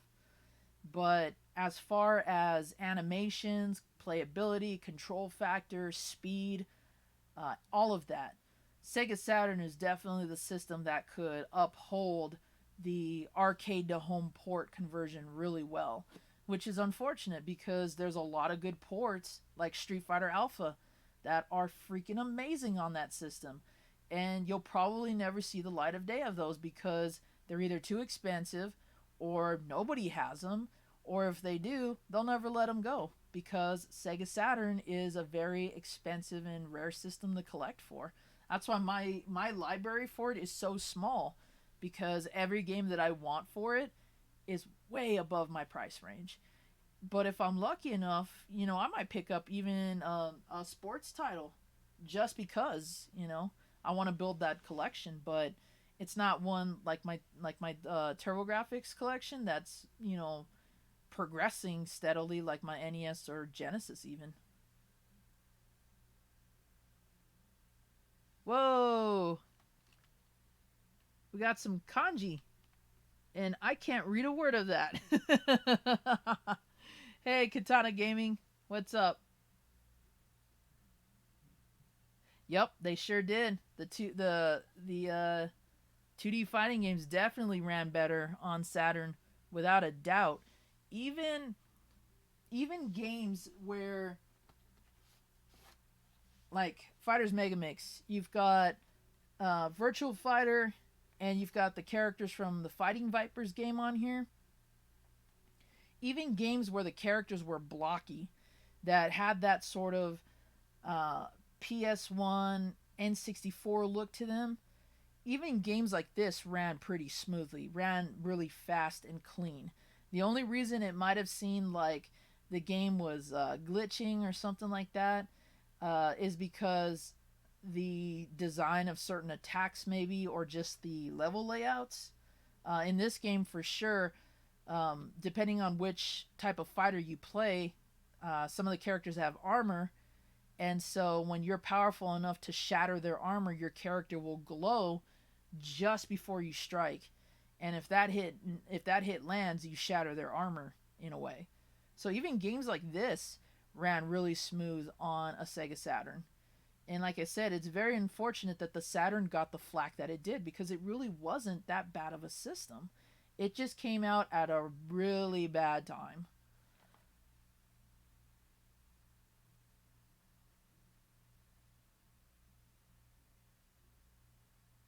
I'm doing good, Katana. How are you doing?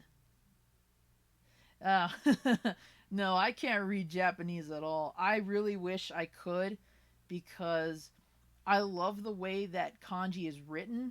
I love that it's more than just a language, it's an art style as well. So I definitely wish I could read it and write it.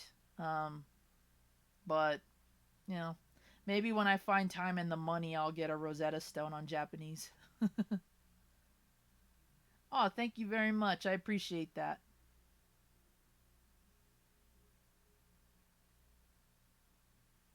And most of the time, when it comes to Saturn games, your best bet is gonna be an import just because it'll be cheaper.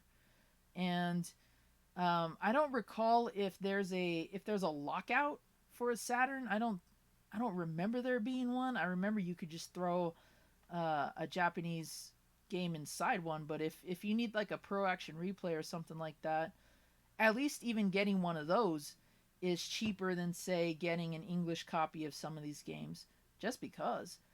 And sometimes the Japanese version looks better anyway. So sounds better, looks better, plays better.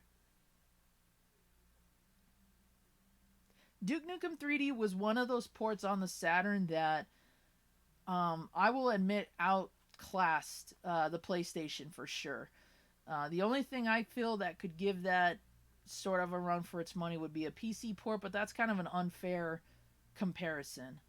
A PC is meant to do a lot more than just play video games, but the Sega Saturn port wasn't bad, and we actually got the PlayStation 1 copy first, and then I played the Saturn version and I wanted to own that and I could never find it. Just like the Resident Evil that's on Sega Saturn. There's a game.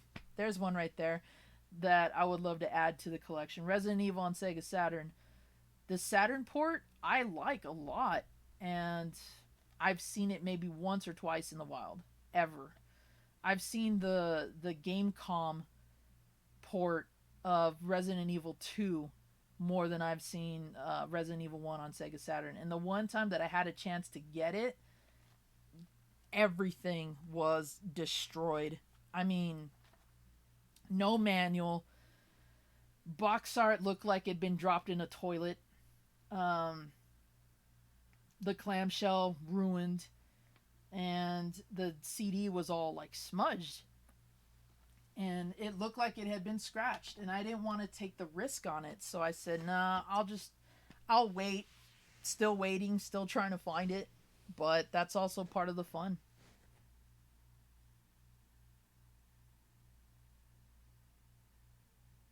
Yeah, that's true though, guys. Some games get ported correct don't even get ported, or if they do, they get ported horribly.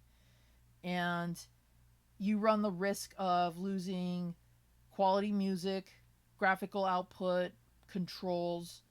Um, there's just a lot that goes into that, and I wish I knew the process that it takes to bring a game from Japan or Europe into North America, because I'm pretty sure it's not um, impossible to do really, but I bet it requires a lot of effort. If it doesn't, then that just means the developers or the producers were just being lazy and just saying, hey, shell this out for a quick buck. Because I'm sure we've all seen games that we're sitting here going, how did this even get past approval? Like, who play tested this stuff? And I've seen that before with a variety of things out in the wild.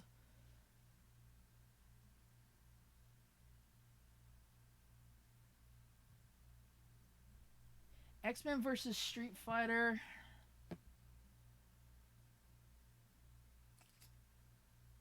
I want to say that there is an a North American port of that. I'm just trying to think of what, if anything, I think it might have ended up on Saturn or possibly PlayStation 1. Maybe even a long box PlayStation 1 game. But I don't. I know the alphas have been ported for sure. A lot of the Street Fighter 2, Street Fighter 3 games, Coda, obviously. Um,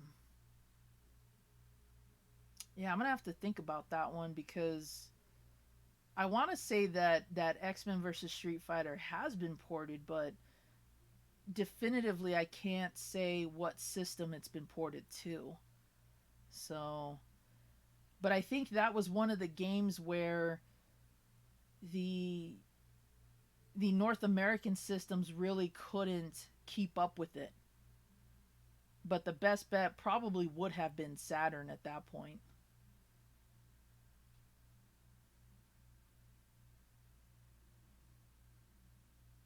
Yeah, we do get jewel cases, Katana, but I gotta say this.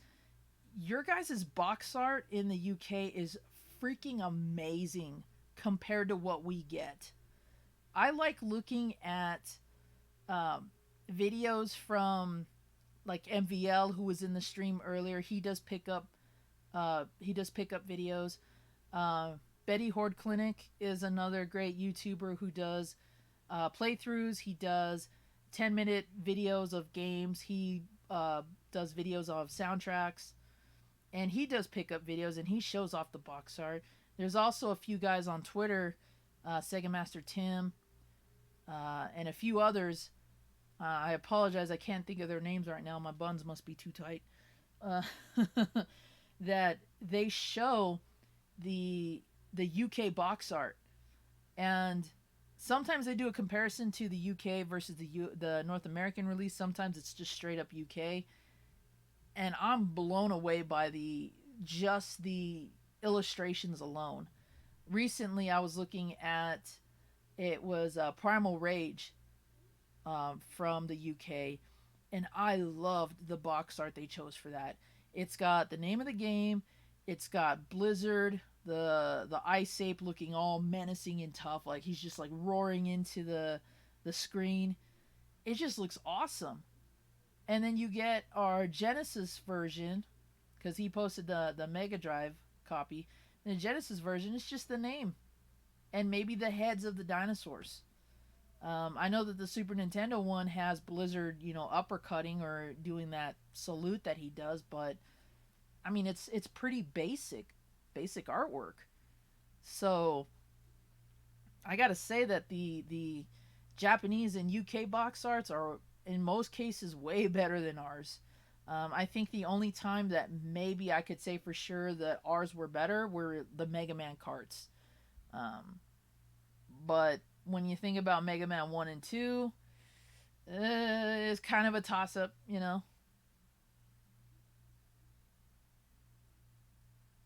Okay, so it was on PlayStation 1 but not Saturn. That's interesting. I would have thought that Saturn would have gotten their hands on that port a lot quicker than they did. Oh wow, you couldn't even swap between characters. That's whack. Yo, Push, what's up, man? Hey, thanks for stopping in. This is my first stream ever on camera with Princess Leia Buns, as I've said in previous streams that I've watched.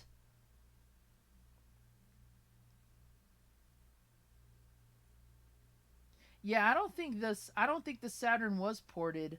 The Saturn port did come here. I'm trying to think of though what the reason for that is. I'm sure it's some weird licensing thing.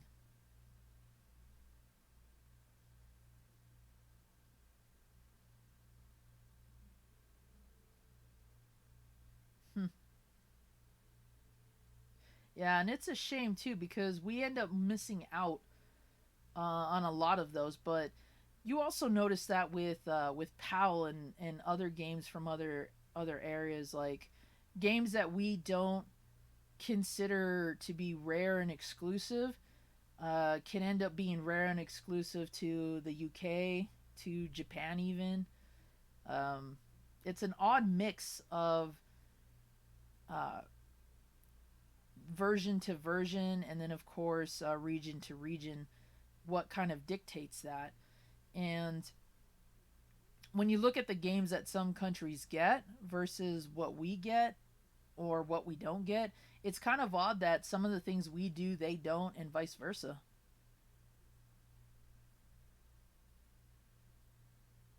Oh, no problem, bro.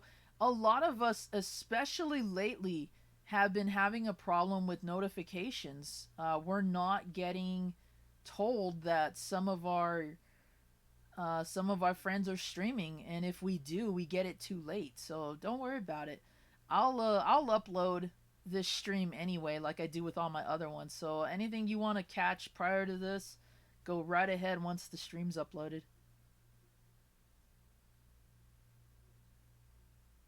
Yeah, Saturn was losing its footing. In fact, I really don't even recall it having a footing, at least where I was growing up, sadly. Because in Phoenix, nobody. The only systems that most people talked about Sega related were Genesis, on occasion, maybe Sega CD, and Dreamcast. Those were the only two within a non gamer community that people knew and actually talked about. Now, me and my buddy and his brothers and our circle of friends back home, we knew these systems. We owned them. You know, we collected them. As far as I knew at that time, when it launched and released, I was the only one who had Sega Master System. Me and my uncle. So nobody really had that. But when the 16-bit era hit and we had the whole Super Nintendo versus Genesis war, people knew Sega for sure. Because you're either on one side of the camp or the other, or you're a weird hybrid like me, ha ha ha, that had both. And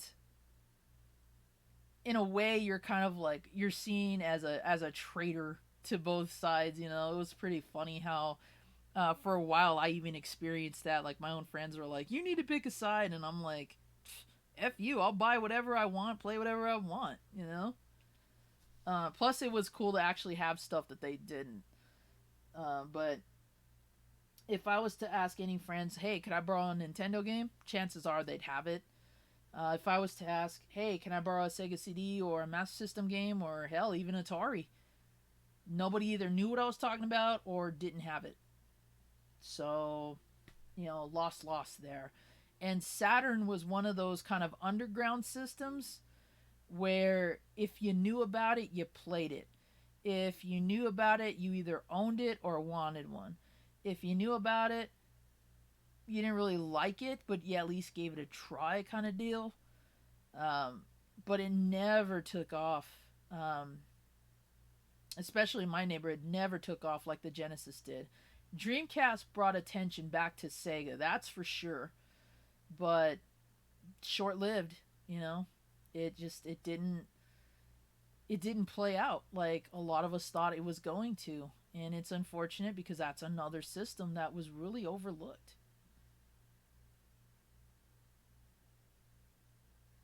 No Katana, but believe me, that's on my list.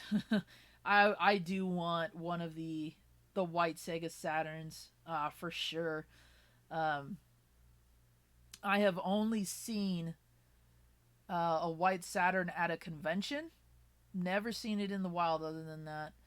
Um, the variations of the Saturn, though, I have seen. I think I have uh, a Model 2 out of all the ones that released in the States, the normal black model. But I know there's a variety of those that I need to collect or probably want to collect versus need to. But definitely a white Saturn would be killer to own. I'm actually trying to get a Famicom Twin right now. I need to message.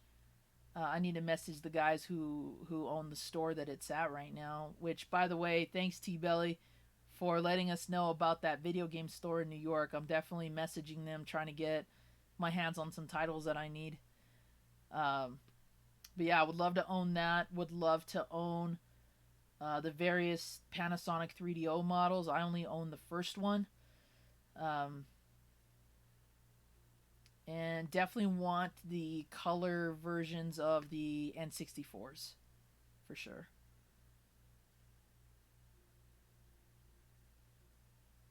Exactly, Katana. Exactly. It totally was.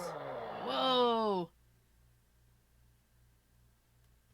We have a new subscriber. Redfire Lily, thank you very much for joining the zombie horde. Appreciate it. Awesome, guys. I love it. Love seeing that. I definitely want the zombie horde to reach 1K at some point. And I appreciate all you guys who have been subscribed to my channel over the last decade. My channel's pretty old, but I took a very long hiatus for personal reasons. Um, but whether you've been with my channel from the very beginning or recently, thanks a lot, you guys. I appreciate that. We're getting closer and closer to that 1K zombie horde that I'm looking for and hoping for. But you know, if we don't, I love doing this. You know, I love chatting with you guys. I love doing this. You know, being a part of this scene. So very cool of you guys who are subscribers. Very cool of you guys who have been subscribers. Really grateful that you all enjoy my content. Little sappy zombie moment. I gotta stop crying before my eyeball falls out. So yeah, thank you for that, Red Fire Lily. Thanks for joining the zombie horde. Oh, Josh, totally, totally. The 32X, man. I really wish that had been its own system. The idea of it being an add-on seems like a novel and cheaper approach. But if you were there to see how much it costs just to buy a 32X, you might as well have just made it its own system at that point. And my buddy back home was a huge Sega fan. I was really into Nintendo. He was really into Sega.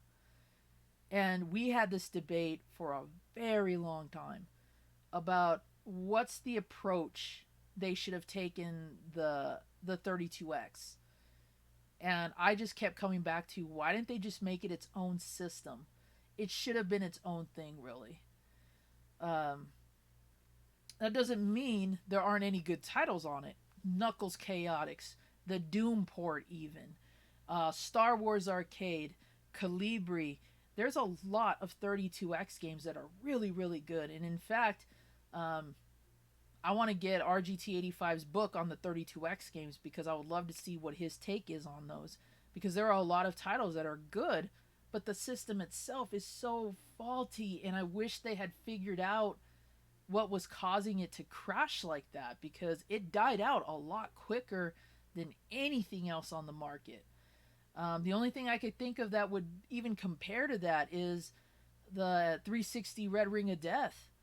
And it had potential, but Sega just, their timing, their marketing, it was all bad. And like the Saturn, you had to know about it in order to own it, or you had to have played it to know what it is.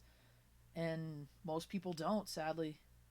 It's another one of those systems that it's so expensive to buy and collect for that it probably won't get a lot of recognition outside of, say, review videos or a book. But I'll tell you this, if I get my hands on a working 32X again in some games, I will definitely stream that, because I would love to highlight some of the things that system has to offer.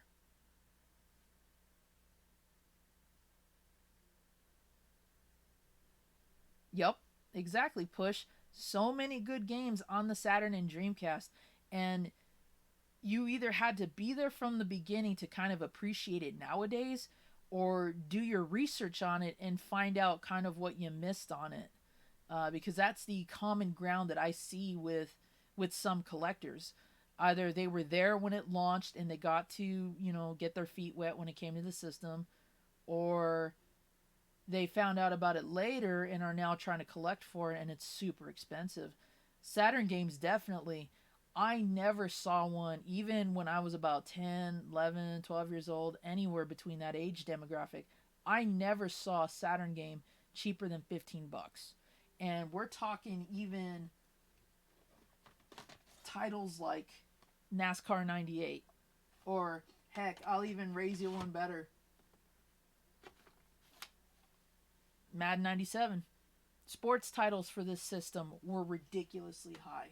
The only reason I got a game like Myst, for example, is because at that time, nobody was really collecting this. Nobody really had a Saturn.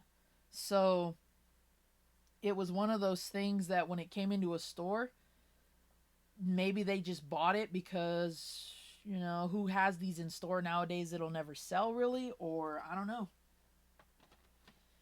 But yeah, it's tough trying to collect for Saturn, especially when you're on a budget, because chances are the game that you really want will either be extremely outside of your budget, maybe it might be manageable, or the condition you find it in just doesn't match the price, which is another thing as the gaming beautician that I kind of, I'm against personally. Aw, thanks, Pushman. I'm just glad that there's at least somebody out there outside of myself who enjoys what I do. You know, I definitely was one of those guys that was watching what all of you guys were doing and saying, I wish I could be a part of that. And going into your streams, watching your videos, all that kind of stuff, it got me on the path to coming back to YouTube.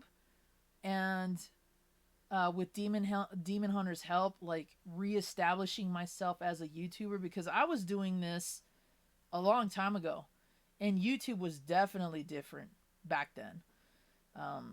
My earliest video was a 3D guide on how to build Samus out of Legos. That's the first video I ever launched. Never did I expect it to get views past maybe one. And then we got to double digits, and then 3 digits, and then one day I woke up and it's in the thousands even. And I'm sitting here going, wow, people actually like watching pixel art. So pixel art was kind of my thing, and along with the story I've told dozens of times about how I wanted to work at Lego and launch my line. But I never thought that I would be doing, collection videos or reflecting on this kind of stuff, or you know live streams or anything like that really. So I owe a lot of that to you guys who have been doing this longer than I have, and help me to rekindle wanting to be a content creator and be a part of this, because I've been in the retro scene since I was little. The first game I ever got, let's see if I can find her real quick. I say her.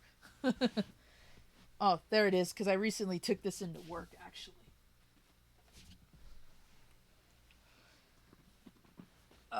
Kind of crammed in here. Got a little bit of a cramp. That's okay. My limb will fall off. This is what started.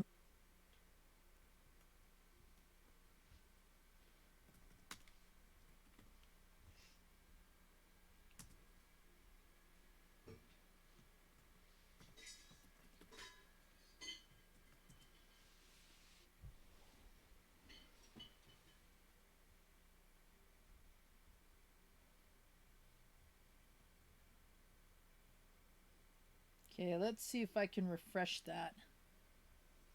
Whoa, brightness. Okay, it says that I've got a signal. I'm hoping that it's still working.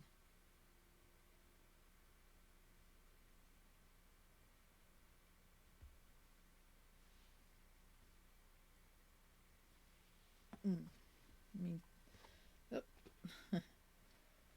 Okay, there's the Huh.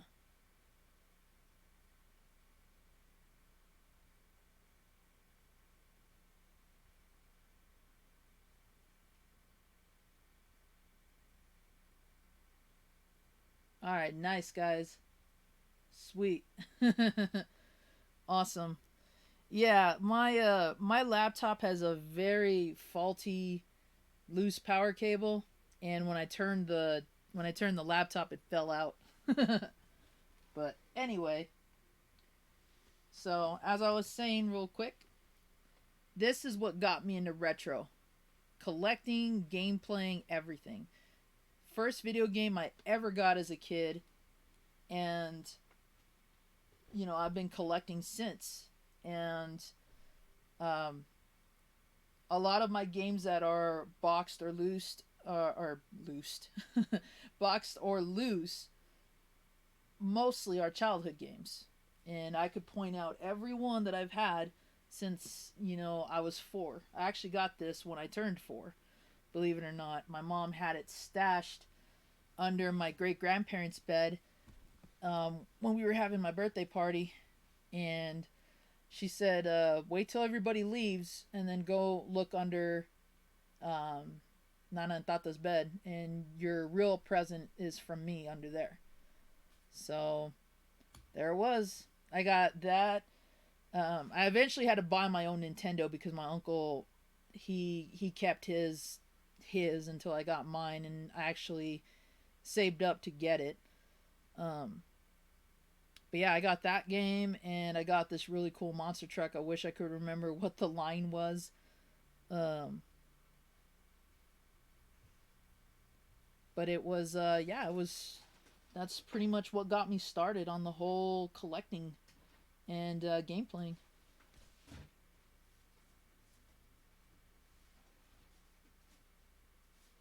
Oh, so they're actually going to start doing that now. Okay. Yeah, the locations out here are still open. But I remember reading, I think it was a Kotaku article where they had said that they wanted GameStops to close because of the virus. Like, I guess customers and uh, well wishers were like, you guys really should close your stores because you're hurting your employees and whatnot. So who knows where that's going. But, in spite of that, I think it's a good idea. Um, I feel that GameStop offers a service to some extent, but not say like what we provide, the company that my girlfriend and I work for, or say like grocery stores. I definitely feel that GameStop provides a luxury in this time right now, but whether it's an essential service or not, that's how they're viewing it. At least that's what we're being told. The government is looking at us at stores like that, so who knows? On a different note, I'm kind of bummed because I have pre-orders for my baby Yoda pops, and I don't know when those will come in. So, but is it important? No, just one of those things that like, oh, it would have been nice if I actually had it before the stores closed. Yeah, see, you guys mentioned the pre-orders. Totally.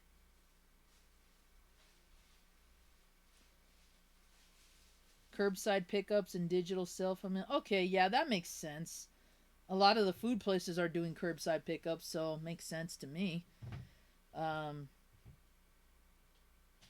I don't know how potential that's going to be when it comes to preventing spread, but who knows? You started collecting really late, not until high school. I mean, that's pretty much. I mean, I guess you could say that's about the average age point demographic for collectors, unless you've been doing it since you were a kid. I had that luxury, but my collecting was very, very slow compared to what it is now. So, um, we all start at different points, and obviously we want to be able to buy our own stuff without having somebody weigh heavily on that. Baby Yoda pops, you damn right, Baby Yoda pops. I had pre-orders for the little one, and then the big. I think it's either 6 or 10 inch pop size they make. It's one of the bigger ones. Um, I was actually considering canceling that because Target, I think, was selling the same exact one, and I probably could have got it cheaper through them, but I just didn't want to go through the hassle of canceling and all that other stuff. So,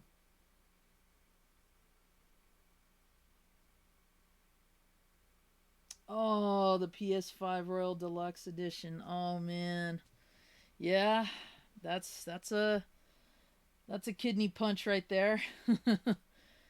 um, I was trying to get a pre-order for Resident Evil 3 because I want the collector set, and I can't find that anywhere. So, who's to say where I'll ever find that in the wild, let alone if GameStop opens up?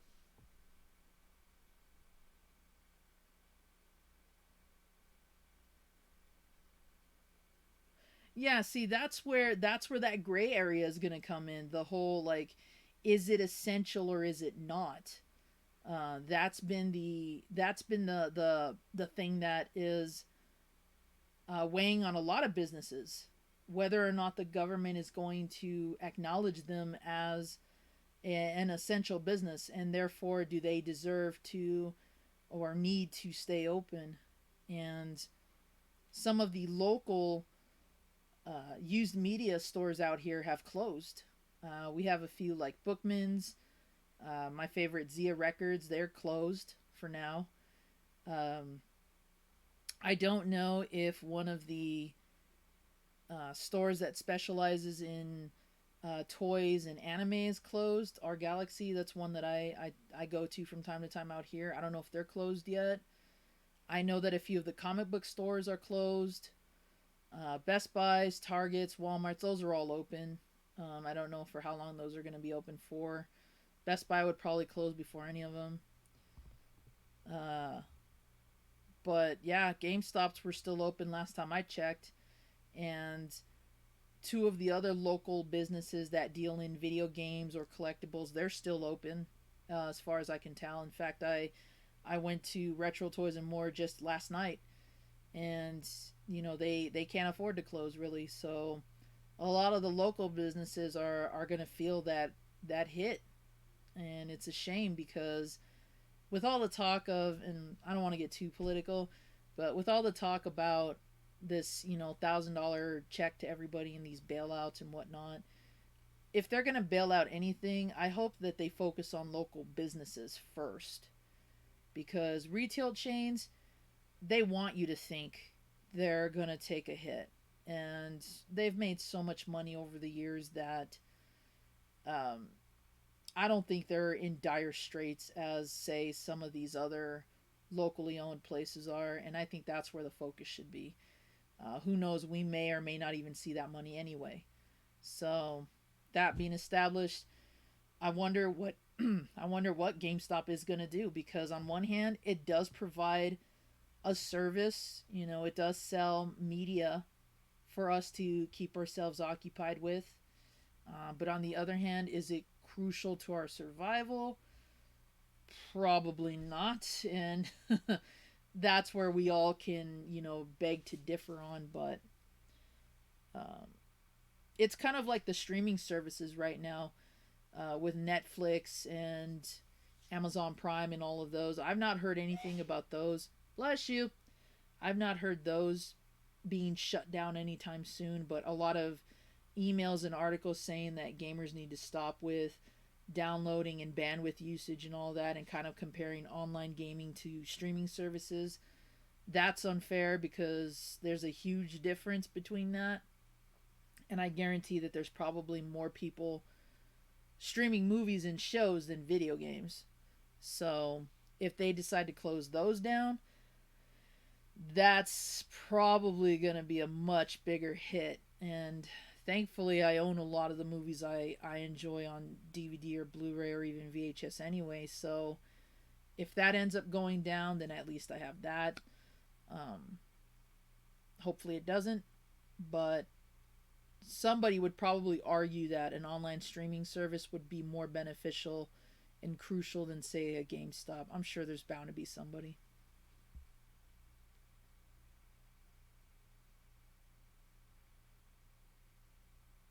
Yeah, see, you're on lockdown.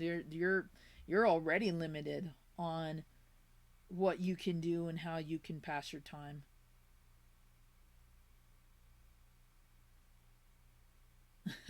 They're standing on one leg and losing their domination. Yeah, that's one way to look at it. That really is. We know that GameStop's history hasn't exactly been the best in terms of customer service, pricing, um, buying, trading, all that stuff. This is just another niche in their belt for them. If they can stay open, then they probably are looking at it as we'll have a much bigger portion of the profit. But if you can still get stuff on Amazon and eBay, I'm sure people are going to use that.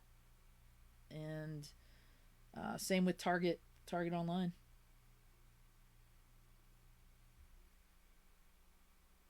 Yep, very true, guys. Very true. We would not have to worry about streaming if every company didn't want to have their own platform. That is so true. Everybody was perfectly fine with Netflix. That was all you needed, really. And we're talking even in like the primal stages of Netflix, when the big news was you could get Netflix on your Nintendo Wii or any gaming system that could go online. You could download it. Your 360, your PlayStation, whatever. And then we got, other companies. Hulu was the big name thrown in the mix because, what was it, Seth MacFarlane? A Family Guy was pushing that a lot back in the day. And then you got Amazon Prime and, all these other ones that came out eventually. So we saw that back in the day, even with cable channels and, premier movie networks. Buy HBO because they have all the hits. Buy Showtime because they show the darker movies. Buy Cinemax because when your parents go to bed, you can watch, softcore porn movies. Everybody had a different angle. It never gets old, really. But in this time with Corona and all that, it's going to be interesting to see how many companies, if they haven't already, have thrown their name into the mix and kind of said, no, we're a viable service, keep us up and running, bail us out kind of deal. I know the biggest uproar right now is bailing out the airlines. That's been a hot topic at my work lately. But I tend to stray away from a lot of that just because we hear about it so much on the phone and on the news and everything. Part of why I'm glad YouTubers are streaming, whether on YouTube or Twitch, is to just break us out of that. We got enough to worry about as it is. And the last thing that I think anybody wants to do is bring all that into a platform like this and have that just weigh everything down. We use words like distraction all the time. Um, we say things like take our mind off of, things of that nature. But when you look at it, we really do have a lot to offer when it comes to streaming and our own videos and whatnot. It's more personal, I feel. Uh, do I want to play a modern game by myself? Probably. Would I enjoy it if I was streaming it or playing with friends? Absolutely. I get more of an enjoyment factor out of doing what I was just doing a moment ago, and without critiquing my gameplay and my skill at that point. I still enjoyed it because I had people who were watching and commenting and laughing and joking around. Like, that to me is a much more viable service than, say, keeping Best Buy open or keeping GameStop open. We have, reserves and everything, and hopefully those will be mandated by this curbside pickup service and whatnot, heck, maybe they'll let us know we can ship it to your door if you don't even want to go inside the store, or the stores are closed, but we know you got a reserve. We'll ship it to your house. Give us a name and an address. There's ways they can rectify that, is what I'm saying. If we lose this and we lose our community, that's where I think we'll feel a lot of the hurt, because so many of you guys out there are on lockdown, and it kills me to know that. It kills me to know that I can still work. I can still go out and, get food if I need it. I can still go to a drive-through if I need it. The Game Stops and all that stuff out here, little by little it's closing. But to know that even the simplest things that we probably took for granted before all this happened, to know that that's not feasible, that stinks. And I have a lot of sympathy and empathy for all you guys who have to stay home and can't work, because this is probably one of the worst predicaments we've been put in. And being on lockdown, it's you never really appreciate a lot of the things that you could do prior to all this until it happens. I mean, it's a given fact. In some cases, you probably do, but it's very unfortunate to hear how you guys are experiencing that. And who knows, maybe Arizona will probably be hit with that too. I know that some schools are just now starting to close. My mom, she has a government job, so she's required to work. But on the one hand, it's if you're forced to work all the time and you kind of need a vacation just to kind of break away from things, that's how you can turn this situation, around in some way. Spend time with your family, spend time with your friends if you can. Do all the things that you didn't have the time for. That's a good way to look at it. But to be able to bring up YouTube and see Omega's streaming, Rage Quits is streaming, Megadan, Captain Algebra, T Belly, J Love, Shady J, all the guys that all of us probably watch, maybe even know outside of YouTube. That to me is much more important, because at least we can chat, we can still talk with each other like this, and just have that platform to leave all that corona garbage outside, not deny it, not say turn a blind eye to it, but just for a moment, like, have some sort of sense of normalcy, especially when you guys are on lockdown. That stinks. And I feel bad for you guys that are experiencing that. So at least when you watch one of my videos or you join in my live stream, I hope that it does something for you. And if it does, awesome. If it doesn't, then maybe I'll try harder. I just want to give you guys some sense of normalcy so that the lockdowns and all this stuff that's happening doesn't, bring you guys down.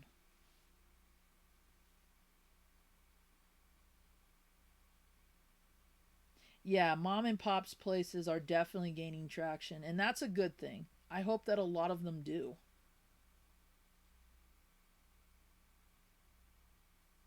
I know some people who own mom and pop stores out here. They totally can benefit from this right now.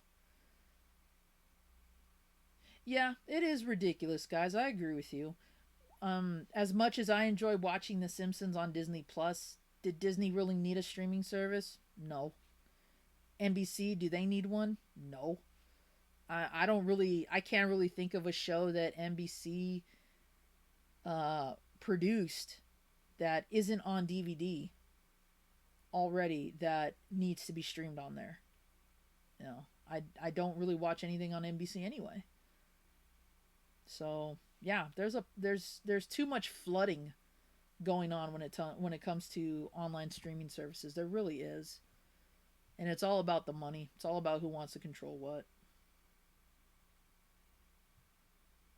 Okay, cool, Josh. I'd love to read that.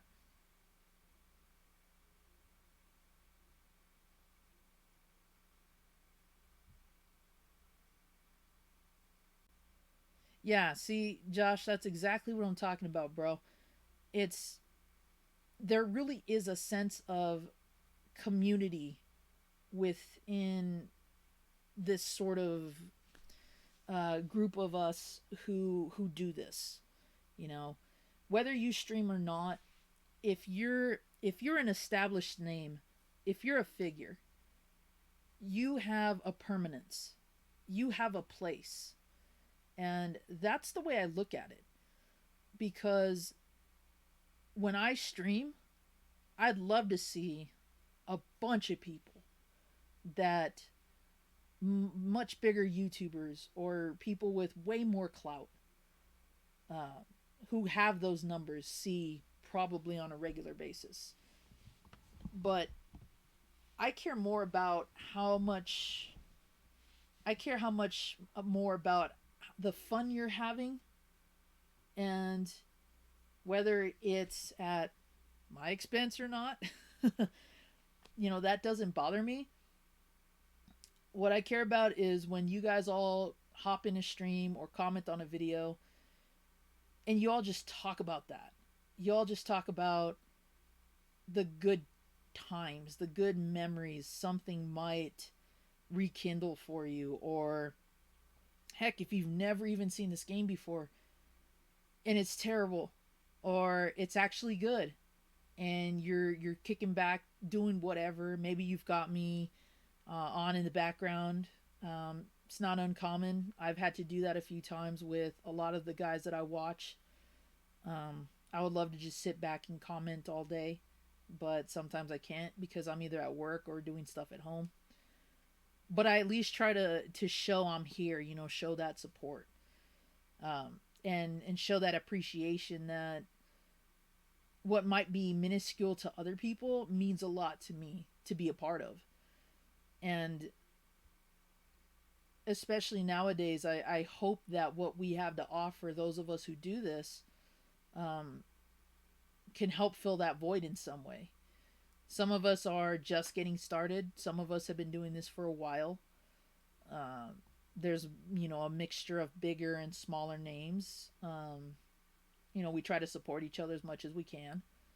But what matters to me is when you're there, you're just having a good time, um, and that you feel that sort of appreciation. Whether you're thoroughly typing or not.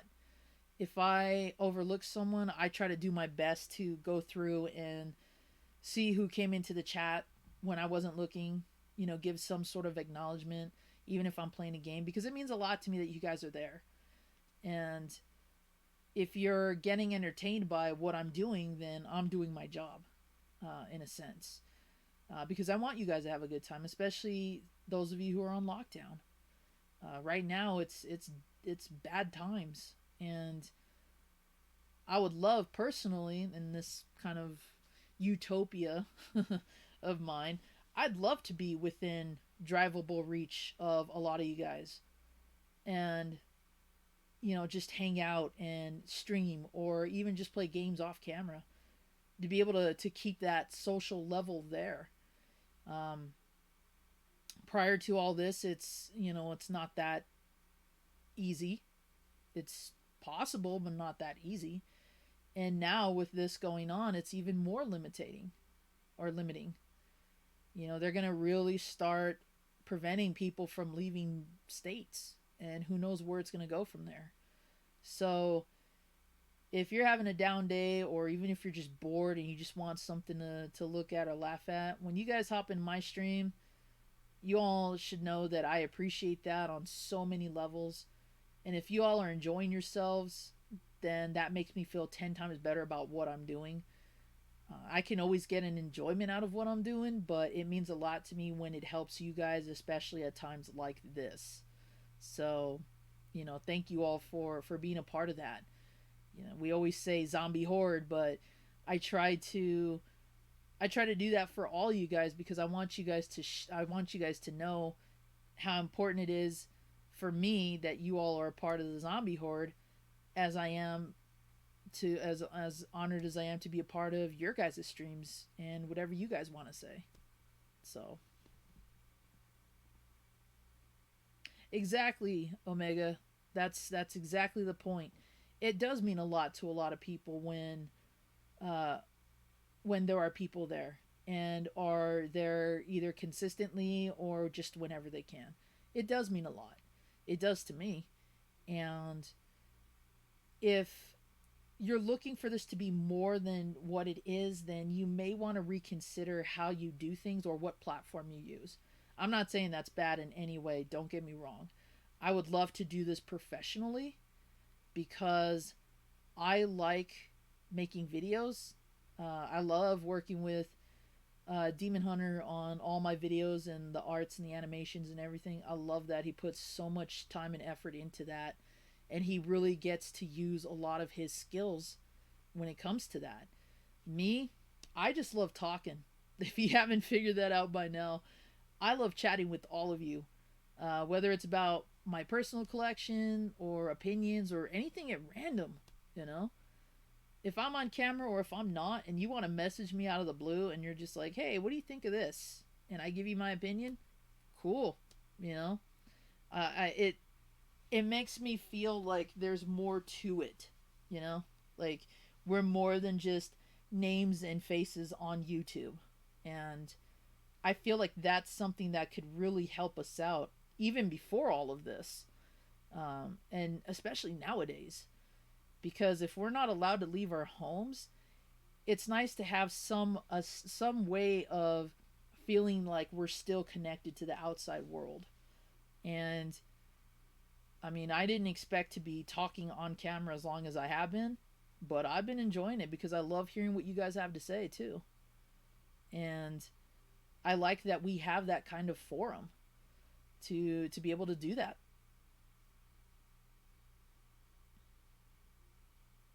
Yeah, push. My laptop died because the power cord fell out. So that's what happened. It probably wasn't anything on your end. Yeah. Or play whatever you want to, Omega. Totally. Totally. If you've been itching, for some reason to play Bart versus the Space Mutants, go for it. What's stopping you, you know? Now is the time. If you guys want to take the time to, shoot on some games that are terrible or things like that, I'm all for it. If you want to talk about games that mean stuff to you, I'm for it. Um, I know little by little I've been wanting to get into using a Discord. I don't feel like I have a huge audience base for that just yet. But if we can all voice chat on Discord even, I'm down for that too.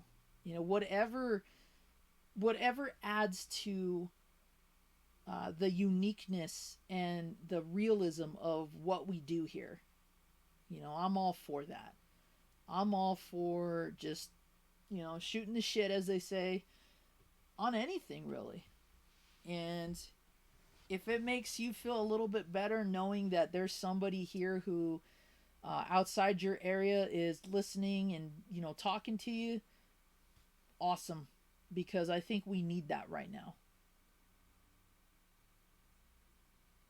Oh, speaking of Demon Hunter, his ears must have been burning.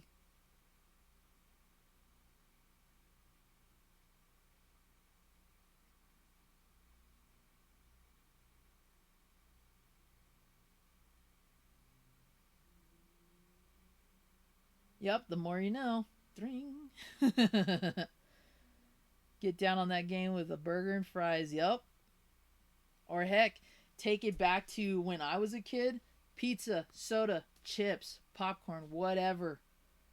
That's how we used to game. Hardcore, you know. Nowadays, I could stay up till 4, 5, 6 in the morning if I wanted to. Back then, as a kid, we were pushing 2, 3 o'clock even, just because we had to get that last level and we had to get that last playthrough in. Like those were the times, you know. And what's to prevent that nowadays? Nothing really. Thanks, Push. I appreciate that, bro. Like I said, if y'all are enjoying what I'm doing, then it makes me feel good, and it makes me feel even better to know that for whatever length of time you're watching, it gives you that solace, especially now. So very much appreciative of that, and I'm sure that Demon Hunter would agree because a lot of it is his time and effort. We the way that we've got like this kind of a Whistler blade kind of thing. I blueprint, he makes it. I put it out there kind of deal. Um, and we've come together collectively as quite a creative force behind the channel. So if you guys are enjoying the videos, awesome. I couldn't ask for more. Pop Tarts. um, let's see. Unfrosted strawberry, unfrosted blueberry, apple cinnamon, the original flavor. I'd even settle for apple Pop Tarts nowadays, maybe even those Jolly Rancher ones, and definitely s'mores. I'm there.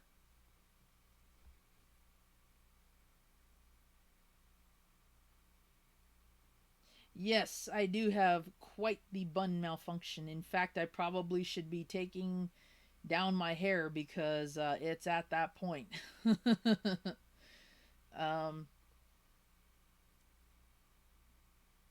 I was kind of hoping that Megadan was gonna stop in. I know that they let him know that I was streaming and that I had the hair buns, but you know, maybe some other time I'll do it.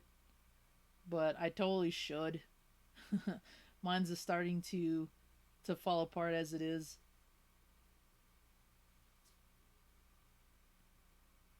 Hail unto thee, zombie JLT. Well, don't make me out to be a martyr, guys, because we all know what happens to martyrs. But, you know, when I think about it, maybe I would be willing to do that for this community just because of how awesome everybody is. You know, if it means that we can preserve what we enjoy here, then maybe so be it. Large 7 Up Slurpee and some pizza with a root beer Saturday night. Saturday night. Saturday night. Oh gosh. Man, so many fun memories. Sleepovers, wait until the parents go to bed, go back to playing that video game. Oh yeah. Good stuff. Good stuff.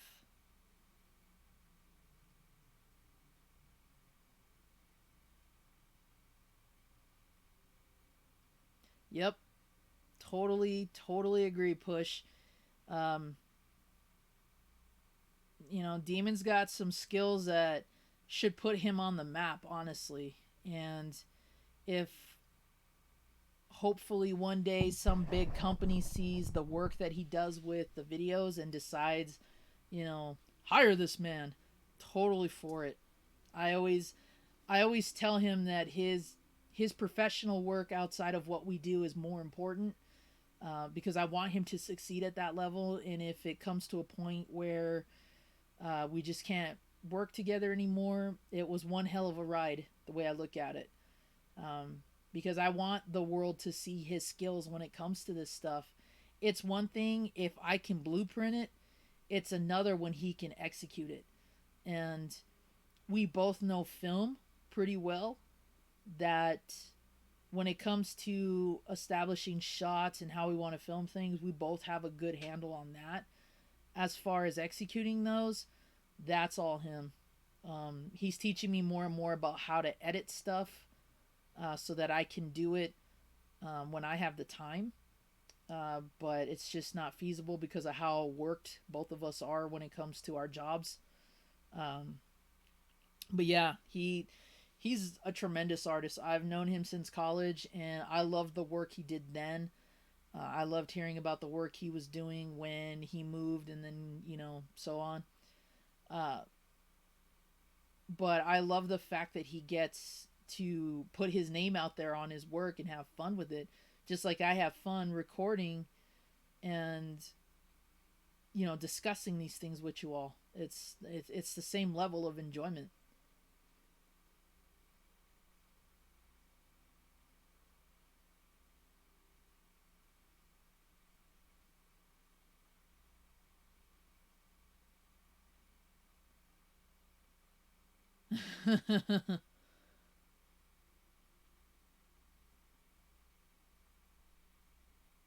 Yeah, and there's a lot that we still need to film and put on display for you guys because we just when I had to take that hiatus back in November, um, I'm not, I'm grateful for doing it because it benefited my son a lot.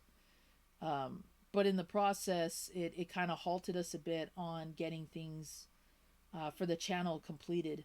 So we've been trying to play catch up ever since, and the more hectic this situation has gotten, the more they've required out of me and my girlfriend to be at work. So uh, being able to film has kind of been like, okay, when I tell you guys whether you're streaming or not, like, hey, I'm here, but I'm editing or I'm filming, chances are that is what I'm doing, or that's what we're doing because that's the only time of day that we have. So that's how we look at that.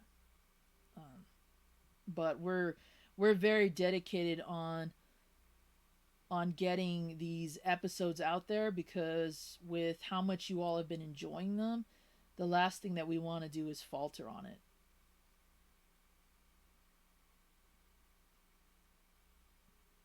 Oh, that dog from Duck Hunt, in a way, maybe it was a good thing that they didn't allow us to shoot him in the NES game like you could on the arcade, but I don't know. It would have been cooler if we actually could get away with doing that.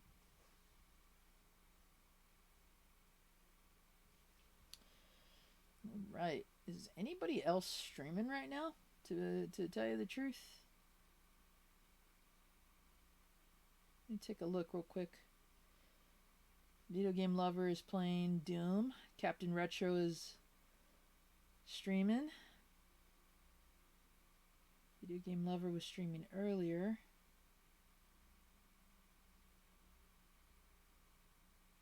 Just taking a note of who is. Oh, Megadan's been streaming. I didn't know that.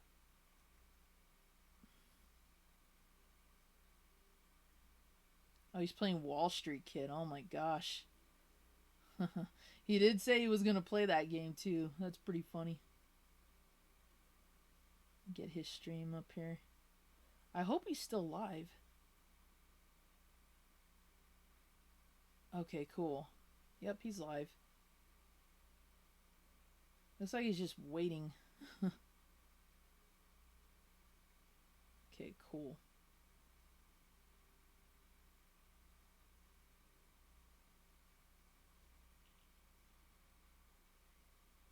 Yeah, I didn't know he was streaming either. I didn't even get the notification.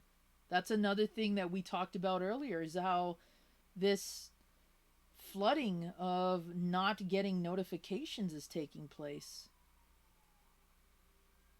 So, that's a downside because I would have loved to have said hello to him.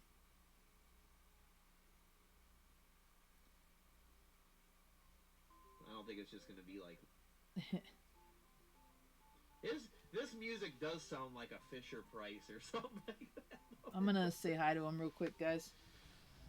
You guys been playing Animal Crossing? Oh my freaking gosh, badass. my back. This is totally my quarantine life. Me and my computer. Got your little flowers right there. Got everything going on. I see you, zombie Jermison. I wonder why we can't take her to the Die Hard Gamer Bros. This always talks about getting sick and everything. I wonder if she acts different though every game.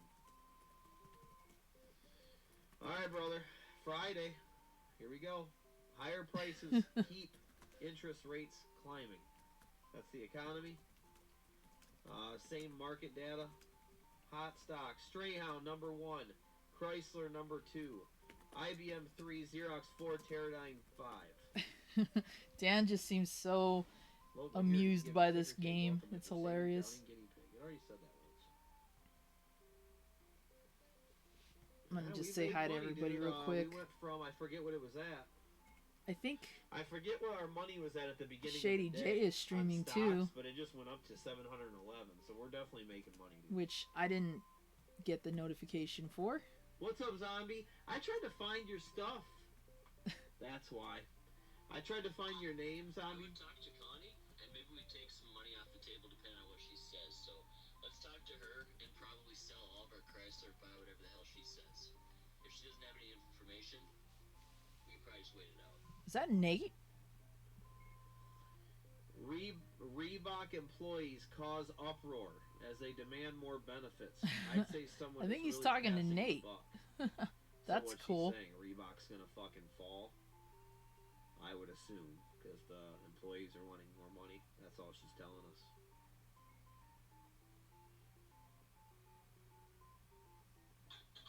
Yeah, that does not sound like a good tip at all. I'm not sure what the hell she's trying to say. So let's not act on that. If you want it though, dude, maybe do this. Sell like half your Chrysler and buy Strayhound with it. Push, I think you were Copy watching that. Half of Chrysler. Retro Robbie's Enough video. for Because he asked that in his recent pickup video. But if that is or isn't him, Okay, we're selling how many Chryslers? Hey, let me go ahead and mute. 9. let me mute Dan for a bit. There we go. That would be Fortnite for me. Nice.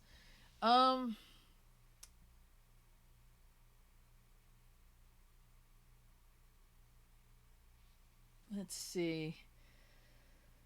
A game a lot of people like, but you dislike it.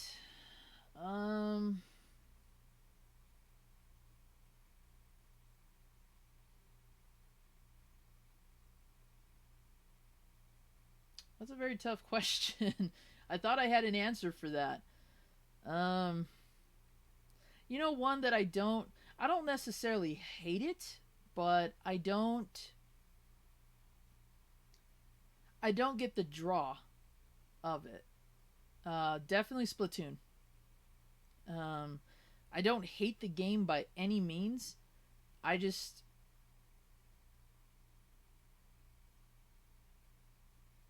don't get the appeal, so to say. I could easily say sports games, honestly, because I don't really play sports games. But I used to play some back in the day. I just play sports titles where there's like a gimmick, you know, Base Wars, Mutant League, that kind of thing. But I've never been devoted to like Blitz or NHL whatever or something like that. Well, that's not true because I used to play NHL 95 a lot on Genesis because it was the better port. Oh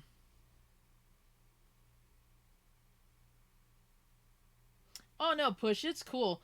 I'm friends with Robbie, so that's not a problem at all. I don't worry about it at all. In fact, whether I know the person at all, you know, feel free to mention it. And if I have an issue, I'll just say, yeah, can we not bring up other YouTubers in here, you know, kind of deal. I won't though.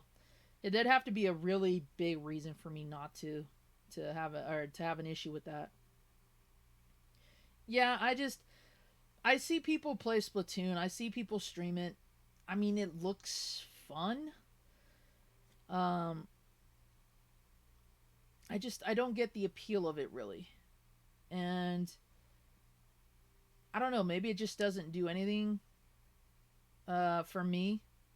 But I don't, it's not a big enough draw for me to want to play it, you know? Fortnite, I mean, that I've had my fair share of FPS, really. I don't really hate it. Do I like the level of merchandising it gets? No. I haven't seen a game really blown up like that. Probably since Overwatch, and Overwatch is way better in my opinion. But I don't get the appeal of Fortnite when there's a lot of better FPS games out there. and Splatoon just doesn't appeal to me. I don't get why it does, but I'm sure it has its reasons. It definitely has its audience. Um, but for right now, it's just not for me. Will it ever be? Who knows? But right now, it's not. And maybe at some point, I'll feel the need to play it. But if I don't think I'm missing out on much. Um,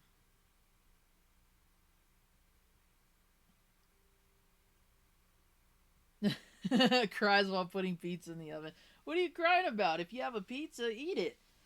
I have my lunch that's been sitting on my couch. I haven't even touched it yet, just because I've been streaming. So go for it. Go for broke.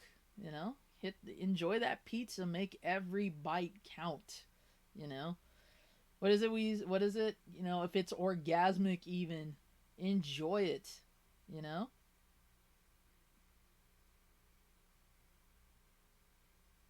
What is going on here?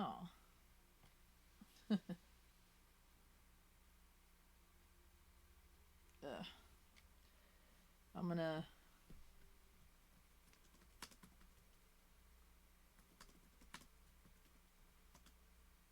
Oops.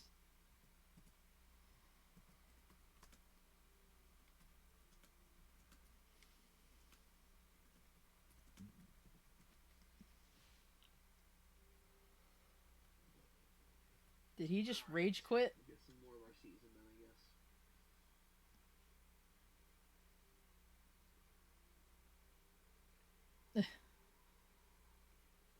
We're not gonna play for too long, though. I'll be honest with you. Then we'll go play some Animal Crossing and chill.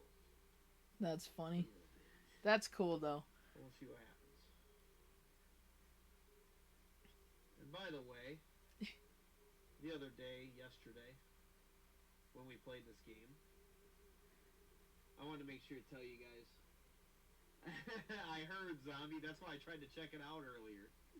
The Leia Buns. Yeah, if I seemed short last time, guys, last stream when I played this game, That's funny. dudes, I tried to play the game when I had a headache, and that's just, it's never smart.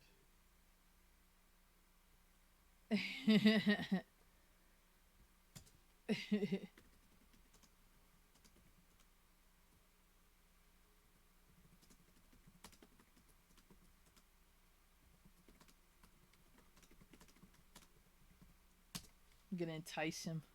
For sure. Dan's gonna go play with his rod. Oh jeez, I tuned in right at the right time. Yeah, I definitely thought Wall Street Kid. I'm having fun doing that with Nate, especially if we win. That'll be fucking awesome. Alright, he's gonna go back to some Ken Griffey. That's cool though. If he hops in, even cooler. Yep. You'd be surprised, Push. A lot of people are starting to not like Smash Brothers anymore. And I'm on the fence about that. I was playing Smash when it first came out on N64, and Melee to me is like the ultimate Smash Brothers game in my opinion. Controls, character choices, character number even. It wasn't oversaturated, you know.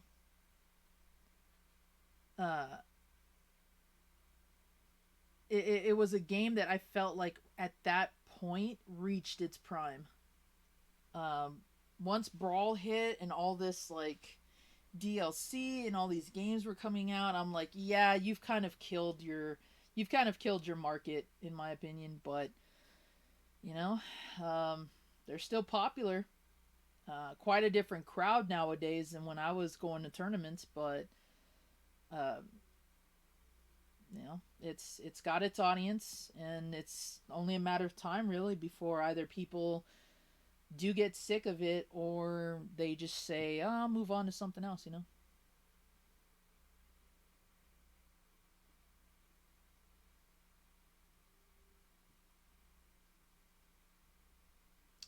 Oh, you know,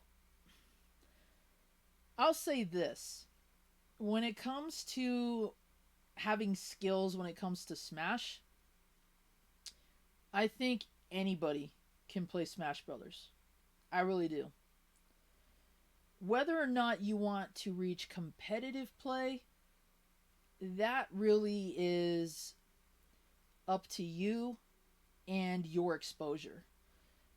When we were in college, Smash was like the game, one of the games to play tournament wise and competitively.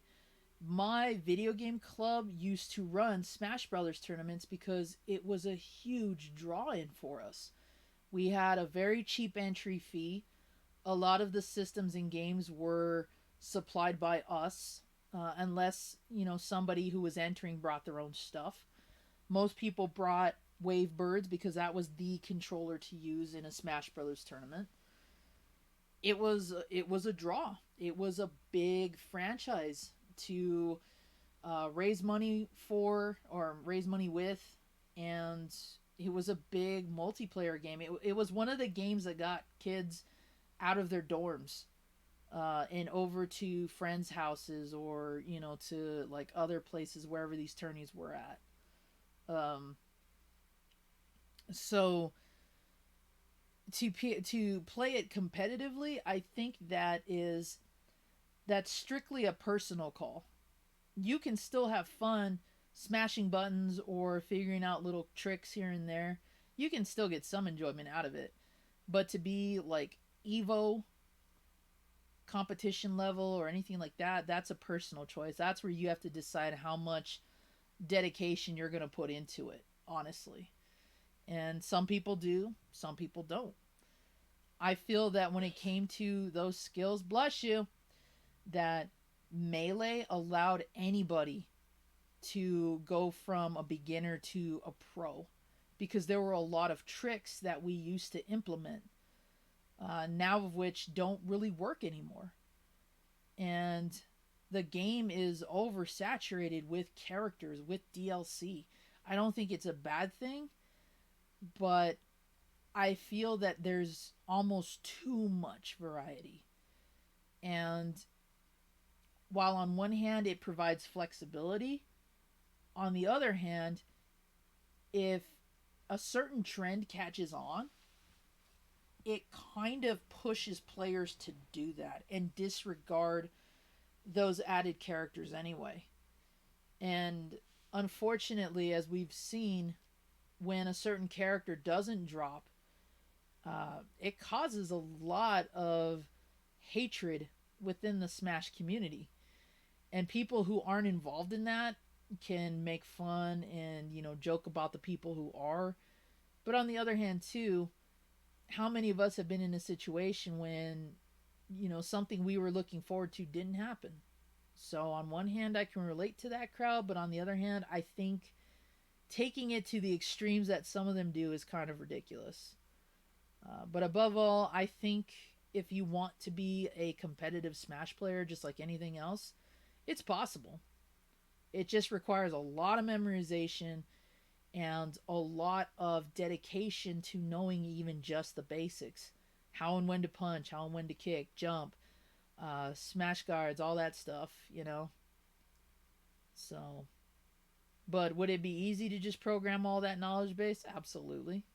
Here, take the Smash Brothers pill. Now you're an ace at this game.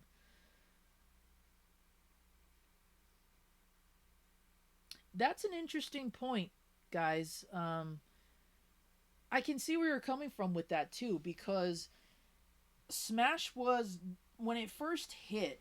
Sorry, I'm having to stretch a lot. There we go.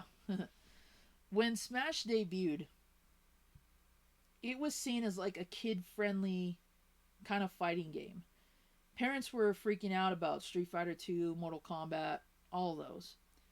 And Smash was kind of like the it was like a kid-friendly game disguised as a fighting game. And back then, when my friends had it, people just played it for fun.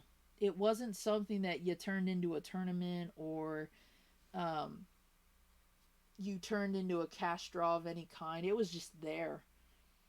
Um, Melee definitely upped the stakes when it came to not only in improving what um, Smash had to offer on that scene, but also just showing that even this kind of like kid friendly fighting game uh, could establish itself as like a big, you know, franchise like Street Fighter or Tekken or, you know, Mortal Kombat or whatever.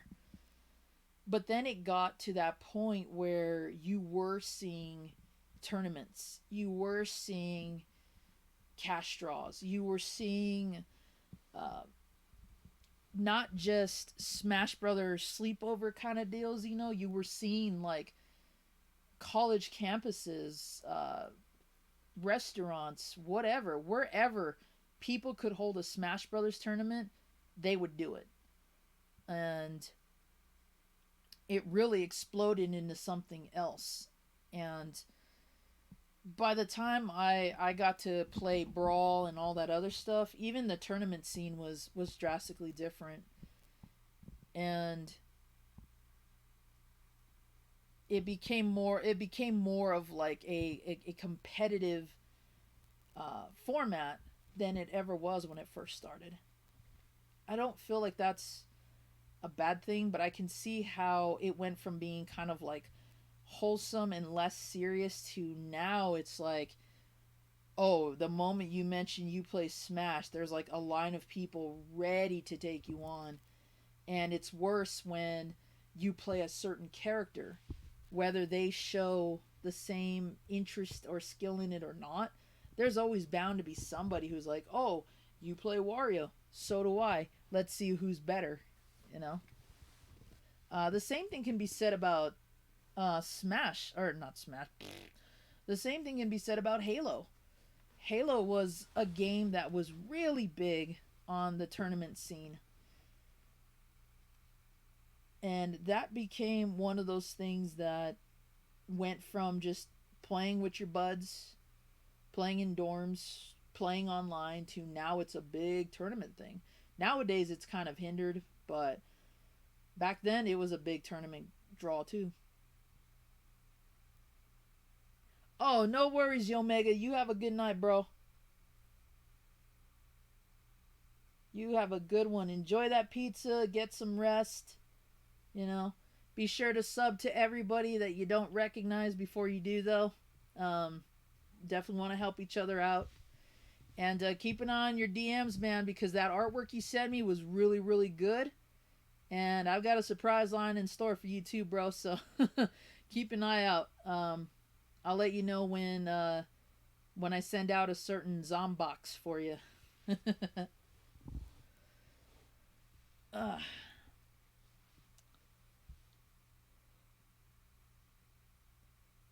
yeah, DLC does make you feel like in some way you do get screwed over for buying a game like that.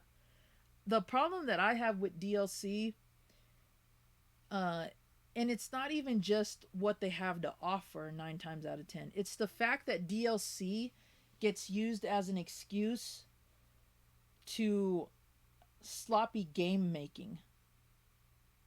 You know, if that makes sense. Um, I feel like developers use DLC as a means to put in everything that they didn't want to do at that time, or maybe they didn't have time to do it. But you can tell when a game releases DLC, you can tell when the DLC is made to improve something that was or wasn't there, or fix a bug or anything. And that just tells me that they really, really pushed out a. That they really pushed out a game really fast. Sorry, I'm getting parched. um, that's the problem I have with DLC, is when they don't take the time, or maybe if they don't have the time, I don't know. When they don't take the time to fine tune everything before a game becomes available. Um, even a game that is considered horrible, at least it was put out fully complete. You know, uh, let's say for example, where is it? Yeah, we'll use this as an example. You know, Bar versus Space Mutants, not a very popular game, a well-known one, but not a very popular one for various reasons. Now, if this is viewed as a horrible game, at least it's horrible 100% in its entirety. There's no DLC for it. There's no, um, patches that need to be installed. We don't need to make sure we have enough hard drive space. It's 100% complete. And if this game is given an F, at least it's an F with 100% completion on it. So I respect that. I appreciate that. That even a game that can be viewed as horrible by today or even past standards is still 100% horrible as is, versus having to wait for DLC that will either make the game worse or doesn't fix anything, or it's just kind of like the same junk that went into it, but it's just sprinkled so lightly so that you don't get it confused or misconstrued as anything else, but we all know it is.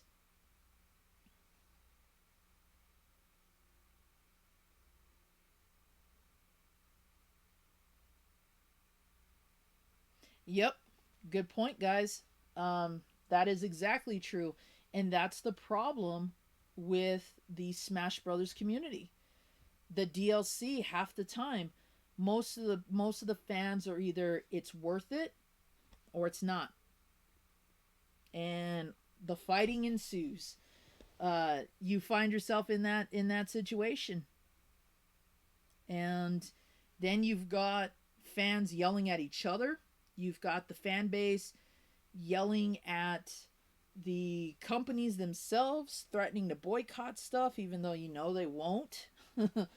um, you get a lot of things that don't need to take place, but they do, because after a while, people feel they're entitled or whatever reason. Um,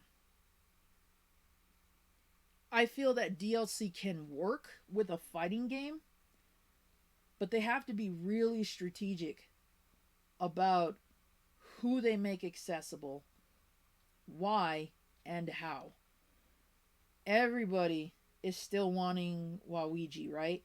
For Smash Brothers. They have to be careful if and when they release him, how they're going to do it.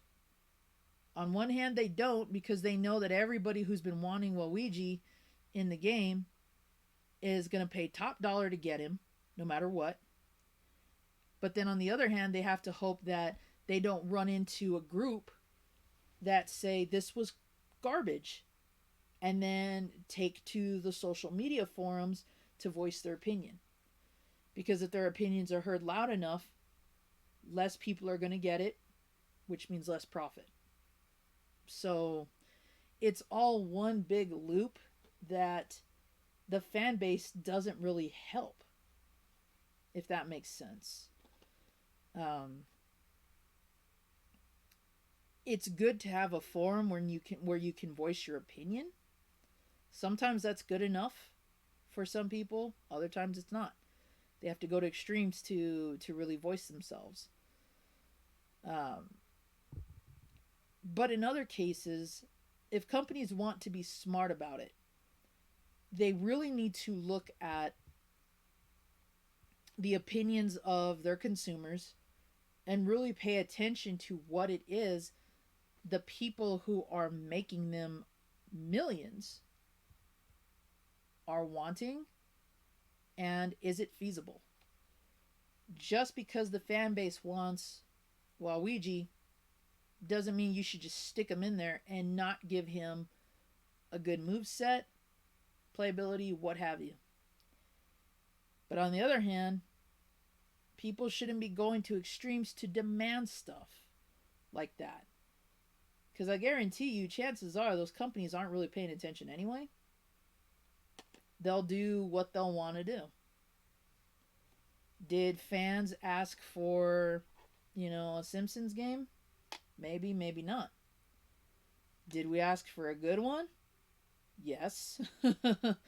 And unfortunately, not all of these games with one of our favorite families are good. That's just how it is. I don't know if there's even a franchise that doesn't have its fair share of hits and misses. Zelda doesn't. I know people who don't like all the games in the series. Mega Man doesn't. Mario doesn't. Sonic doesn't. And that's just the risk you take with it. But be smart about it too.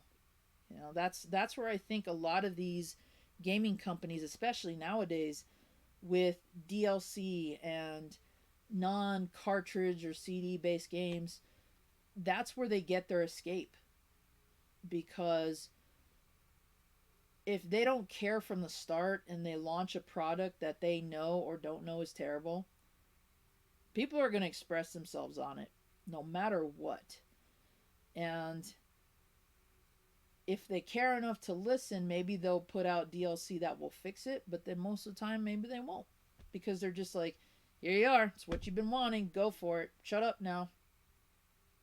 I feel like the gaming companies and developers kind of treat customers like that.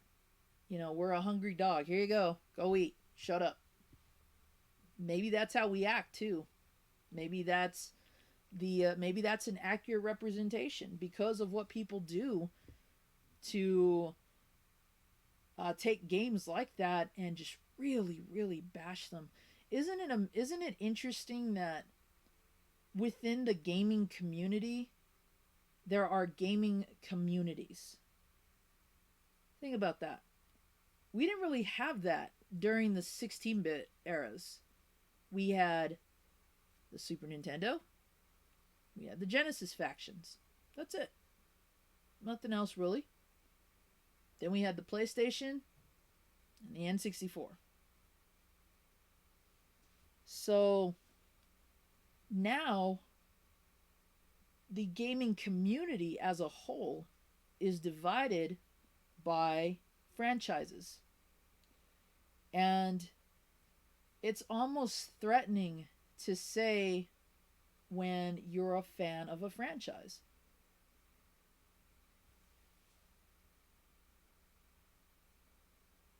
Yeah, that's a good point. That's a good point, Josh.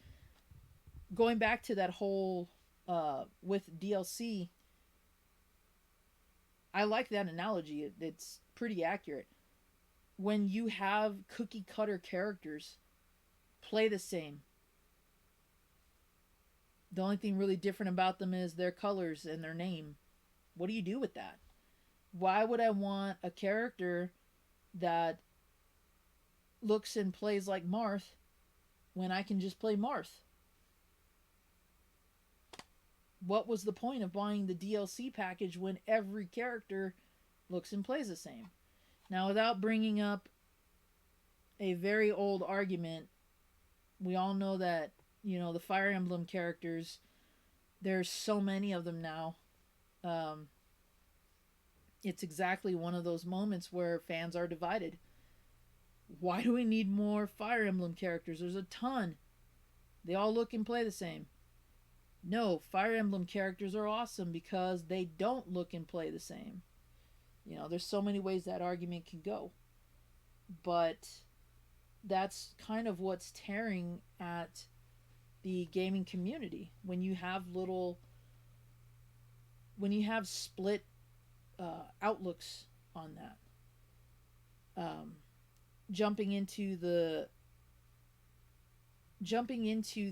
franchises, that point I made about it's almost dangerous to say when you're a fan of a particular series.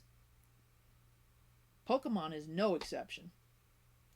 I've been playing Pokemon since I got my red and blue and my yellow. Okay? I still love playing the originals. Whenever I'm bored, whenever I want to revisit that, I bust out red, blue, yellow, gold, silver, crystal, all of them. Whatever I have access to. Uh,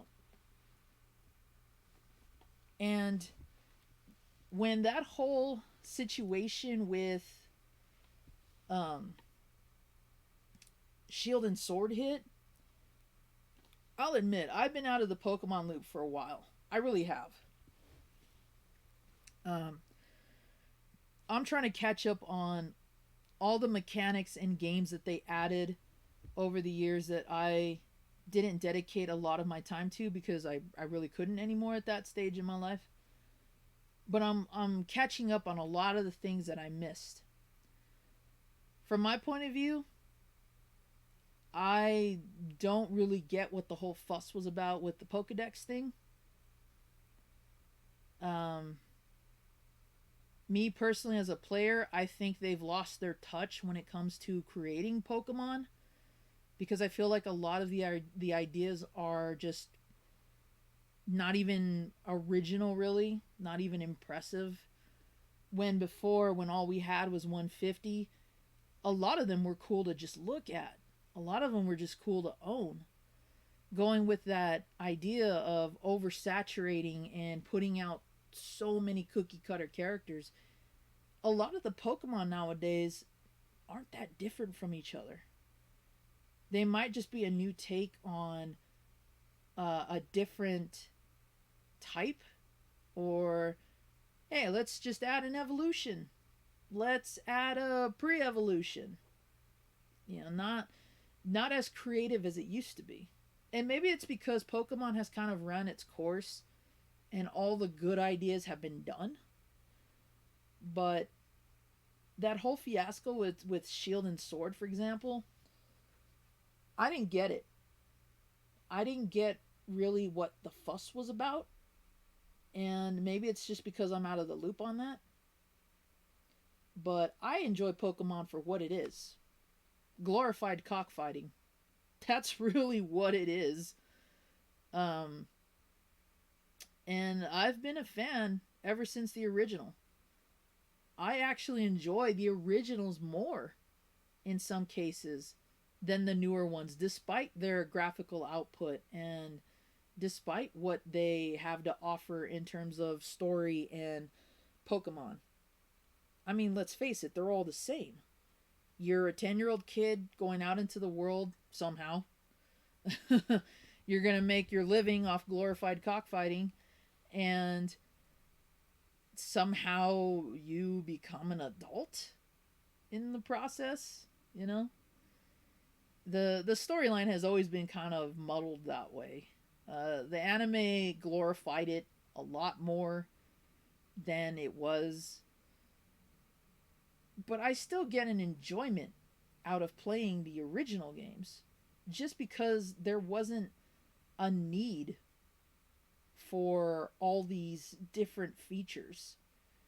And the features themselves have been kind of hit and miss. Some fans like it, some don't. So where do you draw the line on a franchise like that? Do you be innovative?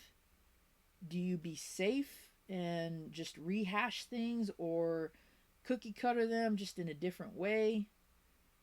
Do you try new things? Do you completely reboot the series? I don't know. I guess it all just depends on who's holding the pen and who they care to listen to. And it's unfortunate because the very same people that are making these companies billions are the ones that are causing the most commotion. And it has nothing to do with them directing their dislike for certain elements to the company. It's to each other.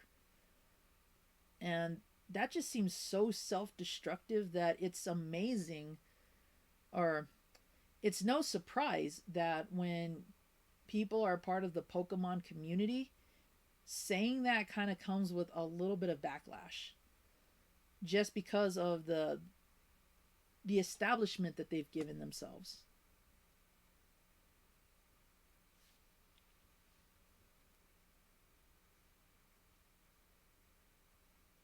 Yeah, that might have been a really good that might have been a really good start, guys. Maybe they should have just rebuilt it from the ground up. Take what made the franchise great in the beginning. Give it up to date graphics, give it up to date playability, and start fresh. Maybe they could have released Pokemon Red and Blue with today's graphics, today's online capability, and whatnot, but kept it the same. The 150, the 8 gym badges that you have to get, the towns you have to go to, all the things that are recognizable and fans of the series from the beginning have enjoyed. Maybe that's the route they should have taken it. And who knows who's coming up with their ideas. Like, maybe they are trying to listen to the fan base. Maybe they do want to do things on their own. But I think personally, when it comes to being a fan of a name or a franchise like that, you really do need to keep an open mind. Because the more vocal you get, the more out of the way you go towards using a forum and painting yourself that way is not helpful. It gives everybody else a reason to distrust you and your opinions and your likes. And it gives game developers that edge they need to kind of just shrug you off, you know?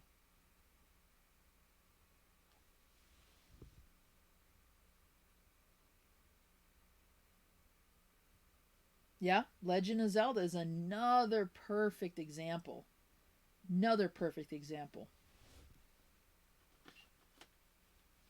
When this game hit, goldmine. People loved it. May have been cryptic, but there was something about the fantasy exploration feel you get from playing this that just brought players in, that brought players back. Totally submerged you in that world. Now, where is my... Maybe it's in this stack over here. Here we go. Divided the fan base almost overnight. People were expecting what they got in one, but better. Didn't happen. What we got was a change in gameplay and a change in story. And this was a game that I think most people weren't ready for. Or maybe just the diehard fans themselves weren't ready for. Because I've met some people who got into Zelda after playing this, then the first one. And there are fans of this game. There's a community out there that are fans of Zelda 2. And why it appeals to them and why it doesn't appeal to other people, who knows? But it's a perfect example of how if you don't do things the way that a certain audience or even customer basis does, you're going to get hit with backlash. If you're willing to be different and try something else, maybe you'll get praise. Maybe that in turn will become your biggest seller. Castlevania did the same thing with part 1 and part 2. I'm in the minority. I like part 2. I love the RPG element that Castlevania 2 gives you, because we've all played 1. We get the side-scrolling adventure with the horrendous jumps and all that stuff, all the different reasons why Castlevania is good and why it's not. But Castlevania 2 made me actually feel like a vampire hunter. The RPG element they gave it heightened the game for me. Was it cryptic? Absolutely. Did it make it more frustrating at times? Sure. But I still enjoyed it because it forced me to think more. It forced me to become a better game player. And that's the enjoyment I got out of it. I'm sure the same thing can be said for Zelda too, because one of the common things that I hear on it is Zelda 2 is freaking hard compared to Zelda 1, let alone later titles. So, but there are some of those out there that love difficulty, that like a challenge. So, um maybe that's what maybe that's what Nintendo was going for, that maybe they were going to find either a new market or a market that uh they could expand upon. Who knows?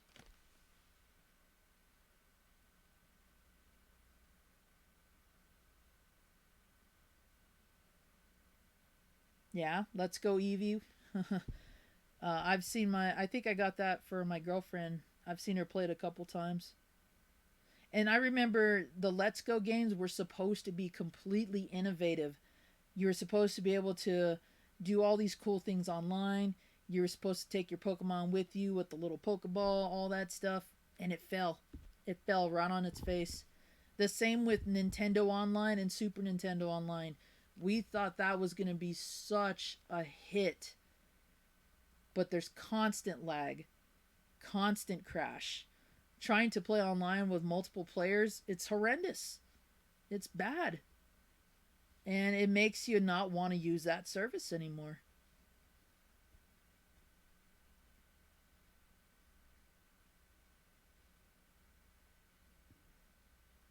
Yeah, Zelda 2 is definitely the black sheep of the series because it's the only one really that changed the perspective a lot.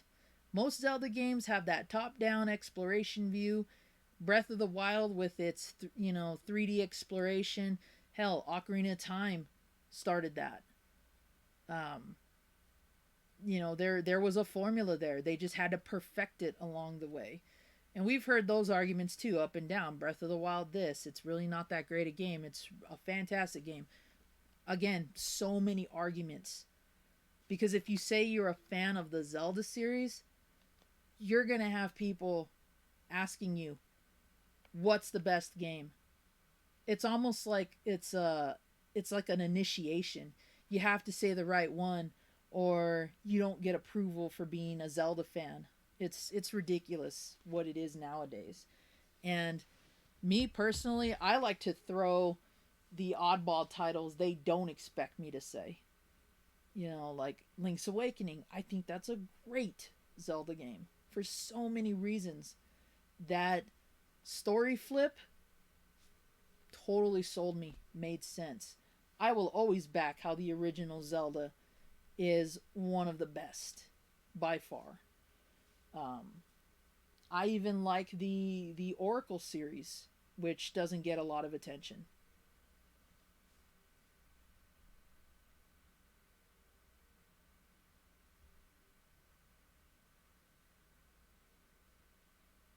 Yeah, see? And that's another good point.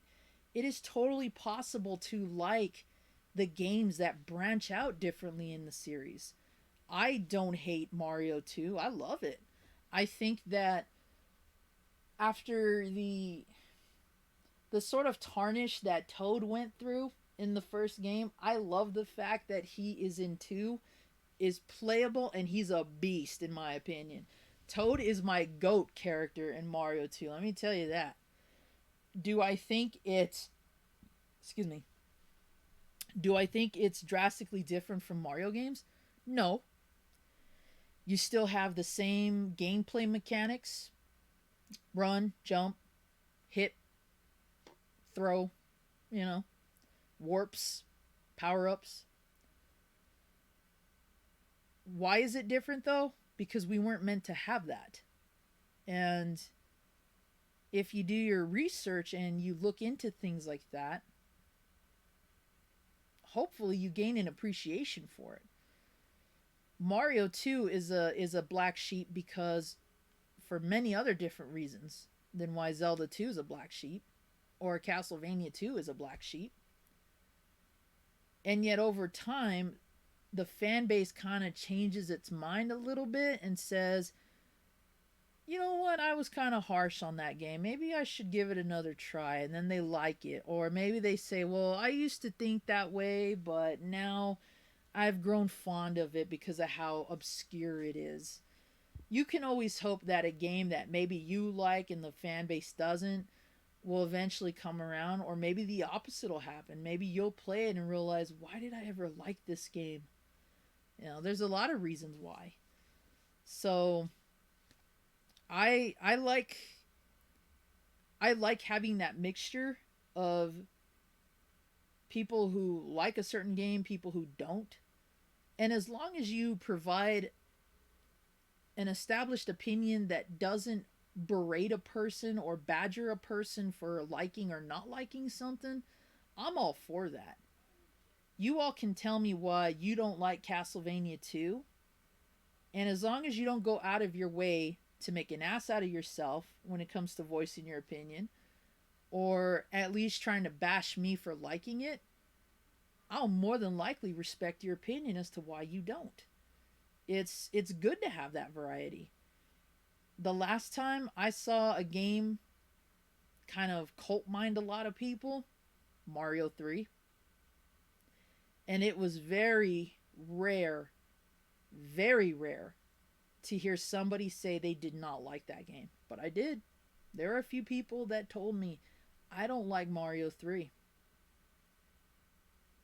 And my jaw would drop because I was in that group of people who thought Mario 3 was the greatest Mario on the NES, maybe even ever. But there are fans who think Super Mario World's the best Mario game ever. So it's a mixed variety. But that's what makes the gaming community awesome. That's what makes it potentially one of the best communities out there. But when you start taking your opinion and bashing other people and bashing their interest, that doesn't help. That makes you a bigger ass. And you unintentionally create a picture for people who like the stuff that you do. And most fans don't realize that.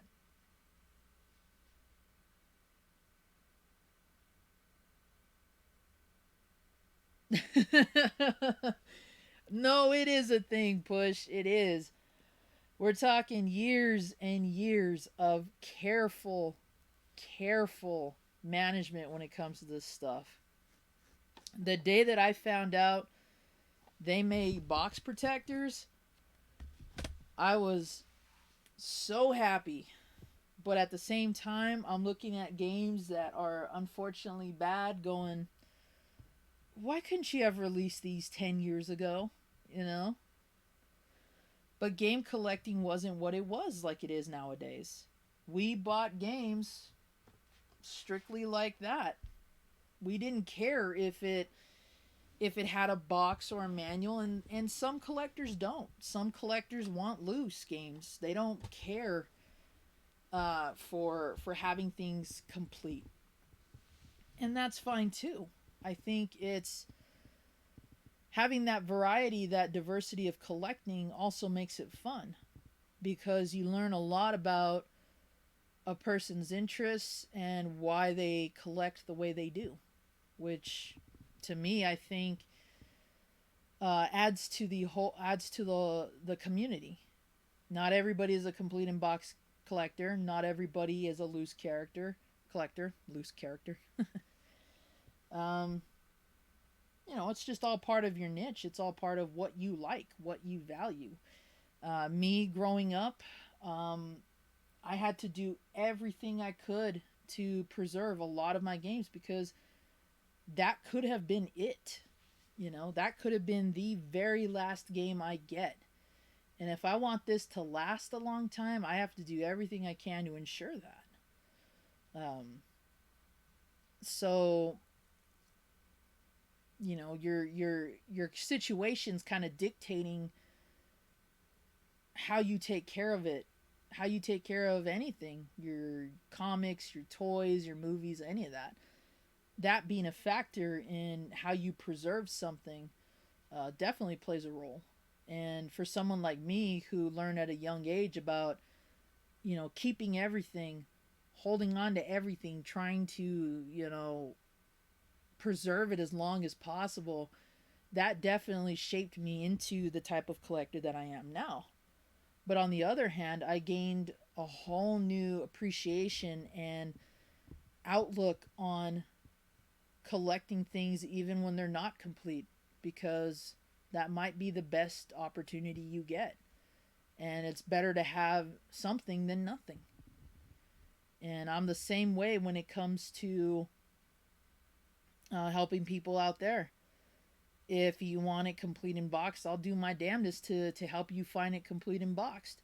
If you don't care, if you just want a loose copy, that's fine too. It it all just depends on your situation and, you know, your circumstances. Um, I would never turn down a game that I know for a fact is worth money just because it's loose. That's probably the closest I'm going to get to having a game of that value than I'll ever be at that point in time. And I'd be a fool to pass up on it. But if I know, for example, I can find a game out in the wild in better condition, I'll probably pass on it. If I know that I can get parts I need to Frankenstein a CIB copy because it's cheaper, I'll go that route even. It all just depends on what your circumstances are. But for me personally, if I can get it complete and good and really good condition, I'll pay top dollar for it. I will pay a price that matches the condition. But it's because of that, it's because of the lack thereof. That's what's hurting the collector's market. Because people are willing to pay top dollar for games that, pardon my language, look like shit. And I am totally against that. I would not feel comfortable selling or giving a game to somebody that looks terrible. If it's the absolute best I can do, I will say, here's what I've found. It's the best I've seen out here. What would you like me to do? And wait to hear back from somebody on the matter. Or maybe I'll just swallow my pride and do it anyway. Just because I know that regardless of the condition it's in, whoever I'm getting that game for, they'll appreciate the gesture rather than the condition.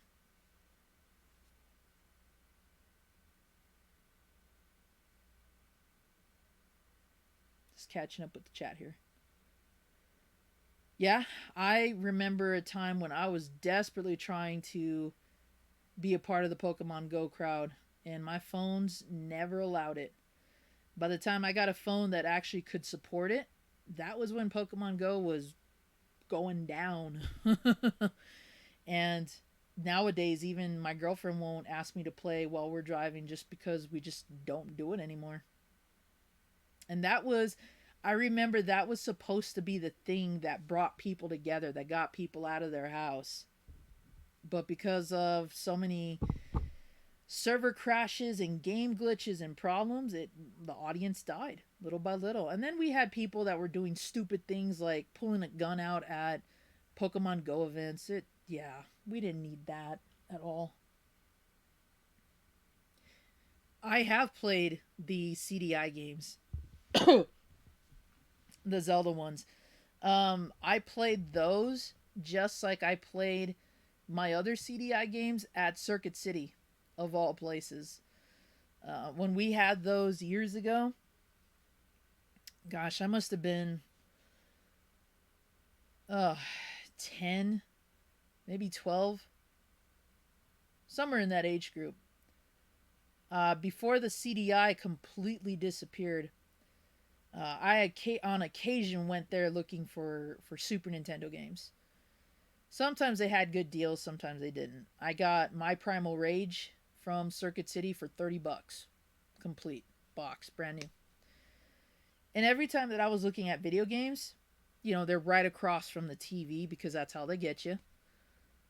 The salesmen were always trying to push the CDI on me. And they didn't have the controller, which stunk. They made you use the TV remote with the analog joystick and whatnot. Not the best for anything that they were trying to push on the CDI. Granted, I got to play Dragon's Lair. I got to play Space Ace.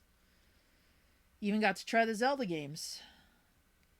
I didn't know what to make of them because the CDI looked more like high-priced stereo equipment than an actual console.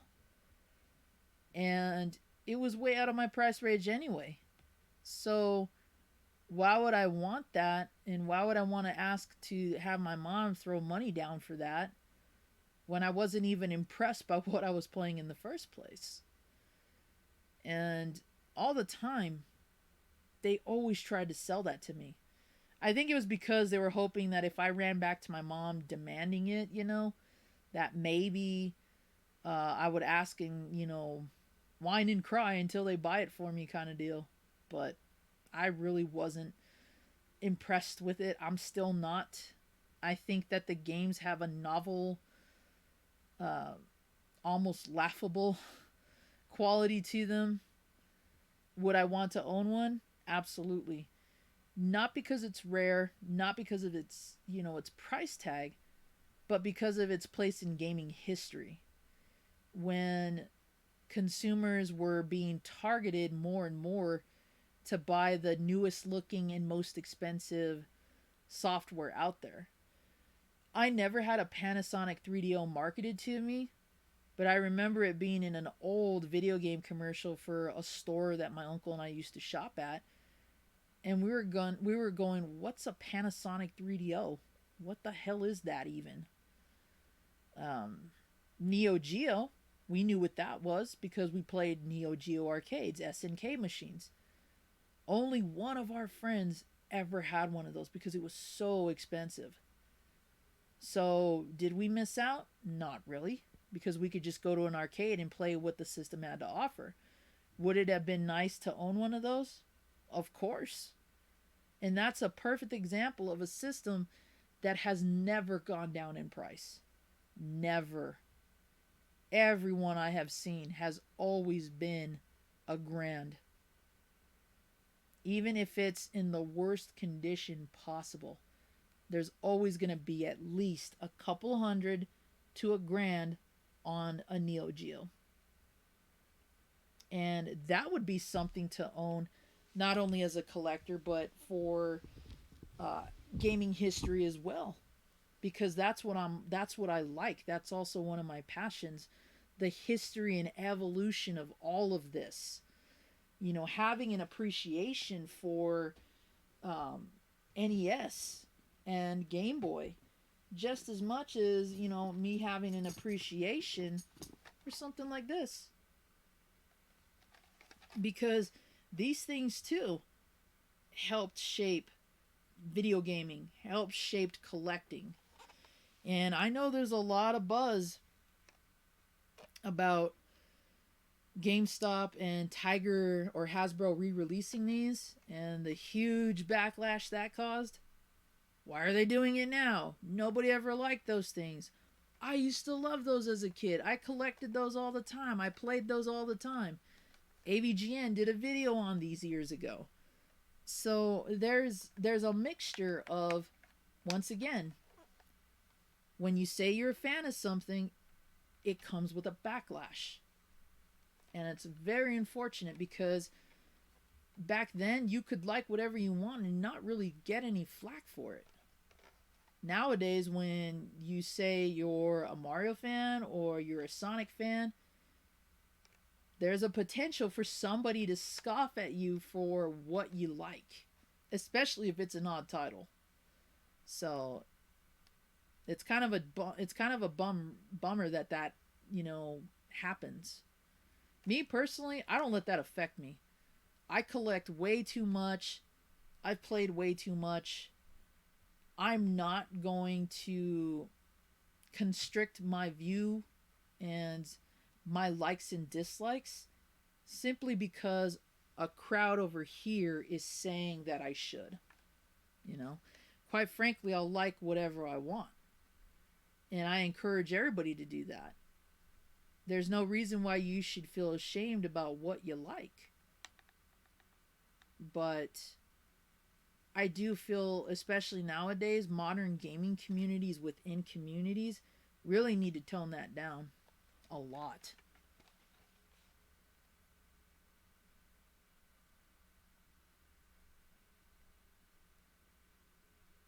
Oh, I'm so sorry to hear that, Josh. Yeah, see that's a perfect example of when a game means more to you than just what the masses are saying, than just what uh, people are saying on like Facebook and Twitter. Nobody can take away those attachments to you. And that's the kind of thing you should strive for, honestly. I've heard so many stories up and down about how this game is crap, how it's good, how it's great. LJN is very unfairly hated and whatnot, and a lot of those points may have merit to them. But if you want to like something because you like it or you have an attachment to it, by all means, don't let anybody bring you down or take that from you. And going back to Pokemon Go, since Josh, mentioned that, and I've been catching up with all the comments here. Um, Pokemon Go, with all its faults, has many pluses to it too. And it created that sort of unity for them. That's awesome. That's what I think a higher point of a game should do. It should create that sense of community and connection to each other. In the same way that a lot of these franchises should, how our streams do, our videos do. Granted, we get trolls, we know that. Um, but everybody should be coming together to enjoy that stuff in the same ways that we do with all of our titles, with all of our interests. Um, I'm going to reset the chat here because it froze on me. But, more power to you when you can find something like that. Whether it's a game that's liked or not. Even if it's a game that nobody knows about. If you have a connection to it, that's awesome. And I like hearing about things of that nature, honestly. I feel like the more that a game represents to you or a series represents to you, the more potential it has. And therefore it makes it more unique for you.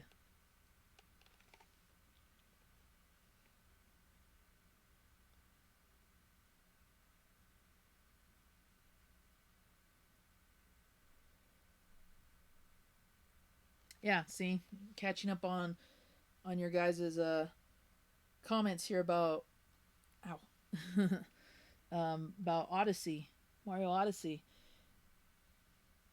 Not having references to Mario 2, that is going to be something that is hit and miss as well. Because some people don't like Mario 2, some people do. Me, as unique as it is, I like it as an entry. I like what the game's story had to offer, and I love that ending. It's unique. It's almost like its own Mario universe within the Mario universe. Not many games can do that. And in my opinion, not many games pulled it off as well as that one did. The whole twist ending and whatnot. Very unique, very awesome. I'm sure there's more people angry by it nowadays as adults than as kids, because as kids we always were just happy we could beat a game, let alone see the ending and be like, oh, that's cool, that's what happened. Um, but then you get older and you realize, wow, now I know what this really means and I hate it. It kind of sucks when age or outside sources kind of influence you that way too. Um, but in the on the plus side, you know, you can use that to your advantage. Maybe a game you didn't like as a kid, you come back to it years later and you're like, well, I wonder why I didn't like it. And then you play it and then you realize maybe you didn't give it a fair chance as a kid because of how you were as a kid. There's a lot of potential there. Me personally, I love it when uh, Mario 2 references are made because I feel like it being the black sheep of the Mario games, I want it to get more appreciation and recognition for what it is and what it had to offer. Only time will tell with that. But when you can sneak in little cameos and stuff, that's always fun. And that's part of the reason why I like Link's Awakening. Because it does have cameos to Mario 2 in it.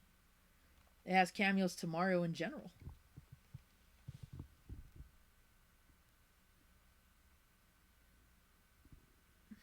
Yeah, regional differences do play a role for sure.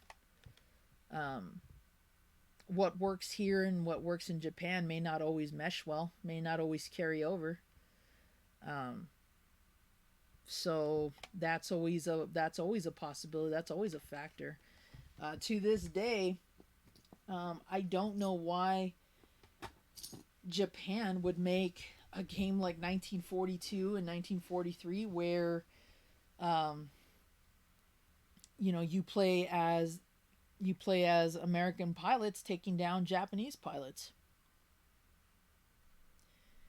It's surprising that they would want to have that portrayal. You know, we know what happens in history, but it's amazing that they would want to put out a game like that since they're a Japanese company. So,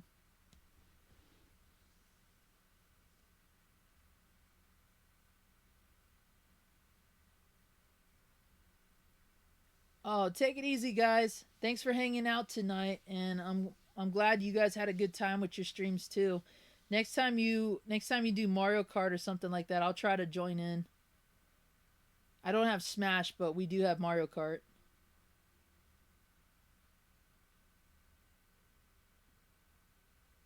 Yep, the Doki Doki Panic thing. You know, our Mario 2 America was not supposed to exist, you know. We were supposed to get lost levels and then we didn't for various reasons. And then yeah, we ended up with um, Mario 2 America or Mario 2 USA, I think they call it. And then Lost Levels, which is the real Mario Brothers 2. Oh, are you heading out too, Demon Hunter?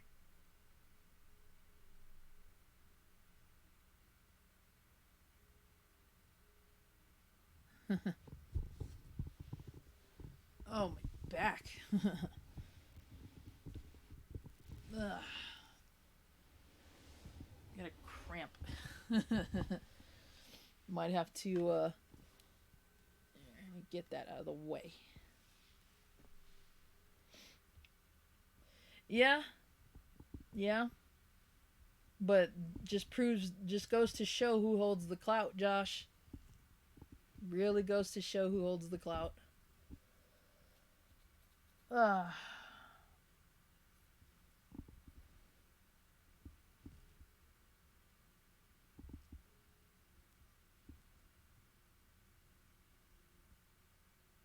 No, I'm still good, man. I'm still good. The only thing is, um, I'm hungry. That's about it. No, I'm still here. I'm still here. But what's going on in other parts of the world?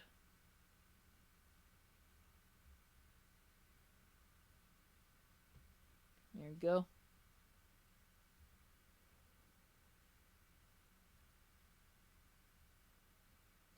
I've heard that push. Um, the Rage Bros, they stream Mario Maker 2 once a week. They play they play levels that fans make, and I have yet to see any references to Mario 2 in that at all.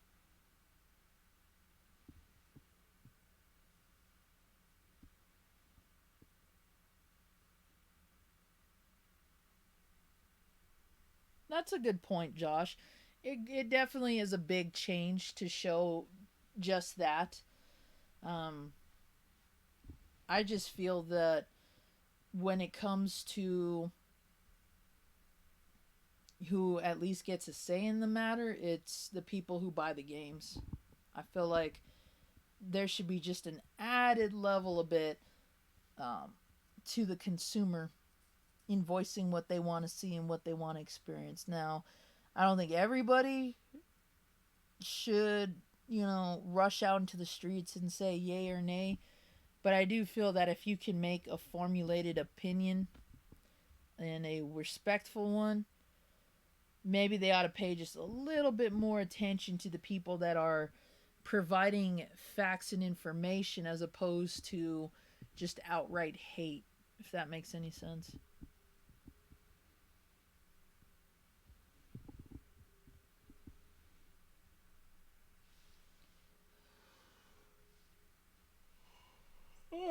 Oh, excuse me, guys.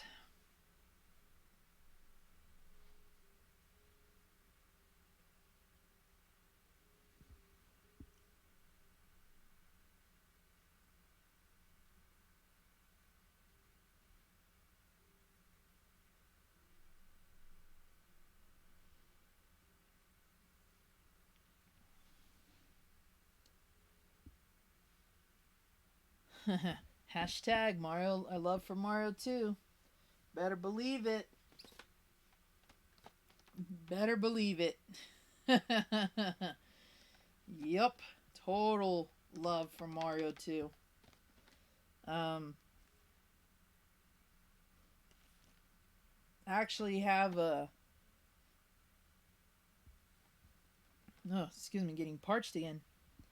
Um, actually have the 2 label variants. I just need a box for the other one that I've got. But the only real label variant is the seal. This is the original black and gold one, whereas later versions have the white and gold seal. I'm that type of collector. I look for little things like that. So.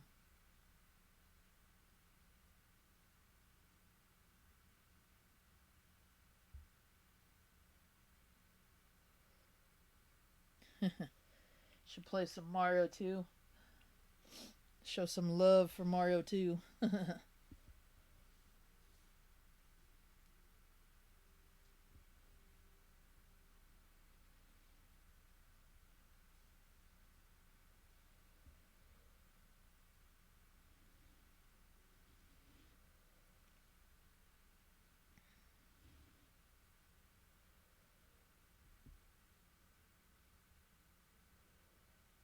Just catching up with the chat here.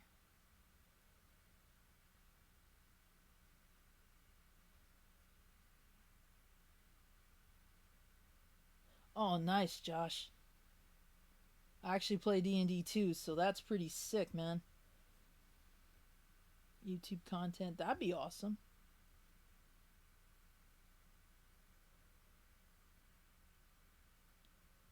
Damn, that is crispy as. Yeah, that's one of my more well taken care of boxes, for sure. Um, I guess the same could be said for my Mario 1, but I mean, it's a matter of opinion.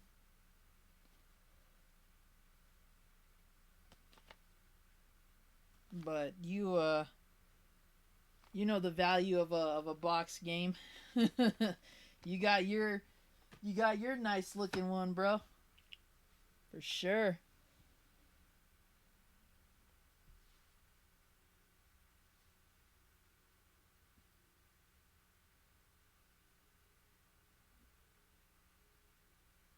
That's still cool though, Josh. That is still cool. Are you writing like the storylines and stuff, or are you writing like dialogue for NPCs, that kind of stuff?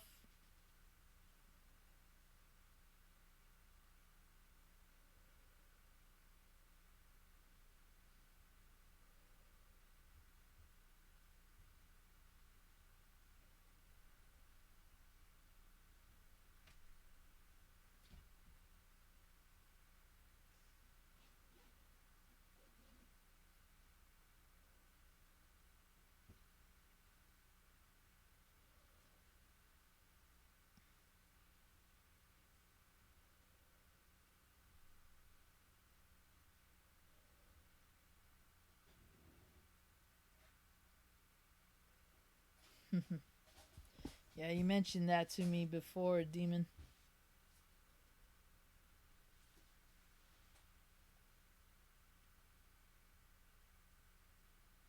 Ugh.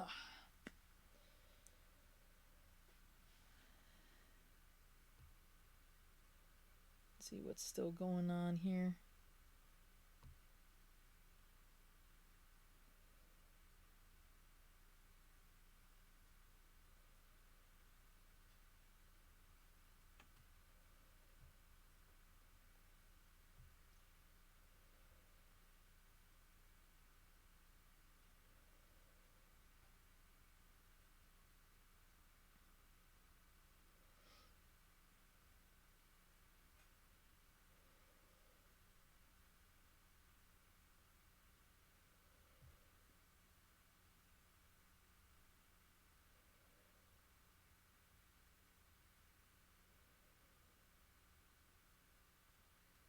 Just taking a look and see who's streaming right now.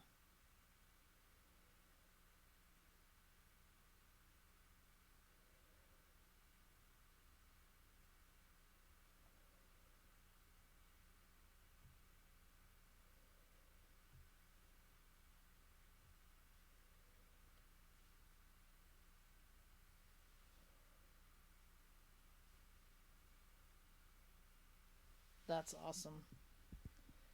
D&D isn't exactly the easiest thing to run. So if you're helping them out like that, that's pretty cool.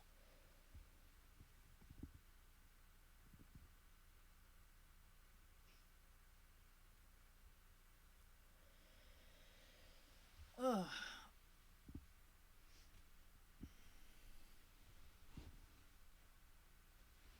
What? You've got one bun. Yeah, I know. I'm gonna take them out. They're falling apart. I made brownies, but I accidentally added an extra egg. Uh-huh. So they're not as good as last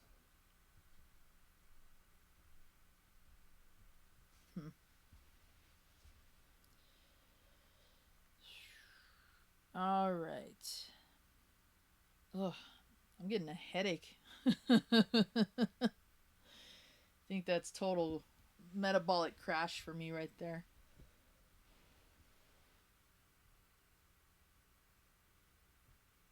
Very nice push. Very cool. No rain over here yet, but you never know. Maybe we'll get the rain clouds our way.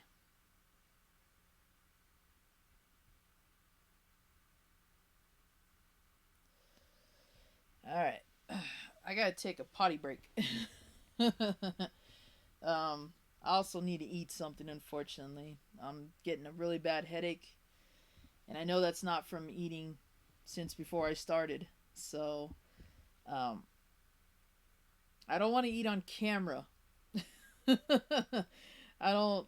Something about that just isn't right. So I don't know if I'm gonna. I don't think I'll do that.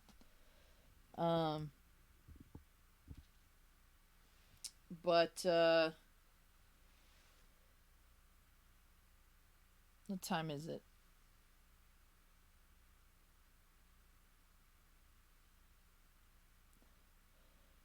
I could try to stream after I eat. Um,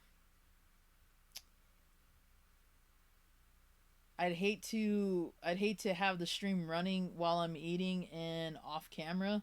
I think that would be boring for you guys, honestly. Yeah, at least for a little bit. Maybe I'll jump back on if nobody's streaming.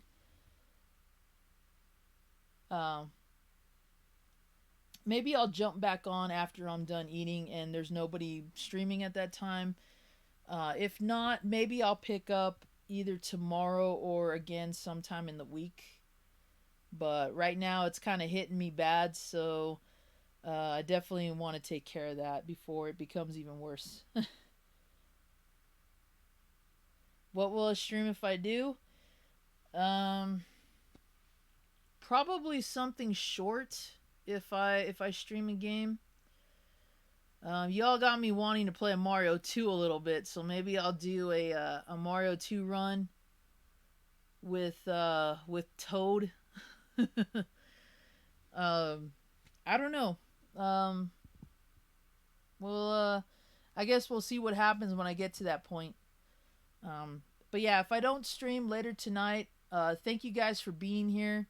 I really appreciated just chatting with you guys outside the stream and what our conversations had to offer. Really, really fun. If you guys ever want to do that again instead, let me know. I definitely had a good time doing that. But maybe I'll stream something a little later. I don't know. If I don't though, I'll catch you guys all later the next time I do. And just be sure to keep refreshing YouTube so that way if I do stream, you guys don't miss out. And if you're on Twitter, be sure to check there because I always tweet the stream out whenever I'm live. So that's another way to know for sure when I'm streaming. So yeah, I'm gonna cut it right now because unfortunately I do need to eat. If I didn't have to, if I wasn't getting a bad headache, I'd keep going, but you know, unfortunately I do. So until then, I want to thank you guys all for being here. Yoshi, Fire Lily, thank you guys for the subscriptions tonight. I hope you enjoy the content. I hope you enjoy the live streams. And I will see all of you guys later, whether it's in 30 minutes or tomorrow or sometime in the upcoming week. We'll see what happens. So thanks a lot, you guys. It's been really fun. Zombie JLT1, your supernatural gamer and gaming beautician. Signing off for now. I will see you guys all later.